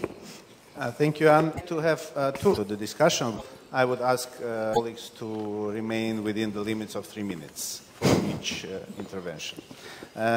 Now, question to Manana. One of the products of the Civil Society Forum was monitoring of the Eastern Partnership Roadmap. And important component of that research was defining in what extent civil strategies for the national governments and for the EU institutions. And only Georgia was mentioned as a country that established such kind of trialogue or trilateral dialogue. But on the other hand, as Milica Pešić in the morning mentioned, still in the region we are more organized society. So in what trialogue you manage in Georgia to reach the society, to reach broad circles of the society? And in what extent media is your ally there, whether it is indeed supporter or troublemaker for the civil society? Okay. Thanks for having the opportunity to address so historic, I would say, event here in Vilnius. Starting from the civil society in Georgia and the trilogue, it's the really long-term process. The first time we asked for trilogue in 2008, and we will receive the first trilogue in the 10th. So it's really important process, but just to be sure that the civil society are taking this seriously in a way how much it requests. Ask more and you will get more. And this should be really one of the maybe major logo of the Georgian National Platform right now. About media, in any campaigning tool you will give in order to reach change, to have as a lie.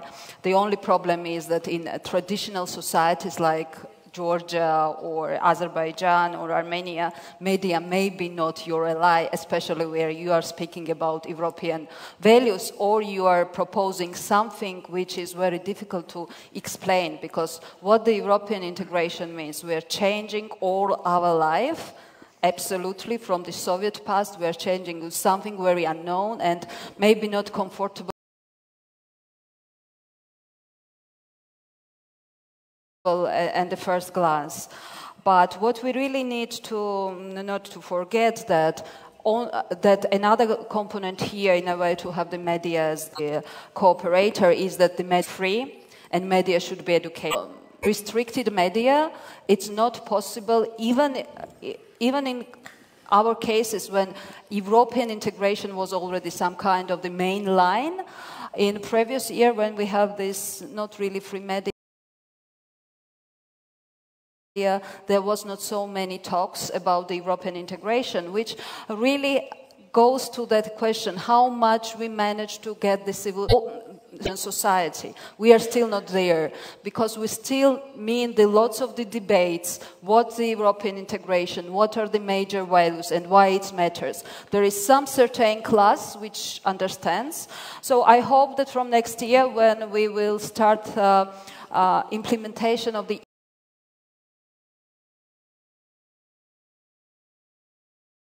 EU integration communication strategy, which actually was prepared by my colleagues, some of them are sitting in this room, together with the Ministry of Integration, managed to it, I think. Thank you, Manana. The Civil Society Forum, probably the most visible ones are our statements.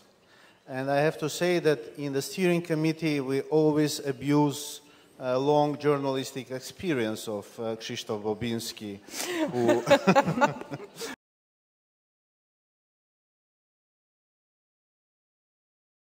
who was correspondent of Financial Times in Poland for many years. And my question is, what impact our statements have? Do they reach governments, EU, any other address we try to influence? Well, honestly, I have to say I have no idea. I think that statements are very important because they help to organize the way we think, they help to organize our ideas, we are a record of what we've been. And they build a tradition and a culture in this organization, and the Civil Society Forum does need a culture because it's such a dispersed organization. It does need some place where things can come together. Now, the people in the External Action Service say that they do read these. And I suspect that the Azerbaijan government reads them. And Mr. Suleymanov from the parliament in Baku reads them because they get very angry sometimes. In fact, they always get very angry when they see our statements. I think that governments in the Eastern Partnership countries do read our statements. But they all pretend that they don't. So it's very difficult to gauge what the effect of these statements are, but I can recommend them. And now that I'm leaving the steering committee, I think that Jeff Lovett will be taking on this role. and he will do it very, very well. So I think that they are very important, and I think in some way they do have an effect, yes.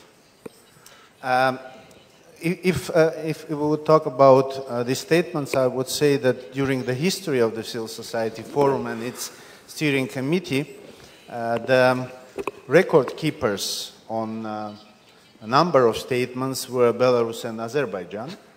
But during the last 2 months, I think Armenia and Ukraine were those who got more statements, and this is somehow also a reaction on what Vladimir Sokor mentioned, that even civil society in Armenia is supportive towards decision of customs union. Of course, if he would follow the statements of our platform and of the steering committee, he would not say so.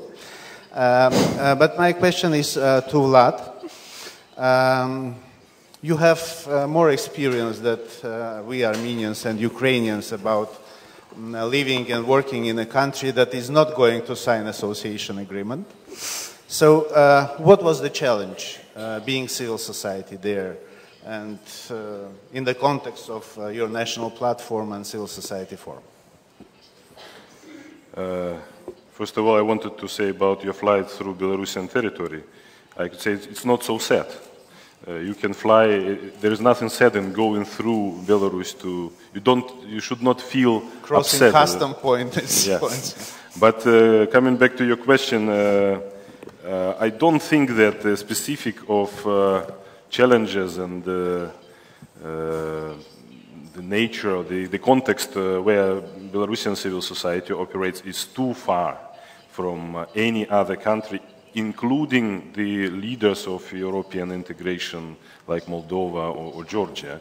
I could say that it's always about the voice of people, it's always about the opportunity to be heard, the opinion to be taken into account.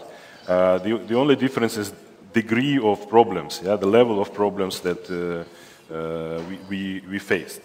And I think that during these developments of Eastern Partnership as such and Civil Society Forum as a kind of the shape, the form for civil society voice, I remember that 5 years ago this program was mostly offered not for the region, but for 6 separate countries, like for Georgia, Armenia, etc.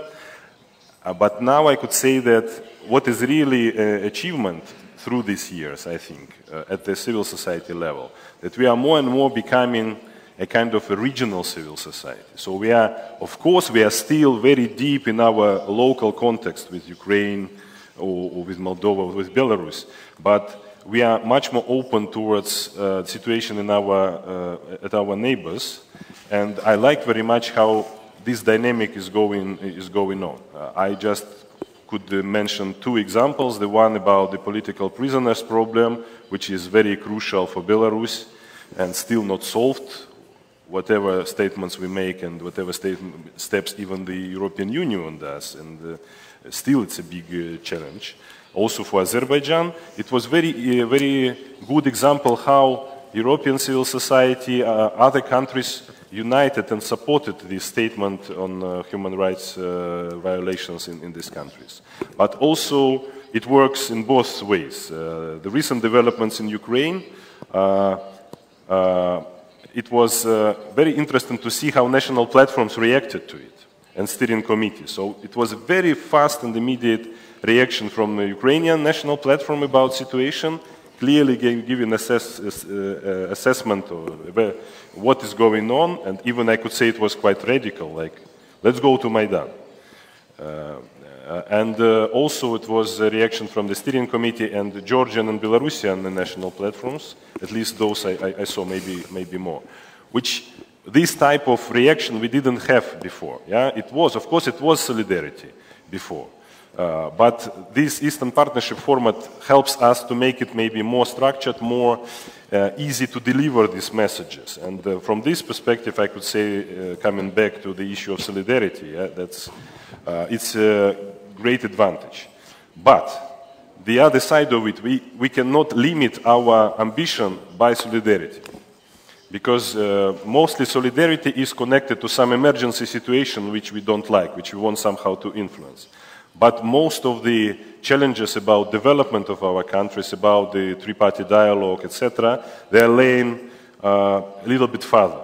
So our agenda should always be much more perspective, and solidarity should be a minimum program, and maximum program should also be a part of our agenda, not to forget about it. We could follow during all discussions here that, of course, the Ukrainian affairs, Ukrainian case is in the focus of everyone's attention, and I think the composition of our panel reflects that interest. We have 2 panelists from Ukraine. You had a chance to hear what Anna said, and now I would like to put a question to Yarina. There were a lot of criticism concerning Eastern Partnership that multilateral track does not work. So in what extent that multilateral track worked in case of civil society forum, and whether you, being now challenged by not signing the association agreement, need the solidarity about which Vlad was saying?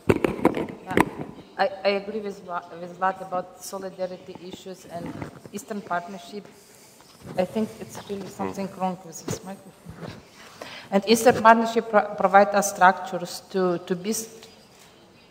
show the solidarity, but also to feel the solidarity, because at least we can meet, and Eastern Partnership Civil Society Forum give us possibilities to meet, to discuss, and to see and to change experience.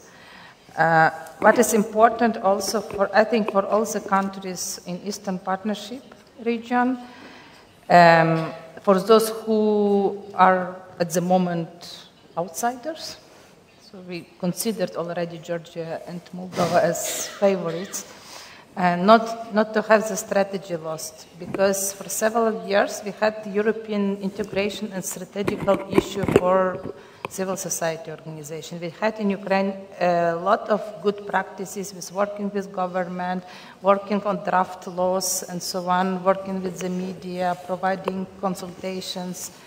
Now, we need to keep this strategy, not to lose the orientation what to do. It's very important. And the solidarity from the set of other countries is also very important, just to feel this spirit that still, maybe this region is artificial, maybe this region is done by European Commission, but still we feel connections between us and these regions. Is the concept of Eastern Partnership gives us some possibility to make the reforms faster.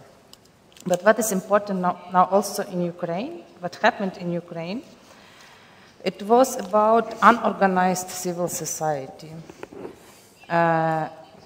We had no official strategy in the country. In fact, for 22 years, we are living in some countries where somebody can change what we are moving in one evening.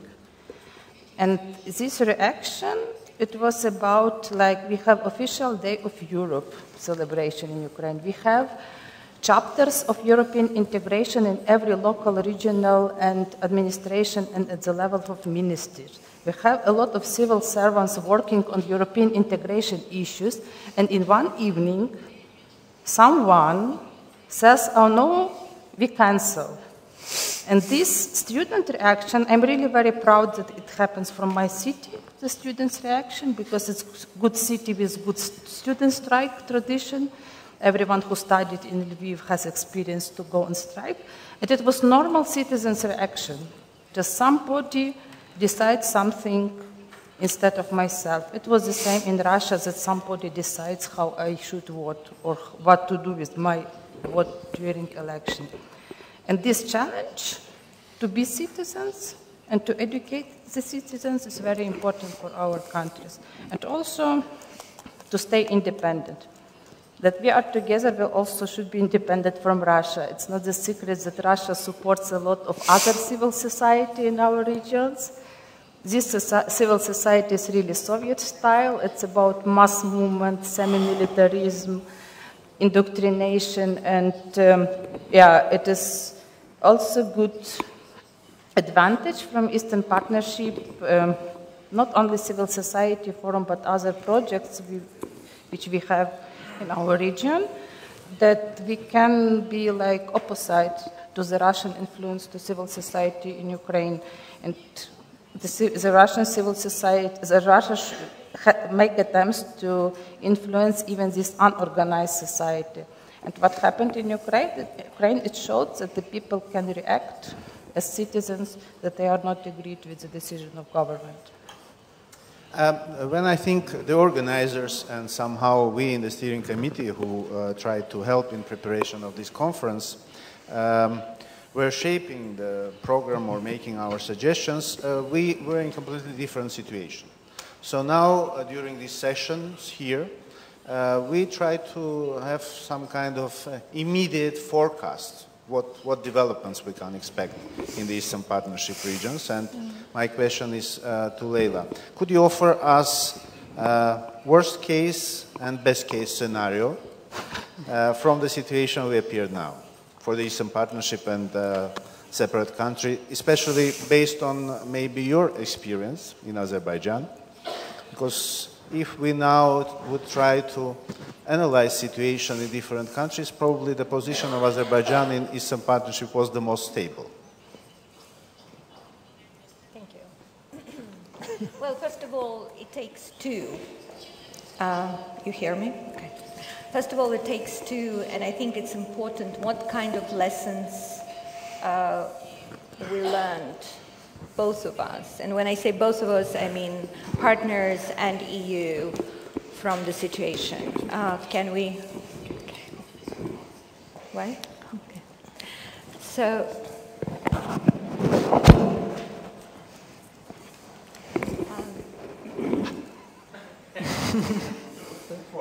Now, do you hear me?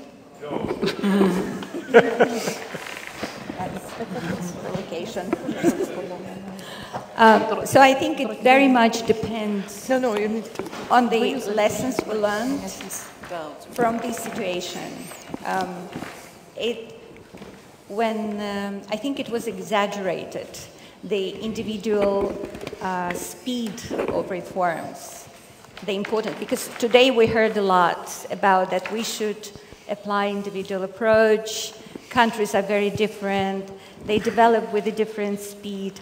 And I just wanted to stress a bit of your attention to that we started in a more or less similar situations in the 90s.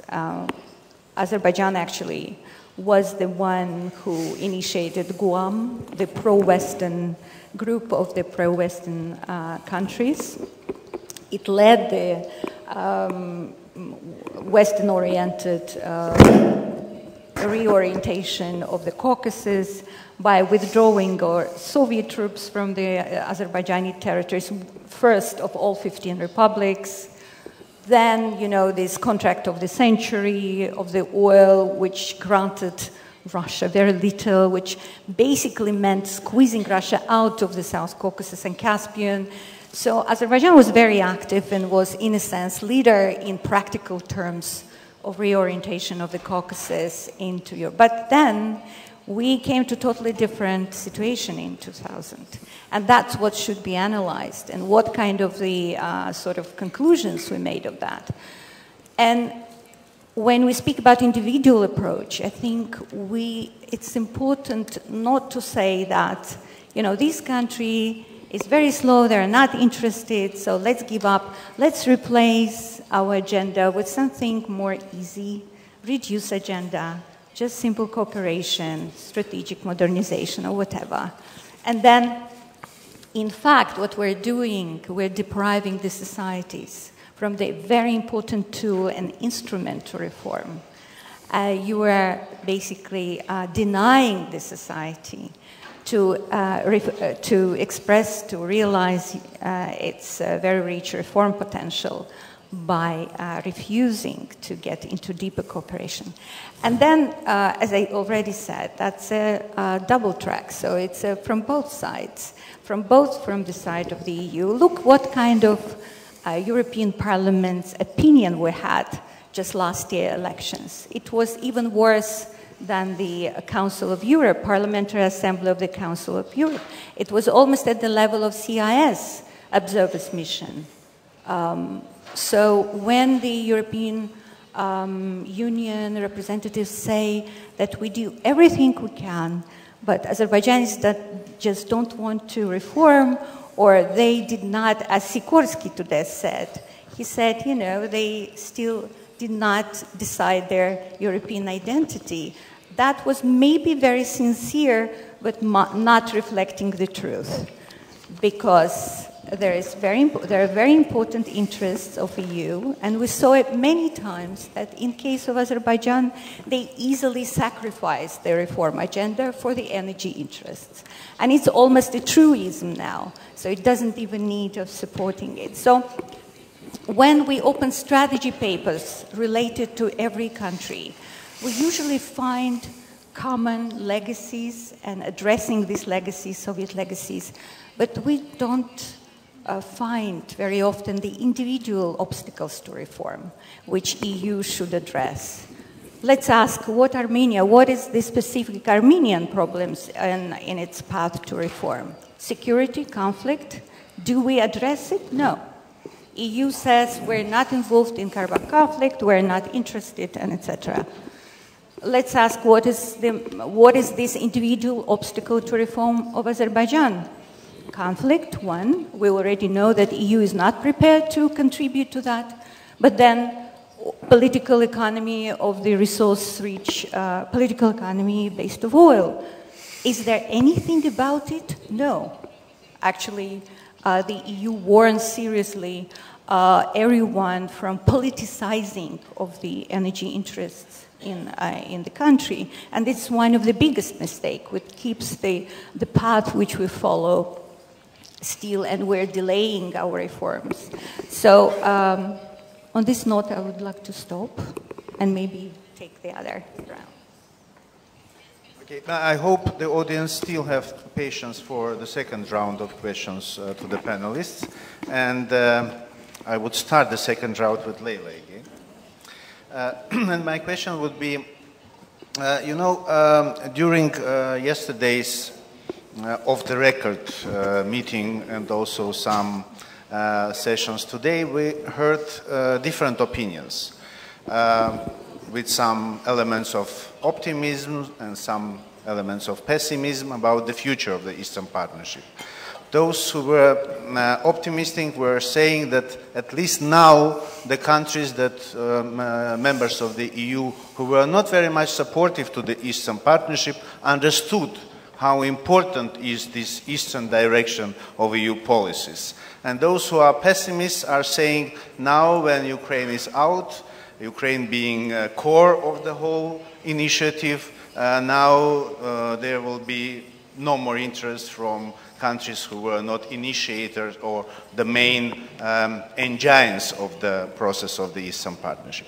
So what do you think, Leila, whether the EU and the EU member countries will keep their interest towards Eastern Partnership after Vilnius? Yeah. And whether civil society could encourage that interest? Because there were statements that civil society remains our partner irrespective of everything. First of all, I would like to characterize the context of this stage of international relations. Well, first of all, a month ago, I heard Gross, Andreas Gross, the member of the European Parliament at the Warsaw Dialogue for Democracy, one of the few who resisted caviar diplomacy, by the way. He's an extremely decent man. And he said that democracy is on decline, and it's on decline not only in our part of the world, but also in Europe. And one of the proof is, again, this caviar diplomacy success of or failure of Christopher Strasser to adopt his report on political prisoners in Azerbaijan, failure to adopt it at the PASE Assembly, which is quite a shame and very unfortunate, because right after that we had a renewed attack on the basic freedoms, and many more political prisoners appeared in Azerbaijan, and there are up to 18 now, bloggers, journalists, and activists who were acknowledged, recognized as prisoners of conscience. You know, Anar Mamedli, who was a steering committee member, could not come to the country. We hear about imprisonment almost daily. And the bloggers are given sentenced up to 9 years. So the democracy is on decline because Christopher Strasser failed to adopt at the PASE Assembly. European Parliament adopted the CIS type of praising very fraudulent elections of Azerbaijan just a month ago, and other, because of other indicators. But very recent event with dropping off one by one the Ukrainian, Armenian leaders is also the indicator of the failure of the EU approach in the major methodological approach to Eastern Partnership. Their extreme reliance on their agreements with the elite without the sufficient participation and conditioning the process with the great delays of the society. The leaders of these countries appear to be vulnerable to external manipulation. And the question is why they're vulnerable to this manipulation. Well, to a greater degree, they're vulnerable because of the domestic problems, because either their questioned legitimacy or waning legitimacy, or the lack of democratic vision, the fear that they may lose their grip on power once they are part of the European Union. And in order to address that, I think if we learn this lesson as the one that we should include, we should really politically empower civil society. Like, for instance, I hope next summit will have an overlapping events, or we can join the official summit. The whole group can join the official summit, and we can do it together rather than having, you know, our meetings separately from each other. So that will be a real empowerment. That's my thought. Thanks, Leila. After September 3, when Armenian president announced about the intention to join customs union, we had a lot of meetings with EU officials in Armenia, and we were told that they recognized that Armenian civil society is the main victim of the decision of the president, and that Armenian civil society will be not left alone in this hard situation. So I guess the same is now being said to the Ukrainian civil society organization. So Irina, whether it will work if EU says that they continue considering civil society as the main partner in our countries? Just now I remember one discussion in in Maidan social networks that the people support the opinion that after what the government has done, nobody will trust us. In fact, the people are ashamed about own country, that is really, really reflective and can lead to other better developments. But yeah, the hopes that the European Union will not leave us alone will give some inspiration not to go to depression. From other case, what we heard yesterday in of the record session and today, that not to leave alone Armenia and Ukraine, it means to have very strong statements against Russia. And I think now it's very clear. And I don't believe that there is real political consensus in EU, because this step will be really sharp and also dangerous for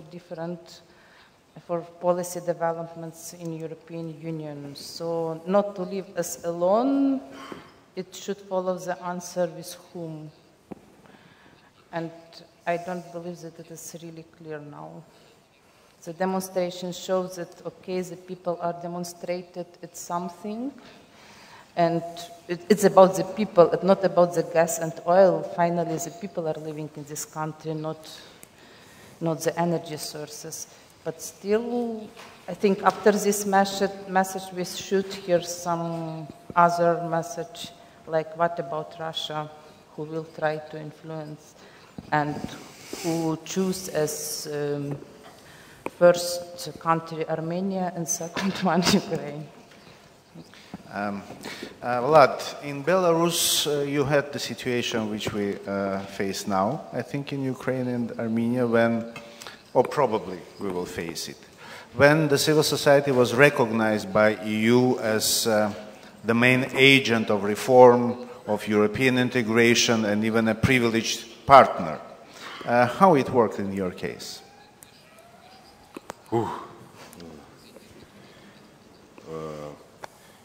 First of all, I think that the civil society was not recognized precisely in the way like you described. Yeah? I think that the Belarusian situation is maybe one of the most complicated or the earliest complicated in comparison with other countries. It gave to EU politicians a signal that they should look for some pro-European groups, pro-European forces inside the society, and by default, civil society is to a very large extent this type of forces.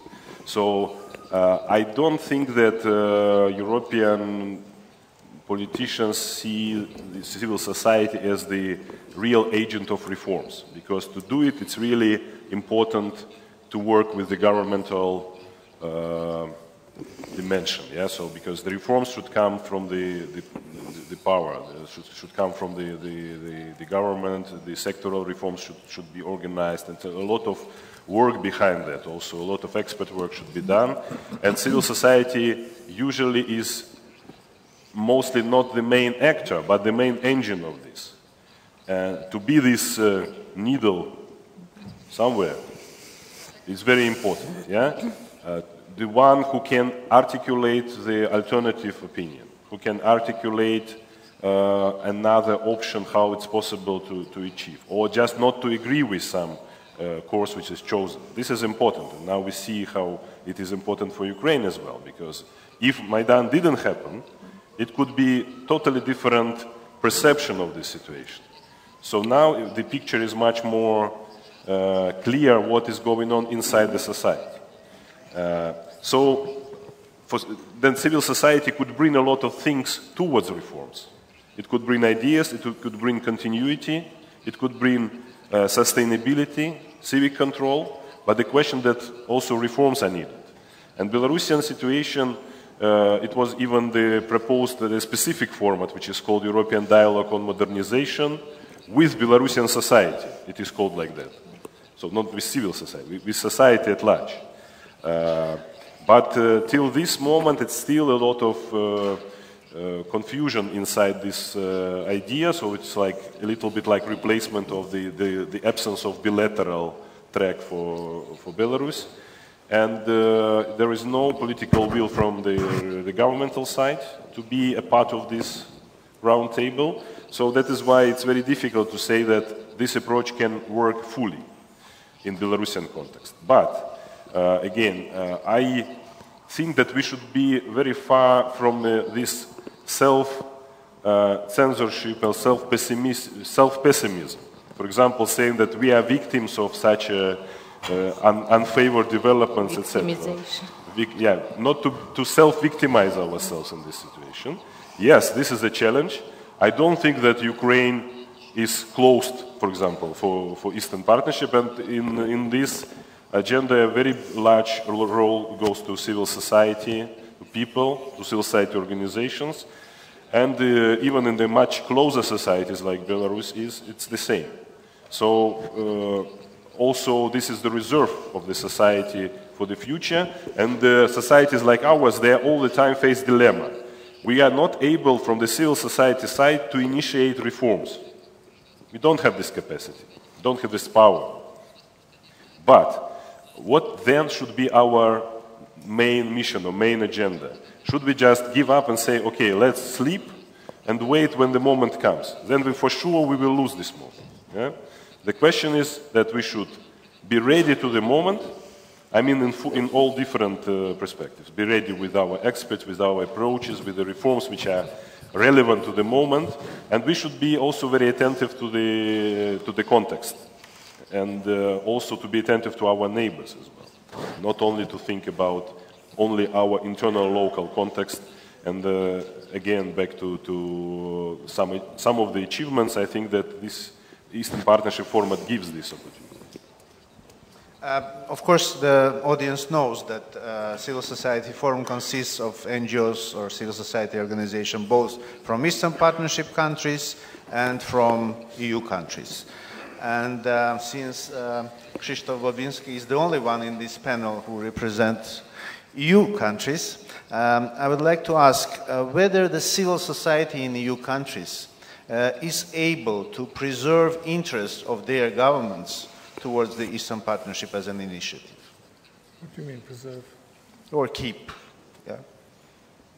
Just keeping the Eastern Partnership. To keep, interest. Okay, sorry, I was waiting for the microphone, but I have it on me.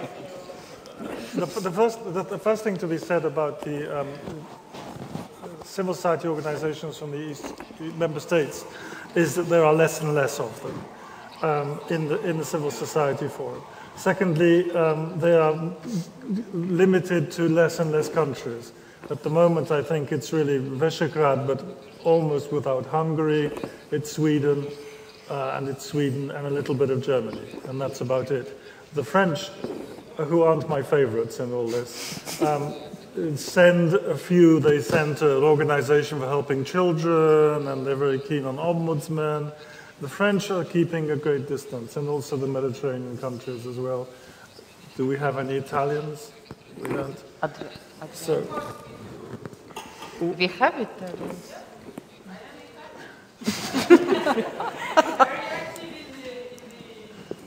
Yeah, you are, Antonella, you are actually very, very active, but you are alone, and you're making up for everyone else.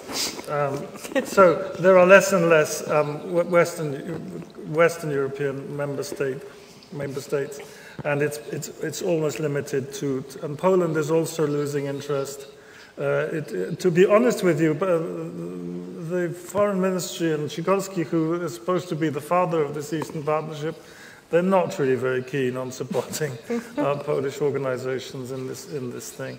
So that's one thing. Secondly, I don't think that the member state civil society organizations should be representing the interests of their governments. They should just be representing the interests of civil society, and they should be working together with civil society organizations in the Eastern Partnership countries to support them, to work with them, to develop together, etc. I mean, there is an idea to have a separate group in the Civil Society Forum, which will be just made up of EU organizations, which I think is completely mad, because this is something about integration and not disintegration. So I don't think we should divide up into Ukrainians, Armenians, Belarusians, and then EU people separate. We should be as much as possible together.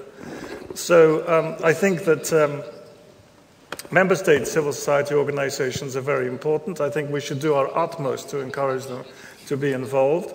And I'm afraid we haven't been doing enough up till now.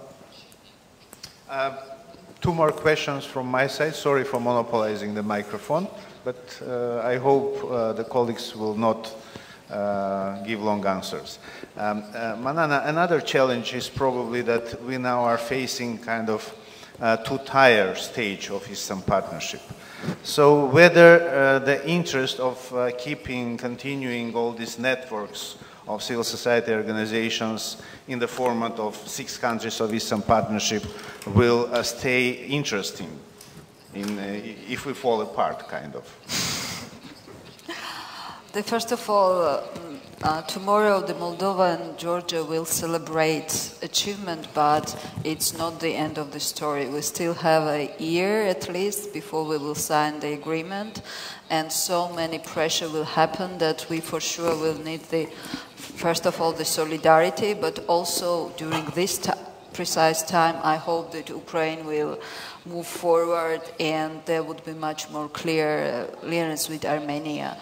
And I hope that the network will stay, because now we know each other, now we know what are the different problems, and we know how we can anyway try to support our Azeri or Belarusian colleagues, and this needs to be stayed, because the challenge will be increased, not only towards the advanced countries, but also in the countries like Belarus, or maybe I'm more in somehow know about Azerbaijan, the pressure on the civil society activists, all those people who are working on the human rights standards will increase, and we really need to keep this unity to help them, and without solidarity it would not work. Another thing is the leverage.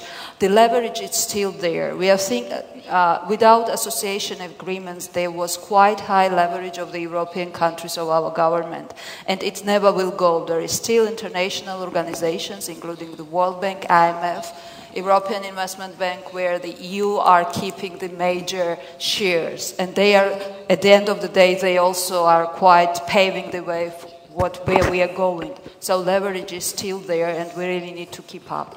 And one thing which we never recognize or never celebrate was that we not only created during the Eastern Partnership, but also it concerns wider neighborhood area.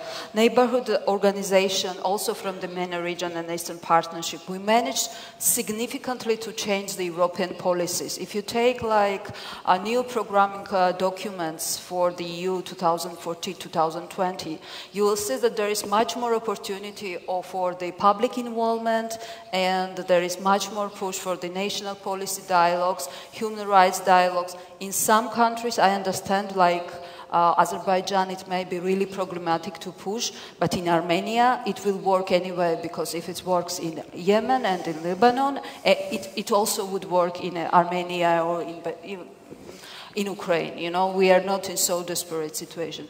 Maybe for Armenia we really need to think to find out the leverages where we can and what we can ask the European Union, because we understand the energy security is the priority, but it shouldn't undermine the right of the Azeri peoples to have the democratic country, and this should be really balanced. And actually the EU own development policy requires that, I'm not speaking even about the Lisbon Treaty, that any action of the EU should really lead towards the increased human rights standards and bring sustainability. I would like to continue what Manana said about the possible involvement of more international organizations in our region. And during last years, probably with this engagement of civil society in all Eastern Partnership initiatives, the other civil society development organizations were kind of shadowed. So what role they can play now when we are in the new stage of Eastern Partnership? I mean UN, Council of Europe, OSCE, even US organizations. Yeah, first of all, I would like to say how I do perceive this difference on influence for reforms in our countries. My origin, I was working in the environmental field. And in fact, in Ukraine, because of Chernobyl, practically all the civil society movement was emerged from anti-Chernobyl and environmental grasp. So based on this, and it was structured and developed different sectors and cycles.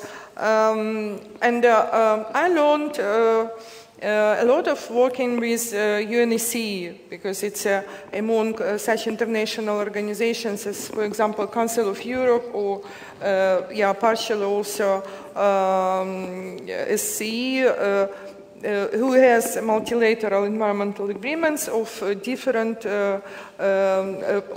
power.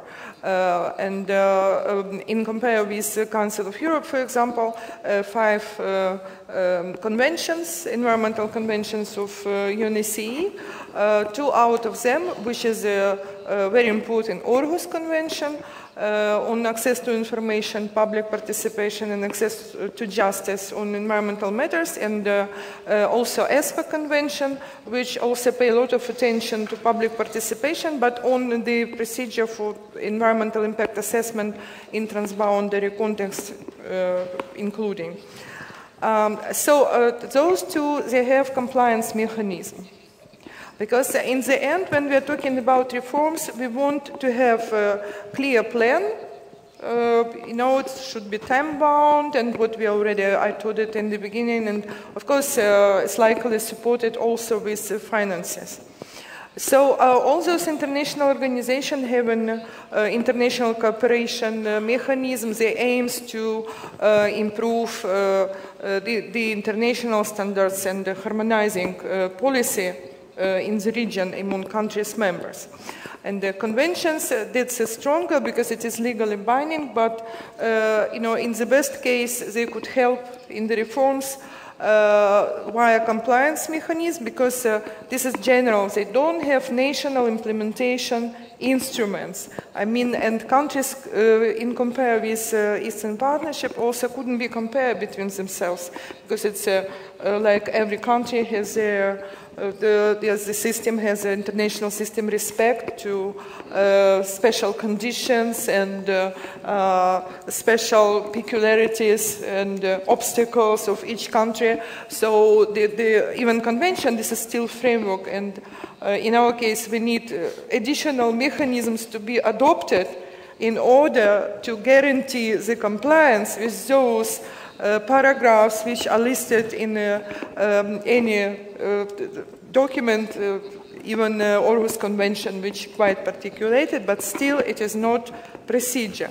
So even using a compliance mechanism, every citizen or NGO could complain to compliance committee, and then meeting of party could adopt the decision. Country could receive sanctions like caution or something, and then it's given to the country and given some terms. Normally, until next meeting of party, it's like 5 years to improve. And actually, in the case of Ukraine, it could last forever. We already have the 3 cautions. While when you look into the association agreement, there is in case of Ukraine, we have Annex 29. There are a set of directives which by themselves are procedures, in fact. And in compared with our countries, it's different system, and it's fully horizontal legislation which supply for good environmental governance. So, of course, while external incentives have always been most influential for reforms, especially in the field of environmental protection in post-Soviet countries with all heavy legacy we had. But the EU is the most decisive incentive due to the nature of this cooperation and the monitoring and the reporting mechanism. So that is why I think maybe the influence of international organizations to our reforming process was a bit less visible during last decade since this neighborhood policy came to the stage of Eastern Partnership deepening. But even I think, we don't know, of course, still we will know tomorrow about Ukraine, but I believe that due to many reasons, not only dependent on this decision of the government, the process already on the path, which is very difficult to turn out. Like Irina said, many people were working. We just, on the day when the Cabinet of Ministers announced its decision, we just finished training for senior officials on European Union environmental policy and legislation. I mean, just we're going step by step how we will implement this association agreement. And I don't think that it's somehow, it will be slowed down, but I don't think that the place and impact will much decrease. Thank you very much. Thank you, all panelists. And now questions from the audience. Please, you, then Stepan. My name is Walter Kaufmann from the Heinrich Böll Foundation in Berlin. One short comment, if you look at the gender balance of this panel and you compare it to the first panel we had today with 8 men, you will have one more proof that civil society is well ahead of the political establishment, both in the EU and in the Eastern Partnership. The question, reality check, Eastern Partnership, if you turn it onto yourself, onto the Civil Society Forum, I'm interested to what extent have you managed to reach out to your domestic constituencies? Is this forum, Idea Civil Society Forum, still a closed shop, as it had been criticized by many, I remember 4 years ago? Or is Ukraine, what do you do with this huge success? Yeah, you have, there's of course a very bad political development, but on the other side you have a huge mobilization success. How will you explore on this success? Yeah? What will it change? Will there be more civil society activity on this particular question of Eastern Partnership? What about Azerbaijan? Yeah, so it's a question to you. How do you assess your own success in reaching out to your public? Thanks. We will take some more questions. Stepan, please. Григорян Степан, я из Армении. Значит, я так обратил внимание, что об Армении много говорят, но в эти 2 дня ни одного панелиста из Армении нету. Поэтому я хочу немножко заполнить и некоторые сломать стереотипы об Армении. Ну, во-первых, в Армении не такая безнадежная ситуация, как я вот услышал на прошлых панелях. В Армении действительно политическая оппозиция не выступила против, но это не означает, что в Армении нет общества и нет политиков, которые против такого решения. В Украине Армении тоже не выступила коалиция. 3 сентября против этого решения. Надо поставить вопрос, а это оппозиция армянская оппозиция ли? Это первое. Второе, я с Борисом согласен, что в армянском гражданском секторе мы большой шум подняли в Армении, были выступления, и сейчас идет дискуссия по поводу того, что это неправильное решение. Поэтому немножко об Армении я хочу уточнить вот ситуацию. И по России. Я вот очень часто вижу, как армяне из разных стран мира всегда защищают Армению, и выстраивается такой стереотип, что мы все там за Россию. Значит, я хочу сказать, что Россию вовлекать в восточное партнерство бессмысленно. Эта страна знает свои интересы, руководство жесткую политику ведет. И посмотрите, там, где России надо, она великолепно работает с Евросоюзом. Посмотрите на проекты северные. Россия, Евросоюз. Значит, в вопросе восточного партнерства у них другая позиция, поэтому вовлекать Россию в восточное партнерство бессмысленно. И последнее, что хочу сказать. Россия подняла восточное партнерство вопрос на уровень противостояния. Россия, Евросоюз, Восток, Запад. Она подняла эту проблему, превратив в геополитический спор. Искусственно это сделала, но она подняла. И вот когда Россия начала вот так раскручивать против восточного партнерства, вышибла Армению, теперь Украину, на это ответа не было, я очень извиняюсь, не только наших элит. На это ответа не было у Евросоюза. Это вызов серьезный, Евросоюз не готов. Не потому, что он плохой, потому что это 28 стран, которые быстро не смогли на это отреагировать. Потому что средиземноморские страны Евросоюза интересуются проблемами Средиземноморья, потому что ряд стран Европейского Союза другие интересы имеют. И получилось так, что к восточному партнерству хорошо, но когда это стало большой проблемой, многие отступили назад. Спасибо. Thank you. I gathered some experiences in the field, in the topics that we are discussing. As the coordinator of one big international project called Bridge that we had on 2008-2012, dealing with the relations of the European Union with Belarus, Ukraine, Moldova, and Russia.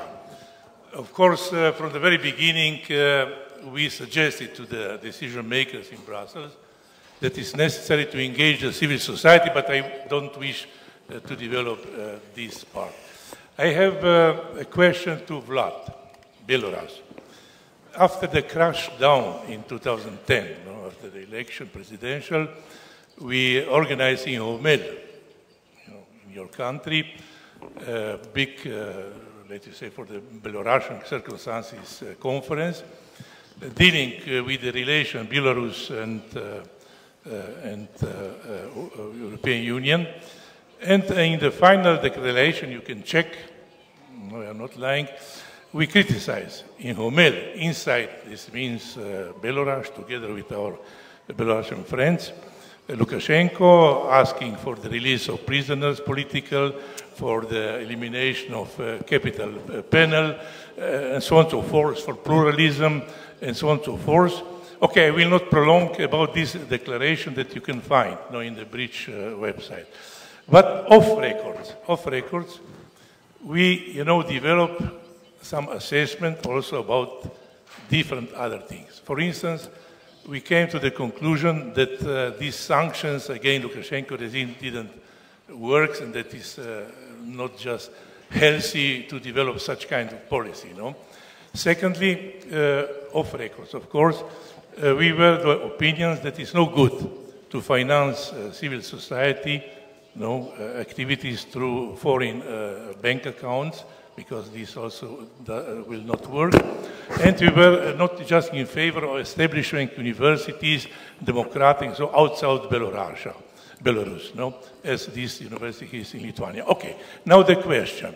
And of course, we were of the opinion that it's necessary to develop different kind of democracy inside the country, not just classical election. This could be local democracy and so on and so forth. But this opinion was also included now in the last position paper of Brussels, of the Commission, that democracy cannot be imported, but it's necessary to be developed inside. My question, the Brussels developed this policy of democratic dialogue that you know, with financing different activities, and they installed, not just in Belarus, also in other countries, the financing of civil society activity through the calls of the European delegation. How is this functioning now in Belarus? If some results already has been done, because this is going on for the third, fourth year, and so on and so forth. Second question, Ukraine. I was last weekend in Lviv, or Lvov, or Lvov, as you wish, and of course we convened the council of another project, Tempus, now with intellectuals from Kiev, Odessa, and so on and so forth, Russia and Moldova. And okay, I was watching also the students marching in the streets with the fans in favor of the European Union and so on and so forth. But I will finish, but I was astonished, you know, that my colleagues, intellectuals and so on, were not just in favor of such direction, in spite of being against Yanukovych, you know. So the question is that to the ladies of Ukraine, how on the basis of these demonstrators in Kiev, Lviv, and maybe in other countries, develop a political movement in favor of the European Union, not just association agreement, taking into account Kharkiv, Odessa, Donetsk, Kiev, Lviv, and so on and so forth. You know what I'm thinking about. Thank you. Thank you. If I may ask to formulate the question as brief as possible. Two more questions now. Yeah, and please specify who would you like to answer the questions, because we will hardly have the time to ask all panels to answer all questions. Isabella, then Ivana. Please.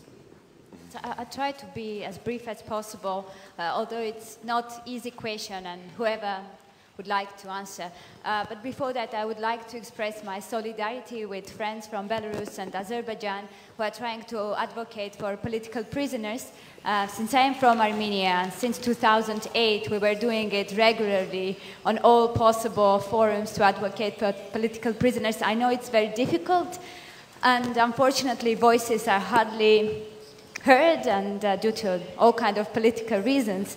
So the question is following. So where you think that tiny line goes between boycotting the governments like government of Sarkisyan or Lukashenko or Aliyev and tolerating? What I mean that in case of Armenia, the European Commission and European Union actually did work a lot with Armenian government, which was not elected, which was not legitimate, at least for many of us. And there was a lot of criticism towards that government, but still the decision was taken that it's better to work with them than to isolate Armenia, as had been done in case of Belarus. So we see that now those countries that are leaders, like Moldova and Georgia, are those two that have more or less or good elections and elected governments, when in Armenia and in Azerbaijan and in Belarus we don't have it. Barroso came to Armenia before the elections and said that more for more and good elections, so we will continue, whatever. But elections in Armenia were terrible, rigged. All of us know that, but still this path was continued well. We work with whoever is there. So my question to everyone, whoever is... Not to everyone, one person. One person. Choose. Okay, I can't really specify it, so probably Mr. Babitsky, who is the only one who represents European Union to the extent... You are responsible for the whole EU. Of course he's not. I mean, this is not probably the very good session to ask the question that was properly done before, but still, this is a very, I think, difficult but important question, both for the European Union and for us, where this line goes between just blocking, that doesn't work, as people say, and tolerating, and this policy of double standards, because we've heard a lot about values, but it's again about values, if you work with people who steal the elections. Thank you. Ivana, please. I'm Ivana Skalova, people in the Czech Republic. I will try to be very short. There is also a great job done already in 6 countries of Eastern Partnership, but in 4 of these 6 countries, there is still some work remain, some issues to resolve. And I'm speaking about unrecognized regions, about disputed territories. And I would like to ask representatives from these countries, it means Armenia, Georgia, Azerbaijan. Unfortunately, there is no one from Moldova here presented. Is your civil society ready to work with your colleagues from disputed territories? Is your civil society ready to include them in your work and into your organizations or platforms national? So that's the question for, I think, Boris, Manana, and Leila. Thank you. Thank you. And one more question from Antonella. I think this was for you, this particular Thank you very much, Boris. I disagree with the fact that the European civil society, EU civil society, is not interested in the Eastern Partnership. I attended the Civil Society Forum in Chisinau. We had a long list of EU representatives, many of them, of course, from the areas and the countries which are bordering the Eastern Partnership countries for obvious reasons.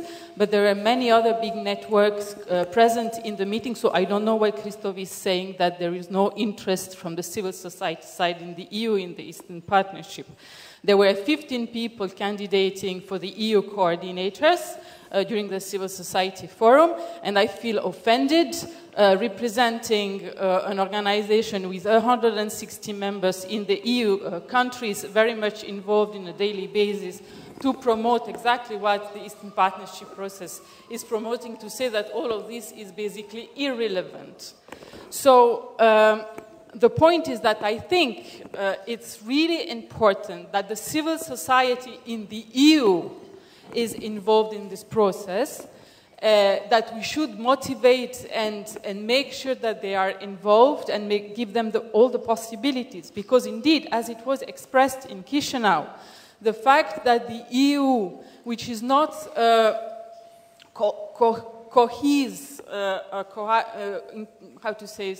strongly structured entity, will react to the Eastern Partnership process depend on the cohesion within the EU. And this cohesion could be promoted by also the civil society of these same countries.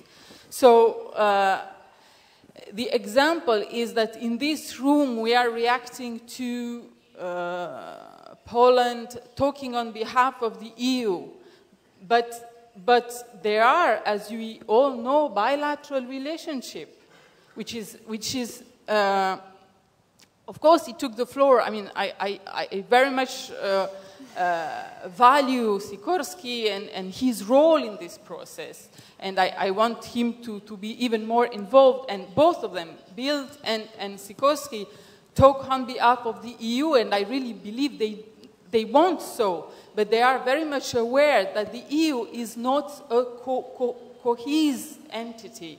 So what will be decided tomorrow, it's not only Poland, Czech Republic, and so on, it's all together. So we need to work on civil society as well in the EU to raise the attention on this challenge of the partnership. The last point, and then my question, Boris. It's very difficult, I think, for the Eastern Partnership countries to relate with a process which is the EU-led, like the Eastern Partnership, and then bilateral relations. Because, of course, Russia, we spoke a lot about that, will react to the EU in a way, and then my country, Italy, for instance, is establishing very, very strong relationship with Russia in these days. They signed 28 agreements yesterday together. So we have this ambivalent relationship. Now my question is, what do you expect the representative from the partner countries, from the civil society in the EU? Thanks. So I would now ask our panelists to address those questions which excited you more, not all of them, please. Starting with Chris. You have mic. Oh, I have, yes. Can you hear me? Yes. To the last statement by Antonella, if you feel offended, I apologize by what I said. I mean, I apologize. The question over there about double standards and tolerating, I think it's a very, very important question to which I do not have an answer. But I started thinking about this when I spoke to an assistant of one of the MEPs a year ago after the Russian election. And he said, we in the European Parliament have criticized the Russian election for not being fair in 3 separate resolutions. And then we get on the plane and we fly to the Duma and we talk to them and treat them as if they were normal MPs. And so what are we doing? We're saying, first of all, they were illegitimately elected, and then we treat them like legitimate members of parliament. So what is going on, really? And that is a question it's a question of legitimacy, but it becomes a philosophical question, actually. Is a law which is passed by illegitimately elected lawmakers, is that a real law? And should the citizens who have been whose election has been stolen from them, should they be bound by that law? It's a very difficult problem because the answer is either that you don't take any interest in politics and you just give up and go into stagnation, or it leads you to revolution, actually, because you begin to not respect the laws that are passed by these assemblies.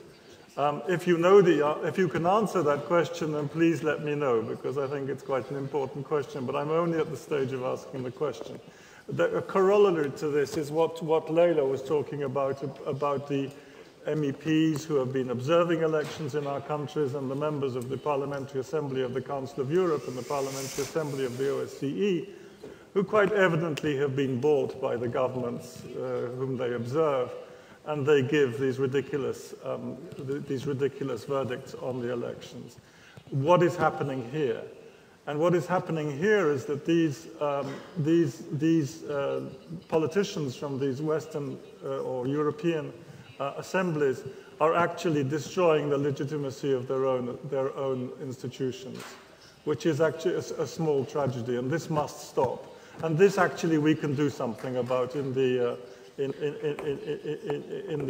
EU member state civil society organizations. We can do this because we know who they are, actually, because they're not even ashamed of it. So that's my not very good answer to your question, but I hope it makes me feel better anyway. Thank you. Thanks, Manana. I will start with do the shop is closed or it's open in terms of the national platforms in our countries. The countries differ with the arrangement of the national platforms. It's issue of the sovereignty, I would say, but in general it's quite open despite all this criticism. Maybe it's not so far-reaching as we would like to see, at least I would like to see in Georgia. From one side is also lack of the capacities and the knowledge, for example, how the regional groups can be really involved, and they feel that this EU integration is something for more advanced groups working on some general issues on the state level. And we already start to think how to address this issue also with the delegation, and one of the idea is to really try to test the partnership principle on the regional level under the regional sectoral support program. So we will see how it will work, because partnership principle in different EU countries works in different ways. So we even couldn't take the model and say, let's just try to adjust this model for Georgia. And then maybe we can also try. I know that same kind of the thing will be starting in Ukraine, so we will try to look and share experience how we can really go and show to the grassroots and the regional organizations that EU integration is something here. It's not happening in Brussels or in Kiev or Tbilisi, but it's happening here on the regional level. And one thing which I would like to answer the Antonella, what are you expecting from the EU groups? And here, I would really what are we expecting from the EU groups, and usually, maybe I'm from environmental sector, but usually I never heard really further response when there is the huge human rights violation in Georgia or in Azerbaijan. I never really have seen any big statement on any like group of the organization from Brussels or the wider Europe, if not asking, like proactively given. It's different when you are asking and then you are getting the support, but proactively given them. And this is really important. When, for example, 2 weeks ago there was this also very not nice European parliamentary report on the Azerbaijan elections, and only the Greens have been really protesting that this is not the report that European Parliament should pass through. We don't see any kind of the statement of human rights groups saying that, come on, it's the European Parliament, you really need to keep your image and renommee, and you should really try to work not to really accept this kind of the reports. Also, we don't really see the real interests in general about the neighborhood problems. You know, I'm speaking now on wider neighborhood, because often we say that trade and economic issues are overriding the human rights and development, real development agenda. And again, there is very few groups, mainly from the Greens and like environmental perspective, who are really trying to oppose and trying to say that the real development, it's not the pipelines and transmission and interconnectors, that the real development is when the people where they are living are getting the local economy self-sufficient, and this is the real development, not something which is really serving the EU energy demands or some other type of demands. So these are the things we are expecting from the EU groups, that you are doing more analysis and try to push the European policymakers to implement the Lisbon Treaty and implement development consensus, which is still not in place. Thanks. You are not obliged to speak, all of you, so you decide. If you want to react on any questions, then welcome. So let's go by Yarina. So I like this question. It's about double standards and boycotting from other perspective, that actually it's also about the line and how far you can go and where you can cross. I think in some cases, in case of Ukraine, this line about human rights and selective justice, it was crossed. And that's why it escalates, that the people actually haven't believed that selective justice is not about Tymoshenko, it's about other people having cases in the court and having their rights for justice violated. So that's why if it is crossed, then we see the consequences. And what we expect from civil society, from EU group, actually I expect to have more diverse group of EU organizations involved in civil society, but it is, for the end, it's also one good sentence from the before Maidan discussions, in general from civil society of EU, we expect less coffee breaks, more grassroots work. Vlad? Yeah, I have several reactions, maybe a little bit long, but I find it important. First to Walter about the reality check of Eastern Partnership. Being short, it could be seen in different questions how to diversify this reality check. Has Civil Society Forum happened as a stakeholder of Eastern Partnership? Yes. Can we see Eastern Partnership as a success? To some extent. Yeah? And have we reached our goals through Eastern Partnership? Not yet. For me, it's only the beginning of the process. But also I would like to come back to the phrase which came from Commissioner Füle in the morning, which in fact made me very angry. It was about that Eastern Partnership Civil Society Forum should not be Brussels-driven anymore. For me, I'm not Brussels-driven, and I wasn't Brussels-driven, and I never saw that the work which was done within this frame was Brussels-driven. And to me, it was a very challenging to hear it from the Commissioner side. Of course, it's about infrastructure, it's about communication, it's about a lot of connections with Brussels, but I don't agree with seeing it in such a way.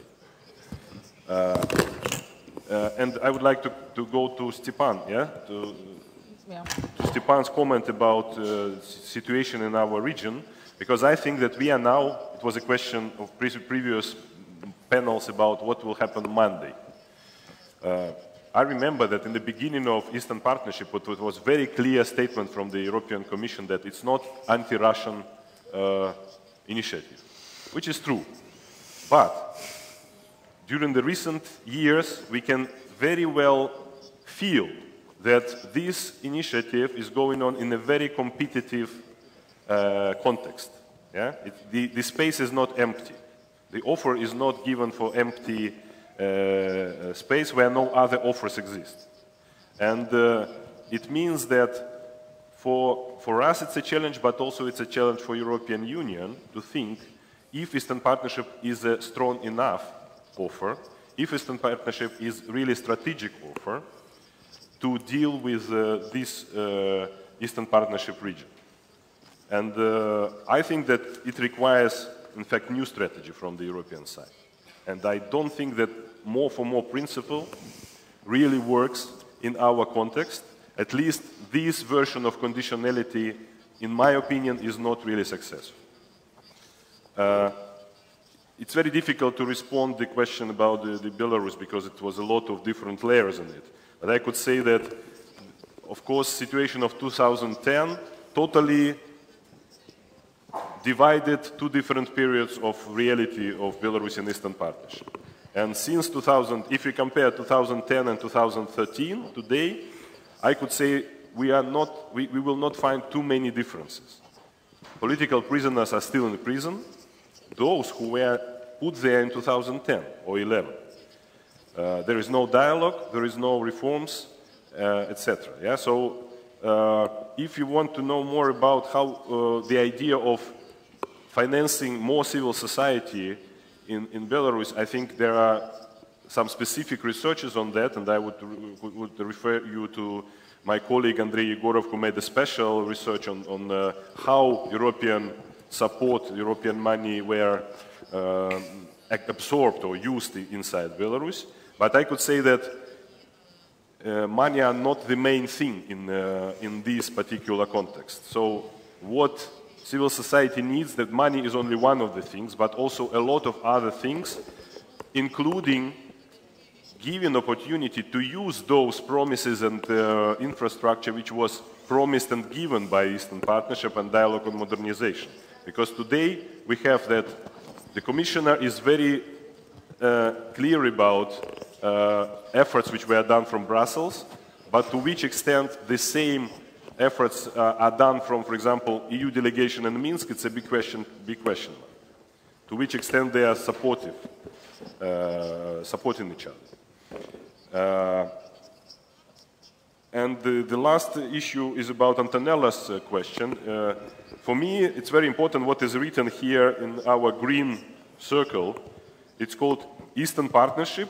So what we expect from European organizations, for me, the response is very clear. It's partnership. I could say, maybe we don't need consulting, we don't need help or assistance. We need to do some things with our common agenda together. And I think that we succeeded to some extent to do it together within the format of the Civil Society Forum, having this joint agenda.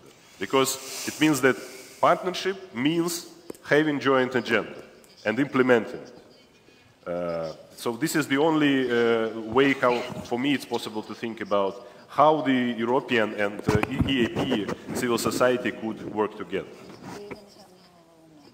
That's all. Walter, Heinrich Böll just published a very good articles to this summit. So part of the response is there, just to make people are sleeping. Also, our society is actually in a worse condition than Belarus because they had Lithuania, where they have all these institutions. We don't have such neighbor, which would help us in this transition. Also, today you heard there is a lot of encouragement and empowerment from the side of the European Union states, like saying that Belarus is the European state, European nation, and you are not, basically. So it's very discouraging. It's not supporting. So there are a lot of things which makes our life more difficult, and plus the energy agenda. So, but, you know, people say that many foreigners who come to Azerbaijan, they say we have high respect for your nation, for people, because in spite of all these difficulties, you still have a very vibrant civil society. I agree with you, there is limited access because of the high costs of freedom of assembly, you know, the limitation of freedom of assembly. Now the organization which arranges the street rallies can be fined for 30,000 euros per organization. So I'm personality for 3,000, maybe more. But, you know, if you watch the guys who were here, the leaders of non-registered organization, they were always on a computer, on internet, you know, sending the information, immediate information. They're always there, so they're using intensely IT, all the methods, you know, which you can do. I don't know, that's what we actually lack. We lack probably more creative methods of having access to the greater layers of population, and maybe we need more networking so we would get more information how to get it, more help, how to be more creative, more inventive regarding of, you know, mobilizing support in the dictatorships. That's what we need. Anna? Yeah, being the last answering questions, well, in the evening, I will try to be very short. Just concerning the Ukraine success achieved so far and what will be after, and whether you will support, continue support, and how it will be going. Yes, of course, it's already was told that it's a bit premature. We will know more soon. But I am somehow knowing also plans which European Union is a huge machine which is planning in advance, and it's, I think, unlikely that everything will be frozen. So, on my opinion, all the designed instruments and directions of cooperation probably will stay. So at least it will be the same level. We wanted more, and we had, of course, ambitions for next stage, but yeah, we will see. So, this also would require, I'm sorry, I'm not from EU country, but I anyway would like to address Antonella's question, because she was talking about what our partner countries are needed from EU countries and civil society from EU countries. Yeah, I think that we need more consistent and more legitimized position from you. Also, we need that you can work more structurally with your governments as well to raise the interest to Eastern Partnership and both among your civil society but also with your government. And I think that your idea on establishing the platform of CSOs from European Union countries is very much for this. I mean, it would help to those needs of civil society in our partner countries. Thank you very much for your attention.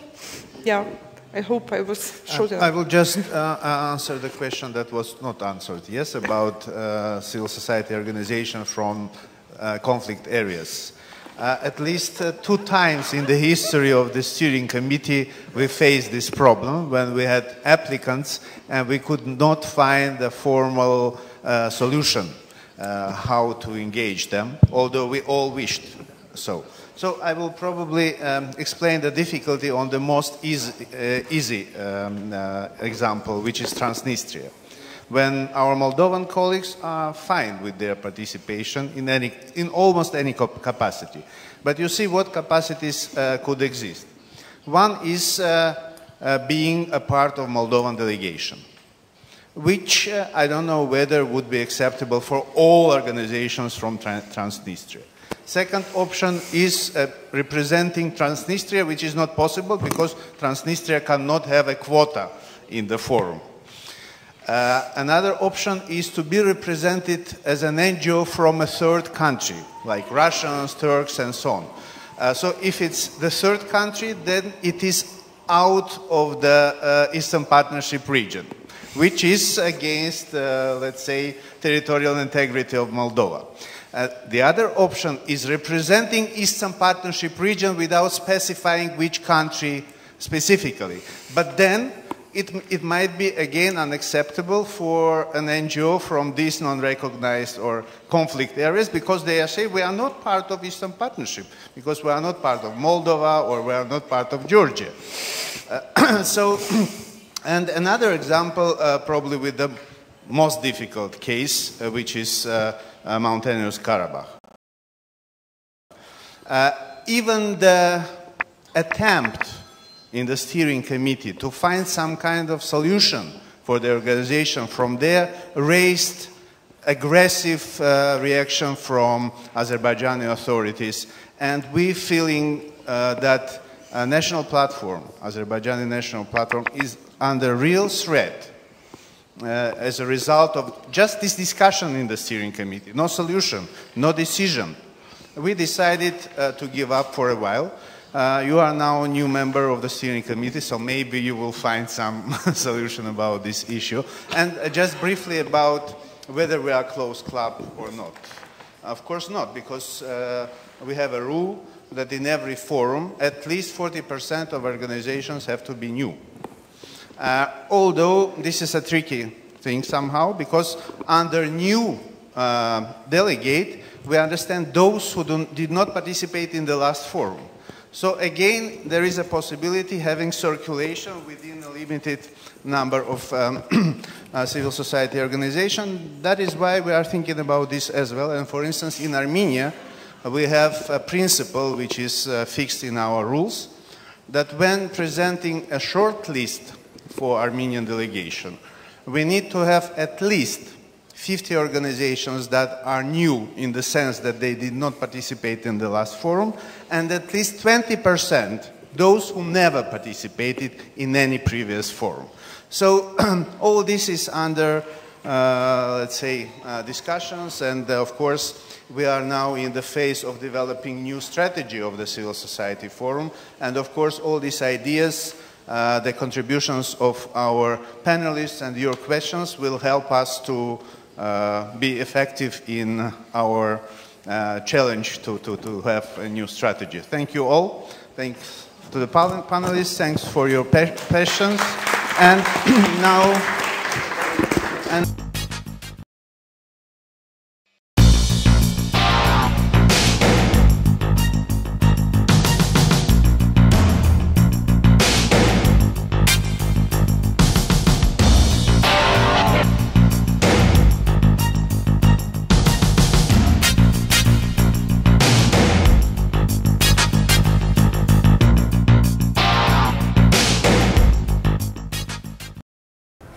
Կրկին բարի երեկո, CivilNet-ը շարունակում է աշխատանքները ուղիղ եթերում, մենք հիշեցնենք, որ այսօր եւ վաղը կարևոր օր է, Վիլնյուսում տեղի ունենում Արևելյան Եվրամիության Արևելյան գործընկերության արդեն 3-րդ գագաթաժողովը, վաղը սպասվում է, այսօր տեղի ունեցավ, ավարտվեց փաստորեն քաղաքացիական հասարակության համաժողովը, որը բավականին ներկայացուցչական եւ բարձր մակարդակով էր, վաղը տեղի կունենա պաշտոնական մասը եւ մենք օրվա ընթացքում CivilNet-ը ուղիղ ռեժիմով հերարցակում էր այս ամենը, մենք նաև ունեցանք հետաքրքիր իմ կարծիքով հյուրեր մեր տաղավարում, քննարկեցինք ինչու եղավ այսպես, ինչու Հայաստանը այն երկրների շարքում չէ, այն երկու երկրների մեջ չէ, որոնք վաղը պիտի նախաստորագրեն եւ բազմաթիվ այլ հարցեր, սալպի մենք միասին հետևում ենք եւ եթե շատ կարճ ամփոփենք ինչ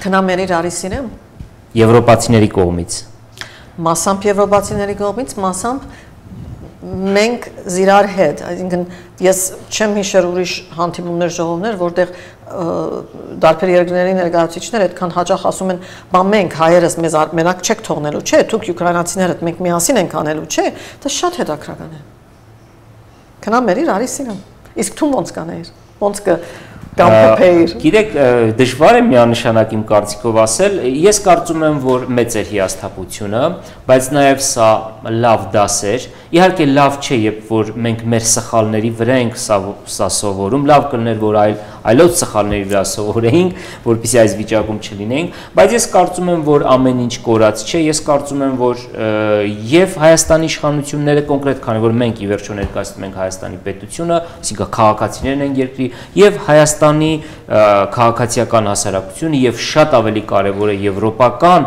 միության պաշտոնյաները հասկացան, որ պետք չէ իլյուզիաներով, պատրանքներով առաջ շարժվել եւ պետք է տեսնել իրական գործը, բայց ամեն դեպքում այսօրվա համաժողովը ավելի շատ կիսապաշտոնական էր, այնտեղ իհարկե ելույթներ էին շատ բարձրաստիճան պաշտոնյաներ, այդ թվում այս ամենի ամենամեծ ջատագովը Շտեֆան Ֆյուլեն, մյուս պաշտոնյաներ, հետեւաբար վաղը մենք կտեսնենք թե ինչ հայտարարություններ կլինեն, շատ կարևոր է նաև մամուլի ասուլիսը սալբե այնպես, որ վաղը մենք ունենք նաև հետաքրքրական օր եւ ավարտելով այսօր, սա մեր վերջին, այսօրվա ընթացքում մեր վերջին ուղիղ եթերն է, ես ուզում եմ նաև ներկայացնել, թե մեզ ինչ ծրագիր է սպասվում վաղը։ Եվ այսպես CivilNet-ը վաղը եւս ինչպես այսօր ամբողջ օրվա ընթացքում պետք է լուսաբանի այս աշխատանքները արդեն պաշտոնական աշխատանքները վեհաժողովի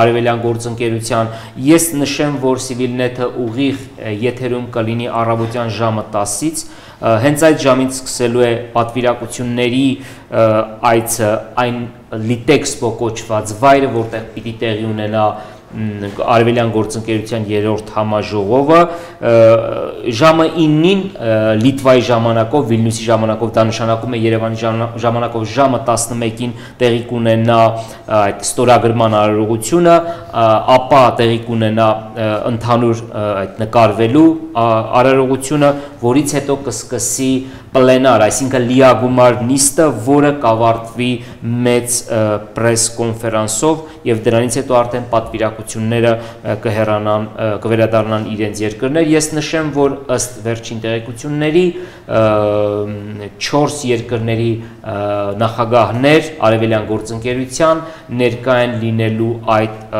խորհրդաժողովին։ Ես ասեմ, որ նաև մենք օրվա ընթացքում ունենալու ենք մի քանի հյուրեր, որոնք նույնպես պիտի տարբեր կողմերից քաղաքացիական հասարակության ներկայացուցիչներ, վերլուծաբաններ, ովքեր զբաղվում են արտաքին քաղաքական հարցերով, տնտեսագետներ, որոնք եւ վաղը նույնպես կփորձենք հասկանալ, թե ինչ տեղի ունեցավ, ինչու Հայաստանը չստորագրեց, ինչ ենք շահում դրանից, ինչ ենք կորցնում դրանից եւ այլն։ Բայց ես չեմ ուզում այս ամենը ավարտել այսպես տխուր նոտայով, ասեմ, որ Վիլնյուսը ի վերջո վերջը չէ, Վիլնյուսից հետո կլինի Ռիգայի, արդեն Լատվիան կստանձնի նախագահությունը եւ հուսանք, որ իրադարձությունները Հայաստանի համար ավելի բարենպաստ հունով կընթանան, իսկ ես այսքանով հրաժեշտ եմ տալիս վաղը առավոտյան ժամը 10-ին կրկին ուղիղ եթերում այս ստուդիայից հանդիպելու ակնկալիքով առողջ եղեք։ And I would like to add to those who are just waking up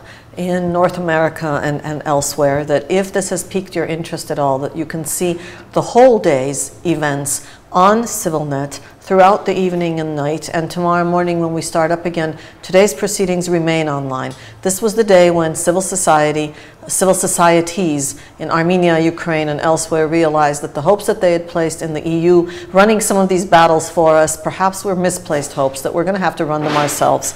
And this was a day when civil society activists, professionals, foreign policy officials said to each other in Vilnius, in the run-up to the Vilnius summit tomorrow, that we are going to be there for each other. Tomorrow is the summit. Tomorrow is also the second day of this civil society platform forum, and CivilNet will be here. We'll cover it live together with ambassadors who will join us for analysis, as well as others from Yerevan, civil society activists, observers, economists, political scientists.